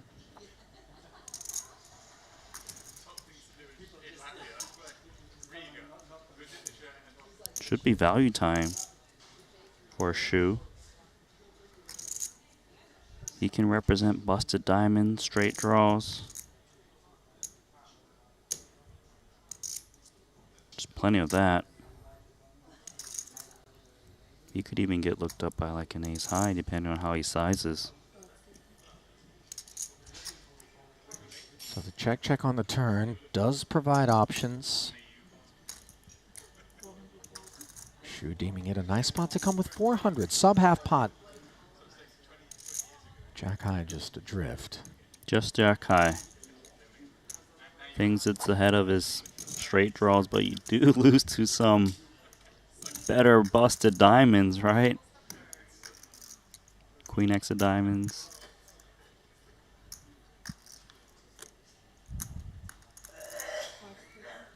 I don't think he's ever thinking about raising.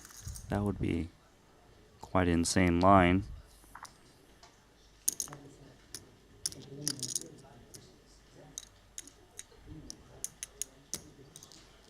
He's doing a time bank.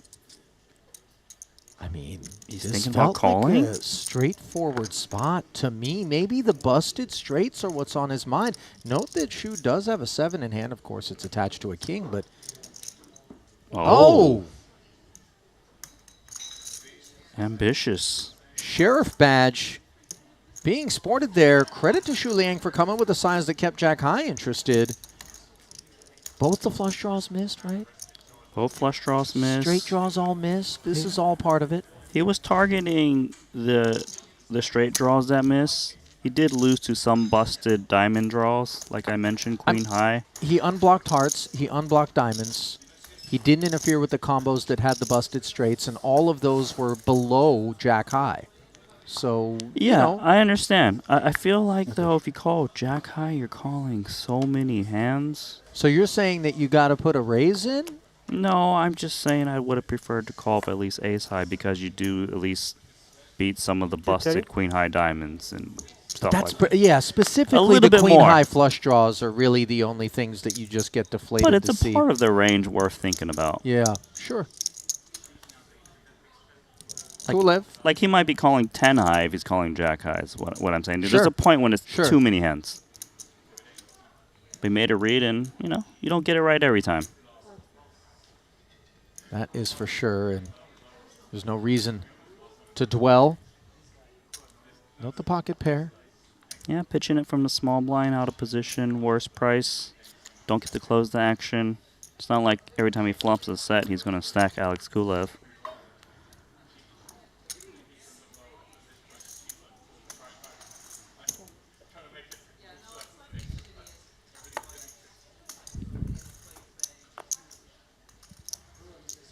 Send turn. Defends, comes up empty. On the paired rainbow board where Kulev has the 2 overs and the gut shot. Good to see a bit of a mixed strategy of King Queen. The reason I say that is he's the shorter stack, so he gets pressured a bit more. It wouldn't fault him if he does check. Betting is relatively standard, though.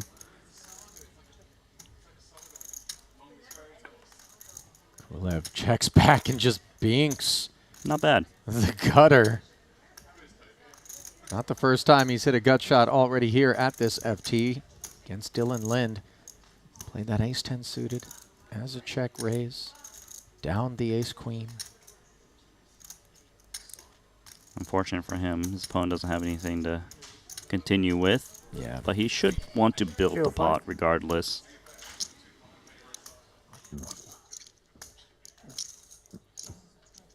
Doesn't even need to insert the chips as the verbal declaration was enough to get 5 high into the wastebasket.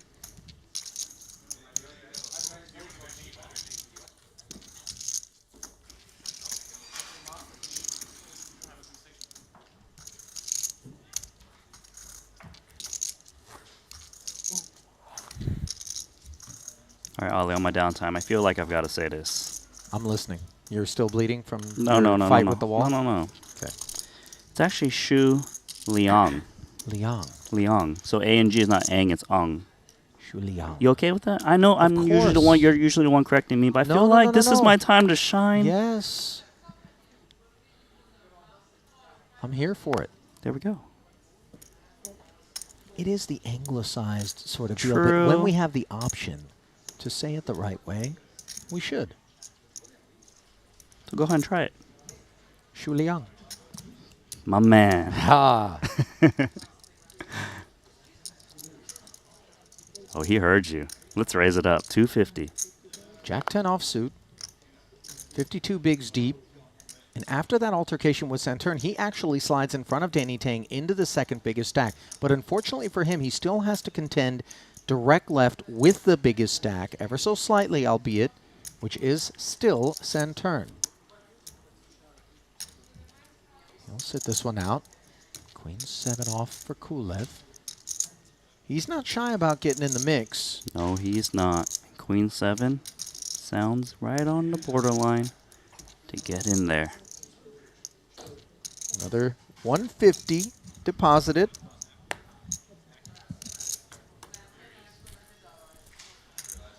King 5-3. Neither player improves.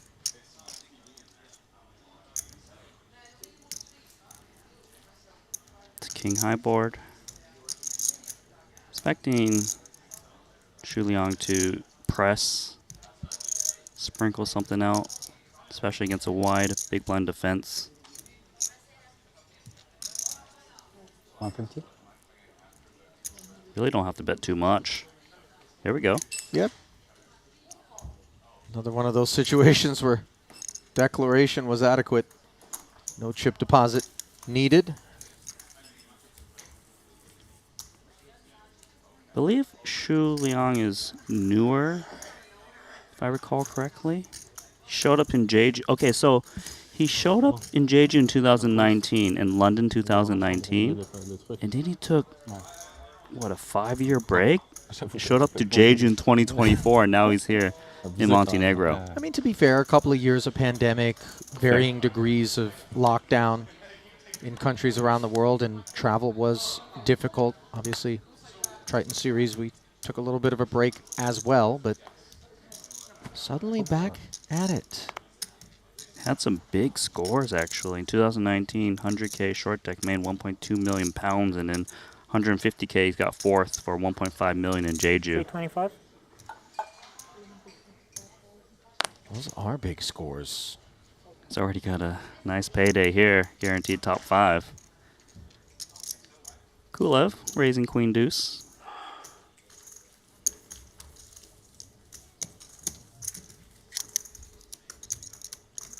Noida just quick concession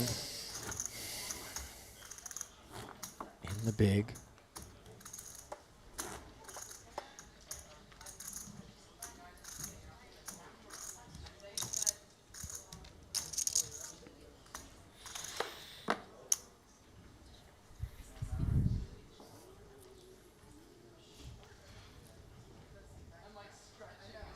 Ace 10 suited for Shu.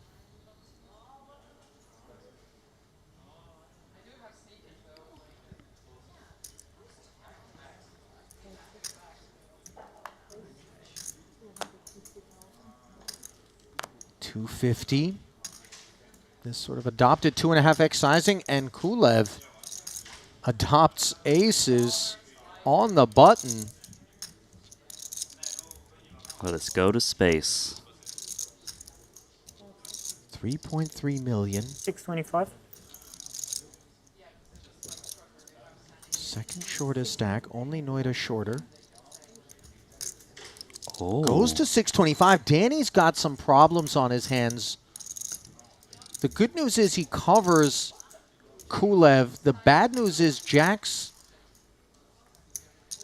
are just crushed. This is very bad news because Kulev is just known to go after it. He's got to expect that Kulev's got a lot of 3-bet folds. 2 jacks is just a monster hand in this spot. You're very right about that.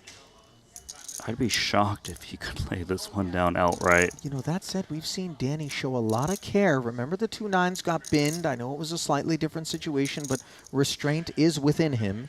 Not sure it would be appropriate on this particular occasion, and hence 1.4 the declaration. But this is a size where he could 4-bet fold. I just don't know whether or not Kulev is going to ask for the rest of it. To me, it feels like Danny is relatively committed against Kulev's stack, right? Because Kulev's playing 3.3. It would be 1.9 on top of the 1.4. Like, Danny doesn't have to mess around here too much, just given he had nothing committed. It's a good chance Kulev just stuffs it in pre-flop. I feel like maybe if there are like 5 big blinds more deep, he would consider flatting.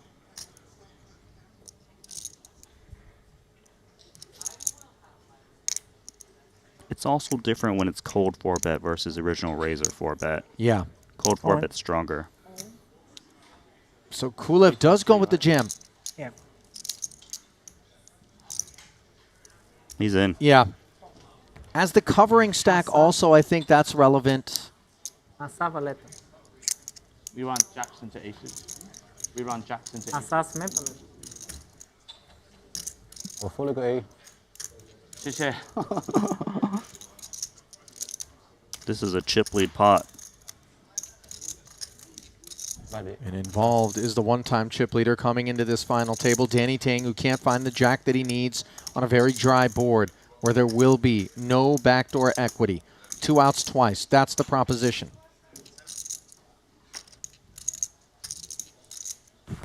Field goal.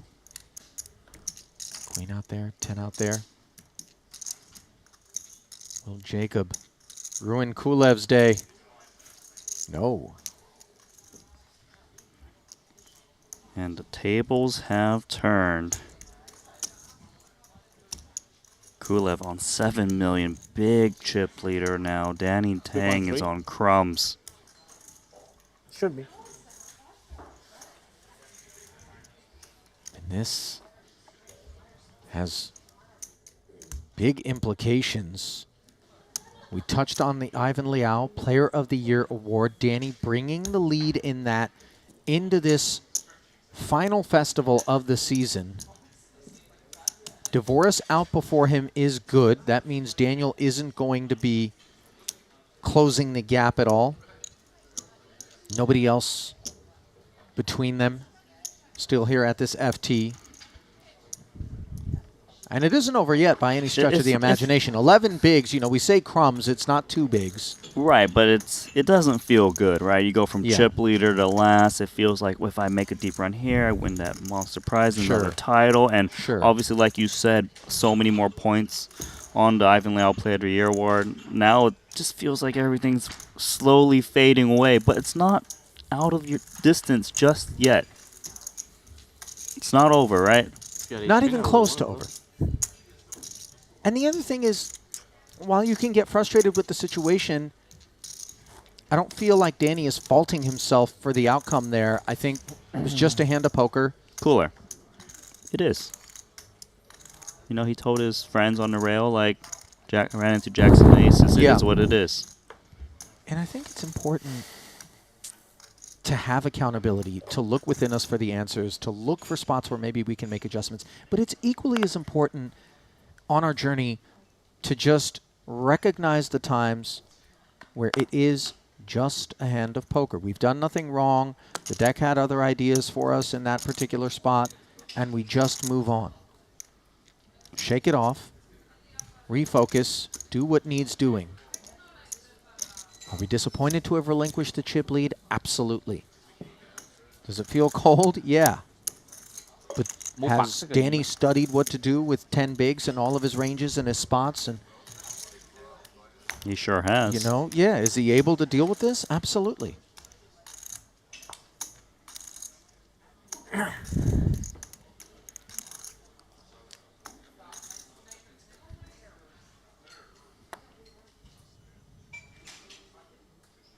Well, table captain saying, let's raise Jack 10.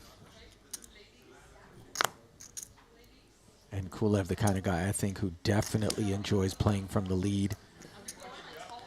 I've heard people say he's one of the best no-limit tournament players. So it's going to be a pleasure to watch. Listen, I mean, there's so many names in any given Triton field where we've had conversations and people say that about half the field. Let me give you a little more insight. Okay. I forget who it was, but there was a player who said, the player I fear the most at this final table is Alex Kulev. And it was a conversation you have with somebody that was seated at this table. It was one of those. It was one, not this final. It was a previous Triton final table, but it was one of those interview questions. So it's safe to say that Kulev is feared. It's also safe to say he won the spot. Little sprinkle. 100 dimes. Out of the second pair. Thomas, je suis trop fort. No sand turn. Je te l'ai dit. Now kind of suffering from what Shu Liang was suffering from to his direct right. as the chip lead develops to the Frenchman's left. We actually have a really interesting dynamic because chip leader's got 74 big blinds, and the middling stacks aren't short at all. They've got 52 and 53 big blinds, so Yeah.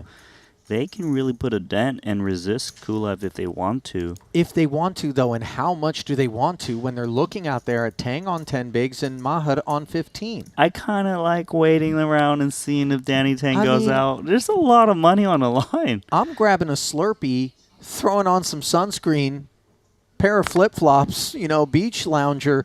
It's a spectator sport for me. Middle stack like that, you know, it's just, it prints to just maybe sit back and wait. Now, I don't know if 15 and 10 big blinds is quite short enough. 10, kind of, But I see where you're coming from. let's just see how things take shape for a little while, perhaps. Further erosion for those two brings them closer to a potential demise and puts that much more money in our pocket. Fair enough. Ace-8 for Kulev. I think there's a bit of a statement here on whether he bets. Yeah, him checking back, realizing that, look, Santurn's got a stack to play. He's not just going to limp fold reasonable hands like this, so checking it back. Jack 8 deuce. Outflop. Kulev with the better kicker. Not outflop, but yeah, kicker issues. This one was limped. Blind versus blind. Note that Alex didn't go just trying to blast. You pointed out that those middling stacks are deep, Thomas. One of those two middling stacks. So it does go check, check. Santurn pips up in terms of the kicker. Third spade arrives. Could see some protection against a baby spade, which is what Santurn's doing.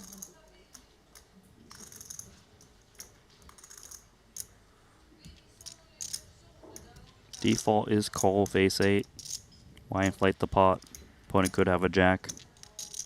Even a deuce is possible. Now a king on the river. Thomas's kicker continues to improve. There's just no degree to which it can do so successfully. Curious if Kulev is able to get thin route value if it gets checked to him, which I expect it to. You could see players playing cautious with a jack because they're right with a king. He might feel like he's value owing himself. It would be quite nice if he can value bet with this ace kicker. Well, let me ask you this. How often is Santurn checking flop, betting this little 100K on the turn, and then checking better than ace-8 on the river? It's possible. It's not unreasonable that a jack would check sometimes. But Kulev's really figured this one out, and he's getting snapped off. This guy is... Not 8. That was an inadvertent slow roll. I like that reveal. 8 as well. 8. You know, when I get chiseled for value, I feel so dirty. You know?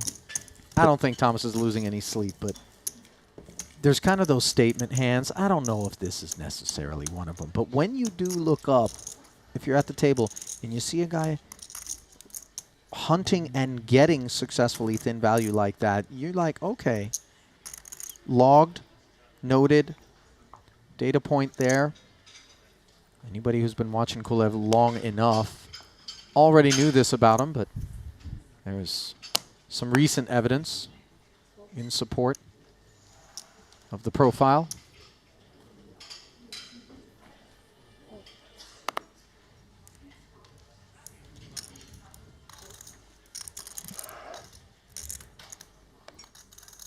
$325. This guy.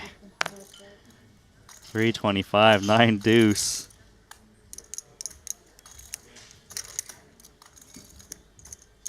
This is what happens when you give Kulev ammo. Yeah. This is not going to be easy. No, it's target practice a little bit out there.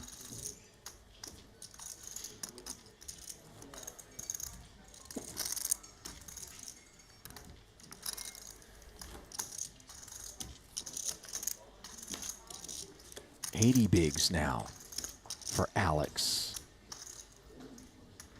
Yeah, Alex has made some deep runs at Triton, but no top 3 scores. Yeah, 4th was his best finish. I think it was the 40K Mystery Bounty in Correct. Jeju. That is correct. he would really like to just cement himself as one deserving of a title at a Triton stop. He's trending in the right direction. He is. Both in terms of results across the past few festivals and, of course, here at this particular table in terms of chip graph. Xu Liang, ace-7 offsuit, hijack open, king-queen for Kulev. I like the call. It allows Xu Liang to retain hands that would fold to a 3-bet, like offsuit, Queen X, and King X. Look at the Jack-10 suited bin by Maher, who might just be thinking, let me see if Danny's going to be able to wriggle ahead of me, and if he isn't, I can score this little pay ladder before I got to get involved. That's actually exactly what he's thinking. There's no reason to get involved when he's got a little bit of a lead on Danny Tang from the bottom. For now, though, I like this check from Xu Liang. It's very rare for him to get called by worse with this type of kicker. You tend to bet your best kickers, like ace, king, ace, queen, and check the rest.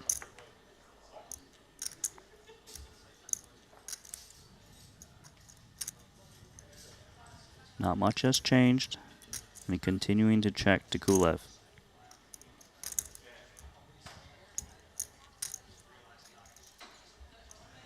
Alex, happy to check back both flop and turn with nut no pair. Backdoor spades arrive.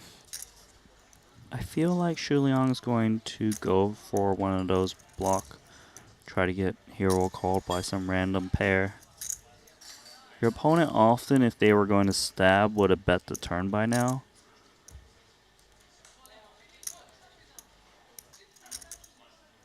Maybe try to get paid off by a 10x or a pocket pair lower than that. This is the right play, but not going to get paid off. Yeah, Kulev, not getting curious, just giving credit at that 350K sizing. Xu Liang, the beneficiary. Download the Triton Poker Plus app today. Scan the QR code on your screen and supplement your viewing experience. It's a real must.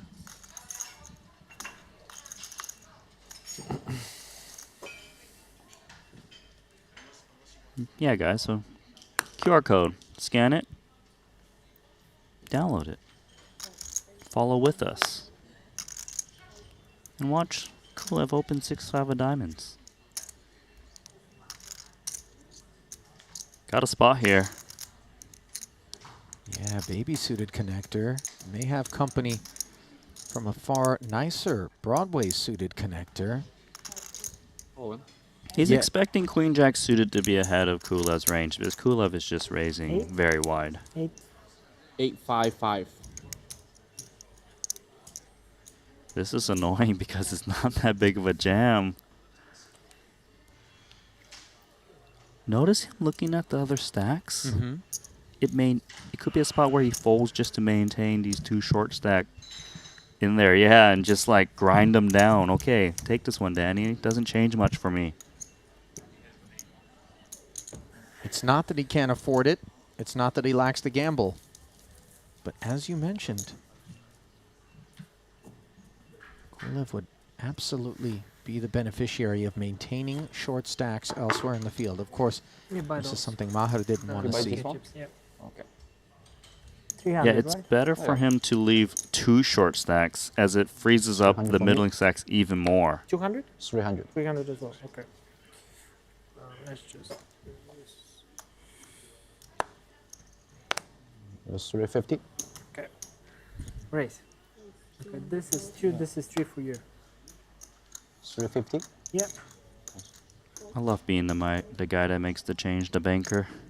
Just feel. You play Monopoly when you were a kid? You had all the 500s and like, yeah.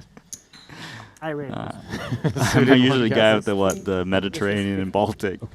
The purple ones, the dusty ones by the beginning? That's bad location. You got bad real estate investing. I'm also managing the electric works and whatever. Waterworks and electric company? Yeah. Oh, man. $75 a pop. Well, not quite a monopoly but certainly a noted advantage to the Kulev Industries business, which is on display to the tune of 63 bigs, 7.8 million. He's going to carry the chip lead forward. Mahanoida behind Danny Tang now as we bring you back to the desk, just a few moments away from a 4-minute break. Let's take the break, by the way. Let's max it out. Yeah. And we've got a little treat for you guys when we come back. There's going to be another chair in here. I'll leave it to you to guess which one of our Triton regs is going to hop into the booth for the rest of the way. Keep it close.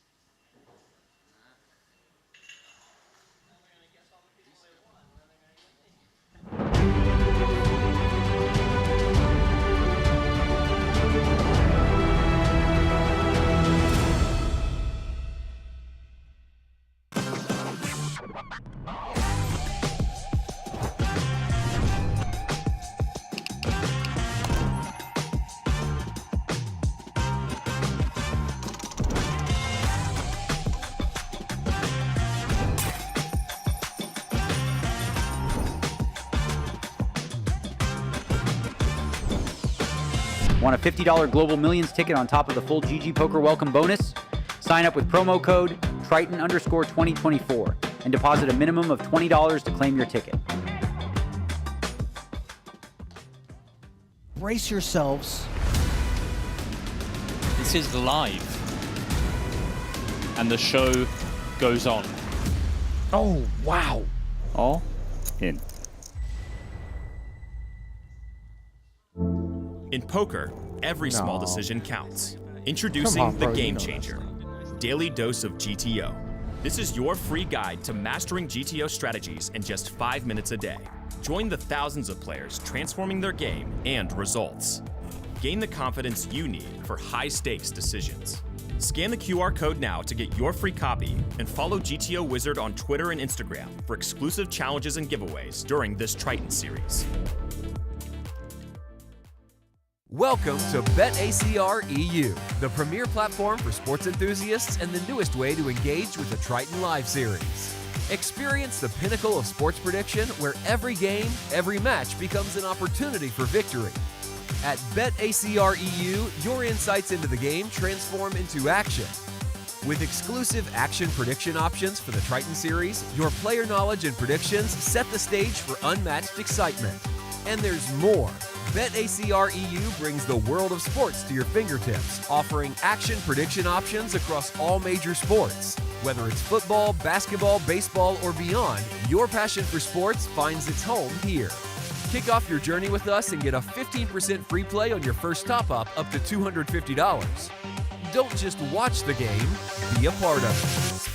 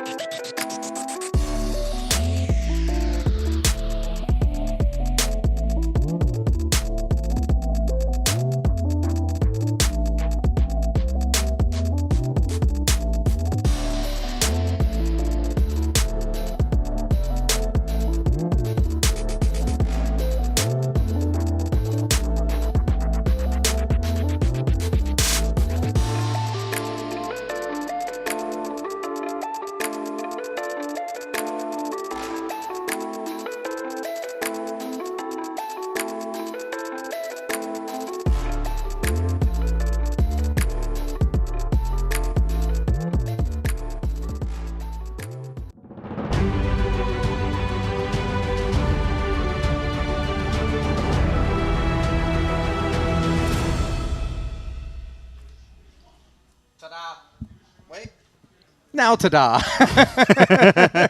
It's not Jonathan Linus. Jaffe Sorry, joins guys. us here at the Triton Super High Roller Series booth. Of course, a pleasure to have him with us. Not the first time that he's been here, and he's going to come in and give us his insights as we fight on five-handed. Jaffe, how much of this table have you had a chance to observe, if any? I have not. I'm familiar with a good portion of the table. I got a question for you guys. Okay. Is Kulev behaving himself? Is he being a good boy? See, that's an interesting question, Randy. I'll let you go first. He just got the chip lead, and he's been raising a lot. He's also been raising 9 deuce offsuit in the small blind into the short stack, so That's bad boy behavior. He's a bad boy. He's going to detention. How long before we see a little Queen 3-0 3-bet? Haven't seen that yet, but apparently that's on the table, and I would love to see that. Here's the thing. He just recently picked up this chip lead, right? So the fact that you asked that question, I don't think that he was guilty of it. I'm not sure what's going on. Okay, here we go. Sorry about that. He just recently picked up the chip lead, and you asked this question. I'm not certain that it's something that he had been guilty of prior to picking up this chip lead. But now that he's got it, it is very apropos because we saw instant activations, willingness to open pots. Haven't seen the frisky 3-bet yet, but it means that you've got a scouting report on this man, and I would imagine many of those in the field did throughout the way as well. Let me just say that every tournament, as you see somebody walk off with the beautiful Trident, I see Alex's eyes following out the room. So I think he's trophy hunting. Yeah, I mean, he does not have a title yet. He did have a 4th place finish, his deepest thus far in Jeju in the 40K Mystery Bounty. We've touched on that. We know he's hungry, but we also know he's tremendously talented and runs with, that Bulgarian delegation that there's a lot of think going on with that crew. Absolutely. Alex wears many flags, born in Bulgaria, grew up in South Africa, went to school, and kind of learned his trade in Ireland. Wow, I was unaware of those other stops on the resume. So as you're looking at these chip counts, and maybe we can dive into the Triton Poker Plus app for those of you at home who aren't necessarily apprised on what's going on. There's Kulev, aforementioned, in the chip lead, but you have Shu Liang, you have Thomas Santern above the average stack of 4.1. Danny, who came in with the chip lead, now sitting with 10 bigs. And then Noida, 10 bigs as well, just back of him. What is it that you anticipate we're going to be seeing beyond just Kulev's naughtiness? Yeah, naughty Kulev, a waiting game between Danny and Mayer. And I have a question about Danny and his Player of the Year lead. What's that looking like? Well, How's the effect? why don't we take a look? I have touched on it. He is maintaining that Player of the Year lead for the time being. Overall leader, brace yourselves. Here it is. POY rankings. Divorce, but runs behind him. He was at this final table, but has busted behind Danny. So obviously, Tang with the opportunity to put additional distance between himself and the man who's running in second. Kuhn, Brewer, Haxton, not factors in this one right now. But this is something on Danny's mind. Disappointed, obviously, to relinquish the chip lead, but it was just jacks into aces in what felt like kind of a straightforward situation. He played it as a 4-bet against, was it Kulev of all people? Kulev. So 7 million chip pot. Tough kind of situation. It's Alex in particular. What are we supposed to do? I imagine emotionally he's still centered. He's just coming off this break. Does it suck? Yeah. But is it something that he can shake off and play a 10 big blind stack? Yes. Yeah, Danny's a professional. You can feel the emotion and separate that from the decisions you have to make. And I think that's what Danny's doing. I know this Player of the Year means a lot to him. It means a lot more than the 200K bonus. I'm gonna say this though. Noida, he came in 21 event dry streak, cashed in the last effort. Now here he is at an FT, and I've often said it feels like sometimes people turn a corner. They just figure something out. Maybe they address something that was, a challenge of some sort. What have you observed? How do you feel about his game here today versus maybe the other occasions on the 21 event dry spell? Ooh, we have some interesting recent history. I shouldn't brag in the announcer's booth, but I put him on a poster the other day. No. Yeah, Henrik said the hand belongs in a museum. Oh boy.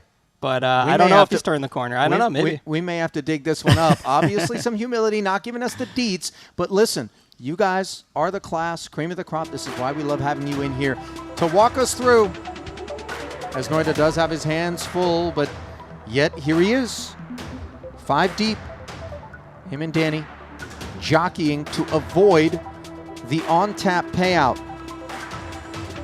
What is that payout, you might be asking? Well, as we look at it, 700. and $52,000, over $750,000.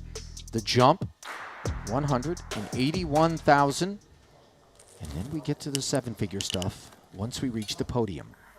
2.5 up top for 100K. That's pretty awesome. Pretty good. Yeah. Buy-ins only get bigger after this.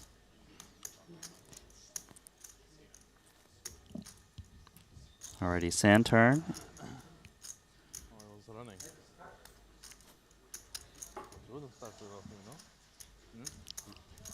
125. Playing it as a limp. Mercy being shown by Kulev, who can be a bit of a wet blanket when he's got position on you. Yeah, absolutely. I think the 970 is an intriguing candidate. Kind of does clear out a fair amount of the bottom of Thomas's, we'll say, limps in this situation.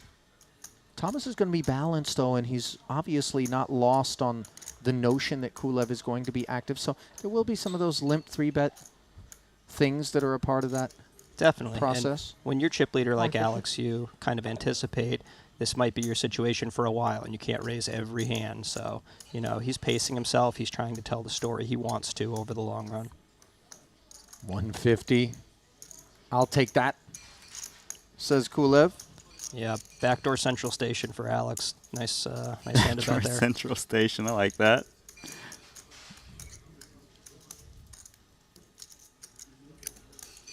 Here at this festival, have you had a chance to play much with this lineup?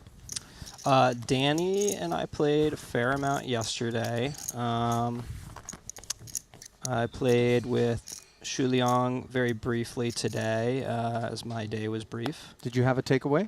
That Chris Brewer didn't believe he had aces pre-flop when he jammed ace-2 suited into him. That was my primary takeaway from my one orbit at the table. Cool. Yep. Like, see why he's got a lot of chips now. Yep. Cool customer folding that queen 4-0. He looks like, you guys do it. Fun spot for Alex here. Just get to bully. Oh, fun. Hello. More fun for Mayor, right? Yeah. I take it back. Pop awesome, but let's Come on. I had a king. say the king. Fuck. Yeah, pop. Pop is the king. Pop. Alex giving a little Bulgarian lesson to Thomas. Well, the only lesson he's looking to give here is one in bad beats to Noida's jacks. And might this be a flop that allows 5 of hearts. school to be in session? Okay. Okay. 5 of hearts. I don't think Mayor wants that, Danny. 10 on the turn. Backdoor flush draw non-concern as kings and eights are what Noida is willing away from the board and doing so successfully. Nice. So he will double, and that will Almost. leave Danny Tang all alone on the shorty. 1 million. Relative you put 5. Okay. flesh wound for Kulev. يلا حبيبي. يلا حبيبي. 175. Jamais. Perhaps a bit more urgency for Danny Tang now, seeing Mayor doubling up. Yeah, while that's no doubt extremely disappointing for him, it does kind of free him up to play a little closer to chip strategy. Right, he might not pass some spots. Yeah, we're seeing, you know, if it folds to him on the button, he's probably going to be pip and a half tight compared to what he might be level 1 of the tournament. Fair enough. What have I done? It's your turn. What have I done? You're gonna win this. You're gonna win this.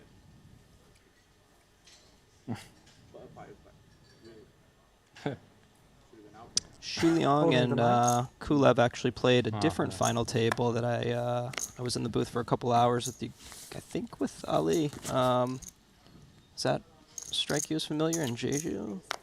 Oh man, you're going back to the prior festival. I confess, I actually have to data dump almost everything in between festivals as I recover. That one was a I'll do grueling some one. research for you guys. All right, let me see.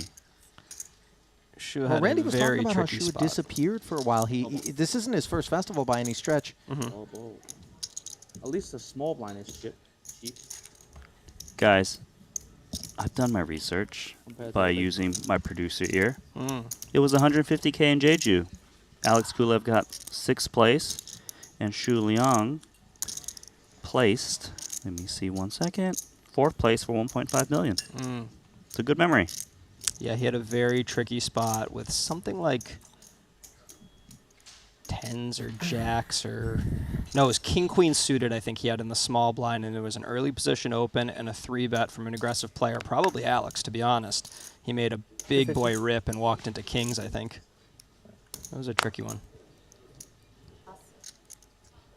The fact that you can remember that, considering how many hands of poker are swirling upstairs, is remarkable. All in. Pocket tens, worthy of remarks. 1 2 minute. syllables worth in particular, all in. Now Kulev, 750 to call, fresh off of doubling Noida. How well does he assume ace-3 performs against a jamming range? Yeah, I mean, not too well, but when you're the chip leader, you just want to give somebody a swirly. Should have 30 seconds, right? Not 20. Sorry, you put it in my head. You were talking about swirling up in my head. Is a swirly, I mean, is that where you put someone's head in the toilet and flush and their hair gets spun around? Very good. Okay. I didn't anticipate that, but that is a fairly cool way to describe a bad beat. Give someone a swirly. Oh, I give you Jonathan Jaffe, ladies and gentlemen. Good to know you can bring both levity and world-class insights to the booth. I think somewhere that got injected into my lexicon from Petrangelo. I think he gave some swirlies out. You know, I actually could very much see Nikki P, who's had some great gallows humor opportunities, obviously. Earlier today, 50K, final table, finished in 4th, shut out once more from his first title. Something to think about for Danny Tang, King Jack. Yeah, this is an interesting spot. And, you know, Danny does have a stack. You would never think of this just for straight chips, but you have 3 bets off this stack. Goes for the shove. And now Kulev is thinking, what's going on, guys? I'm still, the mayor around here. Show me a little respect. But I mean, the mayor is the one raising every single hand. You can't blame Danny for reshoving. Gutsy rip by Danny. Picks I'll it tell up. you what, those that maybe looked around and thought Mateos was V-pipping a little bit too hard earlier, they got a rude awakening. Yeah. And you also saw Mateos hold that trophy in the end.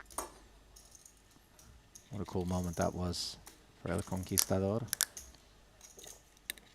Yeah, there are a bunch of guys when they pick up hands, and Alex Kulev, Adrian Mateos, Michael Adamo, you're just going to walk into the flames. Yeah, you're so right about that. Some people are going to burn you much harder than others when they sun run. Higher SPF required if you want to fade. I don't think there is an SPF that can deal with that sun run. The Adamo sun run for me is like the surface. Randy, don't they say at like 40 and beyond it's all BS? Isn't it like... That's why I mentioned it's pretty much they're all the same, 60, 70. It doesn't exist. I went for that for a while. I'm sure I had some SPF 100 at home or something. Yeah. You got scammed. Sucker. Is this scam? You got scammed. Limp here by Thomas. Kulev, offsuit 1 gapper, knuckles back, 375 in the middle. Ace 5. I feel like this is interesting because Kulev knows. Oh, it's actually Saturn that's betting. That's interesting too. What were you going to say, Kulev knows? I was going to say because last time it was like an 8-3-3. He bet when checked 2, and everyone kind of expects him to bet. He's the chip lead, but just whether Santurn's going to resist or not. Saturn is fighting. What can you tell us about Thomas Santurn that maybe the resume doesn't in its limited scope, if anything, Jaffe? That is a great question. I believe he's French. No, I haven't played with Thomas at all. Somehow, in these small fields, it's strange how you can just play with some of the same guys day in, day out and just like completely dodge maybe 2 or 3 guys per trip. And Thomas is one of them. We have no history. Dodge may be a very good way to describe it, just given the fact that he seems to be one to be reckoned with. Danny pitches the Jack 10-0, insta in the hijack. Not even a thinker. Is that something to be Whoa. thought? This is Well, hold something to on. be thought on. Shu Liang is not going to be left out of the party. This is the cutoff, right? Yeah, and this is a king-queen on the button for Thomas. So this is clearly picking on Noida, you know, with the short stack and the big. 720. 720. Shorter. Santarn going to 3-bet to 725. 75. Ace-9 suited for Kulev in the small. Quick fold.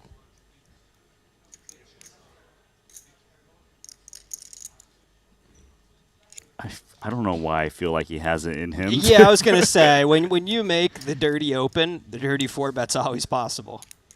It's never There's a off chance. the table.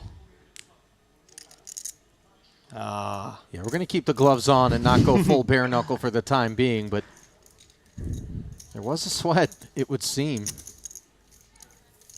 When you see an uncharacteristic open such as that, put a pin in it, by the way, as questions such as that perhaps can be answered over at GTO Wizard. They are our official partners, and where one can go to create some clarity for themselves. Want to make optimal decisions in high-pressure spots? Their AI has you covered. You can study any situation using any bet size. Truly is the ultimate tool to prepare yourself for the critical moments at the table. Check it out at gtowizard.com today and get 24 hours of free access to all of their features. I was going to say, when you see Shu Liang 10 deuce offsuit all of a sudden seemingly out of nowhere decide to activate, do you presume there's always got to be some explanation? There's not a randomness to it. Yeah. No, I feel very confident coming off that promo that the explanation is he did not get his daily dose of GTO. Forgot to take he it was with his ODing vitamins. on GTO, and he was like, no, forget this. Yep. I don't know if you heard about this, but before we started today, I was down having lunch, and Ivy walked by, and he's like, you know why I pushed that King 8 offsuit? And I don't know whether or not you've heard about this hand from yesterday. Yep. Seemingly out of nowhere, kind of ripped it in. He said, because poker gets boring, and you got to do stuff like that sometimes to keep it fun. Yeah. And you can talk about it. And he just walked right by. And I was like, and I just had my pasta on my fork, and I was like, all right. Look, out the door he went. I was like, okay, there it is. Yeah. But, you know, you see that 10 deuce, and you wonder every now and again there are certain people that rate maybe to give us that sort of Leroy Jenkins-ish posture more so than others. But I think oftentimes we do have this obsession with being able to explain and rationalize everything, and sometimes it really is, you know, that outlier. Yep. The beautiful thing, I mean, I like still searching for an explanation, fully understanding I'm not going to hit the nail on the head, but I, you know, might have a lead on the situation here and there. And it may be an impatience, it may be a poker gets boring kind of thing. But another explanation is you create these dynamics. People have this impression of you, and some people, especially less experienced players, they're going to pigeonhole you too quickly as, this is Shu Liang, this is what he's about, so I'm going to do X, Y, and Z adjustments. And maybe Shu is one of these players who, you know, he has a craftiness, he understands what an image he can create and how to exploit people who view him in a certain one-dimensional way. Or maybe he got bored. Maybe he got bored and he just tried to make it fun. Yeah, makes sense. You can make it fun here if King 6 suited.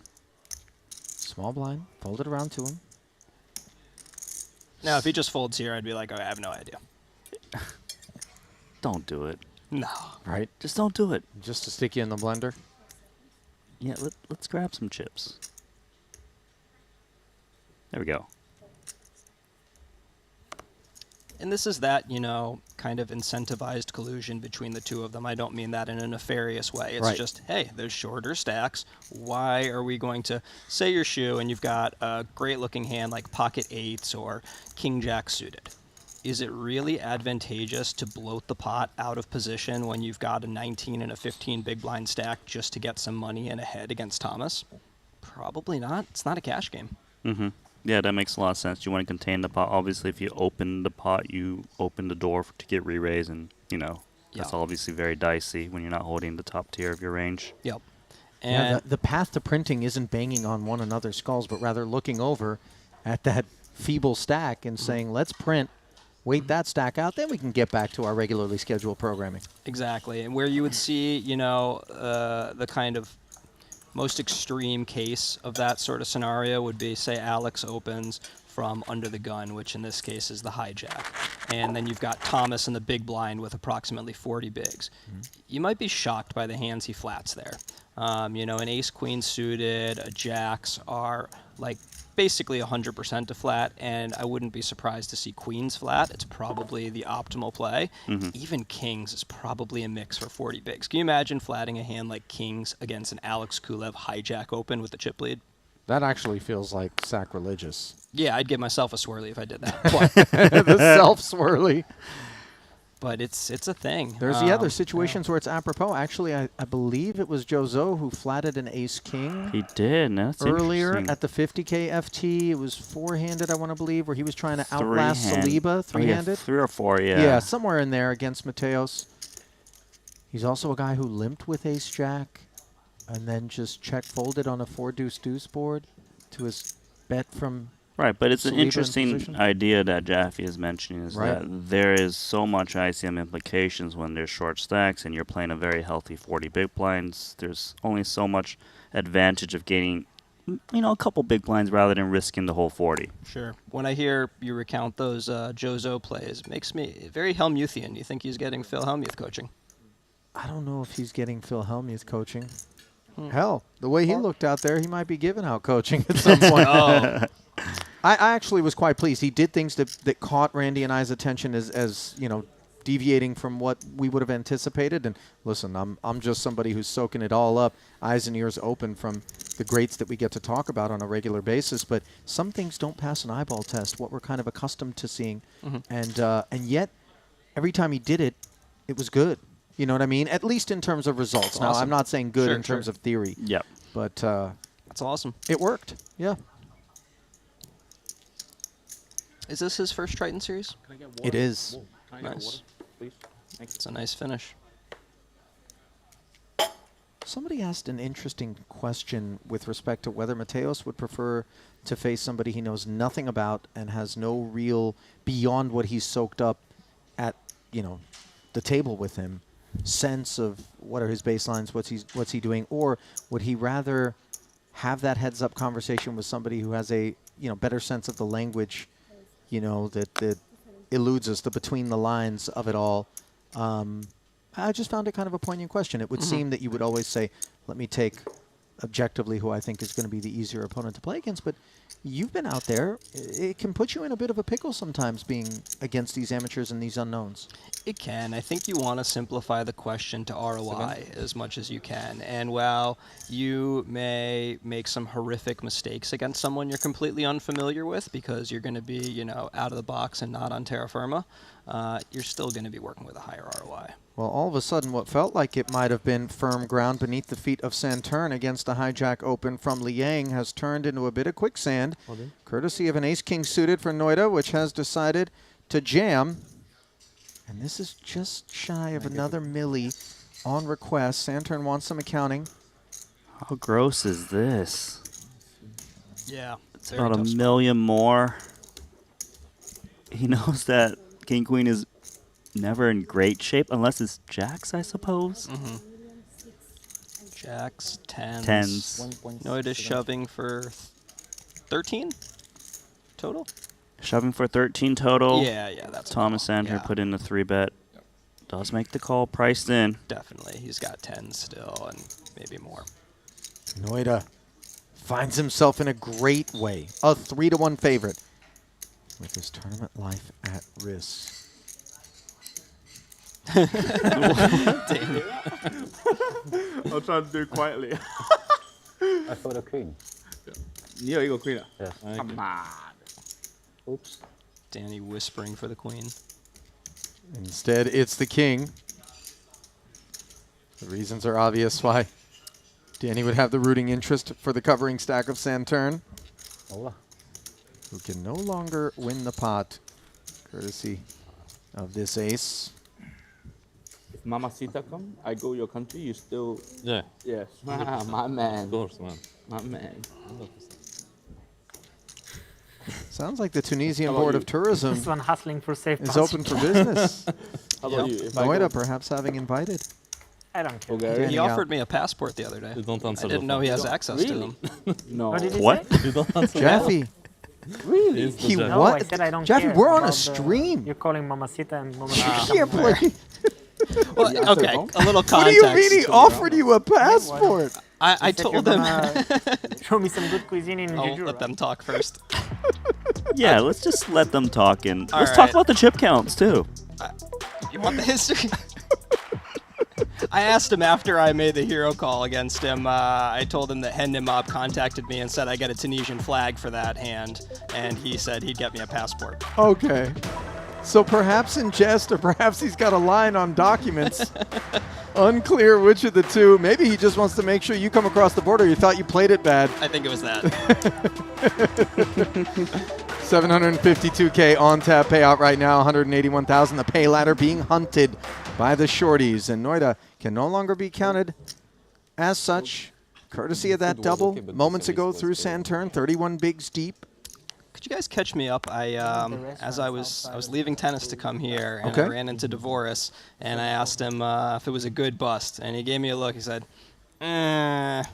Well, courtesy of the Triton Poker Plus app, I'm always able to go back while an event is active and let you take a peek at exactly how people meet their maker. Kind of a big rip there from Danny. Shouldn't go unnoticed. Yeah, jam 17 big blinds. DeVoris actually took an ace-queen into battle against two queens. Okay, for seven-handed. Thomas. Yeah. Positions are noteworthy in that hand. Yeah. The open was into a chip leader, Danny? Correct. Yeah. At the time. Mm-hmm. So Dan does have a tight open. I guess that's why he felt iffy. Usually you're not feeling too bad about 22 bigs with ace-queen, but I can understand that. Does seem close. Lord knows I would have ripped it. By the way, Jaffe, if you didn't know, there's this thing called a Triton Poker Plus app that you can download Yeah, yourself. what's going on, and Jaffe? You could have checked that hand on your own time. Just saying. That's true. So. Well, listen, he I also was doesn't trying have to cover be up for here. Danny's big shove. Okay, true. I shouldn't be doing that to him. I'm sorry. Forgive me. Apology accepted. Noida doing it to him with King 9 offsuit here. Cut off open, and jacks have been a theme, this time paying a visit to Shu Liang. Covering stack. Rips it in. It's quite a big jam. Big shove, yeah. Second biggest stack. That's definitely some information about Shu's approach. Mayor with a little fake thinking. Or maybe he just wanted to see how much Shu was shoving for the Yeah. information, yeah. I think so. It's like, really? You're going to jam this much? Yeah. It's a lot of chippies to put in. Well, if you're out there streaming us live on YouTube or on Twitch, give us a like, a subscribe, or a follow. And for that matter, take advantage of the fact that we are monitoring the chat and type in any questions you might have.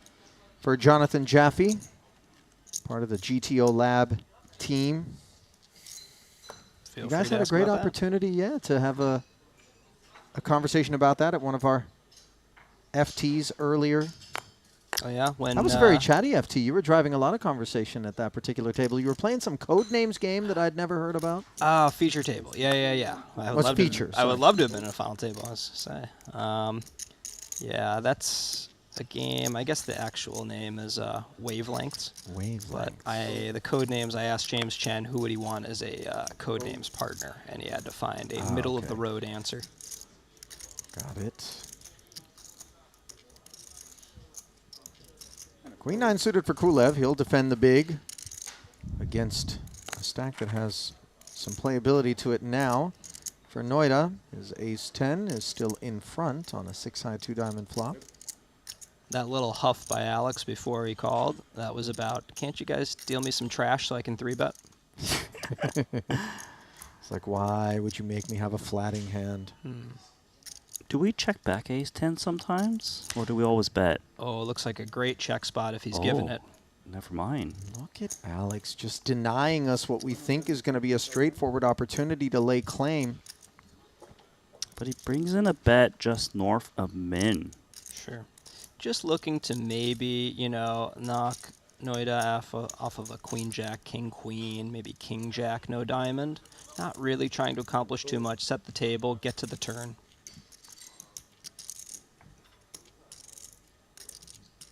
Credit Noida with recognizing that it is Kulev, who could be up to no good here. Tears one off. 10 of diamonds relevant to that, I would imagine. Prepared to be surprised with Alex, but I think he's going to find the check here. This is just, yeah. It feels like a card that improves Mare's range more. Exactly.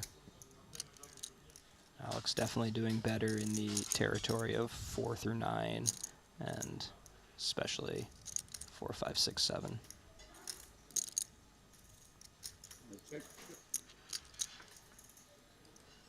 Queen on the river after Noida checked back the ace high, understandably, and Kulev. I think Alex is going to make his own value here against Noida, where he might mix in some checks against other players. I think we're looking at somewhere around 1/3 pot, trying to get value off of those 9s, 10s, the rare ace high call. 5 seconds. It feels like if there's not much reason to induce by checking just because, well, what did he bet? Oh, 170. I thought you said 575. But just look at this temptation being offered to the ace high of Noida, as Alex never seems to step away from an opportunity to pursue thin value. Very tough to not pay this off, even though you expect to be beat the vast majority of the time. But that toughness is tethered to the sizing for Kulev. And Noida has a very enticing candidate for a raise. Queen. I don't think raise would have worked, so I think you saved that raise. But you're not able to save the 175,000 chips if you're Noida. Those sorts of showdowns always... They pique your interest. It's like abusive almost. Like, really, buddy? Yeah. Lead that flop, get there. Sit there. Yeah, I think you can kind of like put a caption on those bets. What are you going to do about it? Yeah. Are you going to raise me? You didn't bet the turn. Right. What are you going to rep?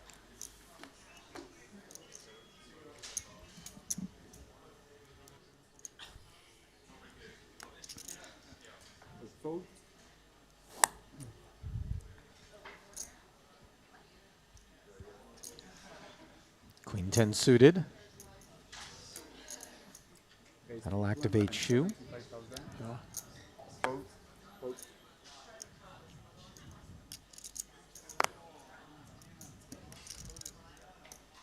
Noida working with rags.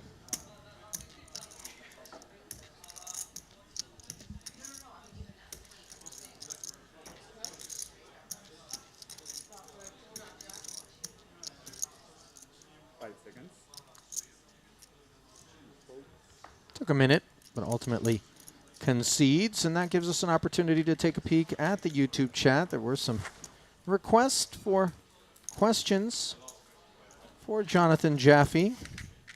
Now, I know it's not particularly poker relevant, but I imagine this is one that you'll like to answer, just given your passion for the game. Who is your favorite tennis player of all time? I love to play, but I actually don't watch tennis. But I think Federer is like one of the biggest bosses of any athlete. He just seems like an all-around stellar human being. Yeah. Can I follow up? Yeah. Who's your favorite poker tennis player to play with? It's a great question. Because I know you've been at the courts. Yeah, at the risk of breaking friendships, I'm going to say, you know what, it's a tie.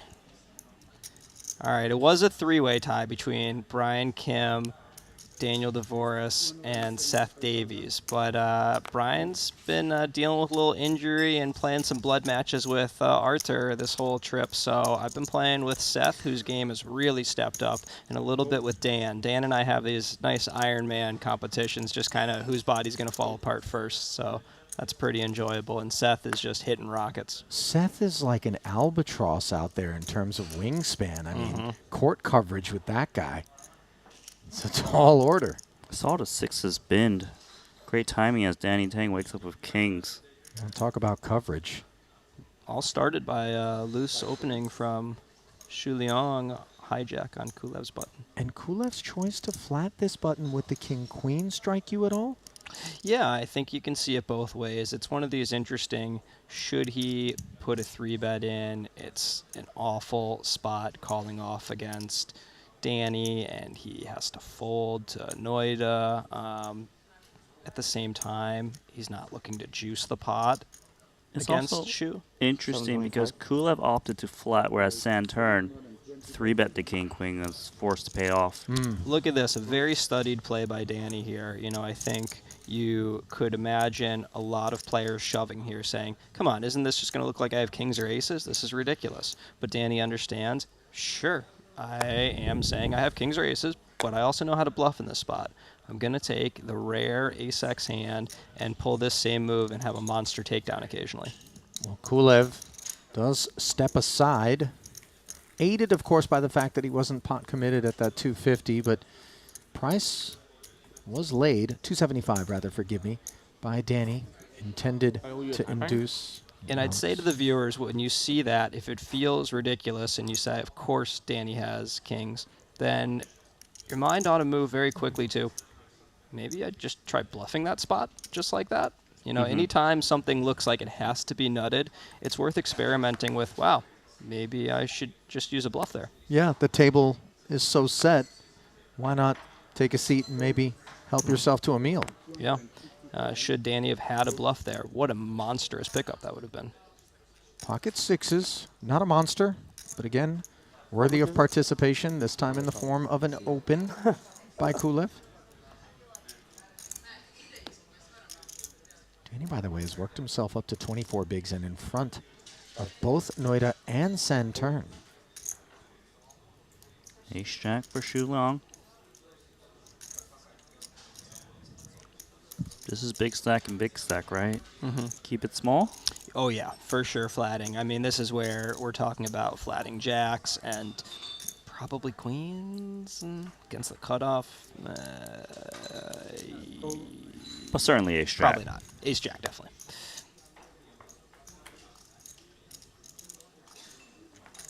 I see that window card to 6. A set for Kulev. Yeah. Monster against ace high. Demonic. Note that Shu played it as the flat, mindful of course, the big stack implications, checking it over.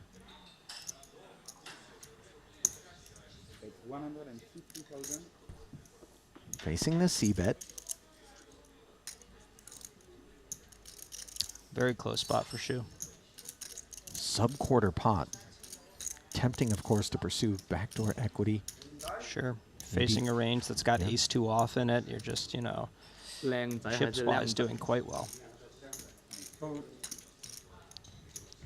And this is where your flop ranges are so affected when you're playing anyone dangerous, and Kulev is more than dangerous because you could get put in some really pressure spots. Say the turn's an ace. Do you really want to call 2 barrels?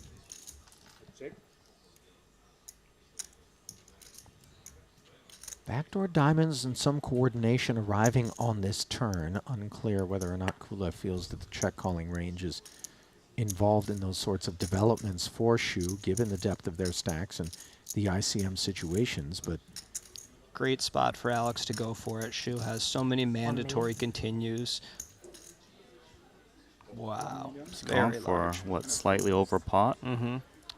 I was anticipating maybe 80-85% pot, but that's a big boy bet. You Yeah. know? Consider the dichotomy, right, of let's ensure retention with a wide variety of hands on the flop, and then let's go a little bit bigger, and maybe we pique somebody's curiosity and interest as we go from deeply milky to, you know, deeply polar. Yep.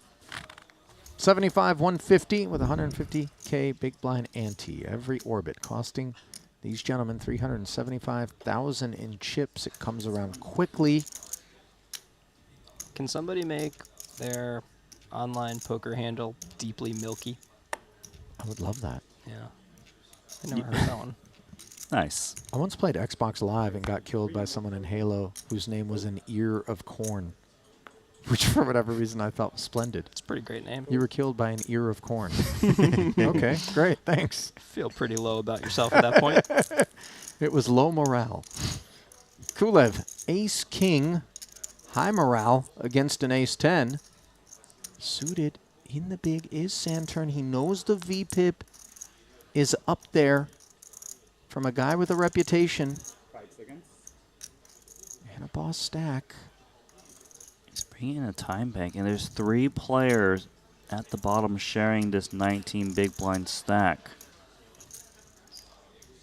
Saturn being one of them.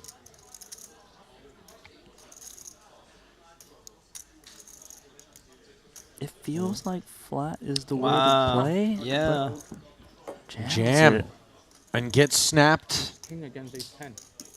And we touched on this idea earlier, Jaffe. When a guy like Kulev actually has it, you can find yourself getting into these sorts of spots, and it's so demoralizing. Yep. 5.6 million chip pot. Saturn had worked his way up to the top of the leaderboard, now at risk of elimination. 27% heading to the flop, and now 81, courtesy of this 10 high board. Ace of club works for Kulev. That was a tale of 2 expressions. King would do the trick as well. Suddenly add queens to the equation. No backdoor flush, but maybe backdoor Broadway to spoil the party.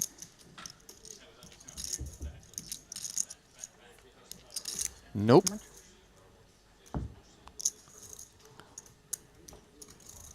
Well, boys, we've got a new chip leader, Thomas Saturn.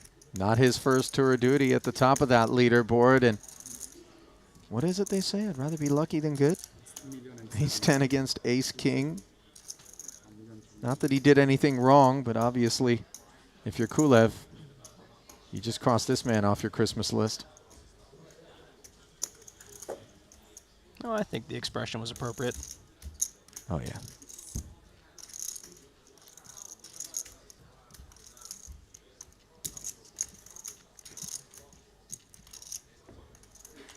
So Kulev's going to drop to 4.8 million. Right now. 32 big blinds. Another question coming in, by the way, from the chat for you, Jaffe. What's your approach to staying on your A game for as long as possible during these grueling festivals, tournaments that you're involved in?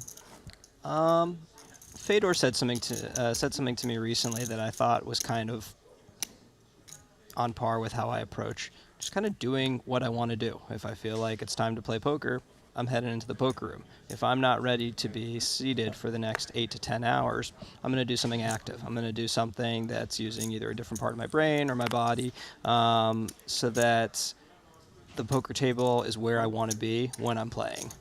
I don't chase the player of the year. I don't play the other events, so it's not possible. So being on time, there's not really much of a bonus. So as far as staying on my A game, I'm just trying to take care of my happiness in other ways.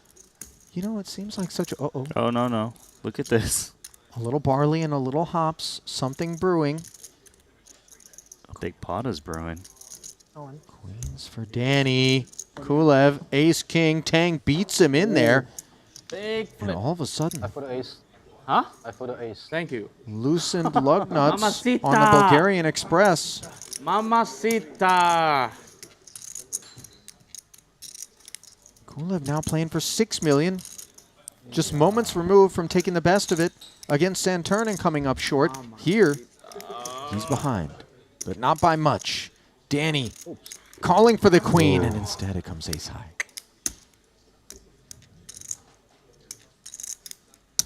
Mamacita, ladies, you betray me so many times already this trip. Come on, ladies. Come back. Oops. Okay, okay. Yeah, still okay. Improve. I fold the 10. Thanks. Yeah, Mamacita. was the king, but I didn't want to say. Mamacita on the river. Or a 10. Kin, the player of the year, leader, stay alive. No. Good luck and have fun. Thank you, Danny. Thank you. Well, Kulev takes a bad beat, and then he issues a beat. Not a bad one, just a standard one, the classic. And on this occasion, Danny Tang. Coming up on the wrong side of things, of course, Dan DeVoris will be somewhat pleased.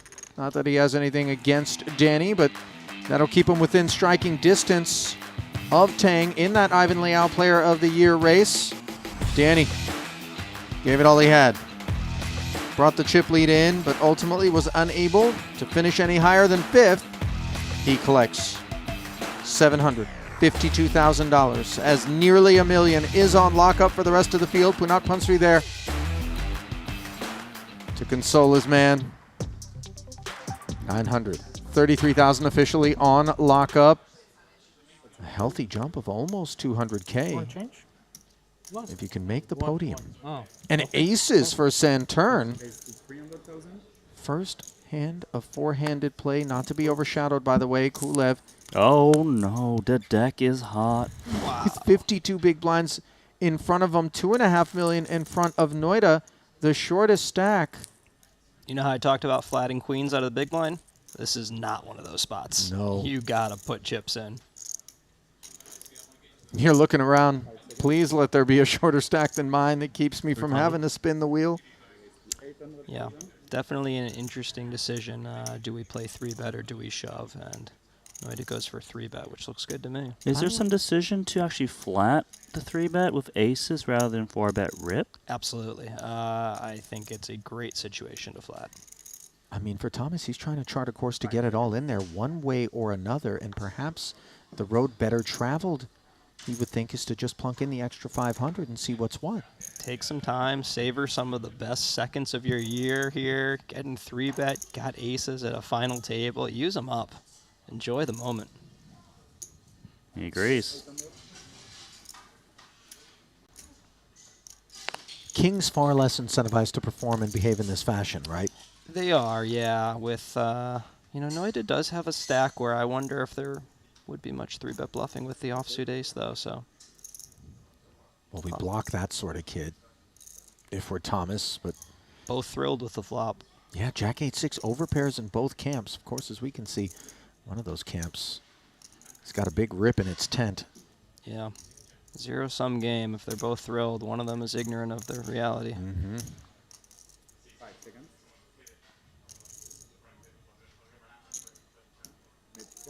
Can't fault Noida for thinking that this is a good spot. He bets 400, wanting to retain Santurn's range. Jaffe, we lean towards call for aces, right? Yeah, we expect, you know, if Noida's bluffing, he's mostly drawing dead in this situation. We don't really need to protect. Might be like an ace-3 off. Now might the king create some hesitation for the queens? Let me just say that none of us play too many 0.5 SPR pots, so it's not uncharted territory for either player, but it is territory that they have not been in super frequently. Decides to jam. As soon as the snap call comes in, Noida knows that there are problems. Thought for a second, I'm sure, that the king was his demise, but throws his palms up to the sky as if to say, well, what am I supposed to do? Either way, whether it's pre-flop, on the flop, on the turn, these chips are going to get in there, and they rate to be getting over to Santurn momentarily, although 2 outs 1 time for the Tunisian. Can he find it? No, and yet again, it is queens that result in an exit. on this occasion. That of Noida. Seal-breaking first ever Triton Super High Roller Series cash in his previous effort right here in Montenegro. Back-to-back deep runs, as you see Tim Busso on hand. It may be disappointing, but this has been a breakthrough stop for Meyer, right? Cashing twice, deep run here. I think he's got to be okay with it. We're allowed to be disappointed, but we're also allowed, eventually, to acknowledge that a $933,000 payday is very much a step in the right direction. Deep finish against a very tough field in this 100K for Noida. Now the 7-figure payouts have been secured by the remaining 3. Santern dethroning Kulev as chip leader by a narrow margin. Shu Liang alone on 29 bigs. As we play 75-150. We've got some deep stack poker incoming, 29 being the shortest stack. This could be fun. Yeah, and I haven't gotten my wish yet. We've seen good boy Alex. I want to see some bad boy poker. Is this the setup, though, for him right now, or is this more we take turns nibbling on Shu Liang until he wants to spin? You know, I wish I knew more about Thomas and his game. That's the key to this dynamic that I just don't know. So I don't know Alex's approach to these other two exactly. Well, we're about to find out. Also, Shu Liang strikes me as the guy that's not going to get run over. You know, he's opening 10 deuce offsuit and fighting back. So this will be a lot of fun with these 3. Yeah. Right away, the King 6-0 open into a slightly covering stack tells me Alex is not scared, and this is the same Alex I know. You didn't need to see that hand in order to know that Alex wasn't Yeah, scared, Jeff. Don't think much changed. That's true. I talk a lot about certain players' table presence and how oftentimes when it impresses upon us here in the booth in a specific fashion, it is due to perceived command of craft. So many situations have been studied, so many have been encountered, in particular those who, you know, ply their trade online in between these festivals and just pack in reps. You're just never seeing them confronted with a spot that feels like one that they're unsure of, and that can be intimidating. Sure, I think when you talk about breaking into the high-stakes live scene, there's this breaking in period of getting comfortable with being stared at, getting comfortable playing against people that you've watched on TV, winning big tournaments when you maybe haven't done that yet. But once you get over that, you know, initial intimidation, which is very short for some people and, you know, lasts a little longer for others, then the guys who've been playing online, who are still current online, they're the guys who are getting the reps day in, day out. That's an Alex Kulev. That's Johannes Straver, Leonard Mao, you know, Leon Sturm. These guys, they're playing online still, and they are getting in reps constantly, and that experience really helps you out in these spots. I've always wondered, and I'm sure you can speak to this, Jonathan, you know, everybody is somewhat, who's a regular, considers themselves to varying degrees ambassadors to the Triton Super High Roller Series as the veterans. How difficult and delicate is it for you to kind of navigate the desire to maintain your advantages whilst you're out there and not necessarily open up the playbook too much, and also to be welcoming and inclusive when it comes to the new arrivals, and in particular those who are on the amateur side of the spectrum, not just people arriving at Triton who are longtime pros elsewhere? Yeah, I think for me, I just try to be a lot of myself in those situations, and for the people who that naturally clicks with and we can have a conversation, that's great. There's, you know, whole swaths of people that I've never had, you know, more than a quick, pleasant conversation with. Maybe because of a language barrier, or maybe when I'm doing silly stuff like, you know, playing that game, frequencies at the table, wavelength, I always call it frequencies. They, you know, are just not even looking my way. So I say, okay, probably don't vibe about that, is what it is. Right. But yeah, you kind of, you see who your people are and who, you know, feels like chatting with you and who doesn't. And Poker has a lot of downtime. You watch these final tables on the stream. Oh, hold on. Queen 5 offsuit. But no downtime for Saturn out of the big blind. Getting after Shu Liang's limp, and little does Liang know it, but he dominates with this Queen Jack. 300 more to call. Up to the task. $1 million in the middle. Blind versus blind. Ace 8 4.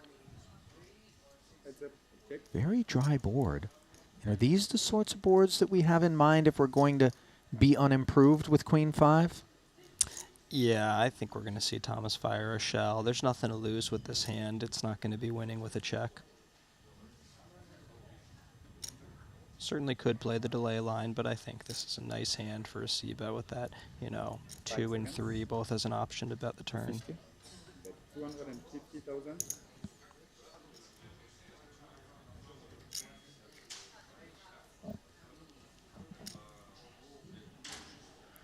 Can Shu Liang continue? I most certainly would not, but it looks like he is. Willing to battle. Perhaps a little bit of street poker. That was quarter incoming. pot. That seems pretty reasonable in terms of how he's doing against Thomas's bluffs. Not the turn he was looking for. Shoot, that is. The Saturn does pick up a gut shot.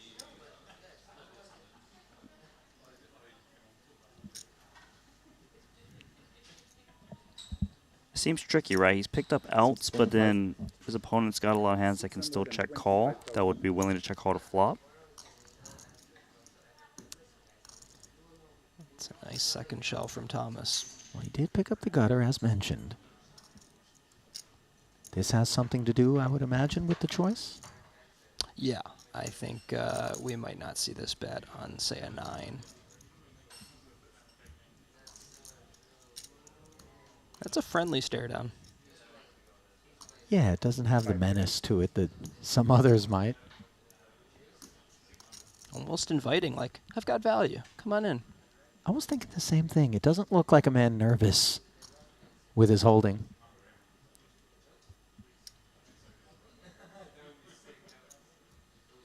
Shu Liang is really giving this some thought. Okay, but surely the thought can involve a flat, right? This is either I grab a cape and just be a hero, or... I think so. 5 seconds. Oh, look, and that flick, that's like an annoyed, I know that there's a chance that you're up to no good, but I'm going to behave. Note that he is the short stack, so it's not as though he's got some weird ICM situation. He's looking around. The pressure's on him. Sure. Sometimes it can get even more pronounced when you are in a spot where you know they should be bullying you, and every spot you're just so suspicious.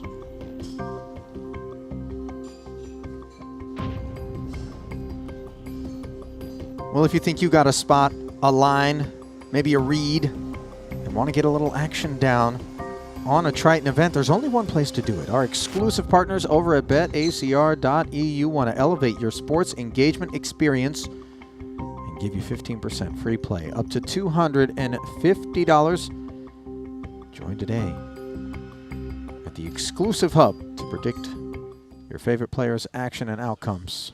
betacr.eu. Ace 8 suited for Liang. 300. Ooh, Alex has a bad boy hand. He's been waiting for one of these. This is one of those hands you mentioned that can 3-bet out of the big blind, right? Yeah. And specifically the attributes of the king deuce that lend to it wanting to 3-bet are? You've got a king, so you can make top pair. You block ace king, whatnot, block pocket kings.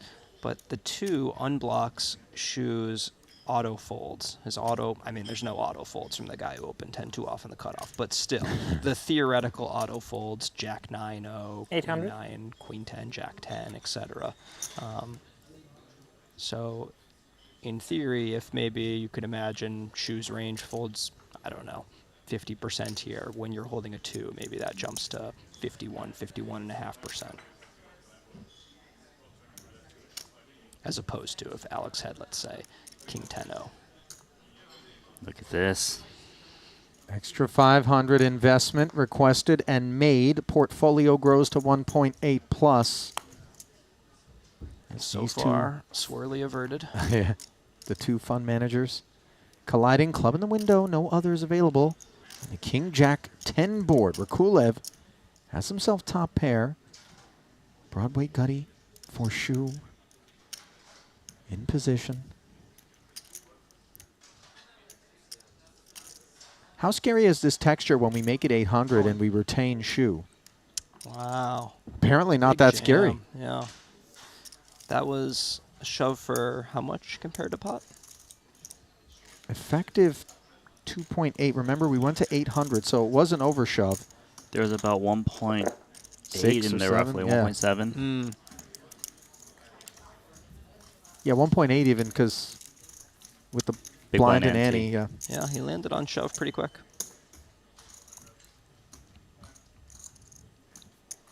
I guess he didn't want to see a call and see some funny turn card like an ace or 9. Yeah, I think he's imagining there's plenty of queen 10, jack queen, ace 10, ace jack type hands that, you know, could go either way. It could turn out to be great value or just nice protection, and then whatnot. There's the occasional jack X of diamonds or ace X of diamonds. Santurn's got 5-3 of clubs. Eyeballing. Yeah, I Shu think on stack. he's just not understanding how Shu is approaching here. You don't have this same level of pressure, and those cards are just not fantastic. Now, at the same time, maybe Shu Liang might not have a 3-bet fold off of 17 bigs from the big blind. That would certainly make us more interested in opening the button, but I don't know. And it's possible Thomas just thinks he has strong enough post-flop edge there that he finds it worthwhile to open. Right, but you're saying under normal circumstances, Shu Liang raising into him relentlessly with like a 5-3, it's not the safest strategy, I suppose. I think Shu is going to be over-defending based on what we've seen. Now, they haven't seen the cards yet, but they have seen him enter a fair number of pots given the situations he was in. Called rather quickly against Alex there, and then folded a flop where lots of good hands would have considered calling. Mm-hmm. This is a good hand to reshove with. Ace Jack suited in the small against the frisky Kulev on the button with an ace 8. Jam. So This is off of 17 bigs. Yeah, 17 bigs. Not a fun spot for Alex. Don't think he wants to lose control. By losing control, you mean doubling up your opponent and not having that clear short stack? Exactly. Good fold. Here we go. It's a tough one. We've seen a couple of situations in which that very concept that you touch upon, Jonathan, is the concern. I think earlier Danny off of the chip lead, in fact, stepped away from a spot. 2 9s against Randy, 2 7s. that's what it was. It was a jam from Noida out of the big blind after Danny opened up front. And I don't think he anticipated an underpair to the 9s to behave in that fashion off of the depth that Noida had at the time. In the big blind. And he just let it go.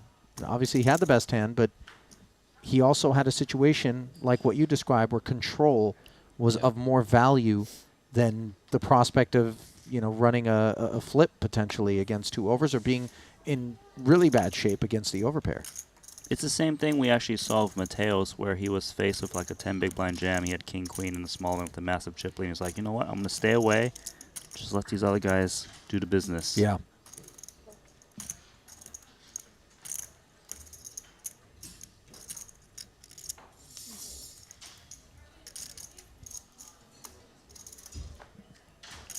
Limping in with 7-4 offsuit and being allowed to do so is Saturn, who makes middle pair on the queen high board. Kulev with the suited connector, by the way, didn't put any more out there. Does interact with that 7 of diamonds himself. Yeah, they've got a pretty good separation from Shu Liang here, so 225. they are incentivized to take it easy against each other. It's not taking it easy with this 9-8 suited, betting 225K. Yeah, Alex is often caught skipping class when it's the taking easy section. So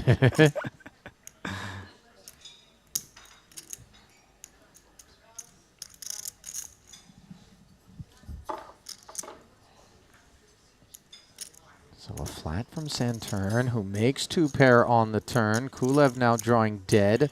Second check in front of him. At first glance, doesn't really seem like the turn card he was looking to double barrel on.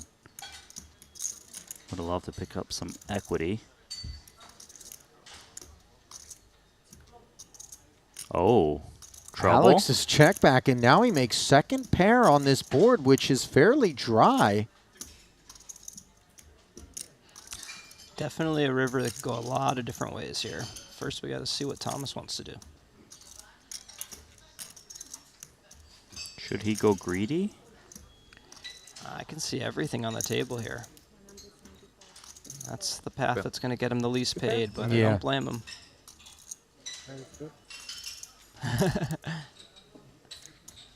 Kulev just snaps, never any considerations whatsoever. Even though we know that within him is the pursuit of thin value, just read the spot. Yeah, I'm curious if that was a little bit of a needle, if Alex thought it was a really bad choice by Thomas, or if he was just commenting on his good fortune. But he just said, very good.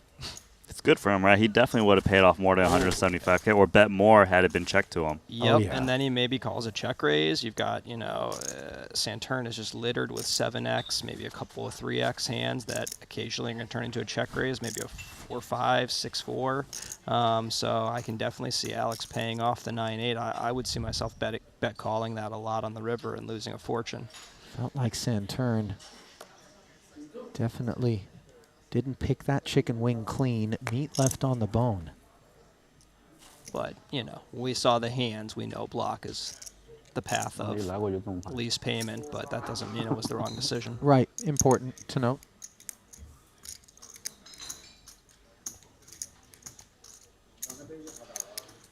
And given that you kind of hadn't had opportunities to play with Thomas, just based on what you've observed thus far, the assessments, I would imagine, are going to be largely positive? Yeah, yeah. Hey, check this out, Tan Xuan.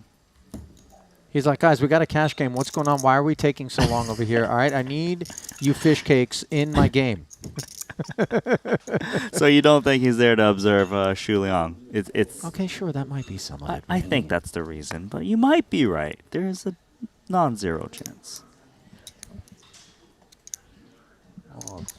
He's like, sure, I'm trying to go down to the player party. I'm going without you, all right, unless you can just shower these guys quick style. She was like, I got 19 bigs, Tan, all right? I mean, in fairness, Leave me alone. the food was really good at the party. It really was. Yeah. Triton spreads out here each and every festival at the player party. Don't leave you going home hungry, that's for sure.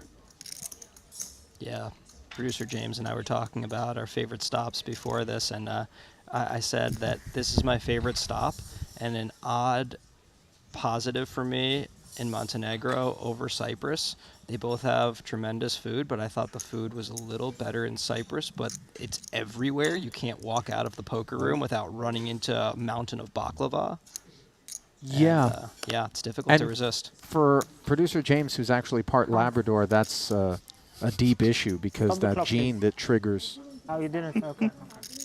I'm full is something that he lacks. And I don't know how much hunger Kulev's going to have here. In the face of a rip, pocket sevens on the button from Shu Liang. Tricky spot. He's never in a bad situation because it's not going to be ace-king or ace-queen making this big boy rip. But does he want to take what's very likely a flip against a lot of low pocket pairs and maybe the bad side of a flip against a lot of ace-x? Well, for some time you talked about control, Jonathan, but here he is with 50 big blinds, 18 back of Saturn, the leader, and he does go spinning. We're done with control. Let's go. We want heads up. He does not want heads up. He does not want heads up. He wants to hold. What's Tanjuan rooting for?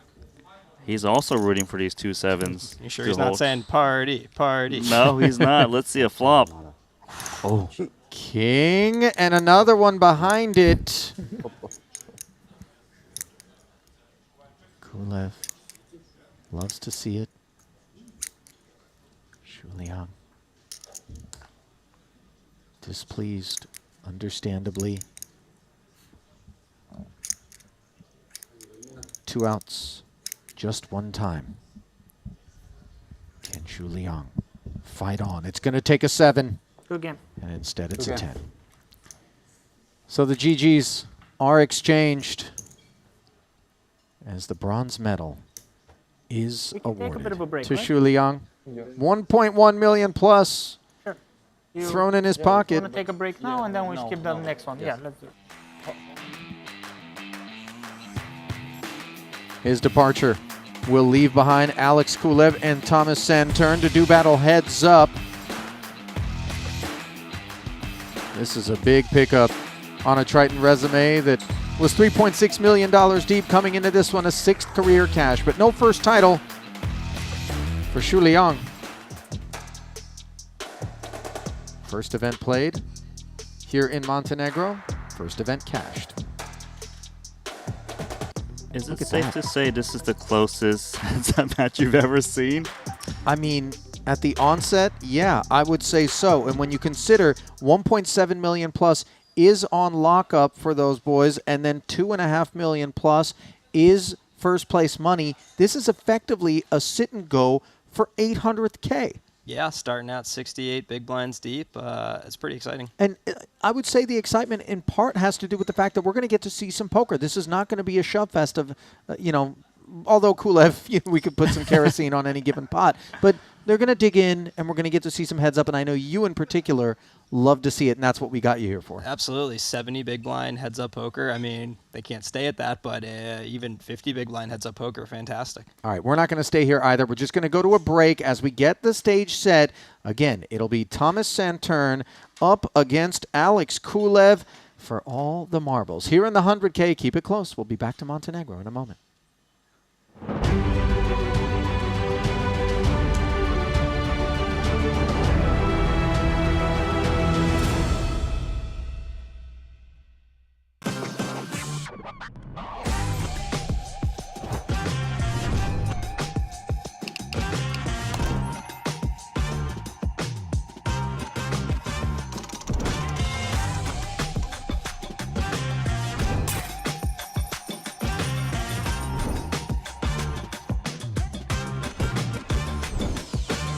Want a $50 Global Millions ticket on top of the full GG Poker welcome bonus?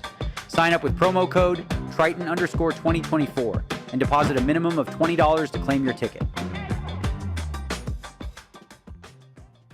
Brace yourselves. This is live. And the show goes on. Oh, wow. All in.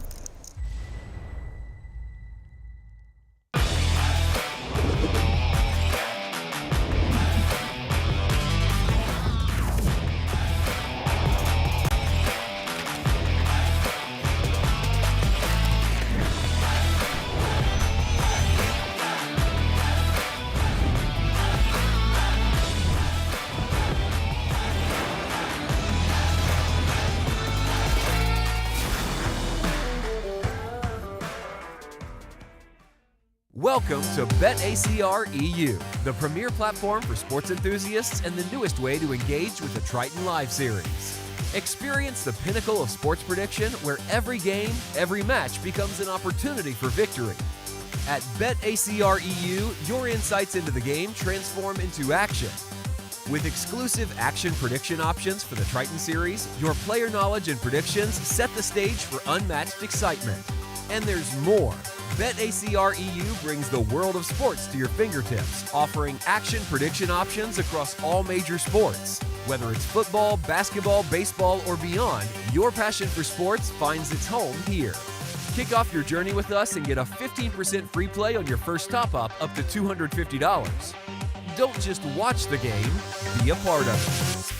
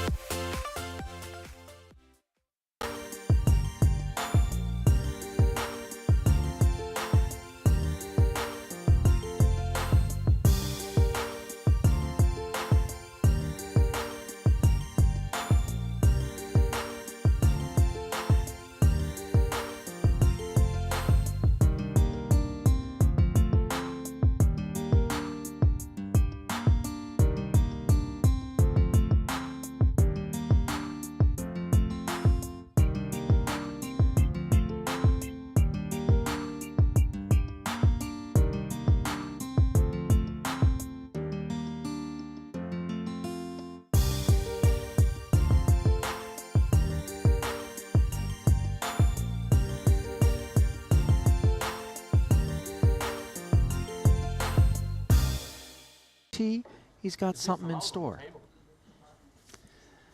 Yeah, and Lucas saying last but not least, but he is very much the least is when it comes to tips on this Right. FT. 10 big blinds, suspicious. next closest. Why do you want it on the table so much, Danny? Can I get tables just to place the phone? Sensei Bryn Kenny. Second check shortest, what's inside as this you cup? just mentioned, 14 big I mean, it blinds just seems a separating little him suspicious. and Panakov's. That You want Murakami cardigan. Yeah, gorgeous. I was remarking on it last level. 110. If you do, Kulev deliberating okay, in the he's got cutoff. strategy notes on the cup. No, there's writing. Thank you. Kulev finding himself with one of those hands right in the middle that, you know, ace-jack, you'd certainly play. Ace-10 feels like there's no right or wrong answer, and elects to go with call. Pocket kings for Danny. Are you kidding me? The chosen one. Pointing to the sky as he came to his seat. And the first hand of the final table is kings against one of the greats, Bryn Kenny's pocket queens. What might have felt like a warm breeze for Bryn Kenny is about to turn into an Arctic blast. Tang 3-betting to 435,000 off of this depth. Obviously, ICM not lost on Bryn. Yeah, it's just, you know, too strong a hand. Kind of needs to play itself here. You know, I think it would be interesting if this was, say, you know, Kulev opening on his 52 blinds and then this 3-bet came in. Maybe we see some more cagey play, but, you know, with a hand as strong as queens, I just don't see how Bryn plays it any way but aggressively.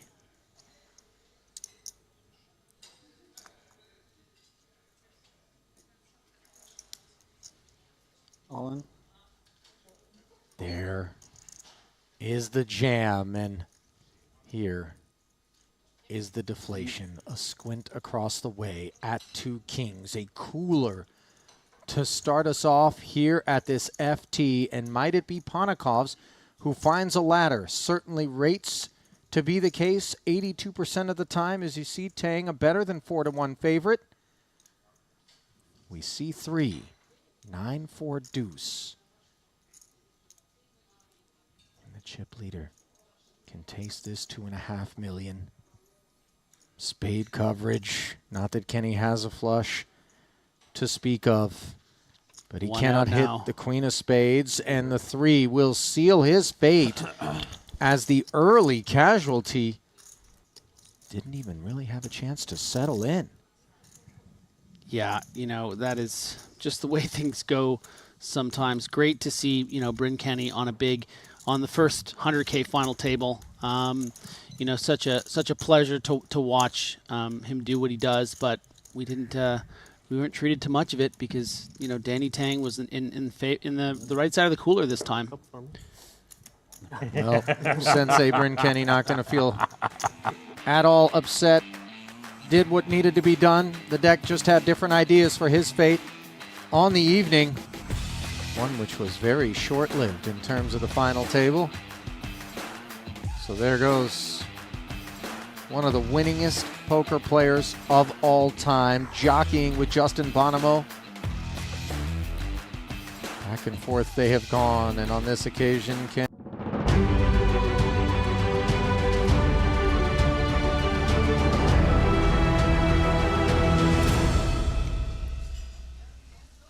Two massive 7-figure paydays have been secured by the final 2 in this 100K 8 max. Hello, everyone, and welcome back to continuing coverage of the Triton Super High Roller Series. Rast in for Randy. Jonathan still on board. We'll never miss a heads-up match when he's in the booth. Yours truly here, front and center. Glad to have you with us as one of the rare occasions, boys, on which the chips are dead even to start things off. It's a true sit and go for about $800,000 in prize differential. Oftentimes I ask for picks, and I have to exclude the big stacks because obviously that's a handicap. Here, if I were to look at you two and say, who do you like? Tell me, and why? Yeah, I honestly know nothing about either player's heads-up game. It can be a real crapshoot. Some of the best players in the world are not particularly adept at heads-up because, look, even if you've won 20 tournaments lifetime, great. So you've maybe been heads-up 40 or 50 times. Obviously, playing online is where you get heads-up a lot. And I don't know if Thomas plays online. I imagine. Actually, he does. I commentated a GG Millions Final Table. They both play online. Either one could be great. They probably both are really good. Neither one has a Triton title under their belt. That will change here tonight, no question about it. Based on what you've observed, Rast, if you had to make a pick, do you have a sense? Do you lean one way or the other? I've never really watched Thomas play outside of when I was in the booth earlier today. I'm going to go with Kulev. I'm a little bit more familiar with his game. I have no idea if they're any good heads up. But that's not because what you saw from Thomas was somehow an issue. But my feeling is like Kulev seems like a guy his game is somewhat aggressive to begin with. He likes finding spots, and I feel like that'll translate well to heads up. And because I don't know about Thomas, I'm going to pick Kulev mostly just for that reason. 75, 150, 150. That's what the blinds are going to be. There's 68 big blinds deep, which, of course, at a Triton, getting heads up, when's the last time you remember the guy squaring off with that many chips in 100K? Rare sight? Yeah, I don't. I'm not the biggest stream follower, so I can't say, but based on your tone, it sounds like it does not happen often. I mean, deeper than average based on what we've had a chance to observe so far here at this festival. It's going to be 1.7 million guaranteed. Obviously, wonderful. But like I said, this is an $800,000 sit and go. Ultimately, $2.5 million plus will go to the champion along with a Triton title. So sit back, relax if you can. Obviously, if you're these two guys, relaxation is not necessarily what's in their future. And dare I say, enjoy the insights, as I'm going to defer largely to both Jonathan and Rast as we're going to get back down to the start of Heads Up Play. My sense is that the two of you are going to be geeking out over this Heads Up stuff. I know myself and everybody out there on the stream is here for it. So with all of that said, let's send it down into the arena for Saturn versus Kulev. Brought to you by GG Poker. There's a look at the dearly departed Kenny, Panakomps, Lin, Devoris, Tang, Noida, and Shu Liang, the most recent elimination. Just north of 10 million apiece. There were the payouts for those 7 players who gave way to these final 2. That brought to you by Poker Stake.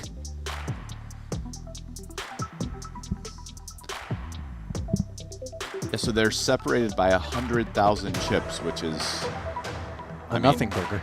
Yeah, less than a big blind, right? So if I remember, I think when Igor and Ike got heads up, they were basically exactly the same, separated by like 50 or 100,000. Same so thing. Great, right? So it's very interesting.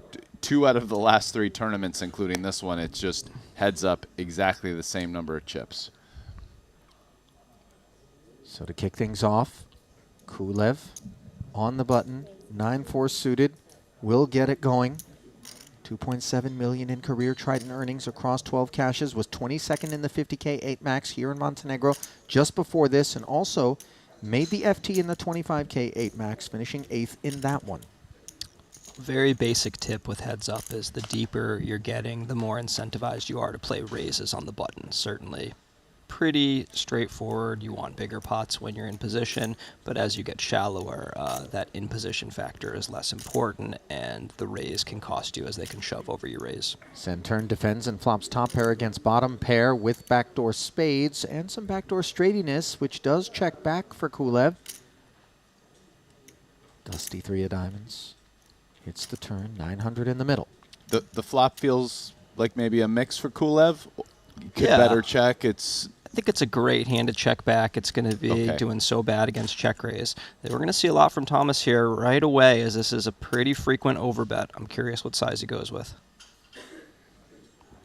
Not looking maybe as big as I might have gone. Is it full pot? Yeah, 8 into 9. Oh, full pot, yeah. But definitely prefer seeing that than, say, 2/3 pot.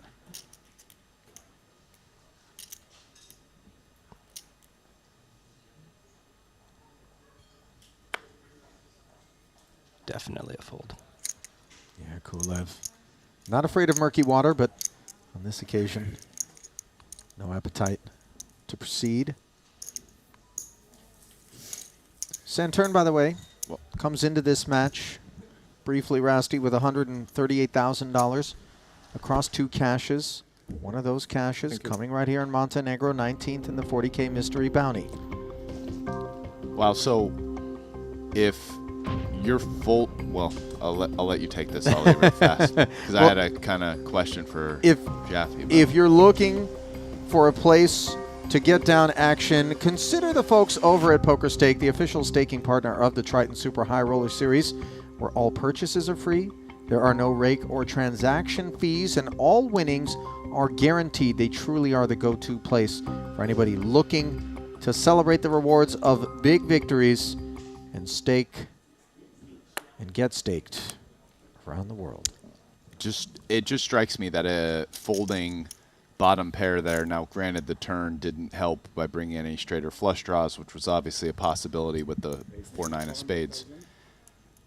Really have to be balanced with your check back range because otherwise you just can never call in that spot, right? Yeah, and that Jack 10 flop, it's going to have a lot of C betting. That's a nice looking flop for the imposition, but we've got our ace king, ace queen, some king queen, king nines that can, consider proceeding. Of course, the occasional 9-8, 5-6, ace 5, ace 2. These all bluff catch, but can also improve to something really nice. That 9-4, one of our outs is potentially corrupted. That 9 could be a very ugly card. Yeah. So here we are. Something like an ace 4, I don't see us folding on the turn the majority of the time. Okay. Santurn raised it up pre. Lovely flop for him as Kulev defended the queen 10 and checked it over. Now faces the C bet of 225,000.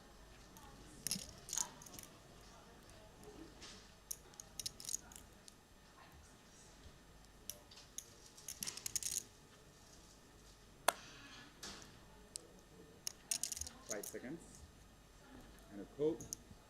Looks like a pretty natural call for Alex here. What makes that hand a natural call? We can improve to something that can make value. We're beating nearly all of Thomas's bluffs. Certainly in the sense that if Thomas is betting a king high, I wouldn't call it a bluff. So we're doing all right. We want to have some continues that are not ace and king high, not diamonds, not 5-6, 5-4, but we don't really want to be messing around so much with, let's say, Jack 8 offsuit. So this kind of fits the bill for that price. Now, yeah, the price is also a key factor. yeah, that is the key for sure. Yeah. Note, by the way, that Santurn chose to check back that dry turn card. Here we are with the diamonds sliding in. Yeah, Thomas definitely had an interesting situation on the turn. And look at Alex not bluffing, understanding that, hey, I'm not really trying to get Thomas to fold an ace high here. It'll really suck if he has king high, but I'm doing okay. I'm beating a lot of 8-9, 9-10, Jack 9, that type of hand, and I'll take those wins. He didn't call a big bet on the flop, so Thomas knows he's got a lot of holdings. 1,200,000. So if you're wondering, with Alex not bluffing queen 10, well then what are his bluffs? In addition to a few diamond combos of lower showdown value, he's also got a lot of the one diamond hands, say a 9-8, 9-10, Jack 9, Jack 8. He doesn't fold with a single diamond in his hand almost ever on the flop. That's what's going to make it up. And especially on the Diamond River, right? Yeah. Maybe a Jack of Diamonds offsuit 5, that type of holding is going to find its way in. It'd be nice to block the wheel straights there. Download the Triton Poker Plus app today. Saw the QR code there briefly. Google Play Store, App Store, where you can go to So really it round seems out like your viewing experience. Seems like so far both guys have, not that there's been any real big collisions, but just kind of made pretty solid decisions so far in the small pots that they've played. Yeah, from this sample, I'm saying these guys at least have an idea how to play heads up, if not are very good heads up players.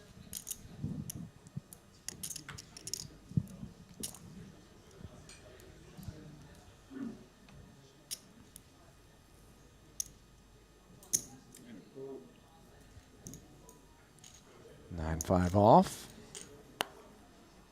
Get after it by Kulev. Queen 3 for Saturn, who has air versus bottom 2.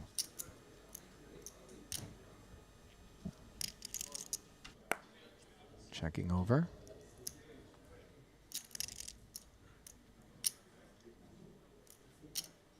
And is Kulev going to balance with this much hand just in the interests of allowing his opponent to maybe pick up a little bit of equity and find themselves in some trouble? Yeah, bottom 2 is nearly never going to check back. Yeah, right. Always a bet. Yeah, if Thomas has a king, we want to get the party started, and he doesn't need to have a king for us to, you know, be accomplishing things. We're getting value from a Jack 10, 6, 7, 7, 8. There's infinite hands even without a pair. Not infinite. There's actually a very finite number, but enough hands. Yeah, bottom 2 just doesn't find the check backs. And if we do check back and then find ourselves wanting to get more chips in later down the streets, there's always that context which makes it difficult maybe, or more difficult rather, to earn those extra chips later on because it looks like a bit of a slow play at times.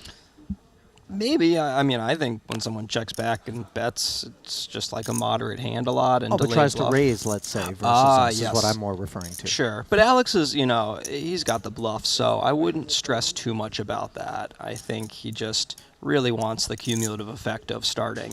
You know, the bet on the flop is we're going to see a much bigger pot on the river on average. Here's a way to extrapolate from Ollie's question.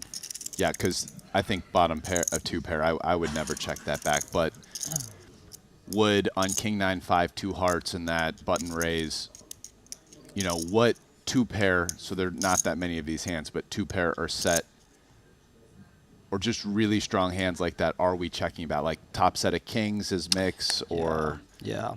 Often you do see top set of all the strongest hands find more of the checkbacks. I think bet, check, bet is also a pretty common line for top set. Yeah. But really more than anything, we're following the texture. So if Alex checks back a really strong hand, it's mostly going to be because the texture is just so crap for his range. Okay.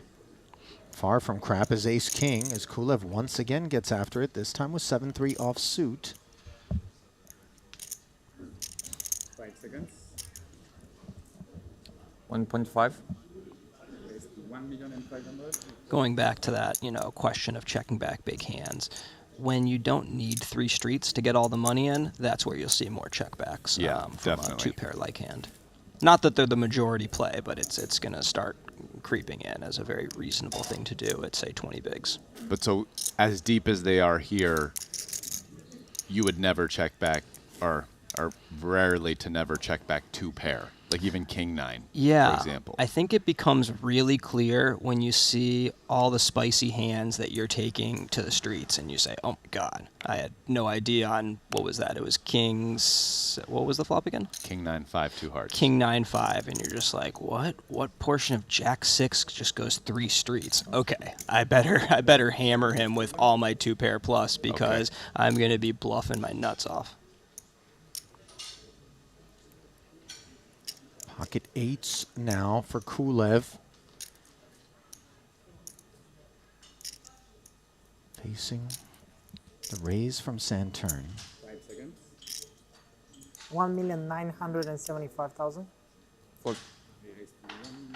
Didn't want to go 2 mil. Really wanted to save that quarter. Can you imagine playing with Alex in the days of those green chips? You remember when we had quarters everywhere? Yeah. Yeah, and you could make the most obnoxious. You know who did, your boy did that a lot, Antonio. Rasty. Antonio was notorious for making sure every color in front of him was included in every bet size. But there's something, too, starting a head game with so many different players where, like, they would be, hey, I would have called 2 mil, but 1.975, that's legit, I'm out. These were awful days where you had to ante every single hand, and the dealer had to sweep them all in. A lot of legwork involved in dealing those hands out back in the day. I would like to go back and cancel all the people who defended that and didn't want big blind ante. We need to go back and find a list. There are some people who are resistant to big blind ante. There were some people that were talking about a dynamic big blind ante, though, where as the field whittles, the size of the big blind ante goes down to reflect what it would have been in that single each player ante sort of era. Ras, You know? You get the feeling Ali might have been one of these people? Is Not this me. Don't look at me, boys. He came to the defense really quick. No, I'm just talking about like the That makes hedge sense. of, you know. Yeah. Like this would be really nice if this was 0.1 aside. I would love to see, Right. you know, heads up be closer to no ante. 0.2 big blind ante would be pretty cool. Especially when we're talking about, you know, the shallow play getting a little bit less incentive to the shoves. Both players playing the board here on this 5-5-9 ace-9 run out. This was a Kulev open to 450, defense from the big. Knuckles all the way down to one last decision for Alex in position. These are very peculiar spots.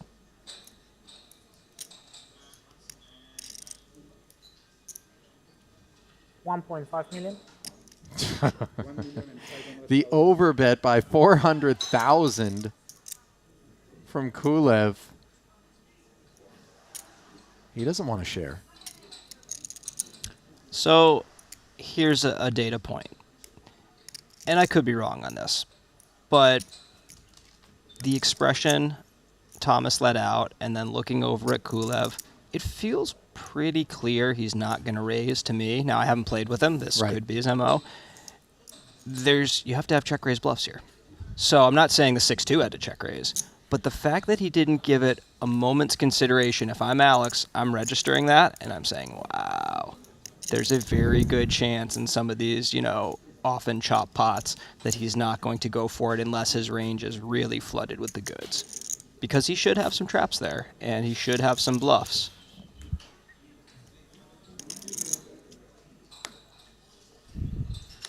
And there's no deeper sense of regret when we do fire that $1.5 million into the middle than when our opponent says raise and we're just left with no choice whatsoever. Oh, I was going to say, I mean, those turn into a game of chicken occasionally.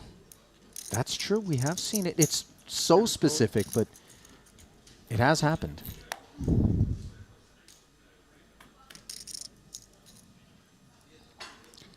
Jack 6 against Queen Deuce, 10-8-7. I feel like it's also a signal as a bit of a reminder to kind of always stay present and not get lost in maybe the moment of kind of frustration of like, oh man, okay, this bet, and just keep your focus and mind on the prize. Okay, like I'm playing this pot. Let me think about this for a little bit before I react. Right? It's almost like a gut moment reaction that he had, and then you sometimes get lost in that and stop thinking about the stuff you're talking about, which is the important part of the mission at that moment. Yeah, and I think one of the things, and you'll see this with recreationals pretty often, not Thomas being recreational, I realize he's not, but that recreationals they want to achieve something in their current hand, and they might be zoned so deeply into what they want to achieve in this situation that they're not thinking long term. I'm going to keep playing with these guys. They're going to understand this. So maybe, you know, an example might be this. I'll immediately shove ace queen over and open because I don't want to get called. I want them to know I have a big hand. Well, that's probably not the last time you shove all in against these guys, and you're giving away a data point. So that's something that, you know, I think we talked about it in the last heads up. Very seasoned poker players, they get heads up, and some of it goes out the window where they're trying so hard to remember they're studying for this situation and play each hand so well that they forget, hey, there's a story. There's two guys boxing each other, feeling each other out, trying to figure things out, and it might have completely eluded Thomas there that, you know, he might have given a savvy player like Alex a good data point. 3 bets from Santurn with the suited one gapper showing off some range there. Sheds Kulev after Alex picked up the last pot, having turned top pair. 4-liner on board, 3 hearts, did have the flush draw as well. 50 big blinds heads up, big blind ante is very difficult to play. What makes it so difficult? The ranges, they shift so quickly. You're kind of in this interim zone. You're not playing 100 deep where it's board coverage and just pretty good hands linear across the board, but you're not down at this shallow level where it's just, you know, a more polarized 3-betting range with a lot of high-low in your 3-bet bluff. You've really got a lot from a lot of different sections of the hand grid at 50. Very tricky. And then how you play pre-flop is going to color, ranging your opponent post-flop. Right. Ace King 3. Send turn. Raise on the button. Both players check the flop, neither improve on the turn. Checking back that ace-king board is something that I think a lot of less experienced players might not do. They see the nut advantage, and they don't understand that, hey, wait, when you have so many hands, nut advantage is not terribly important, even 50 big blinds deep in a heads-up match. So I respect. Oh, you know what? I'm sorry. I thought Thomas had the 10-6, so maybe he's checking because he has a more natural check. But yeah, there's a lot of check back there. Gets that queen high to showdown. With no further efforts.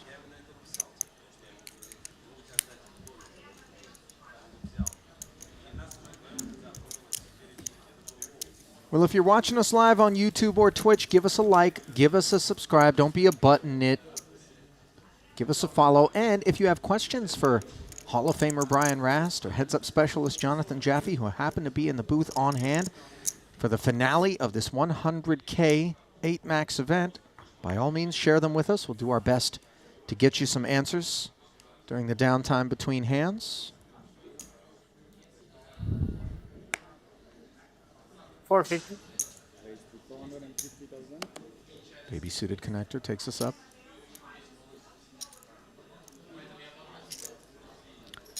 Yeah, I would say, though, that the fact that he checked back the ace-king is a bit of a clue that he understands that, as opposed to just 1.6 coming with like a B30 sizing, which would kind of imply that he's betting range. Sure. Because, yeah, on the ace-king, you check, and off. My understanding is that actually a lot of your range that does bet, which is maybe less than people think, likes already betting a bigger size in order to just leverage your ace big kickers that your opponent doesn't have and that nut advantage. But you can't get too carried away betting that sizing with a bunch of your junk or like medium strength hands, right? Exactly right. So, but just I think a lot of people in that type of spot just like kind of instantly just bet small and tend to do it just with everything. Yeah. So yeah, I don't know. Thomas didn't do that, so it seems like he kind of understands and is playing the spot that way at least. Sure. After this interesting hand here, I do want to go back to that. I think there's something to say about Thomas's check back. Queen 9-5 board. Kulev raised it up to 450. Thomas made it 1.6 with the ace. Alex came along and is out-flopped send turn with bottom pair.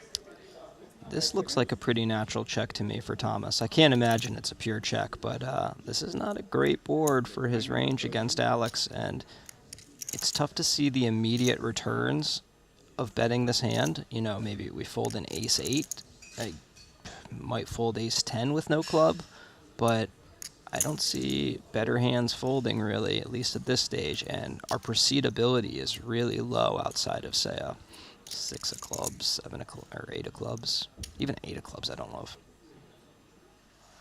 Ace rolls off on the turn after the follow-through from Santurn, which added 1.8 to the middle. Kulev had the best hand. Statement retracted. This is a proceedable turn. Yeah, very much so. Alex got those bad boy thoughts. Yeah, it's pretty sneaky with, a lot of the hands just like this. Alex might be thinking, hey, I'm checking a lot of my ace on the flop. I could see Alex getting sticky here. Unblocks the king 10, king jack. Unblocks the 6, 7, 7, 8. Blocks the ace 4, ace 5. I see myself making this call a lot. Always draws live against one pair. Yeah.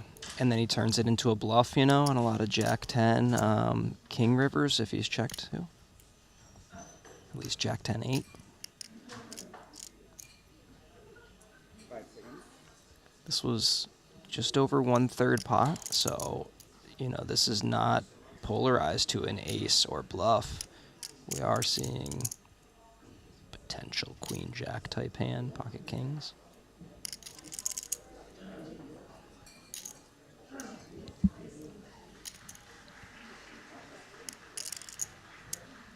Yeah, Alex Looks like he agrees with you. Don't blame him. Calls the 1-8, and now just look at the size of this pot. 3-bet pre, 2 barrels, bet and called already.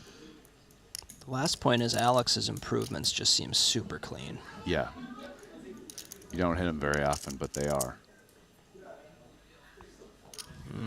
Clubs come home. Some of that Broadway stuff has hit as well. Thomas's hand looking like a pretty natural check call at this stage. Not much more value to be extracted, but that club really helps us bluff catch. Yeah, but and Alex might bluff. Oh yeah, I think Alex has a mandatory bluff Yeah, on this river. you really have. This could be it. The worst hand you can have, pretty much.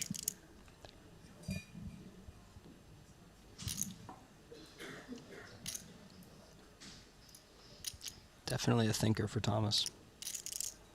What are the hands he's worried about?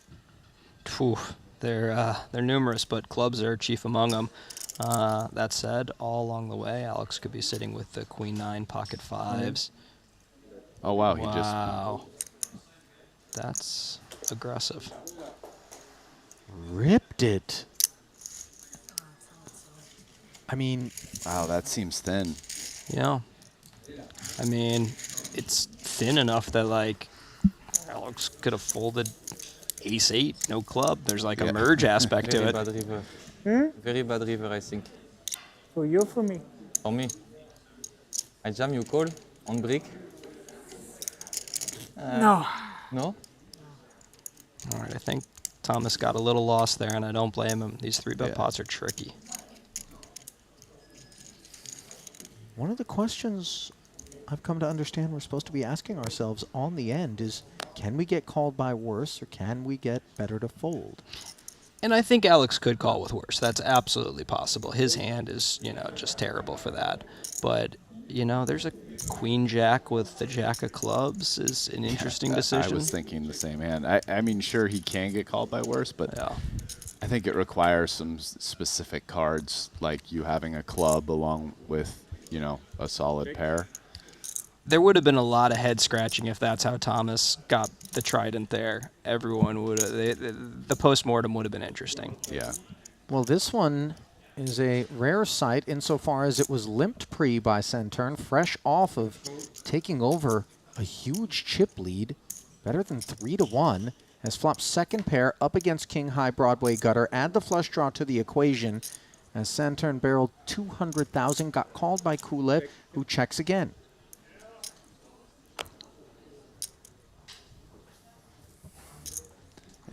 Santurn picks up spades. He's going to have a lot of spades hands that like betting this. This strikes me as one of the ones that you would like to check, but I guess he disagrees. Do you like betting this? I've historically found myself checking this type of hand super frequently, only to find out that it, solvers like betting a fair amount of the time, but I don't think this size. I think this is honestly, it probably does even find some big bets, but I think you can feel a lot safer checking or betting small and feeling like that's a pretty reasonable move.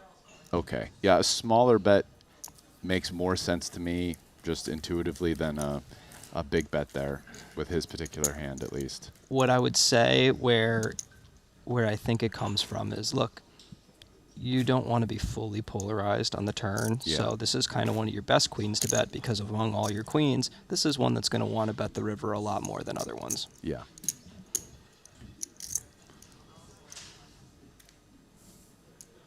Kulev, the small bet now almost 4-1, guys.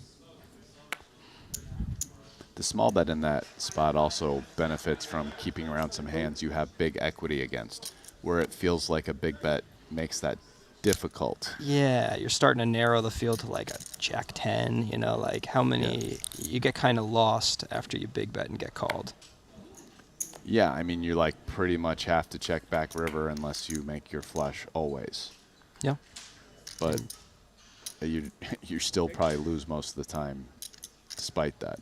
Another limp pot pre, gentlemen, and Kulev, second time, has flopped bottom 2.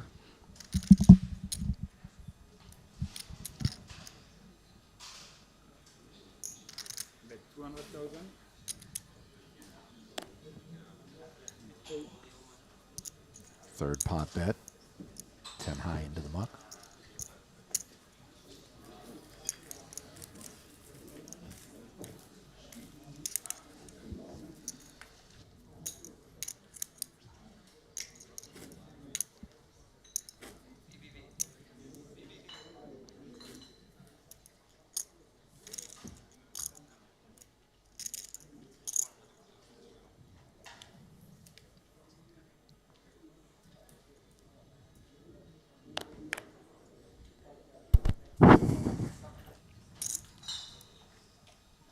Ace on the button for Thomas.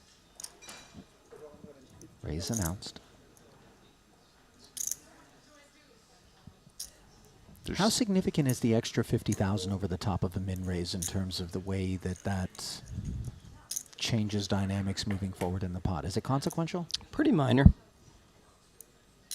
Queen 5 deuce board after Kulev defends his king high. Doesn't improve and trails behind. Checking.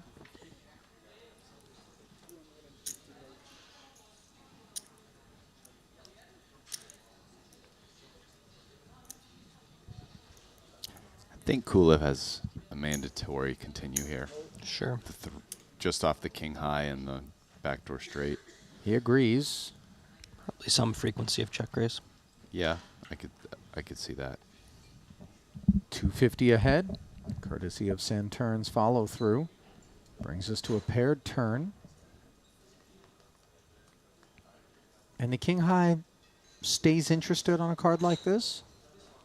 Not this one. No, I think folding to a barrel. Yeah. The 3 is a pretty bad card facing a turn bet.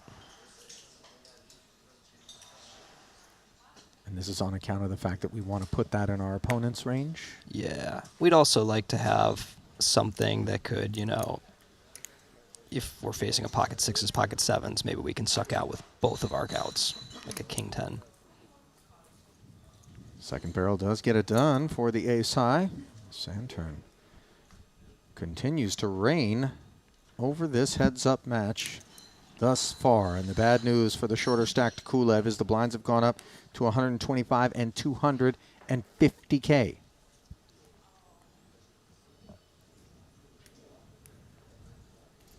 This is certainly not the blueprint that Alex had when setting off on what was effectively an $800,000 sit and go. Both players started with roughly 10 million in front of them. Alex playing as a check on the button, dominated, unbeknownst.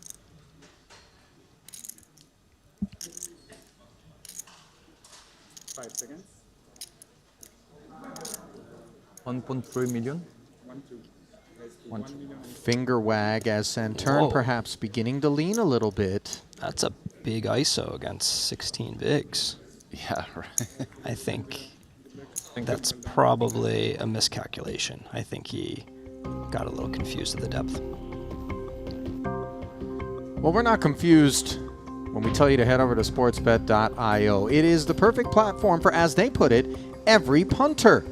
The complete and one-stop shop for every type of sport and event, ease of deposits, a wide range of digital currency support, and smooth crypto betting at all times. No lags, and a user-friendly site that welcomes even beginners, along with a mobile app to get it done on the go. Head over to sportsbet.io. Fun, fast, fair.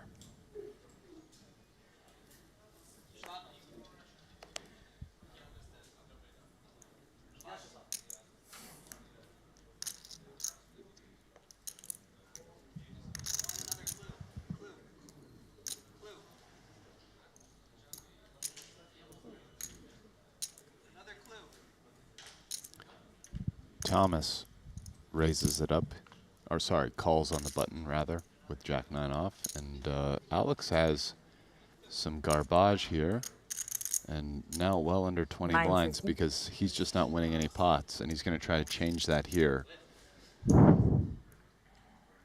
Big raise, almost 4x. I think Thomas's hand is Probably strong enough to continue here with the call. He's going to think about it. Yeah, but it's starting to get uncomfortable for him. Credit Kulev for showing the fight in spite of really not managing to get anything to go his way for some time here in this heads-up match. And Thomas getting sticky. Alex playing for 2.1 with just deuce 4 off. Ace 8-3. Air for Thomas and the wheel gutter for Alex, along with potentially the ability to rep this board. Yeah, as far as retaining 4 high goes, this is one of the better flops Alex could hope for. 250K, and the word fold is a very welcome one for Kulev in that particular spot. What was Alex's size, Bree? He made it 950. Gotcha. So just a smidgen under 4x. Yeah, still large. Not 1.3 large, but yeah.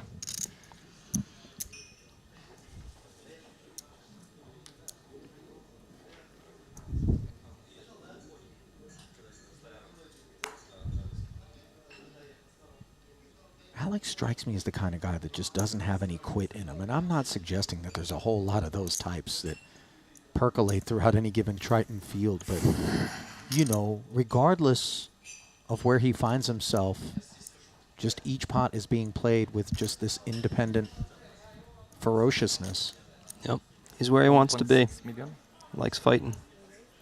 May not like hearing 1.6 million from Santurns, 8-9 suited.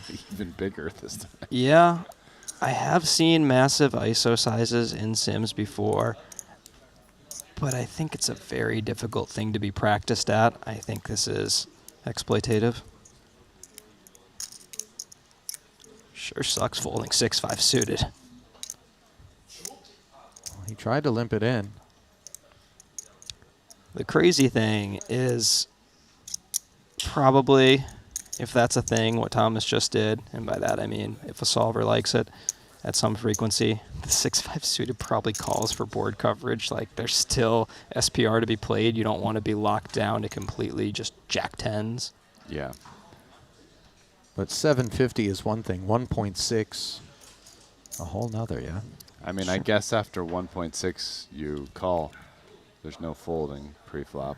Yeah, I think there's probably a smidgen of Thomas's range that pulls that nonsense and actually folds is just like the true garbage bottom, but that's probably a very small part of it. It's really, yeah, a hand like 9-8 suited that just reluctantly calls off, and then some massive hands like an ace-queen-o or something. And it's precisely the denial of the ability to create fold equity that makes it such a debilitating choice to be up against for Kulev. Yep. Jam here with the ace-5. Heck of a spot. 9-1 to go with. No, he says. What's Alex's time bank situation? He's used 1 or 2. I don't know how many he burned through en route to heads up. We'll have to get a glimpse. This is not something that's tracked.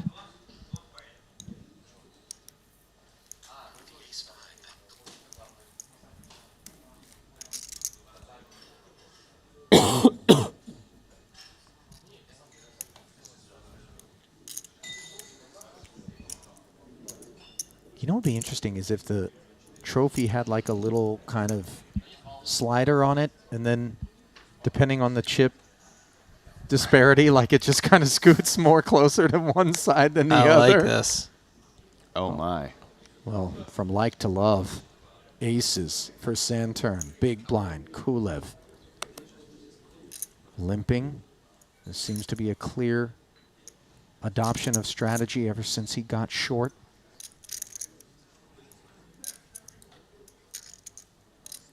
Yeah, not that this Jack-5 is necessarily the one.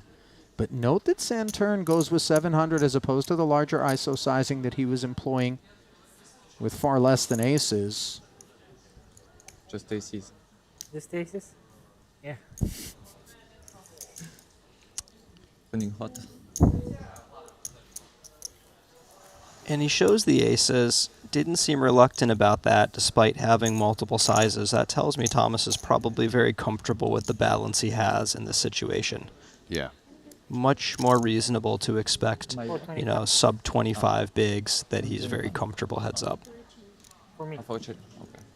Yeah, because he's just done 3 different sizes and in 3 ISOs that have literally just happened in a row and then showed one of them. Yeah, and I mean, I could only be about, you know, 80, 90% on that read because it could just be winner's tilt. He's looking at 17 mil and looking at Alex with 3.7 and could just be feeling himself a bit. Yeah, Alex is down to 15 blinds. And again, Santurn just holding the deck, it seems. Now he plays the button as a limp with the ace-8 suited. Sure. 7-5 suited for Kulev. We'll get an inexpensive flop. Checking back, 750 in the middle. What's in store? Second pair on a jack-high board. Quick check from Alex.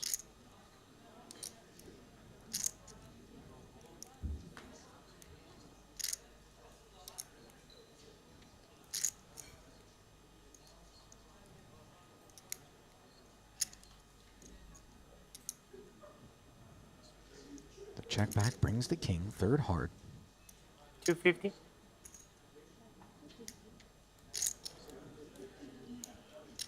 $250K lead. These are tricky spots for both of them. Is part of the decision to lead because we don't really want to check and allow Santurn to set a price here with a card that, well, he didn't raise pre, so I can't say it really favors his range. I do think that's a part of it, is that he'd rather be in the driver's seat here as opposed to checking and calling.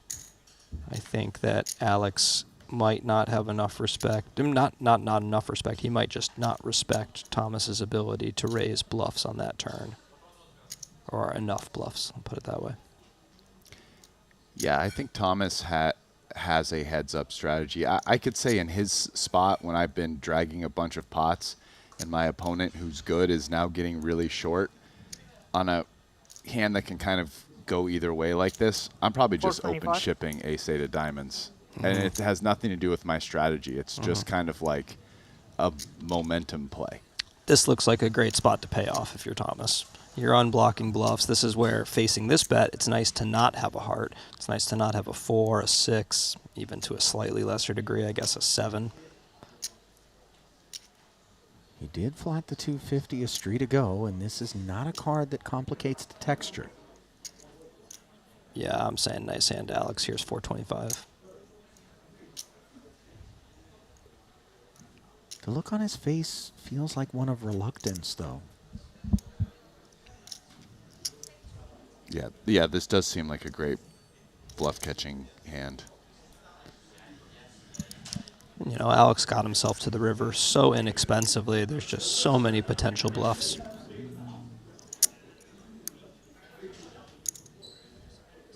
Five.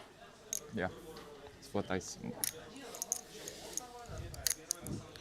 You know, probably didn't put Alex on a 5 on the turn so much, but on the river, that doesn't look like a king. That doesn't look like a jack. Makes sense. Well, look at this. Awesome. Kulev's camp. Yeah, I know Alex has brought his family out to a couple of stops. Seemed very supportive. Is that mom and dad? Yeah, I believe so. Mom, dad, and girlfriend. You know, considering how difficult it is, I would imagine, for the average parent to come to terms with the idea that all of the dreams that you might have for your kid growing up that are more conventional in nature than becoming a professional poker player, you have to reconcile, you know, that divergent choice at some point. To be here, showing their support for him, recognizing that obviously he has a natural talent, he has a proper work ethic, and he is going to give high rollers fits for some time. Looks like that support is, you know, coming in waves here. Whew, limps. Can't blame him after Thomas has been very aggressive with an ISO strategy. This is kind of a nice spot to just raise and call it off as Thomas. That's how I'm choosing to lose my 4.65 mil here. 1.5 announced. So Dreams far. of Vegas and the Mirage going through his head. Yeah, and Alex is trying to figure here, like, is this a call or a shove? That's 6 big blinds. Oh, and he announces call. Makes sense. Doing quite well against some of the garbage. And still doing quite well against this gorgeous hand. Jack 10 suited. Just 18% equity against the 2 queens. 3.25 million in the middle, and a very troublesome flop for Saturn, who could very well be doubling Kulev.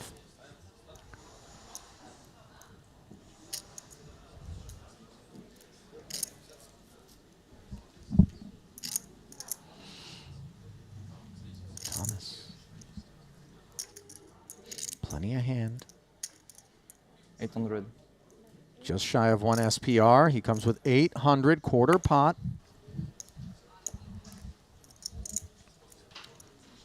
I mean, if you're Kulev here, all in.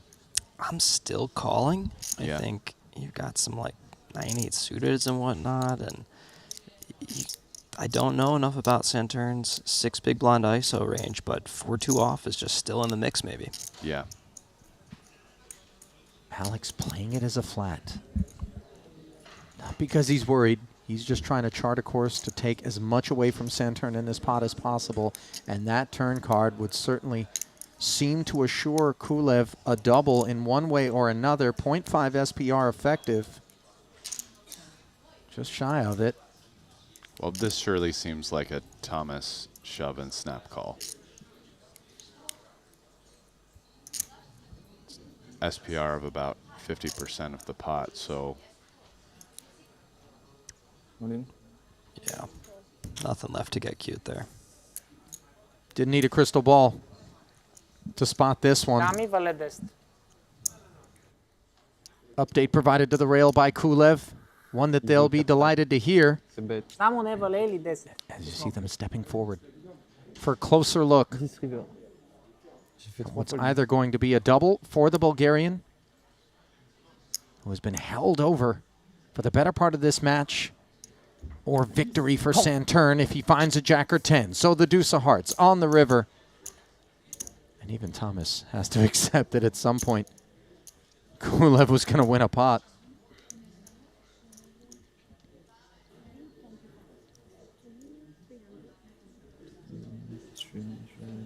And that should bring it pretty close to evens again. I think Saturn will have a small lead, but yeah, it looks like 44 to 38 big blinds.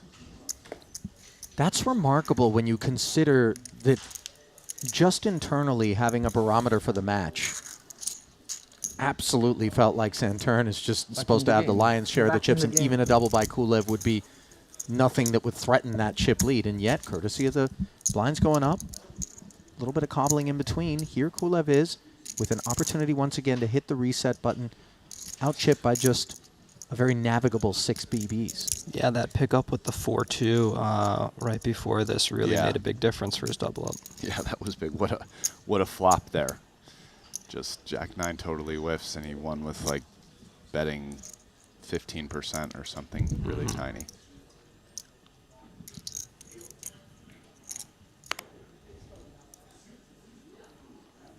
Jack 8 against Jack 4, Saturn holding over. Back to our regularly scheduled programming, perhaps. 650. Takes us up to 650.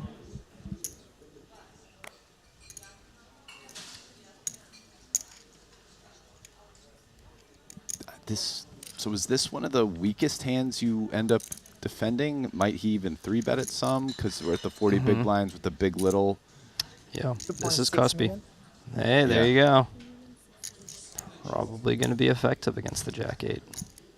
Rasty sniffing it out.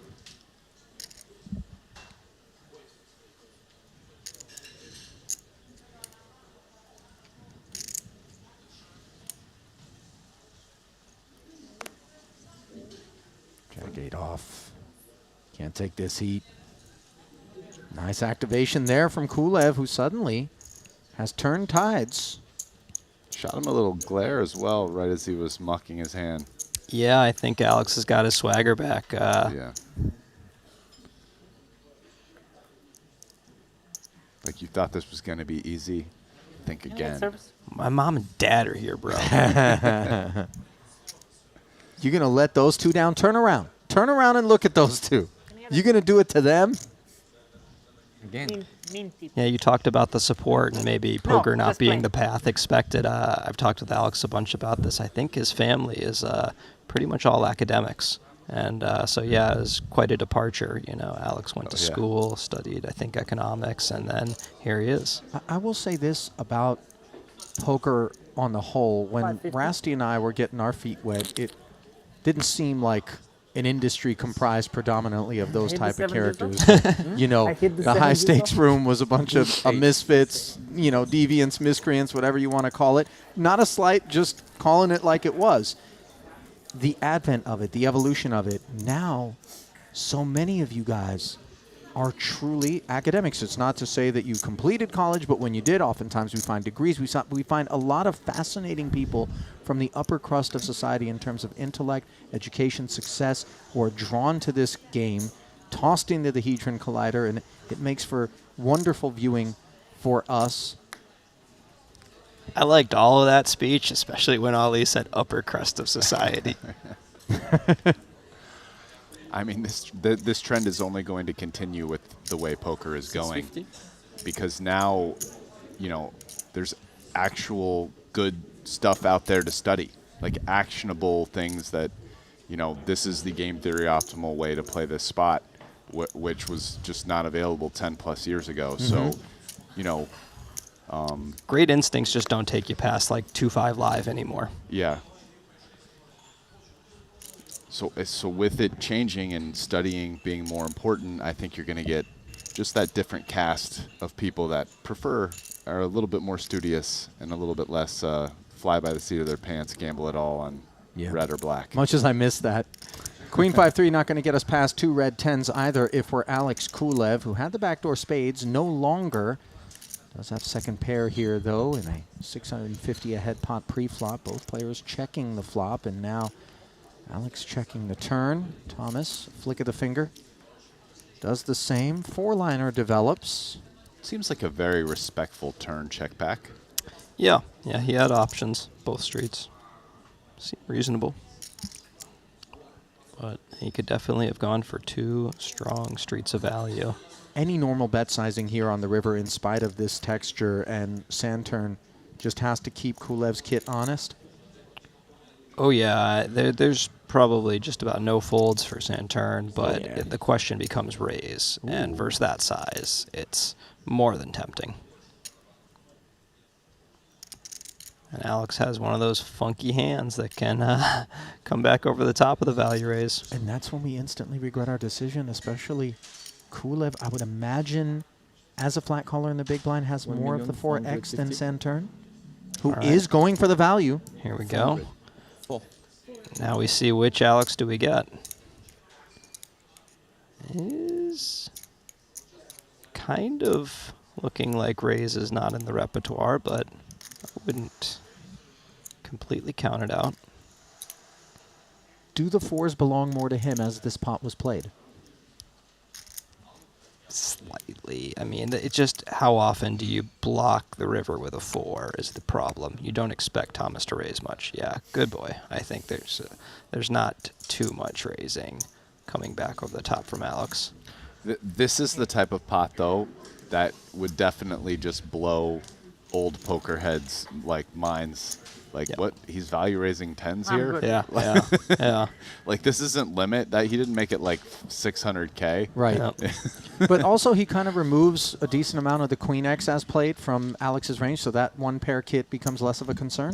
Exactly. That size just signaled a lot of exactly the hand strength that Alex had, and that's why, if you're Alex, you do need to, and I'm sure he does have some portion of his traps going into that block so that he can come back alive and re-raise. 550. Alex coming alive with King 3 suited. I think when you're not playing really good players, also that block there. It's just such an effective tool to price set. You know, because the vast majority of the poker world is not value raising pocket tens in that spot. Yeah. Like, it's just Nor the do way they I have would the put it. bluffs Yeah. to match up. They say, I didn't bet the flop or turn. How am I going to bluff here? What am I representing? A rivered set? So, yeah, I think what you're saying there, it becomes very, very effective, especially in the low and mid stakes because, yeah, you set your price, you don't get bluffed. And what will often happen is your opponent will see this, they'll instantly react, and then it'll occur to them that they could have bluffed, but they feel like they gave it away by reacting right away with some sort of, you know, confusion. What began as something damp now looks pretty sopping wet, gentlemen, as the Kulev top pair flush draw played the flop as a check, sand turn check back, and just look at the opportunity that's been presented to him here. Two-way straight draw, club draw, and he's barreling 1.85 into Kulev, who's got so much hand. Yeah. These are interesting spots if you're Alex. On the one hand, you know your decision. It's very straightforward call. But on the other hand, it's nerve-wracking because you do lose to all the value. So on a brick, you're going to have some really tough decisions. An overbet of about 400,000. The call, bringing us to over 5 mil in the middle. Yeah, it's not this street, but what's about to happen. Unless Exactly. you hit a diamond. Yeah, there's the brick. And the brick, I would imagine, is the more interesting of cards. Yeah. Both players with some, well, maybe only Thomas has a decision. We'll see. Yeah, it's also kind of a it's a bit of a nerve-wracking spot as Thomas as well, because I mean you just went 1.5x pot and got called, and now you're like, well, I mean he probably has a pretty good hand, but Goes for block, just trying to get folds from yeah, that's Queen X of diamonds. or like maybe an ace X as well. Tough to imagine it folds. Yeah. Unblocking those, but like, because which ace X? Yeah. 1.1 bet and called. And gentlemen, Alex Kulev isn't going to be going away.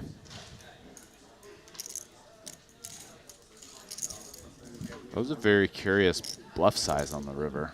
Yeah, what was it, about 23%, something in that neighborhood? Yeah.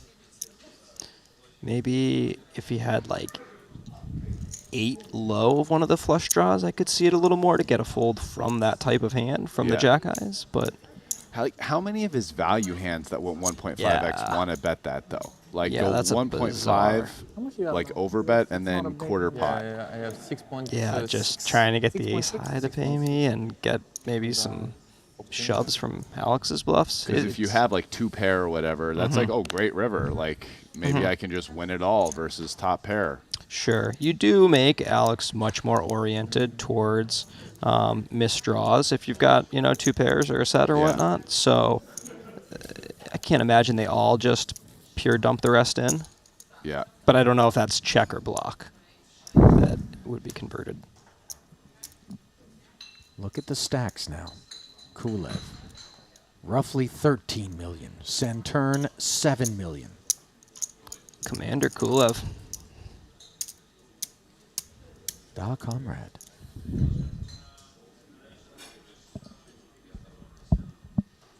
Oh, aces.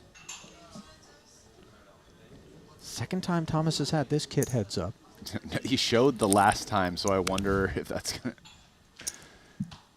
I mean, I guess he just does the same thing. Kulev limping. Last time he did just under 3x, so that would be like 800, because he did 700 at 750. Nope, he did do something different. So I guess the plan was show him and do the opposite. Just aces. You're mixing it up as well. Small size, big size.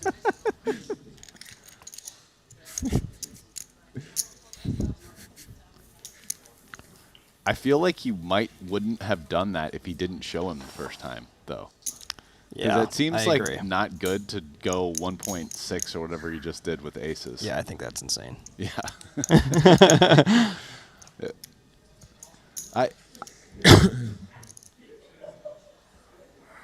I feel like so far, if I'm going to pass any judgment, I feel like Kulev has played a little bit better.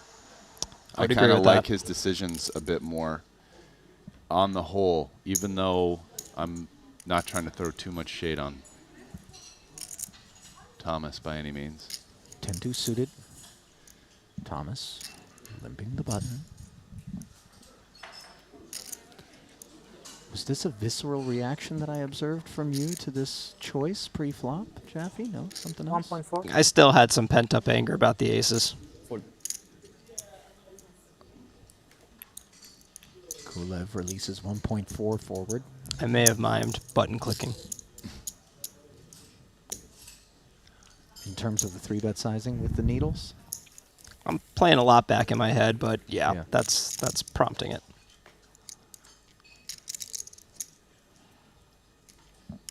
There is the trophy. Who will it go to? At present, advantage Alex Kulev. I can tell you, I saw his mom had her eyes right on that trophy. She was in the background during that that Jack 6 King 3 hand. She's trying to work out, is it 18 karat, 24 karat? Are we plated? Is it solid? Mm-hmm. How are we going to get it home? These are excellent questions.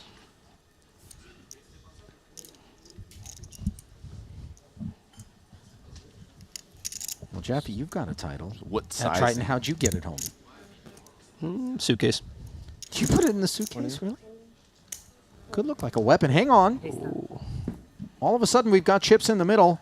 Alex looks excited. It's fair. You did.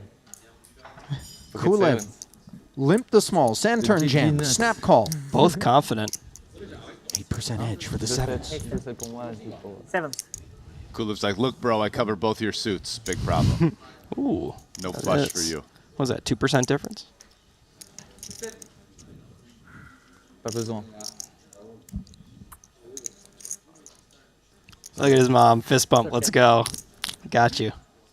13.8 million See chip his pot. mom. Now. 10 high.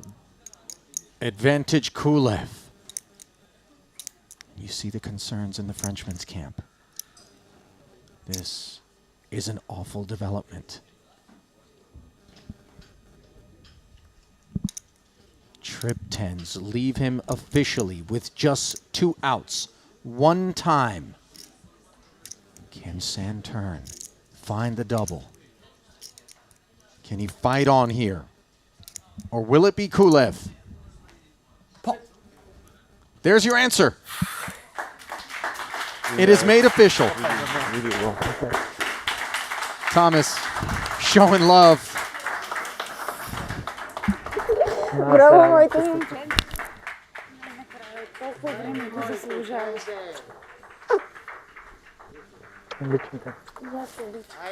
Alex Kulev has done it. Wow. What a lovely sight to see. Good for Alex. That's awesome. First ever Hey. Triton title. Thank you. Thanks a lot. Producer James on hand to ask for a loan. 2.5 million richer is Kulev. Santurn 1.7 million for second place. As the lion's share of our $10.2 million prize pool here in this 100K divvied up to a couple of very worthy combatants. Last glimpse brought to you by betacr.eu. Boys, that was a bit of a treat. Obviously, plenty of spots to unpack for the two of you. Some unexpected, some a little bit more conventional. Just add Alex Kulev, though, was the right seasoning to keep that dish tasty. Yeah, that was a great heads up. That was exciting. I'm going to be looking to unpack some of those hands and see what's what. Heads up just always kind of gets me going, so motivated to see what happened there. What'd you think, Rusty? Really enjoyable. I thought both players brought some creativeness and a lot of back and forth. I mean, it was kind of like the tale of two halves. You know, the first half was all Thomas kind of winning all the pots, and then Alex kept fighting, didn't give up, and made a big comeback. And more than anything, I was impressed by his composure. Kind of as things were going bad, he stayed sharp, and even almost like that pivotal hand where he just said, okay, I'm raising here with a deuce 4 off, even though he kind of had been losing every pot, and that was a real big commitment for him at the time, and it just seemed like it all turned from there when that pot worked out. Yeah. Showed some grit, showed some mettle, and ultimately earned himself his first ever Triton title. So that's going to do it for tonight's coverage from here at the Maestral. Tomorrow we're going to get things underway at 3 p.m. local time with the $125,000 main event. Day one of that coming your way. But in the meantime, it's time to say goodbye. So on behalf of Rasty and Jaffe, and of course Marianella, who's out there, it's Ali Najat saying goodnight. We're going to throw it to the interview as she stands by with one very excited Alex Kulev. Alex Kulev making Bulgaria proud. 13th cash, 8th final table. Here you are finally hoisting your first title and also taking home largest ever cash. Talk to me about the emotions you're feeling right now, Alex. I'm a little bit overwhelmed, to be honest. Just ecstatic by the occasion. This means a lot to me. This was what I wanted to win, and accomplishing this in front of my family over here, it's really special, and I will cherish it for a long, long time.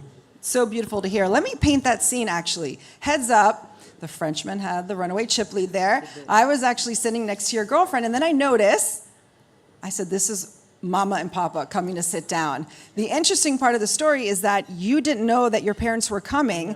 Your parents just told me they did a 6.5-hour drive from Dubrovnik to surprise you. At what point at this final table did you glance over? Because that's really when the tide turned, in all seriousness. Yeah, you're right about that.